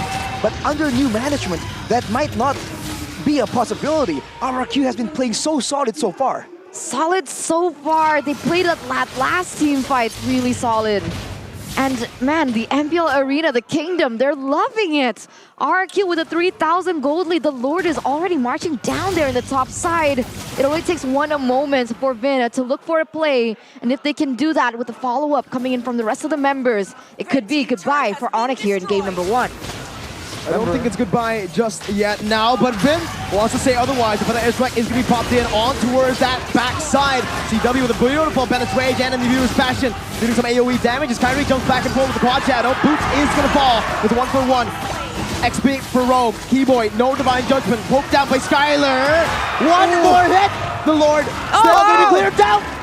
The Lord almost just taking the kill away. CW just reading out, opening up some bushes with the Renner's shot. But ONIC's base has been exposed. Up top, the base turret has been taken down. You were asking Eterna, why do people keep picking the Yeeve? That is why. There was no Big Feather airstrike, but the longer ONIC was taking to take care of that Lord, the more damage Clay was outputting, just spamming out the spells again and again with the Enchanted Talisman, lower cooldown, more mana regeneration. It's just endless source of damage, so Skylar can just wait it out, wait for the right opportunity, and once he goes in, that's a lot of damage. Keyboy almost getting taken out by the Lord. That was a clencher for sure. But now it's back to the default. Both teams waiting to find the opportunity, but with a base tower taken, fortunately for ONIC, it's still on the side of the Lord. So it's not that bad, but they are losing out in the proactive engage department. For sure, and even the real-time win probability is siding. No way! What? Another beautiful read by Vin, but Kyrie threatens the back line, zoning him away, isolating Vin. Meanwhile, Lemon jumping in once again, trying to zone. the ONIC members. A good disengage by Boots, but Skylar does a lot of damage with the final slash. He's almost caught, but as always, Skylar always has the BMI set in a position defensively. All right, but that was adaptation from ONIC, right? They are signaling that they understand the gameplay that Vin is trying to protrude onto them, and so they're using baits, and it worked out for them there, being able to get the combo off. Not really great in terms of the timing because the Lord still spawns in around 7 seconds, so honestly, RRQ, they do still have time to go back for it, but Vin, what? Whoa, he's going in. Uh-oh, a bit aggressive here. Bennett's Rage, though, has been popped in. That's a massive resource. It is going to be back up in a bit, though. No worries for the Beatrix. Cooldown in the 21st minute is going to be quite short. RQ, though, have more map pressure to play with, Arashi.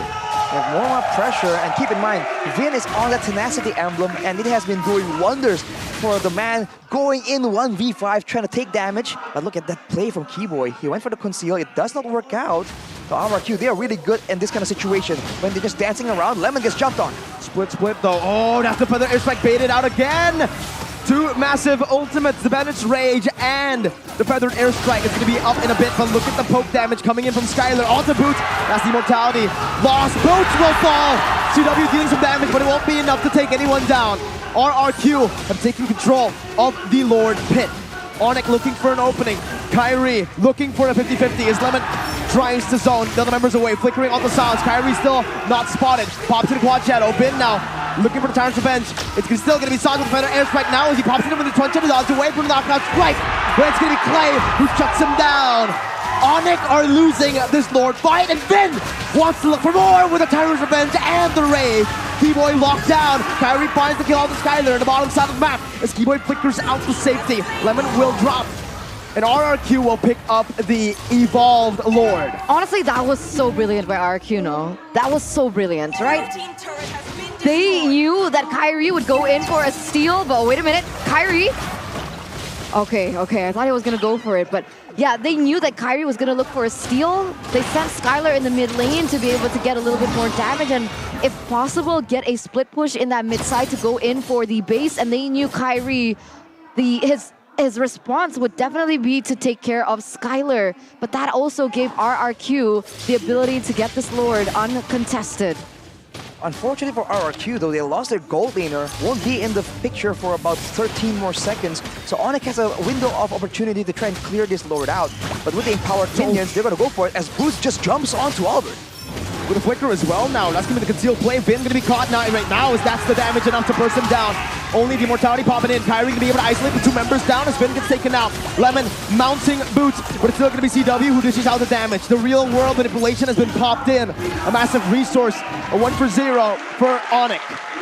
50 seconds without their main engage tool. The main playmaker that has been doing wonders for them on the map.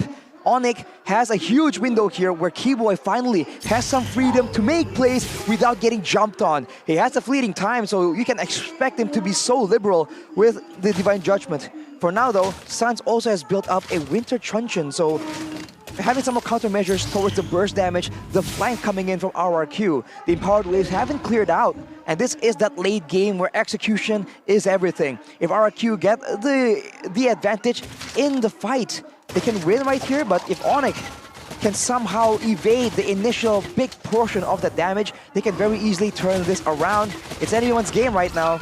This is the late game without a gold lead being relevant.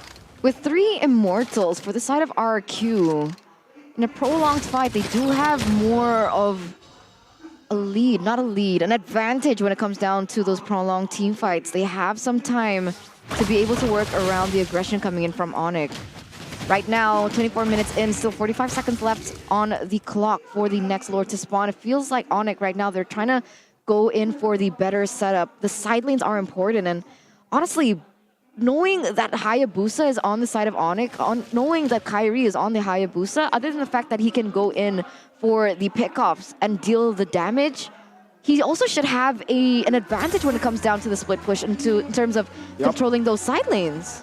But RRQ are the ones more proactive. They've already pushed up the wave right now. So in 15 seconds when the Lord is up, the wave will be sort of pushing towards ONIC.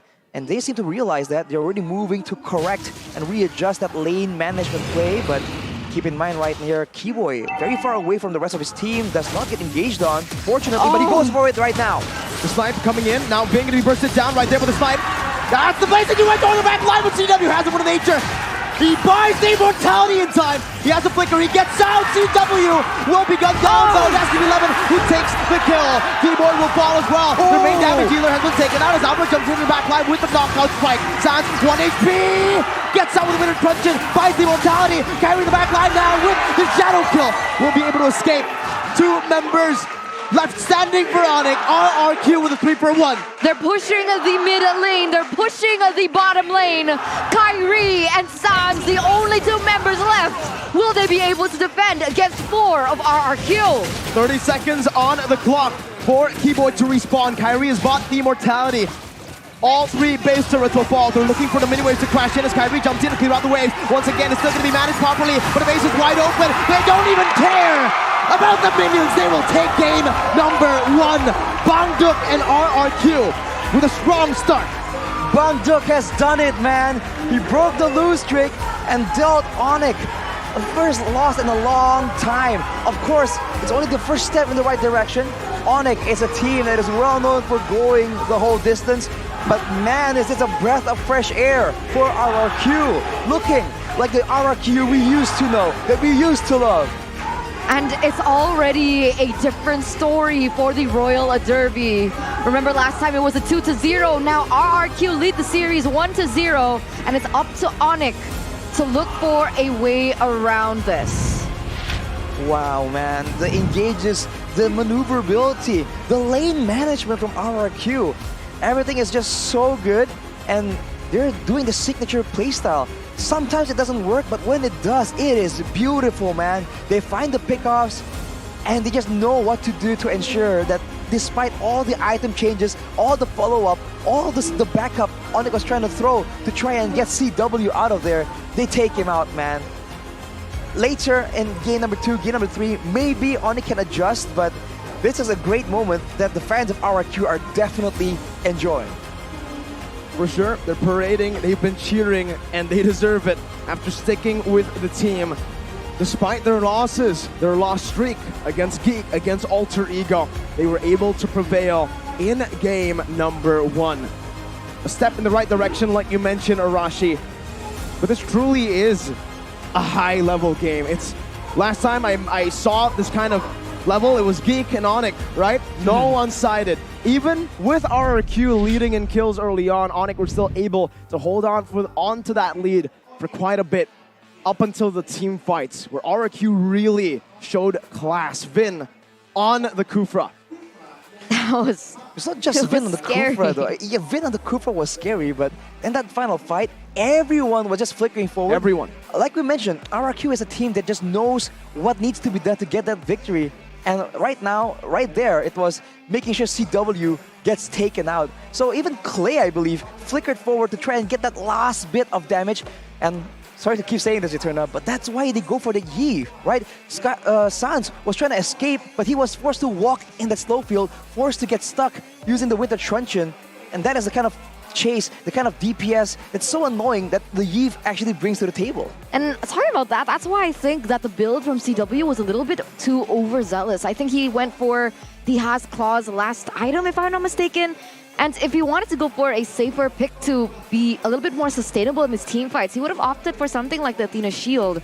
Honestly, because there are so many moments when he gets taken really low just by, like you mentioned, that DPS coming in from the Yves. But these are the post-game items. 26-minute game, 17-15. It was very close. Speaking of respecting your opponents with your itemization, look at Skylar. Athena Shield and Immortality. The same combination we've been talking about. Look at Clay. Brute Force Breastplate, Athena Shield. Yeah. They know that they need to just survive and essentially outlast ONIC without using anything too crazy like an Estes or a Faramis. And even Vin, knowing that he's going to be the main engage tool, he has a Tenacity emblem and he bought the Queen's Wings for a bit of damage reduction. And I think that is definitely a big factor in how ONIC was just struggling so much to punish him for his aggression in this game. It's about the timing as to when he bought these items, right? Because these are the items that they ended on. But the Athena and Immortality wasn't present at first. He actually went for the Wind Nature and a Wind Talker. So he swapped mid-game right before a massive team fight just to give some more respect to the burst damage coming in from the Farsa.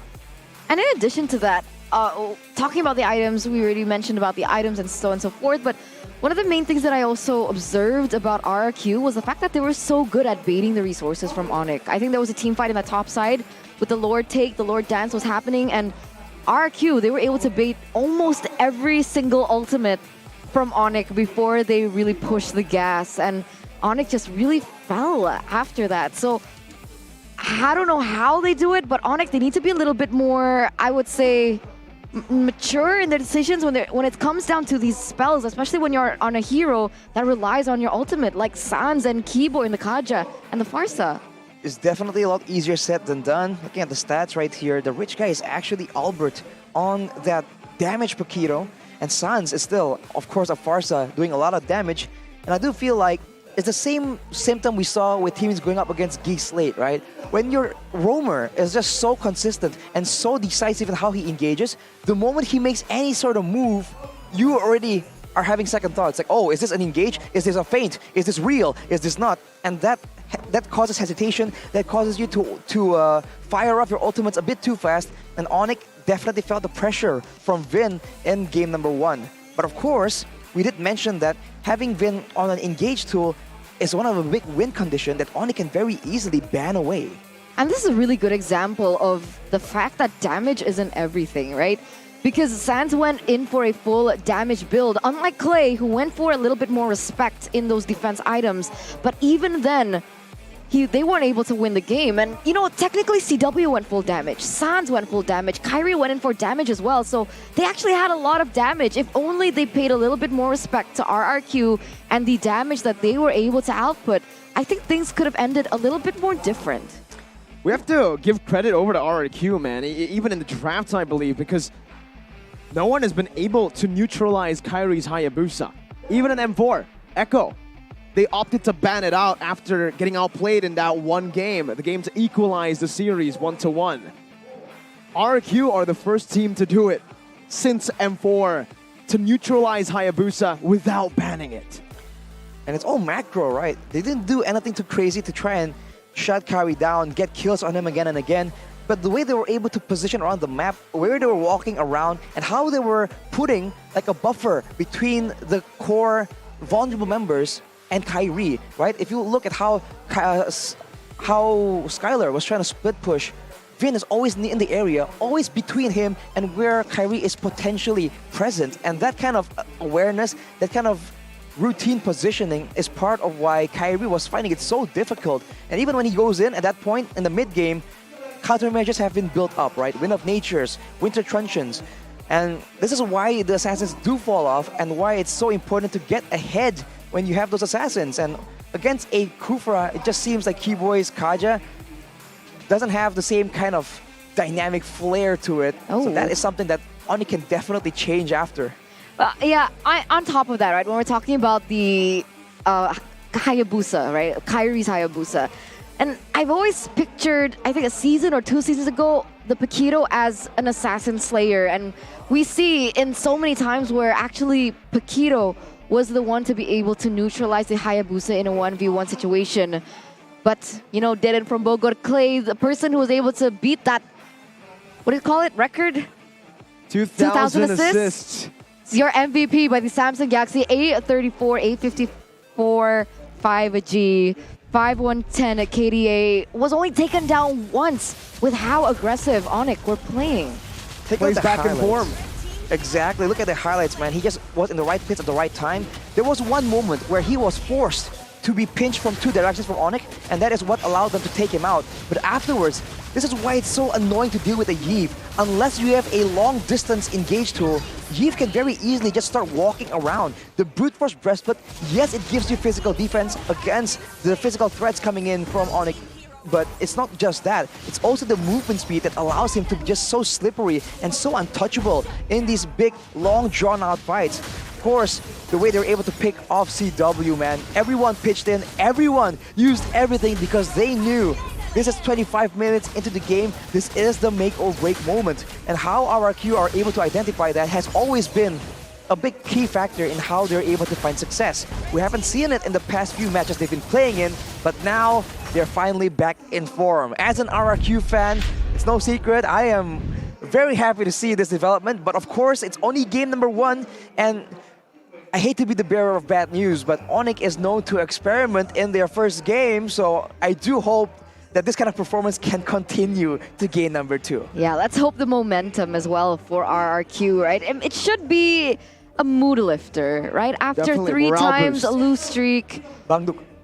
It's a good start. It's a good start for RRQ. It's a good look for RRQ, and it's also a good change for RRQ.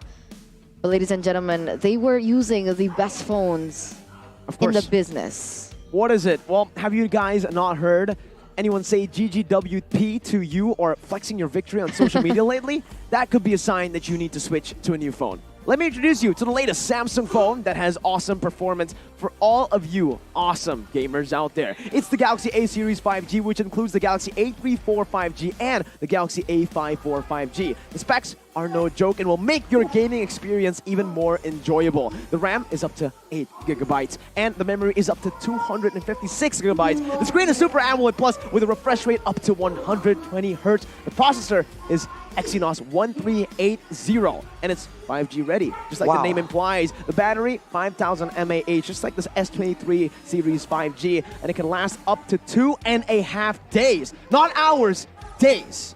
Days. You can almost basically have it available for the whole duration of us casting during the MPL. It's almost 3 days, man. It's almost 3 days, but that's not all, right? I heard that the phone has a really good camera as well. You can see the quad cam right there, up to 50 megapixels with optical image stabilization. When you're running, when your hands are shaking, it's all good. You get helped by the optical image stabilization and nightography. What does that mean? Take pictures at night, all good. It's still sharp and clean, allowing you to create content even in low light situations with sharp and stable images. And wait, there's more, there's even more. This phone also has an IP67 water resistant rating, so you don't have to worry about gaming or creating content in the rain or splashed with water even. If your friends, are douches, they want to spray water on you while you're making content. No problem. No problem, baby. And the price, this is the best part. Starting from IDR 4.9 million, which is only 5 million IDR.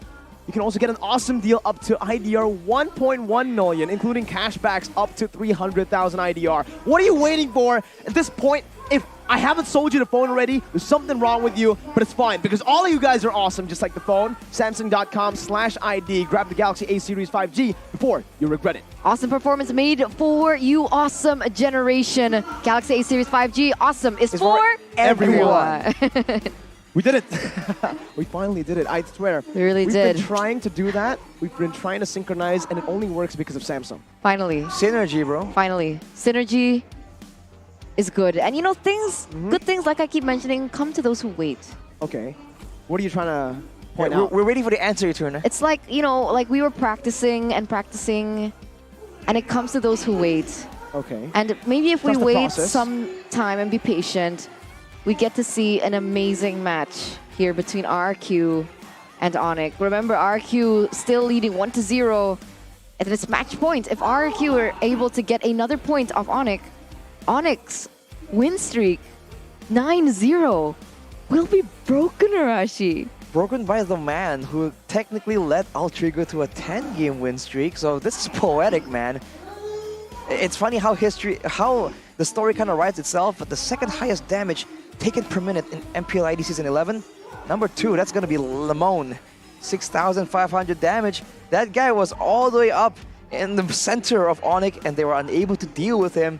That is the power of the glue for sure. But keep in mind, you focus too much on that glue, he pulls out the Lapu, he pulls out the Edith, all these crazy picks. Of course, with the current new management, maybe different picks can still come out from Lemon, man. This guy is the alien. Also, though, something pretty interesting is the fact that RQ is a pretty cool organization, right? But with their player picks and their coaching picks, it seems like they're trying to make a restaurant. Banana, lemon, nasi uduk now. I know. Oh, yeah. It's RQ restaurant, man. It's on the way. You just need a few more, right? A few more, maybe fruits or foods. They can make that work, man. I bet the Kingdom would love to visit an RRQ restaurant with they special sell nasi menus, uduk, lemon tea, sure, or something? lemon tea, banana split. We'll have to see, man. And you know, taking that turn from ONIC. Yeah, possibly they're gonna serve a bitter pill to swallow for all of the ONIC fans out there if they're able to get another point here. So ladies and gentlemen, welcome back to the drafting phase of game number 2. RRQ and ONIC still on the same side as game number 1. RRQ with the Valentina and the Fanny being banned out, the Kirita as well, still the same bans coming through. If ONIC want to go the same route, they're going to ban the Fredrin, or this time, maybe they want to ban the Claude out first. I think it really, you know, it's time to respect it, but they will just go for the respect towards the Eve. Therefore, giving RRQ the chance to pick up the Claude, and I don't think they want to let it go over to ONIC. They know that CW, his most played hero, is also the Claude, so it just makes perfect sense for RRQ to pick it up. It makes sense, but then it also leaves the Farsa up in the air, and now there isn't a Yves to try and counter that. So if RRQ want to go for that, they have to try and find different solutions. For the first pick, though, I think the Cloud is just way too valuable. It's one of the main heroes with a lot of with a very high win rate for Skylar here.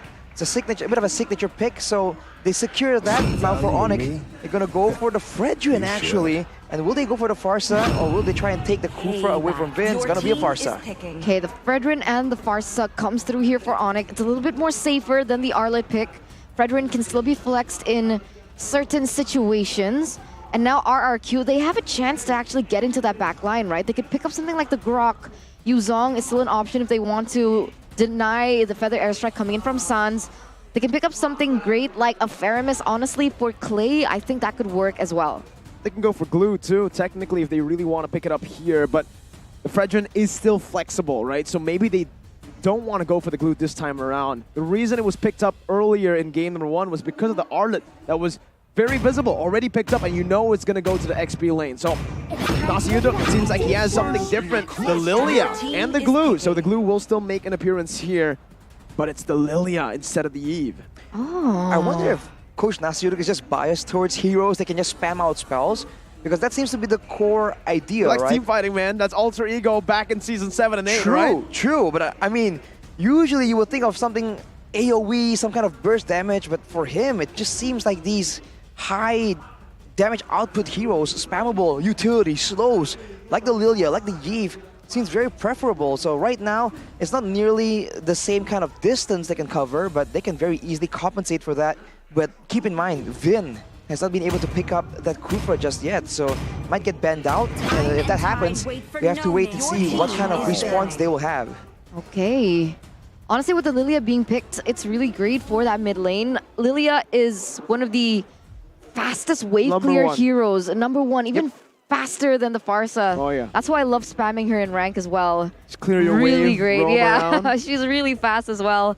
And ONIC now with the same matchup, Beatrix against the Claude. There were moments where it felt like the Claude had a little bit of an edge, but you know, we talked about it in game number 1, right? CW was kind of losing that lane, and he was still able to get more gold and be able to farm better than Claude. So not really worried about that lane. And ONIC, they're gonna start banning out to the heroes for potentially Albert or Vin here with the Akai being banned out. Arla being banned by RRQ as well. Boots technically wasn't having a lot of highlight moments on that hero, but it's definitely still something that they deem a significant threat. So now with the final ban here, we're gonna see if it's a engaged tool, if it's a jungle, something that can be used to secure the neutral objectives, because now for ONIC, they have the Fredrin, they can try and abuse that to ensure that they get 100% of the turtle or lord rate. RQ honestly right now can still go for the ban towards the Hayabusa, but they picked up a Claude that does pretty well against the Assassins when he gets the Wind of Nature, and the Lilia, that's super sustainable. Maybe they want Kyrie to go for the Assassin again.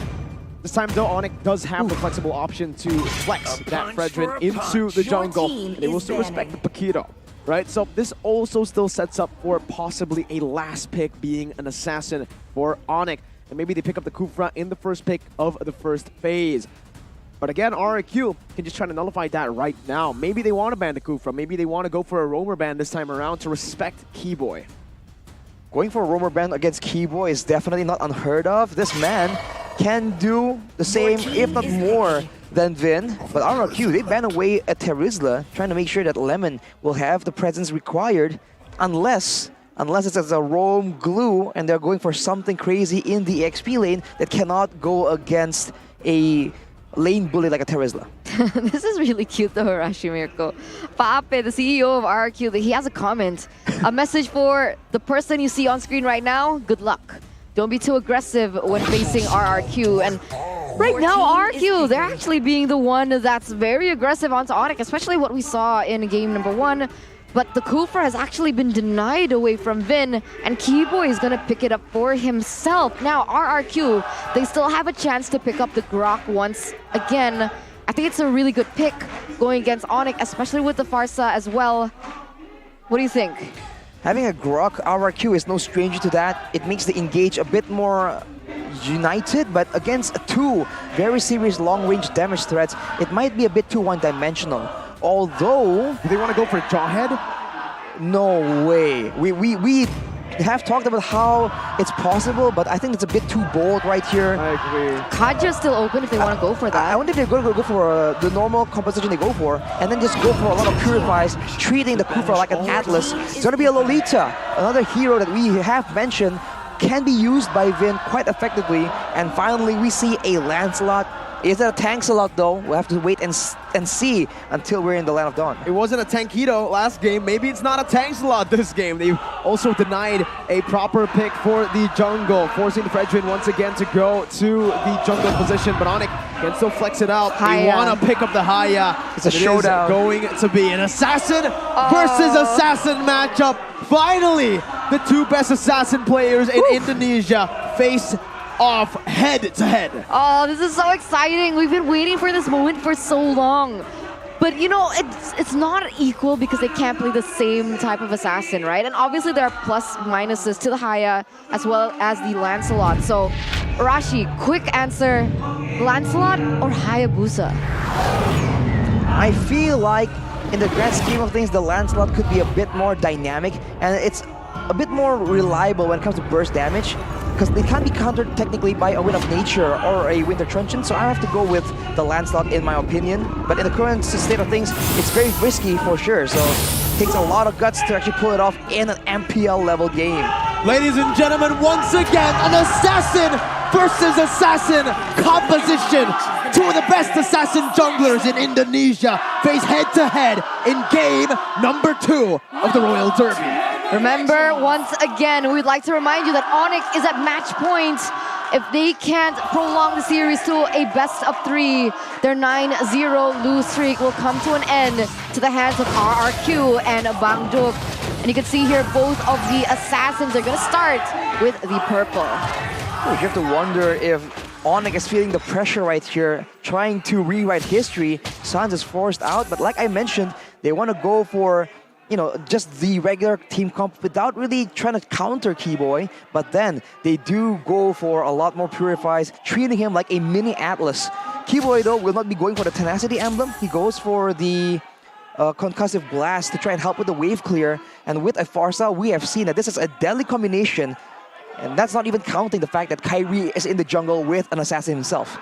It's actually pretty cool with the way that both of these teams are rotating. They're literally mirroring one another. Not only is Albert and Kyrie mirroring each other, Vin as well as Keyboy, they're doing the same thing as well.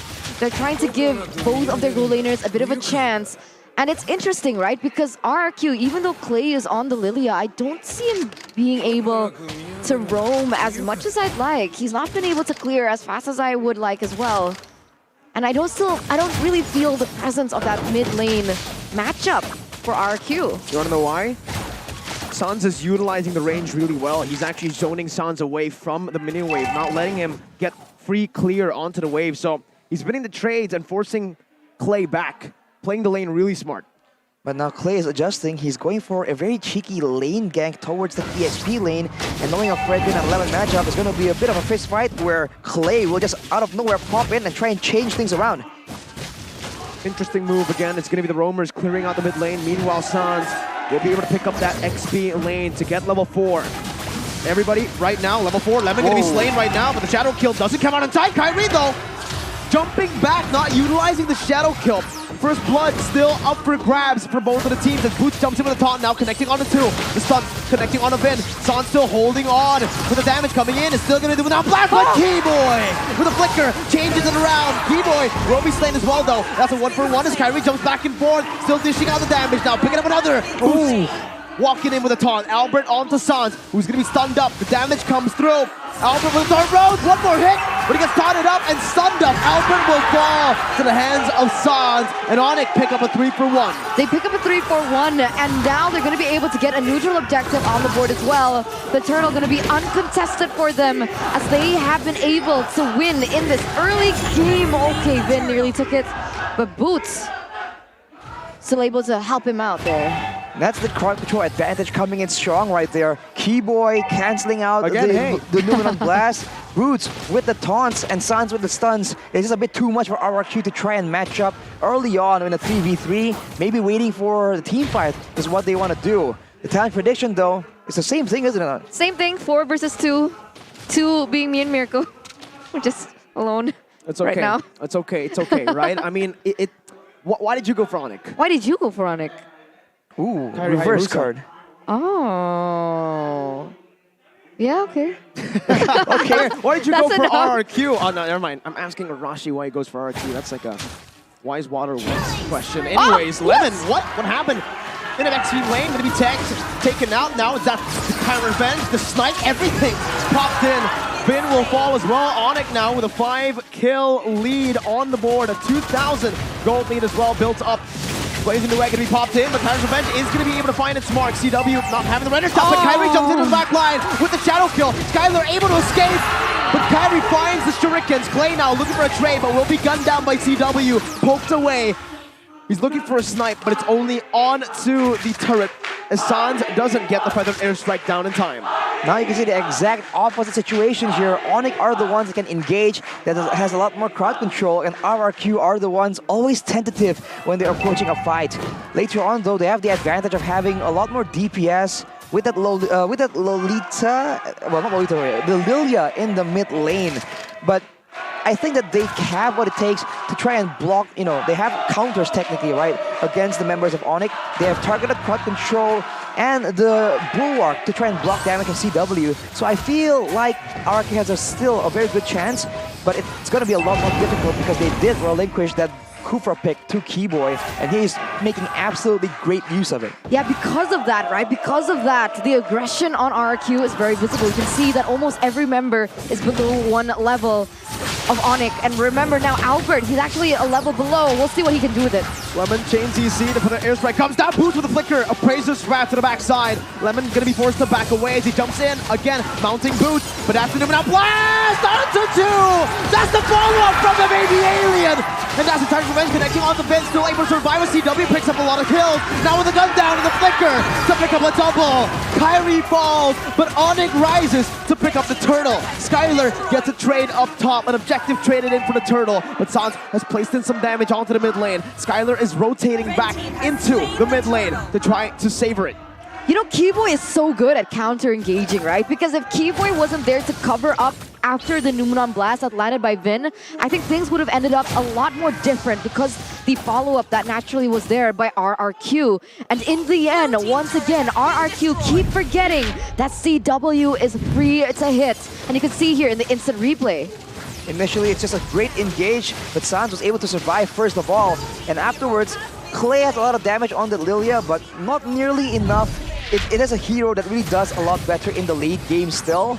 So now, in this mid game, is actually a weird situation where, with Lilia, right, the level 1 to 2 is very, very strong, but afterwards, it's a bit of a dip until the late game where after the Enchanted Talisman that he has built up right now, he also requires a few wands to try and get the ball rolling. The Ice Queen's wand, the glowing wand, and without that, he cannot hope to match the damage output coming in from ONIC. Now at a 4K gold lead, you have to wonder if they've made too big of a blunder to recover from, because ONIC have full control right now, and you can see them stalking their prey. Yeah, to talk about the Lilia, right? I don't think her main focus is damage, right? Especially in the early game. Her main focus is her utility, her slows, but man, CW already dealing out so much damage, and That's why he has his power spike, the BOD already built in for him. And look at Boots, again, just the oppressive force. ONIC, the way they win games is through Boots winning in his matchup, and with the Fredrin, that's what they secured for him. It's a very strong hero indeed, having a lot of sustain, a lot of tankiness, and weirdly enough, deceptively high damage. So Boots definitely will enjoy using that hero. But later on though, with more items being built by RRQ, I do feel like he's playing a bit too aggressively. He can enjoy it for now, but he needs to adjust later on, because otherwise he will get bursted down once the members of RRQ have enough damage. Skylar though will be able to clear out the top lane, so RRQ is slowing down the pace at a 5k gold deficit. It's definitely very difficult. You can see Kairi trying to exploit the 1v1 solo potential on that Hayabusa. Kairi's so annoying, man. Look at that. Look at the way he rotates, right? He doesn't give RRQ breathing room at all. He puts pressure in the bottom lane when everyone's at the top, and because RRQ isn't as mobile as ONIC right now, honestly, it's putting them in a top position, but Skylar! Oof. Beautiful Purified to escape, but CW there not connecting onto his Renner shot. That could have been so bad for Skylar, losing the entire wave, but somehow he makes the aggressive play with the Blazing Duet to actually clear out the wave. Some might say it's greedy, but for Skylar, it's calculated. Looking at the player's gold right here, Skylar is still below Kairi and CW, not far behind though. He has his core items completed, as Boots once again tries to be such an oppressive force, and ONIC is trying to rally behind him, getting control over the turtle pit, as Sans is just still abusing the mobility on the other side of the map. Keyboy was charging. I thought he would have been able to pick off Clay there, but he doesn't commit onto it just yet. It looks like ONIC Esports have been better at controlling the side lanes, but Nuna Blast? Nuna Blast gonna be able to connect right there. CW can be taken down, and that's Albert who picks it up. Sans though finds the gold laner as well. Both gold laners from RRQ and ONIC have been picked off. Boots with the Appraiser's Wrath. Clay dodging away from it with the black shoes as Keyboy jumps in with the Timer's Revenge, hitting him back so that Boots stays alive. Meanwhile, in the bottom lane, there's a 1v1. The alien will fall. Kairi will not be abducted today. Wow, a 1v1 in the midst of all that, and all things considered, it's still a gold swing towards the side of RRQ, I believe. It was almost a 5k goldie earlier. Now it's only 4 as Viren gets jumped on. And this is why it's so difficult, man. It's just a different situation as Clay just walks in, though. Black Shoes is being pumped already. Gets taunted up.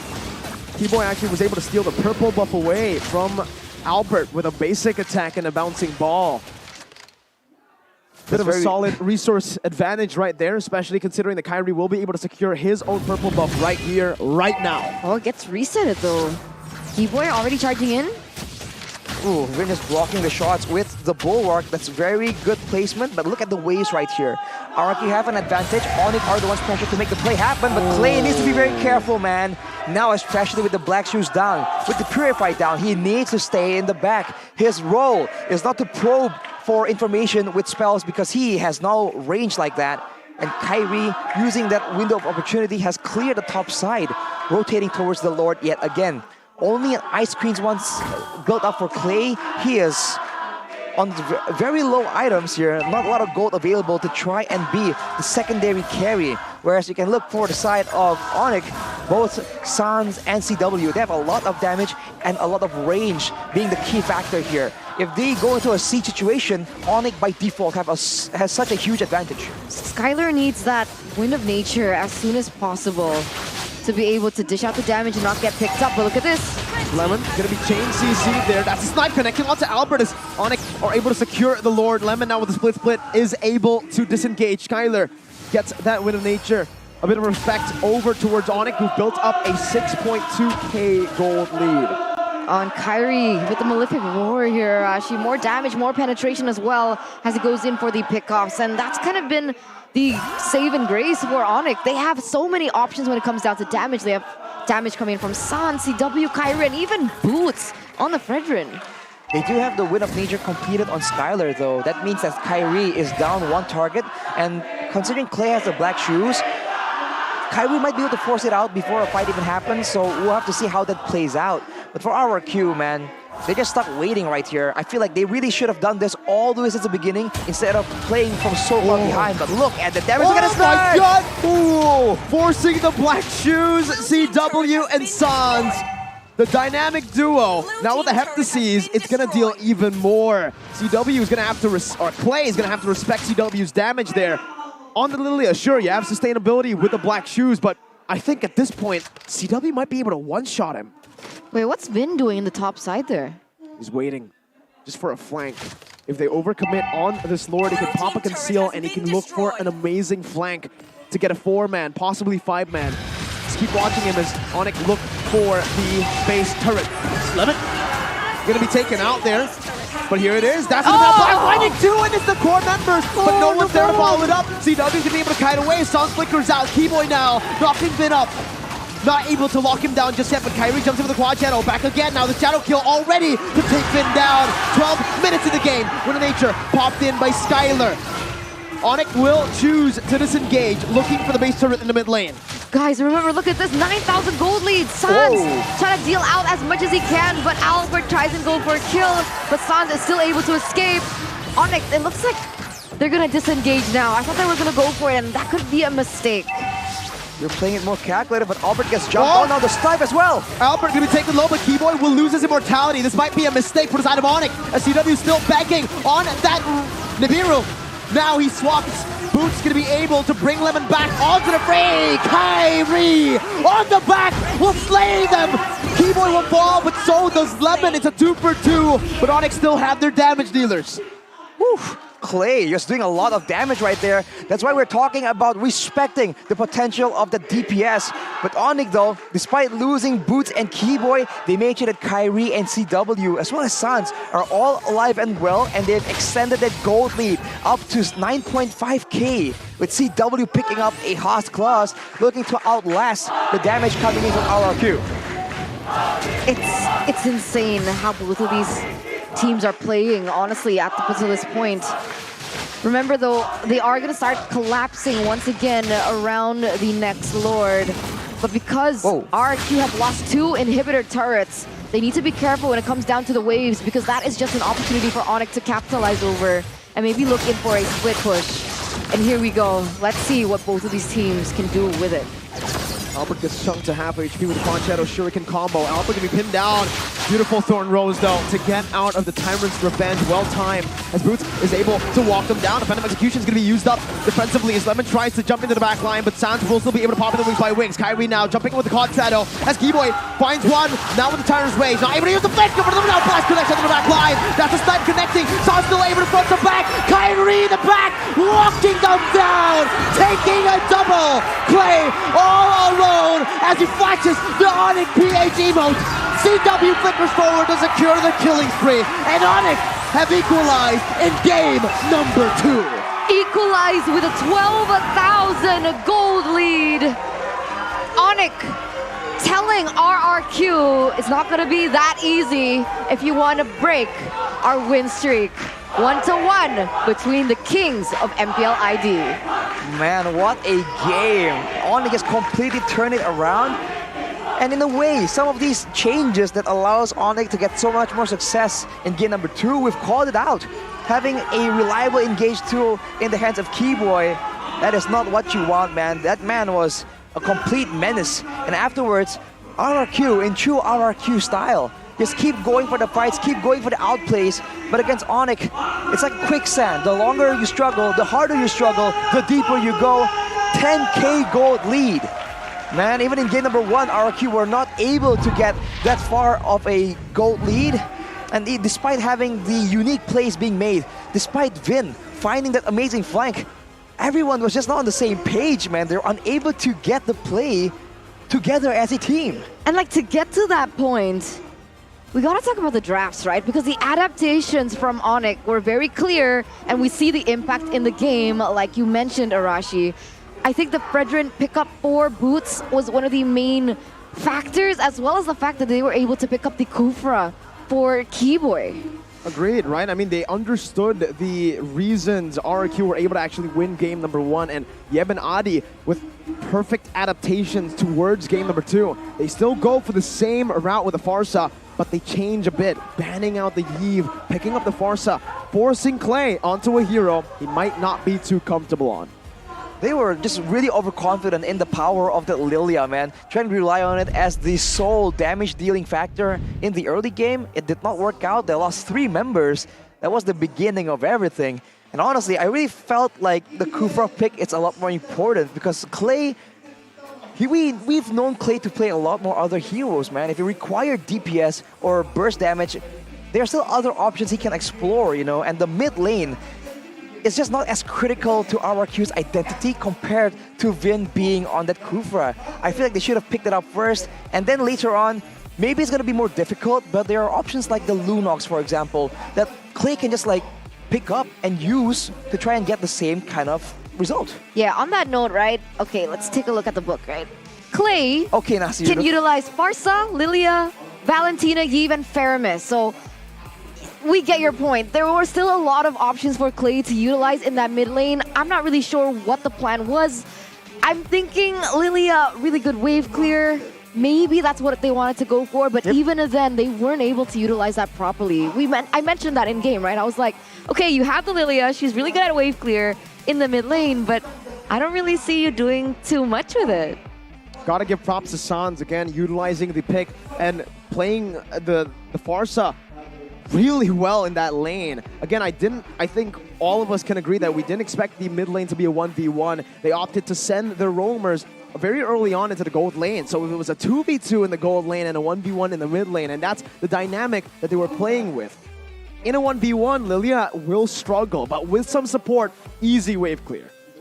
I think that's the key factor here as well. If you take both roamers and put them in the mid lane, yes, I guess Vin has built-in wave clear, but Keyboy has also went for the concussive blast, so they're pretty evenly matched in wave clear.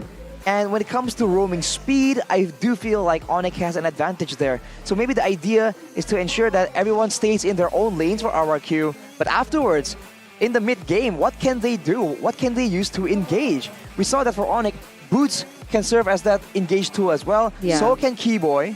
And looking at my notes here, they can essentially engage with the Pharsa as well. So for RRQ, on the other side, it's maybe a Glue and a Lolita, and those are very slow. Like for Glue to engage, you have to be, I don't know, barraged by the split blobs for quite a while before anything can even begin. And by the time Lemon can achieve that, he is just chunked down. On that note, right, I think Vin was able to get a lot of good moments, right? He was able to get a lot of good Inumnam blasts as he counter-engaged. Now, the issue wasn't if they had the tools to make that initiation play. The question was, why was there no follow-up from the side of RRQ, right? Because it's a lot different. Lilia and Pharsa will be able to respond to it a lot better because of the burst that she has, whereas something like Lilia, it's not as fast-paced burst. Exactly, burst damage versus DPS, which is why I said if RRQ were able to just maintain, I don't know, a very small gold disadvantage all the way to the late game, that Lilia pick is gonna gain more and more value. We just unfortunately did not get to that point in time. If you look at Clay's items, like 3 items at most, if any. Yeah. So they're just not the same kind of impact compared to Sans, who, let's face it, if he doesn't have a lot of items, he can still provide crowd control, he can still provide long-range zoning for Skylar. So it's just quite different when it comes to what that hero brings to the table, right? The Lilia against Pharsa. Right, because you're mentioning Lilia, Clay doesn't really have a lot of items, but yet in the post-game recap, he still did the damage. 59,000. It comes down to Lilia only being able to front to back, right? You're dealing damage, but not to the right members. You're doing damage to the frontliners who are meant to take the damage. Meanwhile, for the Pharsa, I think he did a little less damage, but it was always onto Skylar, onto Clay. Well, that's the idea, right? Lilia being a bit more of a AoE DPS is meant to try and help melt the front line. But if you think about it, right, the highest damage in the team was about 60k. It also shows that everyone else was not doing damage either. So look at the gold curve. It's pretty standard for ONIC. There were moments there where RRQ, in true RRQ fashion, were able to find small moments of success. But if they really want to come out on top here in the final game against ONIC, they need to make sure that any small moment they get needs to be used to absolute perfection, because otherwise, that's what you can expect from ONIC, right? And if you don't match the kind of performance, It's looking like a continued streak here, boys. Yeah, going back to the gold curve, right? There was a moment in time where I think you were mentioning about the fact that RRQ won the team fight, but ONIC still had the gold lead, and that's what ONIC should actually pay attention to, right? The shutdown gold.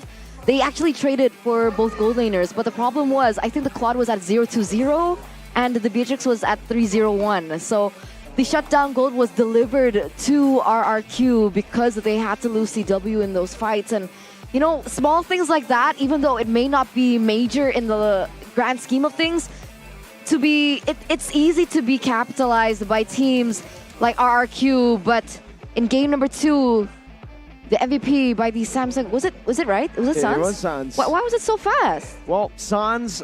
Oh, because he's so fast. Yeah, he is a fast player. Fast hand. Man, he plays on 5 phones. That's a rumor we've been hearing in MPL Indonesia. Oh my God, I can't even, like, 1 phone is already tough for me. 5 phones? Geez, Sans. But in all seriousness, that game, what a performance. This man on the foresight, even in game number 1, was so solid, always keeping himself at bay, positioning God, but also dealing the proper amount of damage. This time, though, it just felt like he was much more free, with the space given to him by Boots and Keyboy. Yeah, and the fact that Keyboy was always in the wings, in the bushes, allowing him to just be relatively safe compared to Clay, who needs to be worried about the engage at any moment. Look at the map, man, all around the map, always in the jungle looking for ways to engage. Let's look at some of the highlights right here. In their early game, they just went all in for the fights. RRQ banking on having the stronger early game, but even with the glue and even with Lilia, they were unable to get that advantage. And sooner or later, they just start falling short of the plays here. And even if they get big engages like that, it's just too little and it's just one big moment. Whereas RRQ, I would say that their specialty is having multiple small moments that ends up with a very dominant performance. So I think they have to try and find different solutions, different tools if they want to try and still get those pickoffs and get those early game dominance. I think even here, right, I have to mention the elephant in the room, man. 0-8-4 is the final score that Lemon actually ended the game with. What do you think happened? Because in game number 1, I felt like his impact was definitely visible. One of the main reasons as to why RRQ won. Why did it end up like this in game number 2, 0-8-4? Honestly, I don't think glue suits Lemon. I don't think it's the hero for him. Like, if you want to play someone as 50-50 and as coin flippy as Lemon, might as well give him a hero that can actually facilitate that. Give him something like the Lapu or the Terizla that we saw actually give him a really good time. Yep. I don't like the glue, but you know, RQ, you're better at this. Do you like the glue on Lemon? I feel like the idea is for him to be simply a nuisance, a main damage point to the front side. But unfortunately, we have to take a short break right here. So we'll resume this discussion after this short break. And stay tuned, guys, because the final match, the final game of the day, and also the final game of this match will be coming up soon. But after this very short break. All right, me, Eterna, Mirko, and Arashi, we're signing out for a bit. See you after the break.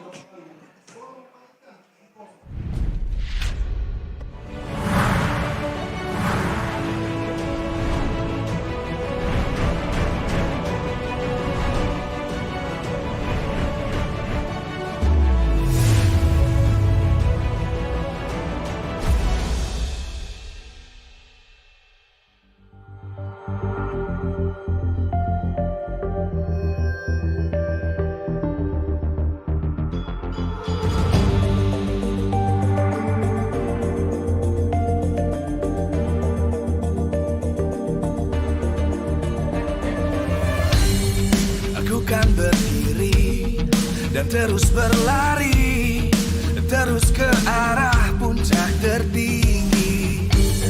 Ku takkan berhenti, hanya sampai di sini.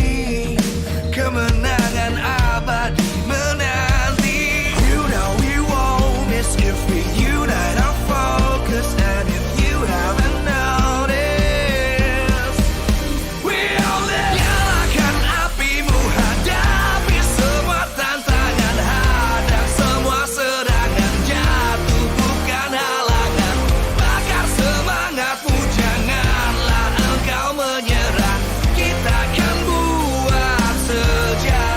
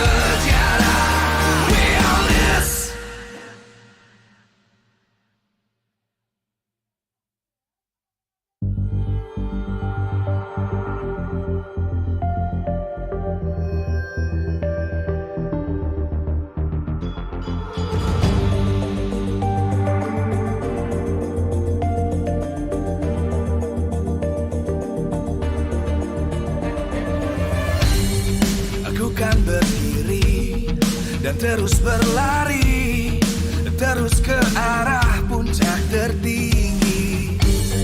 Ku takkan berhenti, hanya sampai di sini.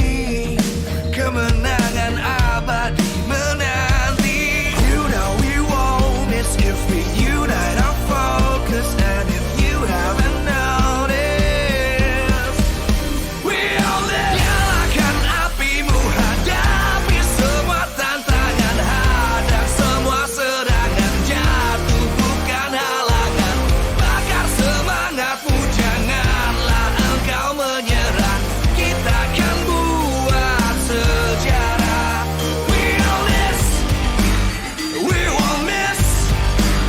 We all this, we won't miss. Saatnya beraksi, jalani ambisi.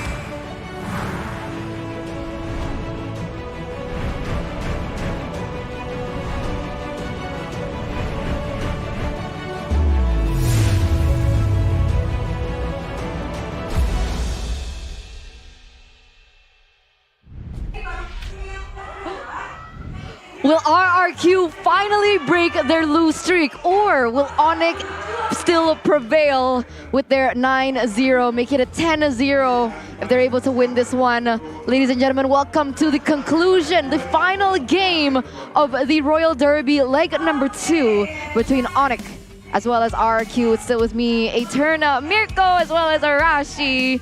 And of course, like I keep mentioning over and over, you know, good things come to those who wait. And we are waiting patiently for the coming soon limited edition UBS Gold merchandise collection in collaboration with MPL Season 11. And don't forget to stand by at ubslifestyle.com as well as UBS Lifestyle e-commerce. Playoffs, man. Playoffs. I think Should be it's playoffs. almost confirmed, right? Because we're in week number 5. It's still on the way. It's still coming soon unless they're waiting for the 6th week to reveal it. And then maybe we'll see it in the playoffs. Or maybe it's just the playoffs. Final day of the last week. Wait, it's finally here. It's like, what? Watch out for the playoffs. And then they'll say.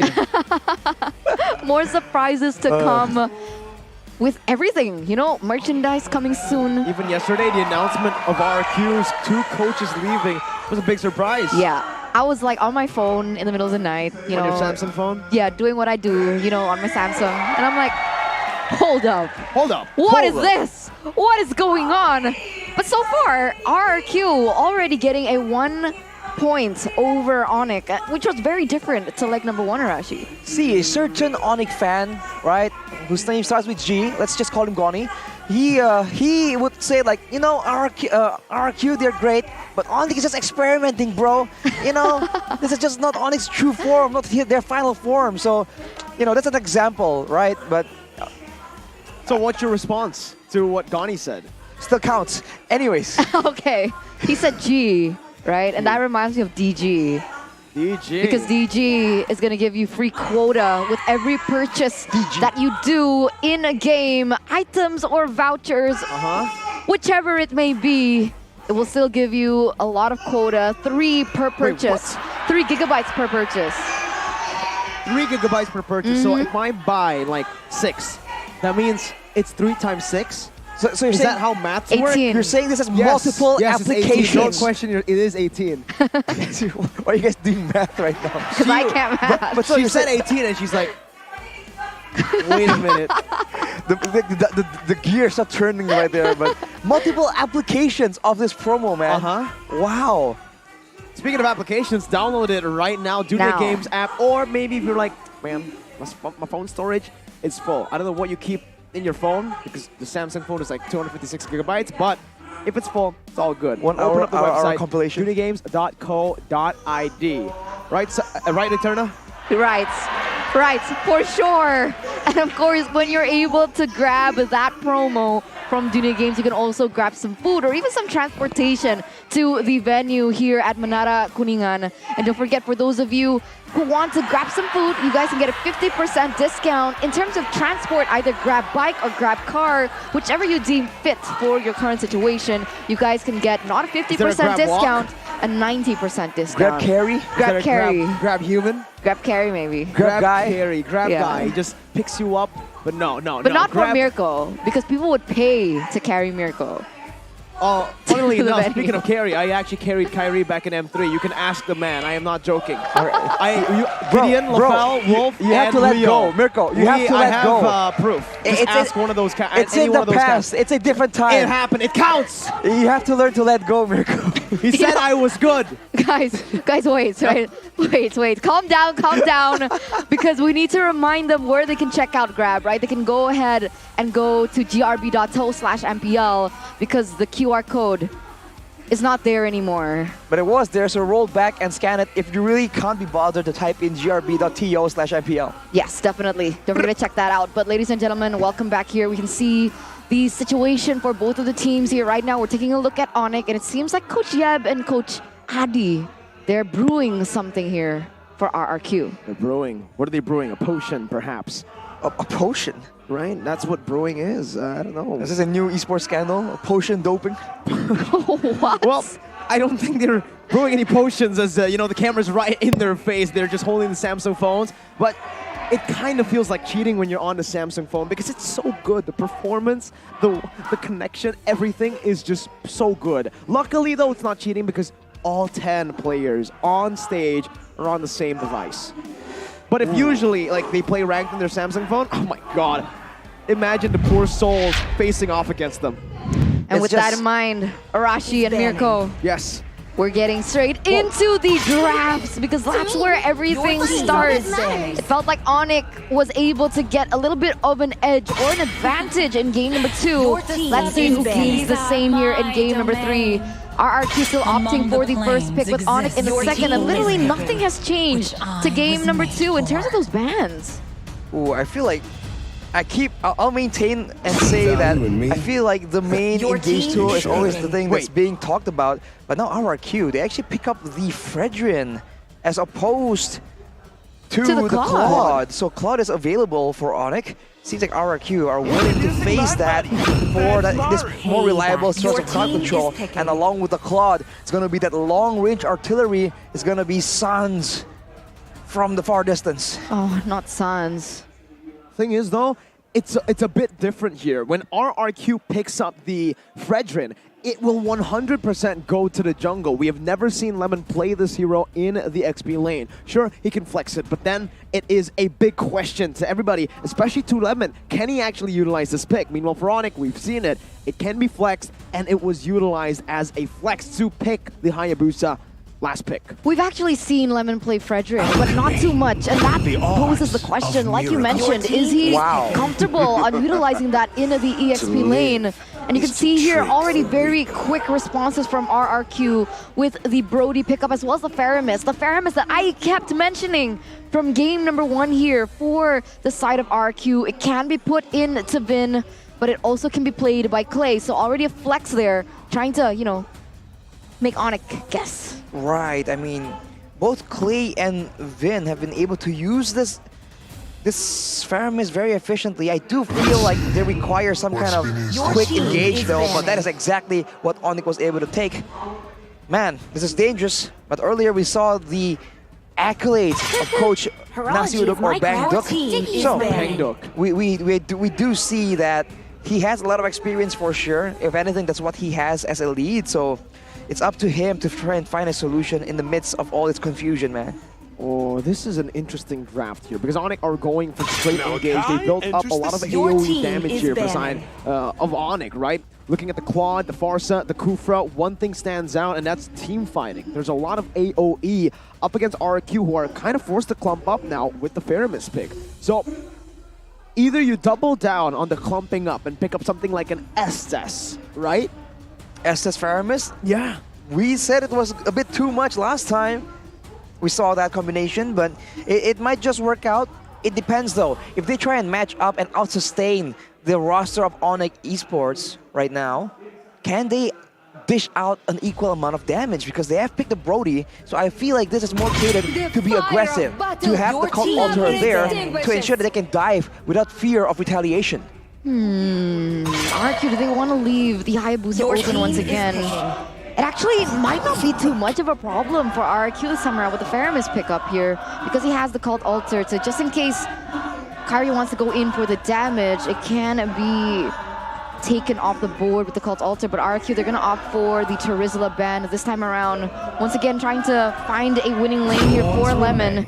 ONIC will actually pick up the Lancelot first, which makes sense, right? The Masha being banned away, they don't want the Lancelot to be pressured in the jungle, but RRQ now, they actually have a really good chance to pick up a Hilda?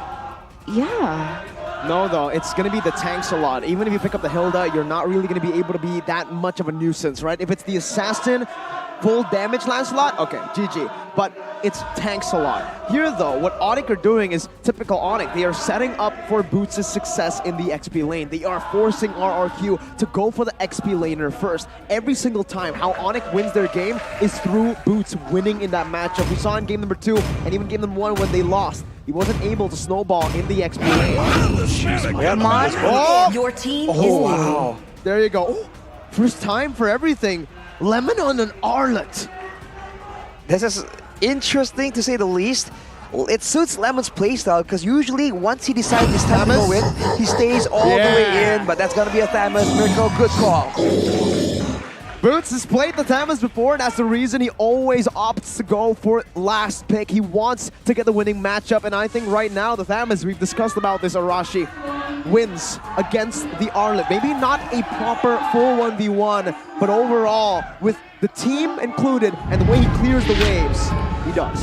I do wonder though, with that strong laner, is he gonna go for more of a split push style? Is he gonna try and group up with his teammates? Because last time we saw Lemon do that, doesn't seem that impressive.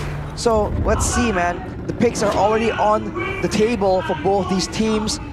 It's a moment of truth for the coaching staff. All they can do is pray and make sure that they have their fingers crossed and hope for the best. Let's see if Vince Franco can be the saving grace for RRQ, or will ONIC be too much of a problem for the Kings? Ladies and gentlemen, welcome to game number 3 of the Royal Derby. Oof, the Kung Fu Panda skin already making an appearance here. It's always very fun to watch.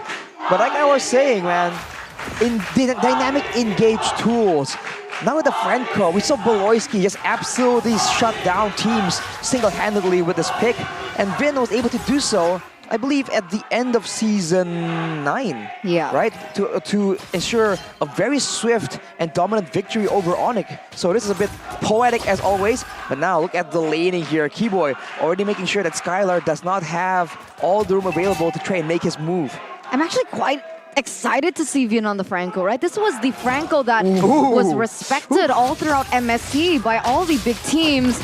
But Keyboy here seems to have a little bit more to work with in terms of that pressure, because Vin has to rely on the Iron Hook in the early stage of the game until they reach that level 4. For now though, I feel like the lane is gonna be heavily favoring Boots because Lemon went for the tenacity. He's going for a tank build Arlet that is gonna be used for utility instead of having the more lane dominant style. Iron Hook does land though, that's a Purify forced out as Albert just makes a quick hello there in the gold lane. And I think he needs to, right? I think Lemon needs to be more of a frontliner in that situation, especially we can see here Skylar gonna be very, squishy. Vin, not the best roamer to absorb all the damage. But as you can see here, Albert, everyone else going on to Keyboy. Oh, the Iron Hook brings him back. Skylar. Well, it's Albert who picks up first blood in game number 3, already utilizing this winning matchup. That was so intelligent, man. They froze the lane. They ensure that CW had to walk up, and that is where they set everything up for the hook into the hook flicker into the bottom of the turret. So RRQ already playing a bit more intelligently, but in the mid lane, Sans has not been able to roam around, but with the turtle spawning, this might be where ONIC pulls the trigger.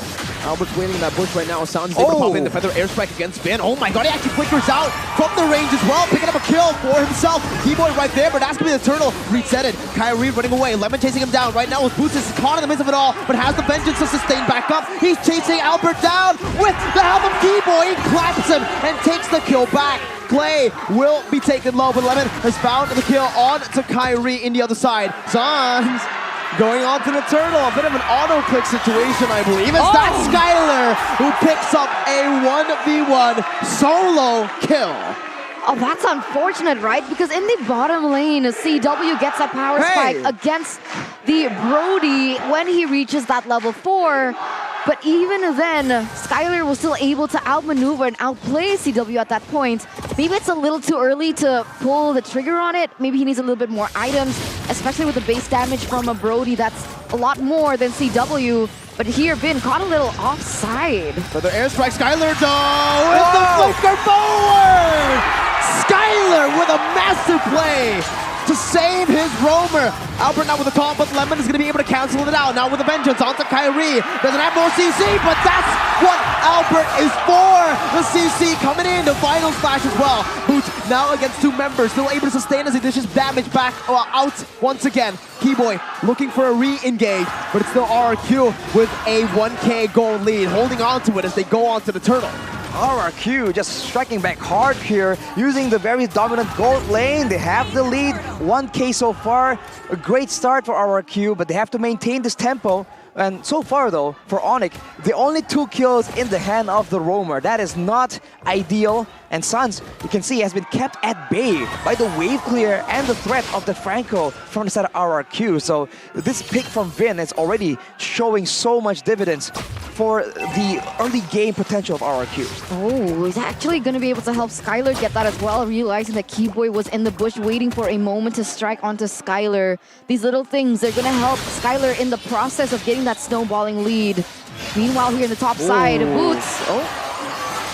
Smart maneuvers, bringing Boots under the turret right now. The Vengeance gets popped, but Albert has the Appraiser's Wrath. He's holding on for the Vengeance there as he walks him down, has the Appraiser's Wrath, will just save it here as Boots does a bit more damage onto him, but it's still going to be a kill over to RRQ. Boots has bought some pressure for ONIC in the gold lane, but is it worth it? They've let go of that winning condition. Oof, I mean, they've let go of the win condition right now, and Lemon on the foreign Arlet pick is actually doing very, very well. And this is the scary part, because we know how Lemon goes aggressively when he's ahead, and now Albert, he just cannot be pressured when he's on that Fredrin, but in the gold lane, everyone's converging for a big fight. CW going to be able to actually escape as the Bloody Hunt connects onto Keyboy. That's a turn memory, but it is going to be Vin locked down. The Call Alter is placed down. Vin going to be able to survive as he finds the Iron Hook to bring Kyrie back for Clay to kill. A wonderful pickup there by the man himself. Vin on the Franco, the signature pick from way back when, as they are going for another pick on the board. And Sans goes down. 2,000 gold lead for RRQ. 9-2 kills on the board. ONIC, they don't really have an answer to what RRQ is forcing onto them. Skylar, what an absolute monster when you put him on the winning lane. Oof, man. On the winning lane, he just knows how to push that advantage. And RRQ right now, full pedal to the metal. Vin almost gets a hook right there. And ONIC, they're just confused. And you can see that RRQ, they feel the tempo building up. They feel that their engine is getting warmer. It's time to go all in. They go for the turtle, and they might go for some more right here. Diving in towards the jungle of ONIC, trying to get all the lead they can before that late game rolls around. How can ONIC do this, right? I'm thinking about it. Kyrie so far has not been able to get anything on the board. 0-3-0 KDA so far. And he's far behind the Fredrin up until this point. A 1,000 gold deficit if we take a look at the items. And in terms of those gold lane as well, Brody already with so much damage, BOD, the Fury Hammer built in as well. That's extra physical damage, whereas the Claude has only been able to get that DHS. He hasn't even completed the boots, and only some steel leg plates to be able to withstand how much damage the Brody is doing in the early game. The Fury Hammer Mirko was talking about, just a very efficient item, giving more penetration, but Keyboy goes in. That might be Clay getting taken out, but the retaliation. Oh, Vin finds CW on top of them all, but Skylar will fall, and that's a shutdown over to Kyrie. Saw still in the back line. He's able to position super well, but he plays with Brad will find Keyboy to pick himself up a double kill. It's a 2-for-2 in the end, but ONIC have picked up a shutdown. And that's a shutdown in the hands of Kyrie as well. Not ideal, but it's still a 3K gold lead. And look at the tempo. Look at what they do with that lead. They go for Sans, but he is fortunately able to escape. But the purple buff will fall victim. Not a single moment wasted from both these teams right now. Yeah, Lemon also went into that team fight at the right time as well. As the Appraiser's Wrath actually hit, he was there to follow it up, and the damage was definitely dealt there and actually gave RRQ a little bit of a lead or an edge in terms of the outcome of the team fight. I feel like a big win condition for RRQ right here is to use Albert as one of the main front lines. He is ahead and he does not want to give a shutdown away, but he's going to be building tanky items, and if he can take the initial hit from Keyboy, that can open up room for everyone to just jump back and counter-engage, because Fredrin, with lower HP, that means you do a lot more damage, and you have a big chance to make a huge burst damage play using the Appraiser's Wrath as well. So I think that's how they're going to engage. But look at Vin! With Buddy Hunt and the Iron Hook, there you go. That's going to be Keyboy brought back to the team, stunned up and taken out. Nicole Alter, Keyboy finds a massive stun. Skylar will fall into the hands of Kyrie. Only the Rover traded in for the gold lane. ONIC somehow have been able to salvage this team fight when it's going so well for RRQ. Lemon going for the stun. Kyrie's able to dodge, but not from the final slash as Albert picks up another shutdown. ONIC have been taken out, but Sans is still here. Franco, Vin, super low. Meanwhile, CW still farming up a storm in the gold lane. This is how ONIC gets it done if they want to still come back into the game. They need to trade. They can't go for the pure 5v5s. But RRQ, will they let them?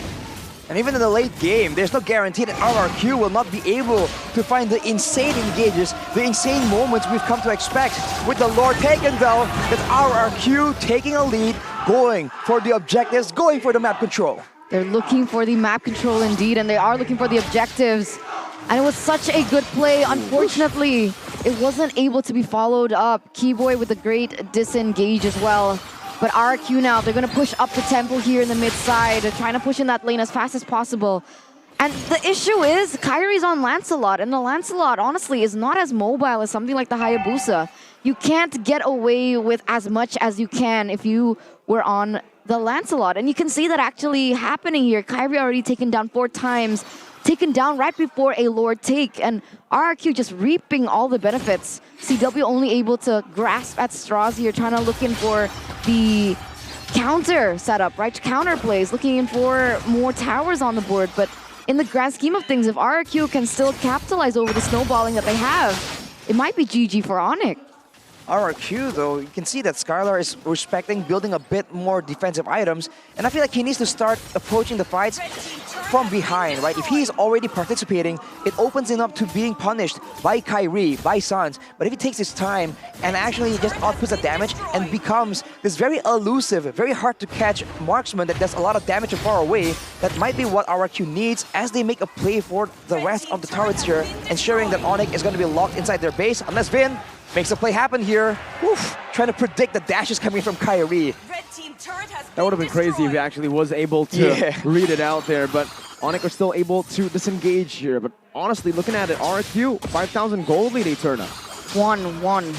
CW needs 1, I think, to be able to dish out the damage. I mean, Skylar already is in a lot of items already, I think. Oh, but wait a minute, what? Oh, final slash also onto Kyrie, but Boots still has the Vengeance. Will be able to act as the front line right now as Lemon's going to be chunked quite low. Now the edge strike comes down, but Lemon's going to be able to dive into the back line with the stun and the Vengeance.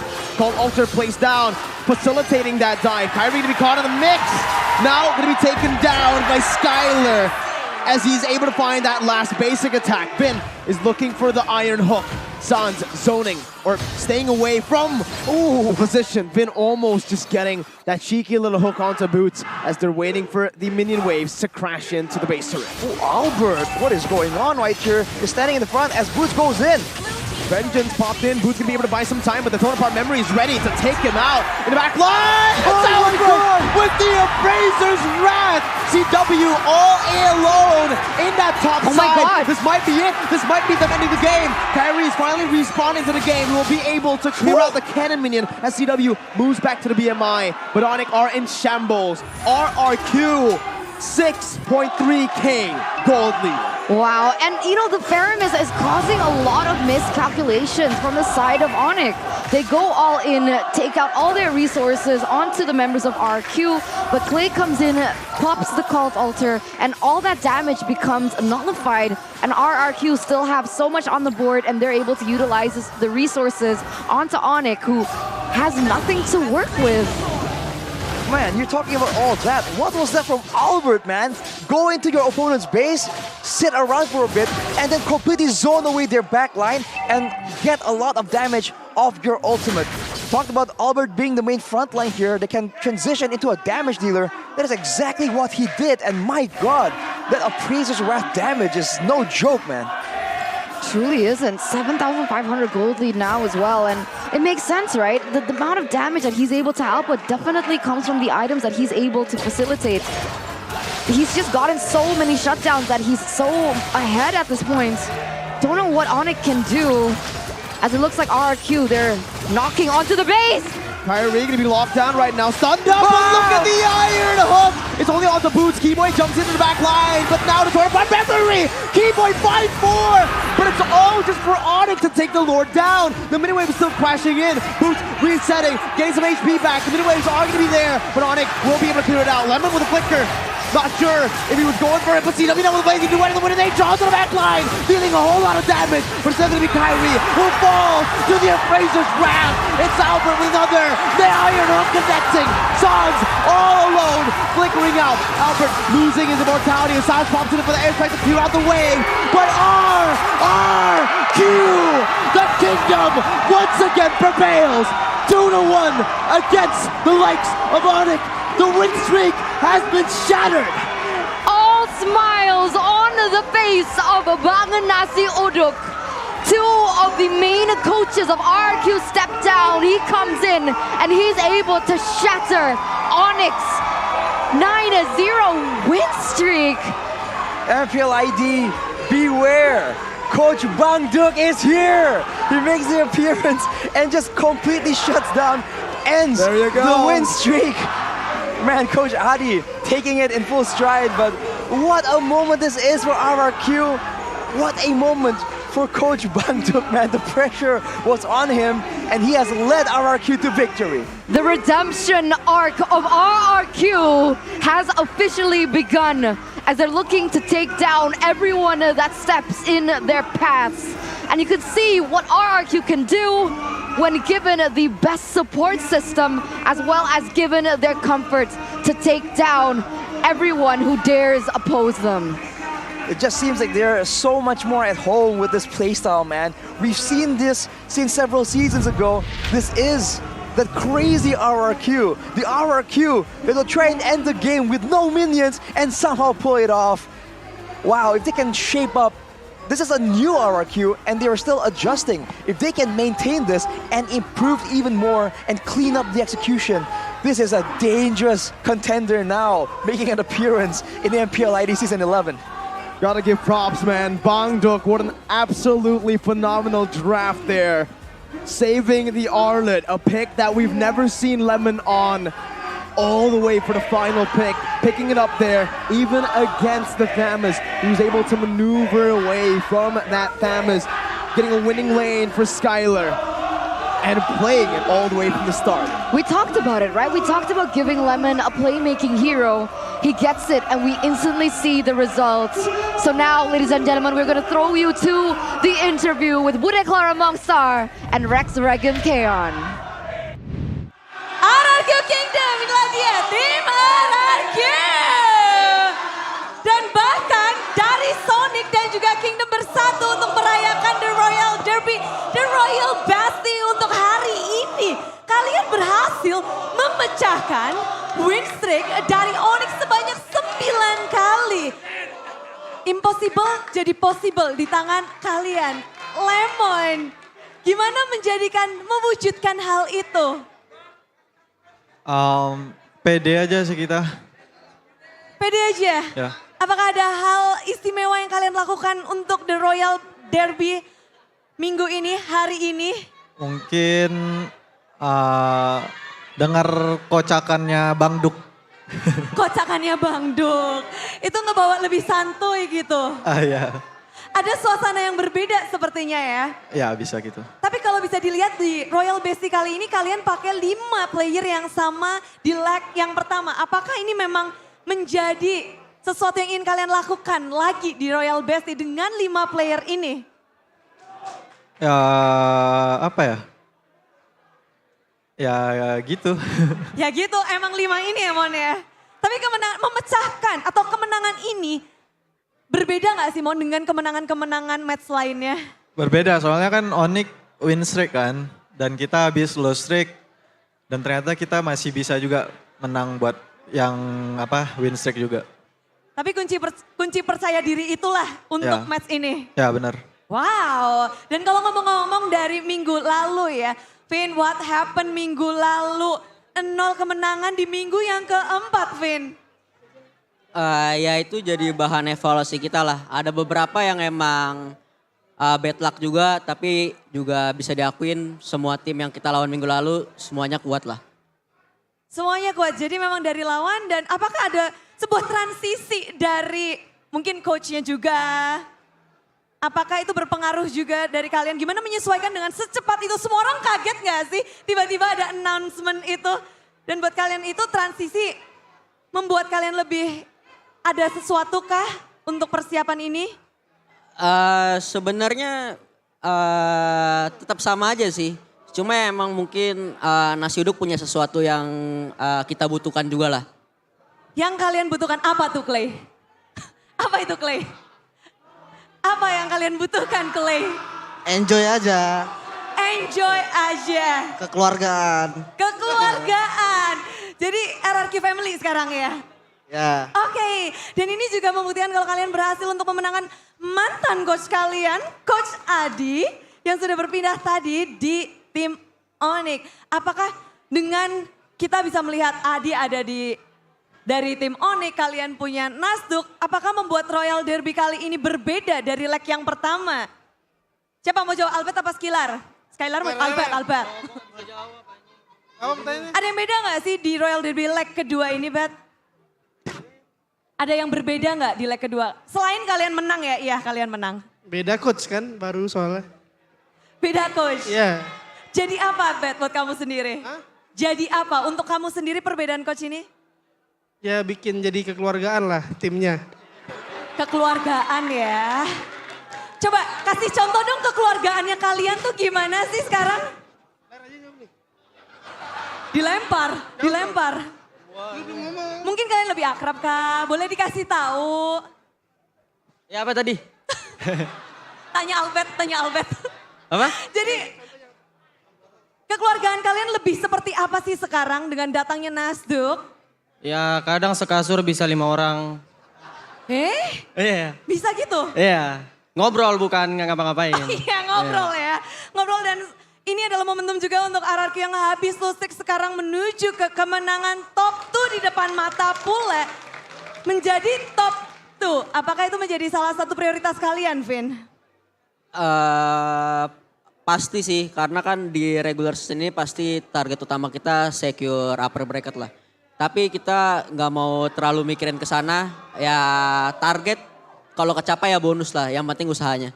Oke. Kalau kecapai bonus dan untuk Royal Bestie kali ini. Boleh mungkin kata-kata untuk Royal Bestie hari ini, Vin? Gokil. Gokil. Kalau Skylar apa? Royal Bestie kali ini apa? Gokil. Copy paste ya. Albert? Gokil juga. Clay, kuciwit nih ya. Apa Clay? Royal Bestie?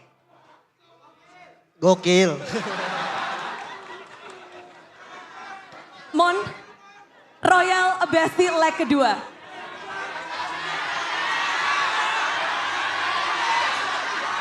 Friendly. Dan oke, itulah dia. RRQ sekali lagi kasih tepuk tangan untuk tim RRQ. Thank you so much. Dan Royal Bestie kali ini akan langsung dibahas oleh analis kita yang sudah bersiap di sana. What happened? Pecahnya win streak dari ONIC terjadi hari ini. Silakan KB.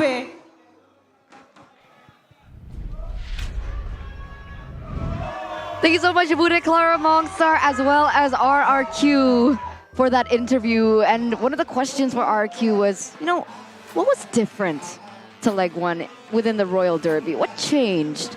And basically the players mentioned that they have a new coach. Coach Diff, that's what they said, literally. So, again, I mean, so far, it kind of looks that way, right? Bangduk stepping in, instant victory, Arashi, when they left off last week, 3-match loss streak. So, is the Bangduk effect real?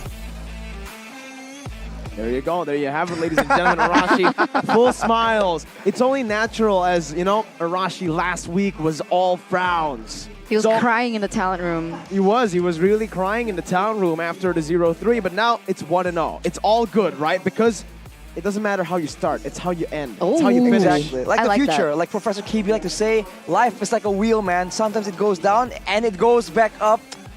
Feels great to be on the top, man. But feels not in RRQ. Aye? You said it feels great to be at the top. It feels he's out. Anyways. I'm not going to save you guys this time. I'm going to let it hang. Okay, so Arcadia and Fiel. You think they really were the problem? I feel like it's a combination, right? I don't think it's fair to just point the finger and say like, oh yeah, you. Especially after just one match. Exactly. This could be the start of something great. It could be only a minor momentum thing, right? ONIC could be having an off day. So we have to wait and see to have, definitive data. But you can't argue with a bit of, I don't know, at least the play style, right? At least the play style looks a lot more in line with what RRQ wants to do. So that part at least just seems to be a great improvement already. I'm going to throw out a crazy assumption here. Go for it. Maybe... Oh, I don't want to say it. Never mind. Go for it. Really? I'm not saving you. I don't know. Maybe I think that Coach Nasi Uduk listens to the players more. Maybe. Like, he doesn't have something idealistic in mind. He's not enforcing anything onto the players. And the players are free to, share what they feel and what they think is best within the game. As we're now taking a look at the highlights here of that last game between RQ and ONIC. And that was so intense, and there were so many moments that were going back and forth. But the key difference here is that RRQ have ways to try and engage on their own terms. That Fredrin pick on Albert, man. I guess there's some people who are doubting it. Oh, is it really worth first pick? I was thinking maybe the Kufra would have been a better pick, but man, Albert on that Fredrin is just something else. This was that play where he was just standing in the middle of the base without fear, man. That is the level of confidence this one has on his Fredrin. And afterwards, with the right tools, with adequate crowd control and burst damage, look at what they're able to do, man. This ain't a random team. This is a 9-win streak ONIC roster with 4 members being the team 1 role position voted. So they're able to win it like that, essentially brute forcing it. We haven't seen that in a long time, let alone from RRQ. So I'm happy to see that the old RRQ is back. So I think I have great expectations from Coach Nasi Uduk. But now it's back to the drawing board for ONIC as well. They now see that against a hyper-aggressive team like this, they do have a bit of issues, right? So maybe they have to iron some stuff out in the drafts or even in the execution. I literally thought that no one in MPL ID, no team could touch ONIC this season. So flabbergasted to see the results here of the second Royal Derby. And I gotta agree with you. I think there were a lot of moments when ONIC started to make mistakes. I think targeting was a problem. I think a source allocation was something that was capitalized by RRQ, shutdowns as well. Those little things, they add up. And when RQ are in their prime form, like they currently are right now, you can't afford to make those little mistakes. It's just a week. RQ took a week to adjust, and not even a week with the announcement of Nasi Uduk being yesterday. I don't know if they were already training together or if they actually just joined yesterday right as the announcement came out, but the adjustments made by RRQ from losing against Bigetron Alpha 2-1, reverse swept by even GEEK SLATE and Alter Ego. This right here, this is the lemon I was expecting. In Game 1, we saw it. Game 2, what happened? 0-8, but Game 3 doesn't take a 0-8 game to heart. He thinks, just another game, we can just reset. And this is your MVP presented to you by the Samsung Galaxy A34, A54 5G. Keep in mind, his item build I would say it's a bit unusual. We don't see this build a lot. Hunter Strike later on in the game, and then the Queen's Wings. Definitely some kind of adjustments being made, but RRQ, man, like you mentioned it, the draft looks cleaner, the execution looks better as well. So honestly, we're just gonna take a look at the mic check right now to see if the communications are clean as well. Haya di gua guys. Haya. No, Ayo, No shadow Den. Nice Den. Lihat Patrick. Atas bisa. Flicker deh. Aja flicker guys. Mau nggak mau? Gas. Gua mati ya. Ceweknya cewek. Mati cewek guys. Lihat Haya. Lihat Haya. Nice. Haya masih ada ulti enggak? Depan. But saja dulu. Clear bawah bisa. Nice. Bisa enggak ada creep dia. Turret. Udah gua TB. Nice. Mon, reset ya. Ya, defense-nya low. Mati dia. Sama gua semua. Nanti nyamis bisa. Nice. Gua majuin lagi Lili aja. Dia masih kuat. Cover ya. Aman, Bud. Aman gua. Pukulin aja. Jangan. Nice. Jangan di hit guys. Sabar. Aduh, Gua kira udah turun, Bud. Sorry, Bud. Gua aman gua. Lihat gua ya. Iya. Gulunya tahan gua ya. Udah pulih dia tuh. Yang ada dulu. Ini nih. Ada dulu ulti awas ya. Aman gua. Bisa lihat gua. Miss dia lah. Mati rata dia. Pukul guys. Nice. Gua kira imo. Celai. Nice guys. Reset lagi ya game 3 ya. Nice game. Gua tarik. Mati dia Den. Sabar. Mati santai Den. Tambut kesana. Turun. Gas gua deh. Mau enggak? Gua langsung hidup. Barang tadi. Mas, tim. Lihat posisi ler. Oh. Aman gua. Nice Mon. Gua tanya. Lihat. Enggak apa-apa. Pick up. Gua tarik carry. Gotan guys. Nice. Bisain.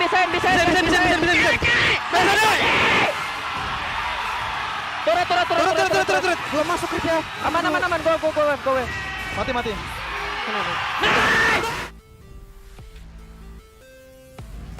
Lemon is so quiet in the mic checks that, you know, if he wasn't playing as spectacularly as he did in game number 3, I would have been like,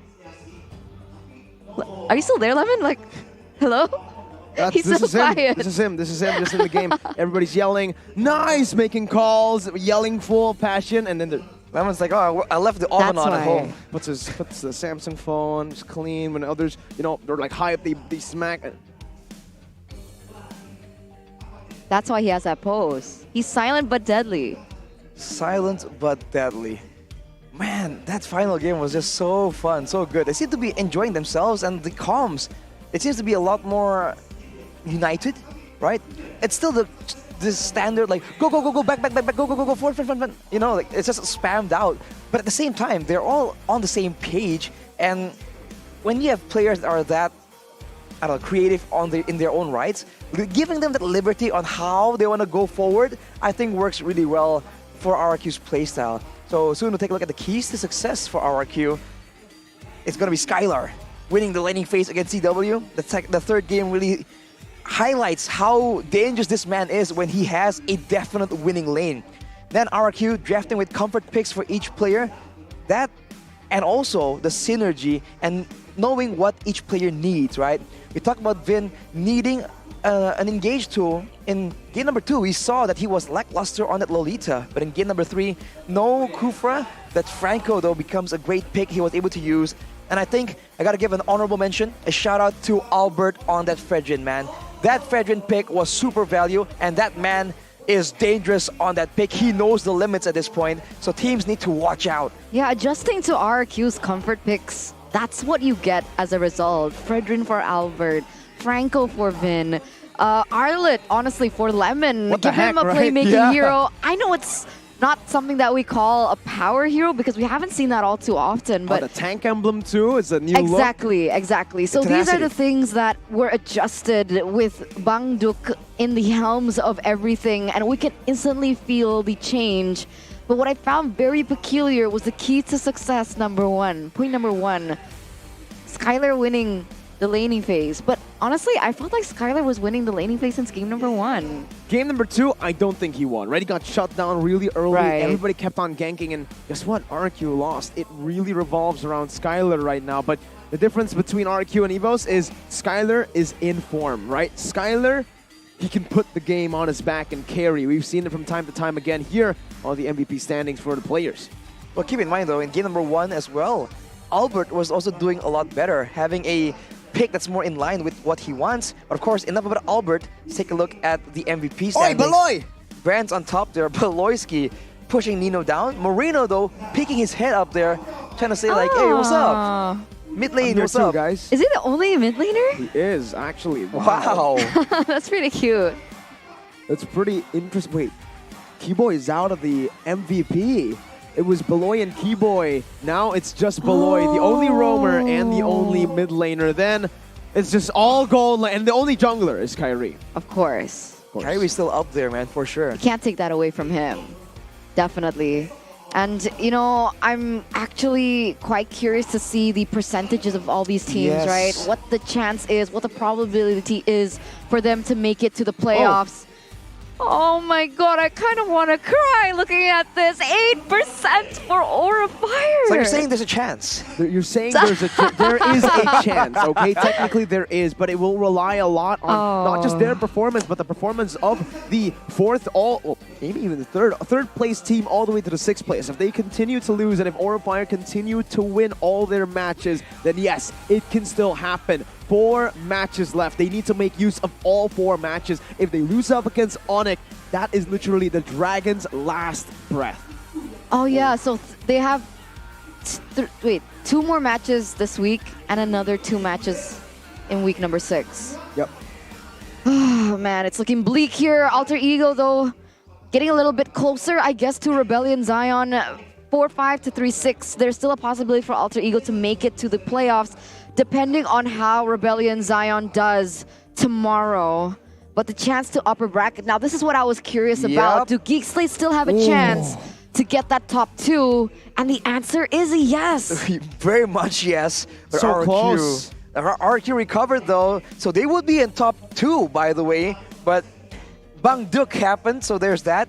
But of course, GEEK SLATE, a very scary contender right now, and EVOS Legends being forced lower here. We've seen a similar pattern, should I say. Let's hope that they can get to recover as well. It's a very competitive season of Mobile Legends in Season 11. EVOS is tied up as well with Bigetron Alpha 5-5 in match win-lose. And for the top 2 and 3 positions, RQ and GEEK SLATE going to be battling it out for the upper bracket position as ONIC still stay pretty comfortable up there with a match against Aura Fire tomorrow. I do believe that can knock Aura Fire out of the playoffs and also secure themselves an upper bracket slot. But after this, there's no more matches. What? That was the last match of the day. Unfortunately for everyone on the caster desk, everyone seems so disappointed, and maybe you guys are too. You guys want to see Miracle all the time, but you know, to fill in your extra time, go ahead and check out MaxStream, because you guys can check this out. It's an app that allows you to not have to switch between apps. Why? How does it do that? It combines many OTT and channels, and it also gives you that benefit. You don't have to pay extra, and there's exclusive TV shows only like what? On MaxStream. Like what? Arashi can fill you in. Rasha, the Wonder Kid. Yep. Oh, wait, that's my favorite. What about the other ones? Oh, Kolak Express. Love Game and Coach, Rachel. Love Coach with Rachel, and I then mixed Love it in up. Game, and the one Believe, the world champion himself. I was trying to kill 2 birds with 1 stone. Love in Game and Love in Game with Rachel. and Love Coach with Rachel. So it's Love in Game with Rachel. There you go. But if you guys want to check it out, I think you guys can only watch it on MaxStream because that is what exclusive means. It is. Really? I think so. think It's like that is the 6 definition? times 3 is 18. You want to think again? Are you sure? You're gonna... No, it's 18 for sure. There you Quick go. maths. Character development already. We saw a little bit of hesitation first time. Now she's got it. Maybe I saw her look up though, so... It turned out math bang bang. Don't forget to check that out on MaxStream. But ladies and gentlemen, we have to come to a close today. Remember, it's still Friday, so we still have Saturday, 4 matches. And then on Sunday, we have 2 matches. But I think you guys have a question in mind, and it's related to the standings presented to you by the Samsung Galaxy A series. We got a little bit of a sneak peek beforehand, but now we're gonna not see it just yet. Now we're gonna see it again. Not just yet. All right. There we Now. got it. Samsung Galaxy A34 and A545G made this happen. Thank God. GEEK SLATE on top right here. EVOS going down, but of course it's only day number 1. So what do you expect to see in the following days? I mean, Eterna. Maybe Rebellion Zion. It really depends. Who's Rebellion Zion going against tomorrow? Let me check. Rebellion Zion She's bookmaking. is going against Geek. Oh, that's tough. That is going to be tough. What is the reaction, Eterna? Do you not believe? I believe. I'm just saying it's tough. You GEEK need to begin SLATE, to believe, Eterna. top 3. They're on a win streak right now. All right, Godaime. Anyways, we're going to be talking a little bit about that later because we're going to see tomorrow's schedule, actually. Oh, you want to repeat today? That's do. okay too. I do. I'm down. I would. It's a great day for me and Mirko. Yeah, we got 2-0 dubs, man. I don't think you want to, I don't think you and Gani would want to repeat it, but I think Gani would be okay. Gani just got 2 massive losses in a row anyways. Let's take a look at tomorrow's schedule. Oh, let's take a look. It's going to come out really soon. Remember, 4 matches tomorrow. Big matches. It's going to start out here with Bigetron EVOS, followed by Alter Ego and ONIC, followed by Rebellion versus the GEEK, followed by, oh my God, Aura and RRQ. You were saying there's a chance, 8%? This is it. This is the last breath. Against the team that just broke the 9-game win streak. And guess what? Even better. Right after this, Sunday, Aura are going to be facing off against ONIC. No way. Oh, no. Well, Aura fams, best of luck, man. Yeah, just look at her again while saying that. Tsunade, Eterna, don't worry. Things will be okay. Well, you know what else is going to be okay? Hashtag Esports for everyone. MPL Indonesia Season 7 is heating up with the Battle of the Playoffs being so close from every single team. We got two groups in the standings. One is the affiliated conference and the other one is the open conference with the Esports for everyone teams. The teams that have qualified from the play-ins, from the open qualifiers for MDL, and even the closed qualifiers. Go and check it out because only top 4 of each group gets to the playoffs. Yep, check that out. When is the playoffs again, sorry? Well, I'm not going to tell you when the playoffs is yet, but I know when the MDL actually happens. It's Monday all the way to Wednesday. All right, so I guess we got to stand by. You guys need to stand by as well to check out when exactly the playoffs are going to start. But I'm sorry to say this, but today has finally come to an end. Repeat it. We'll see you tomorrow. Say it again. Sorry. We'll see you tomorrow. It's me, Eterna, Mirko, as well as Arashi. Have a great rest. Thank you so much for staying. And we'll see you tomorrow.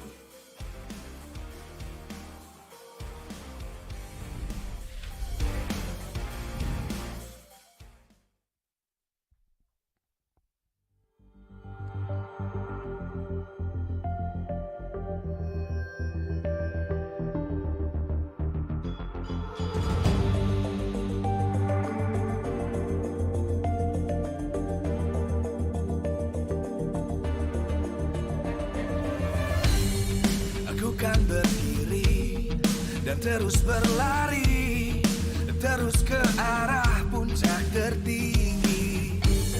Ku takkan berhenti, hanya sampai di sini. Kemenangan abadi menanti. You know we won't miss if we unite our focus. And if you haven't noticed, we all live. Nyalakan apimu, hadapi semua tantangan, hadang semua serangan, jatuh bukan halangan. Bakar semangatmu, janganlah engkau menyerah. Kita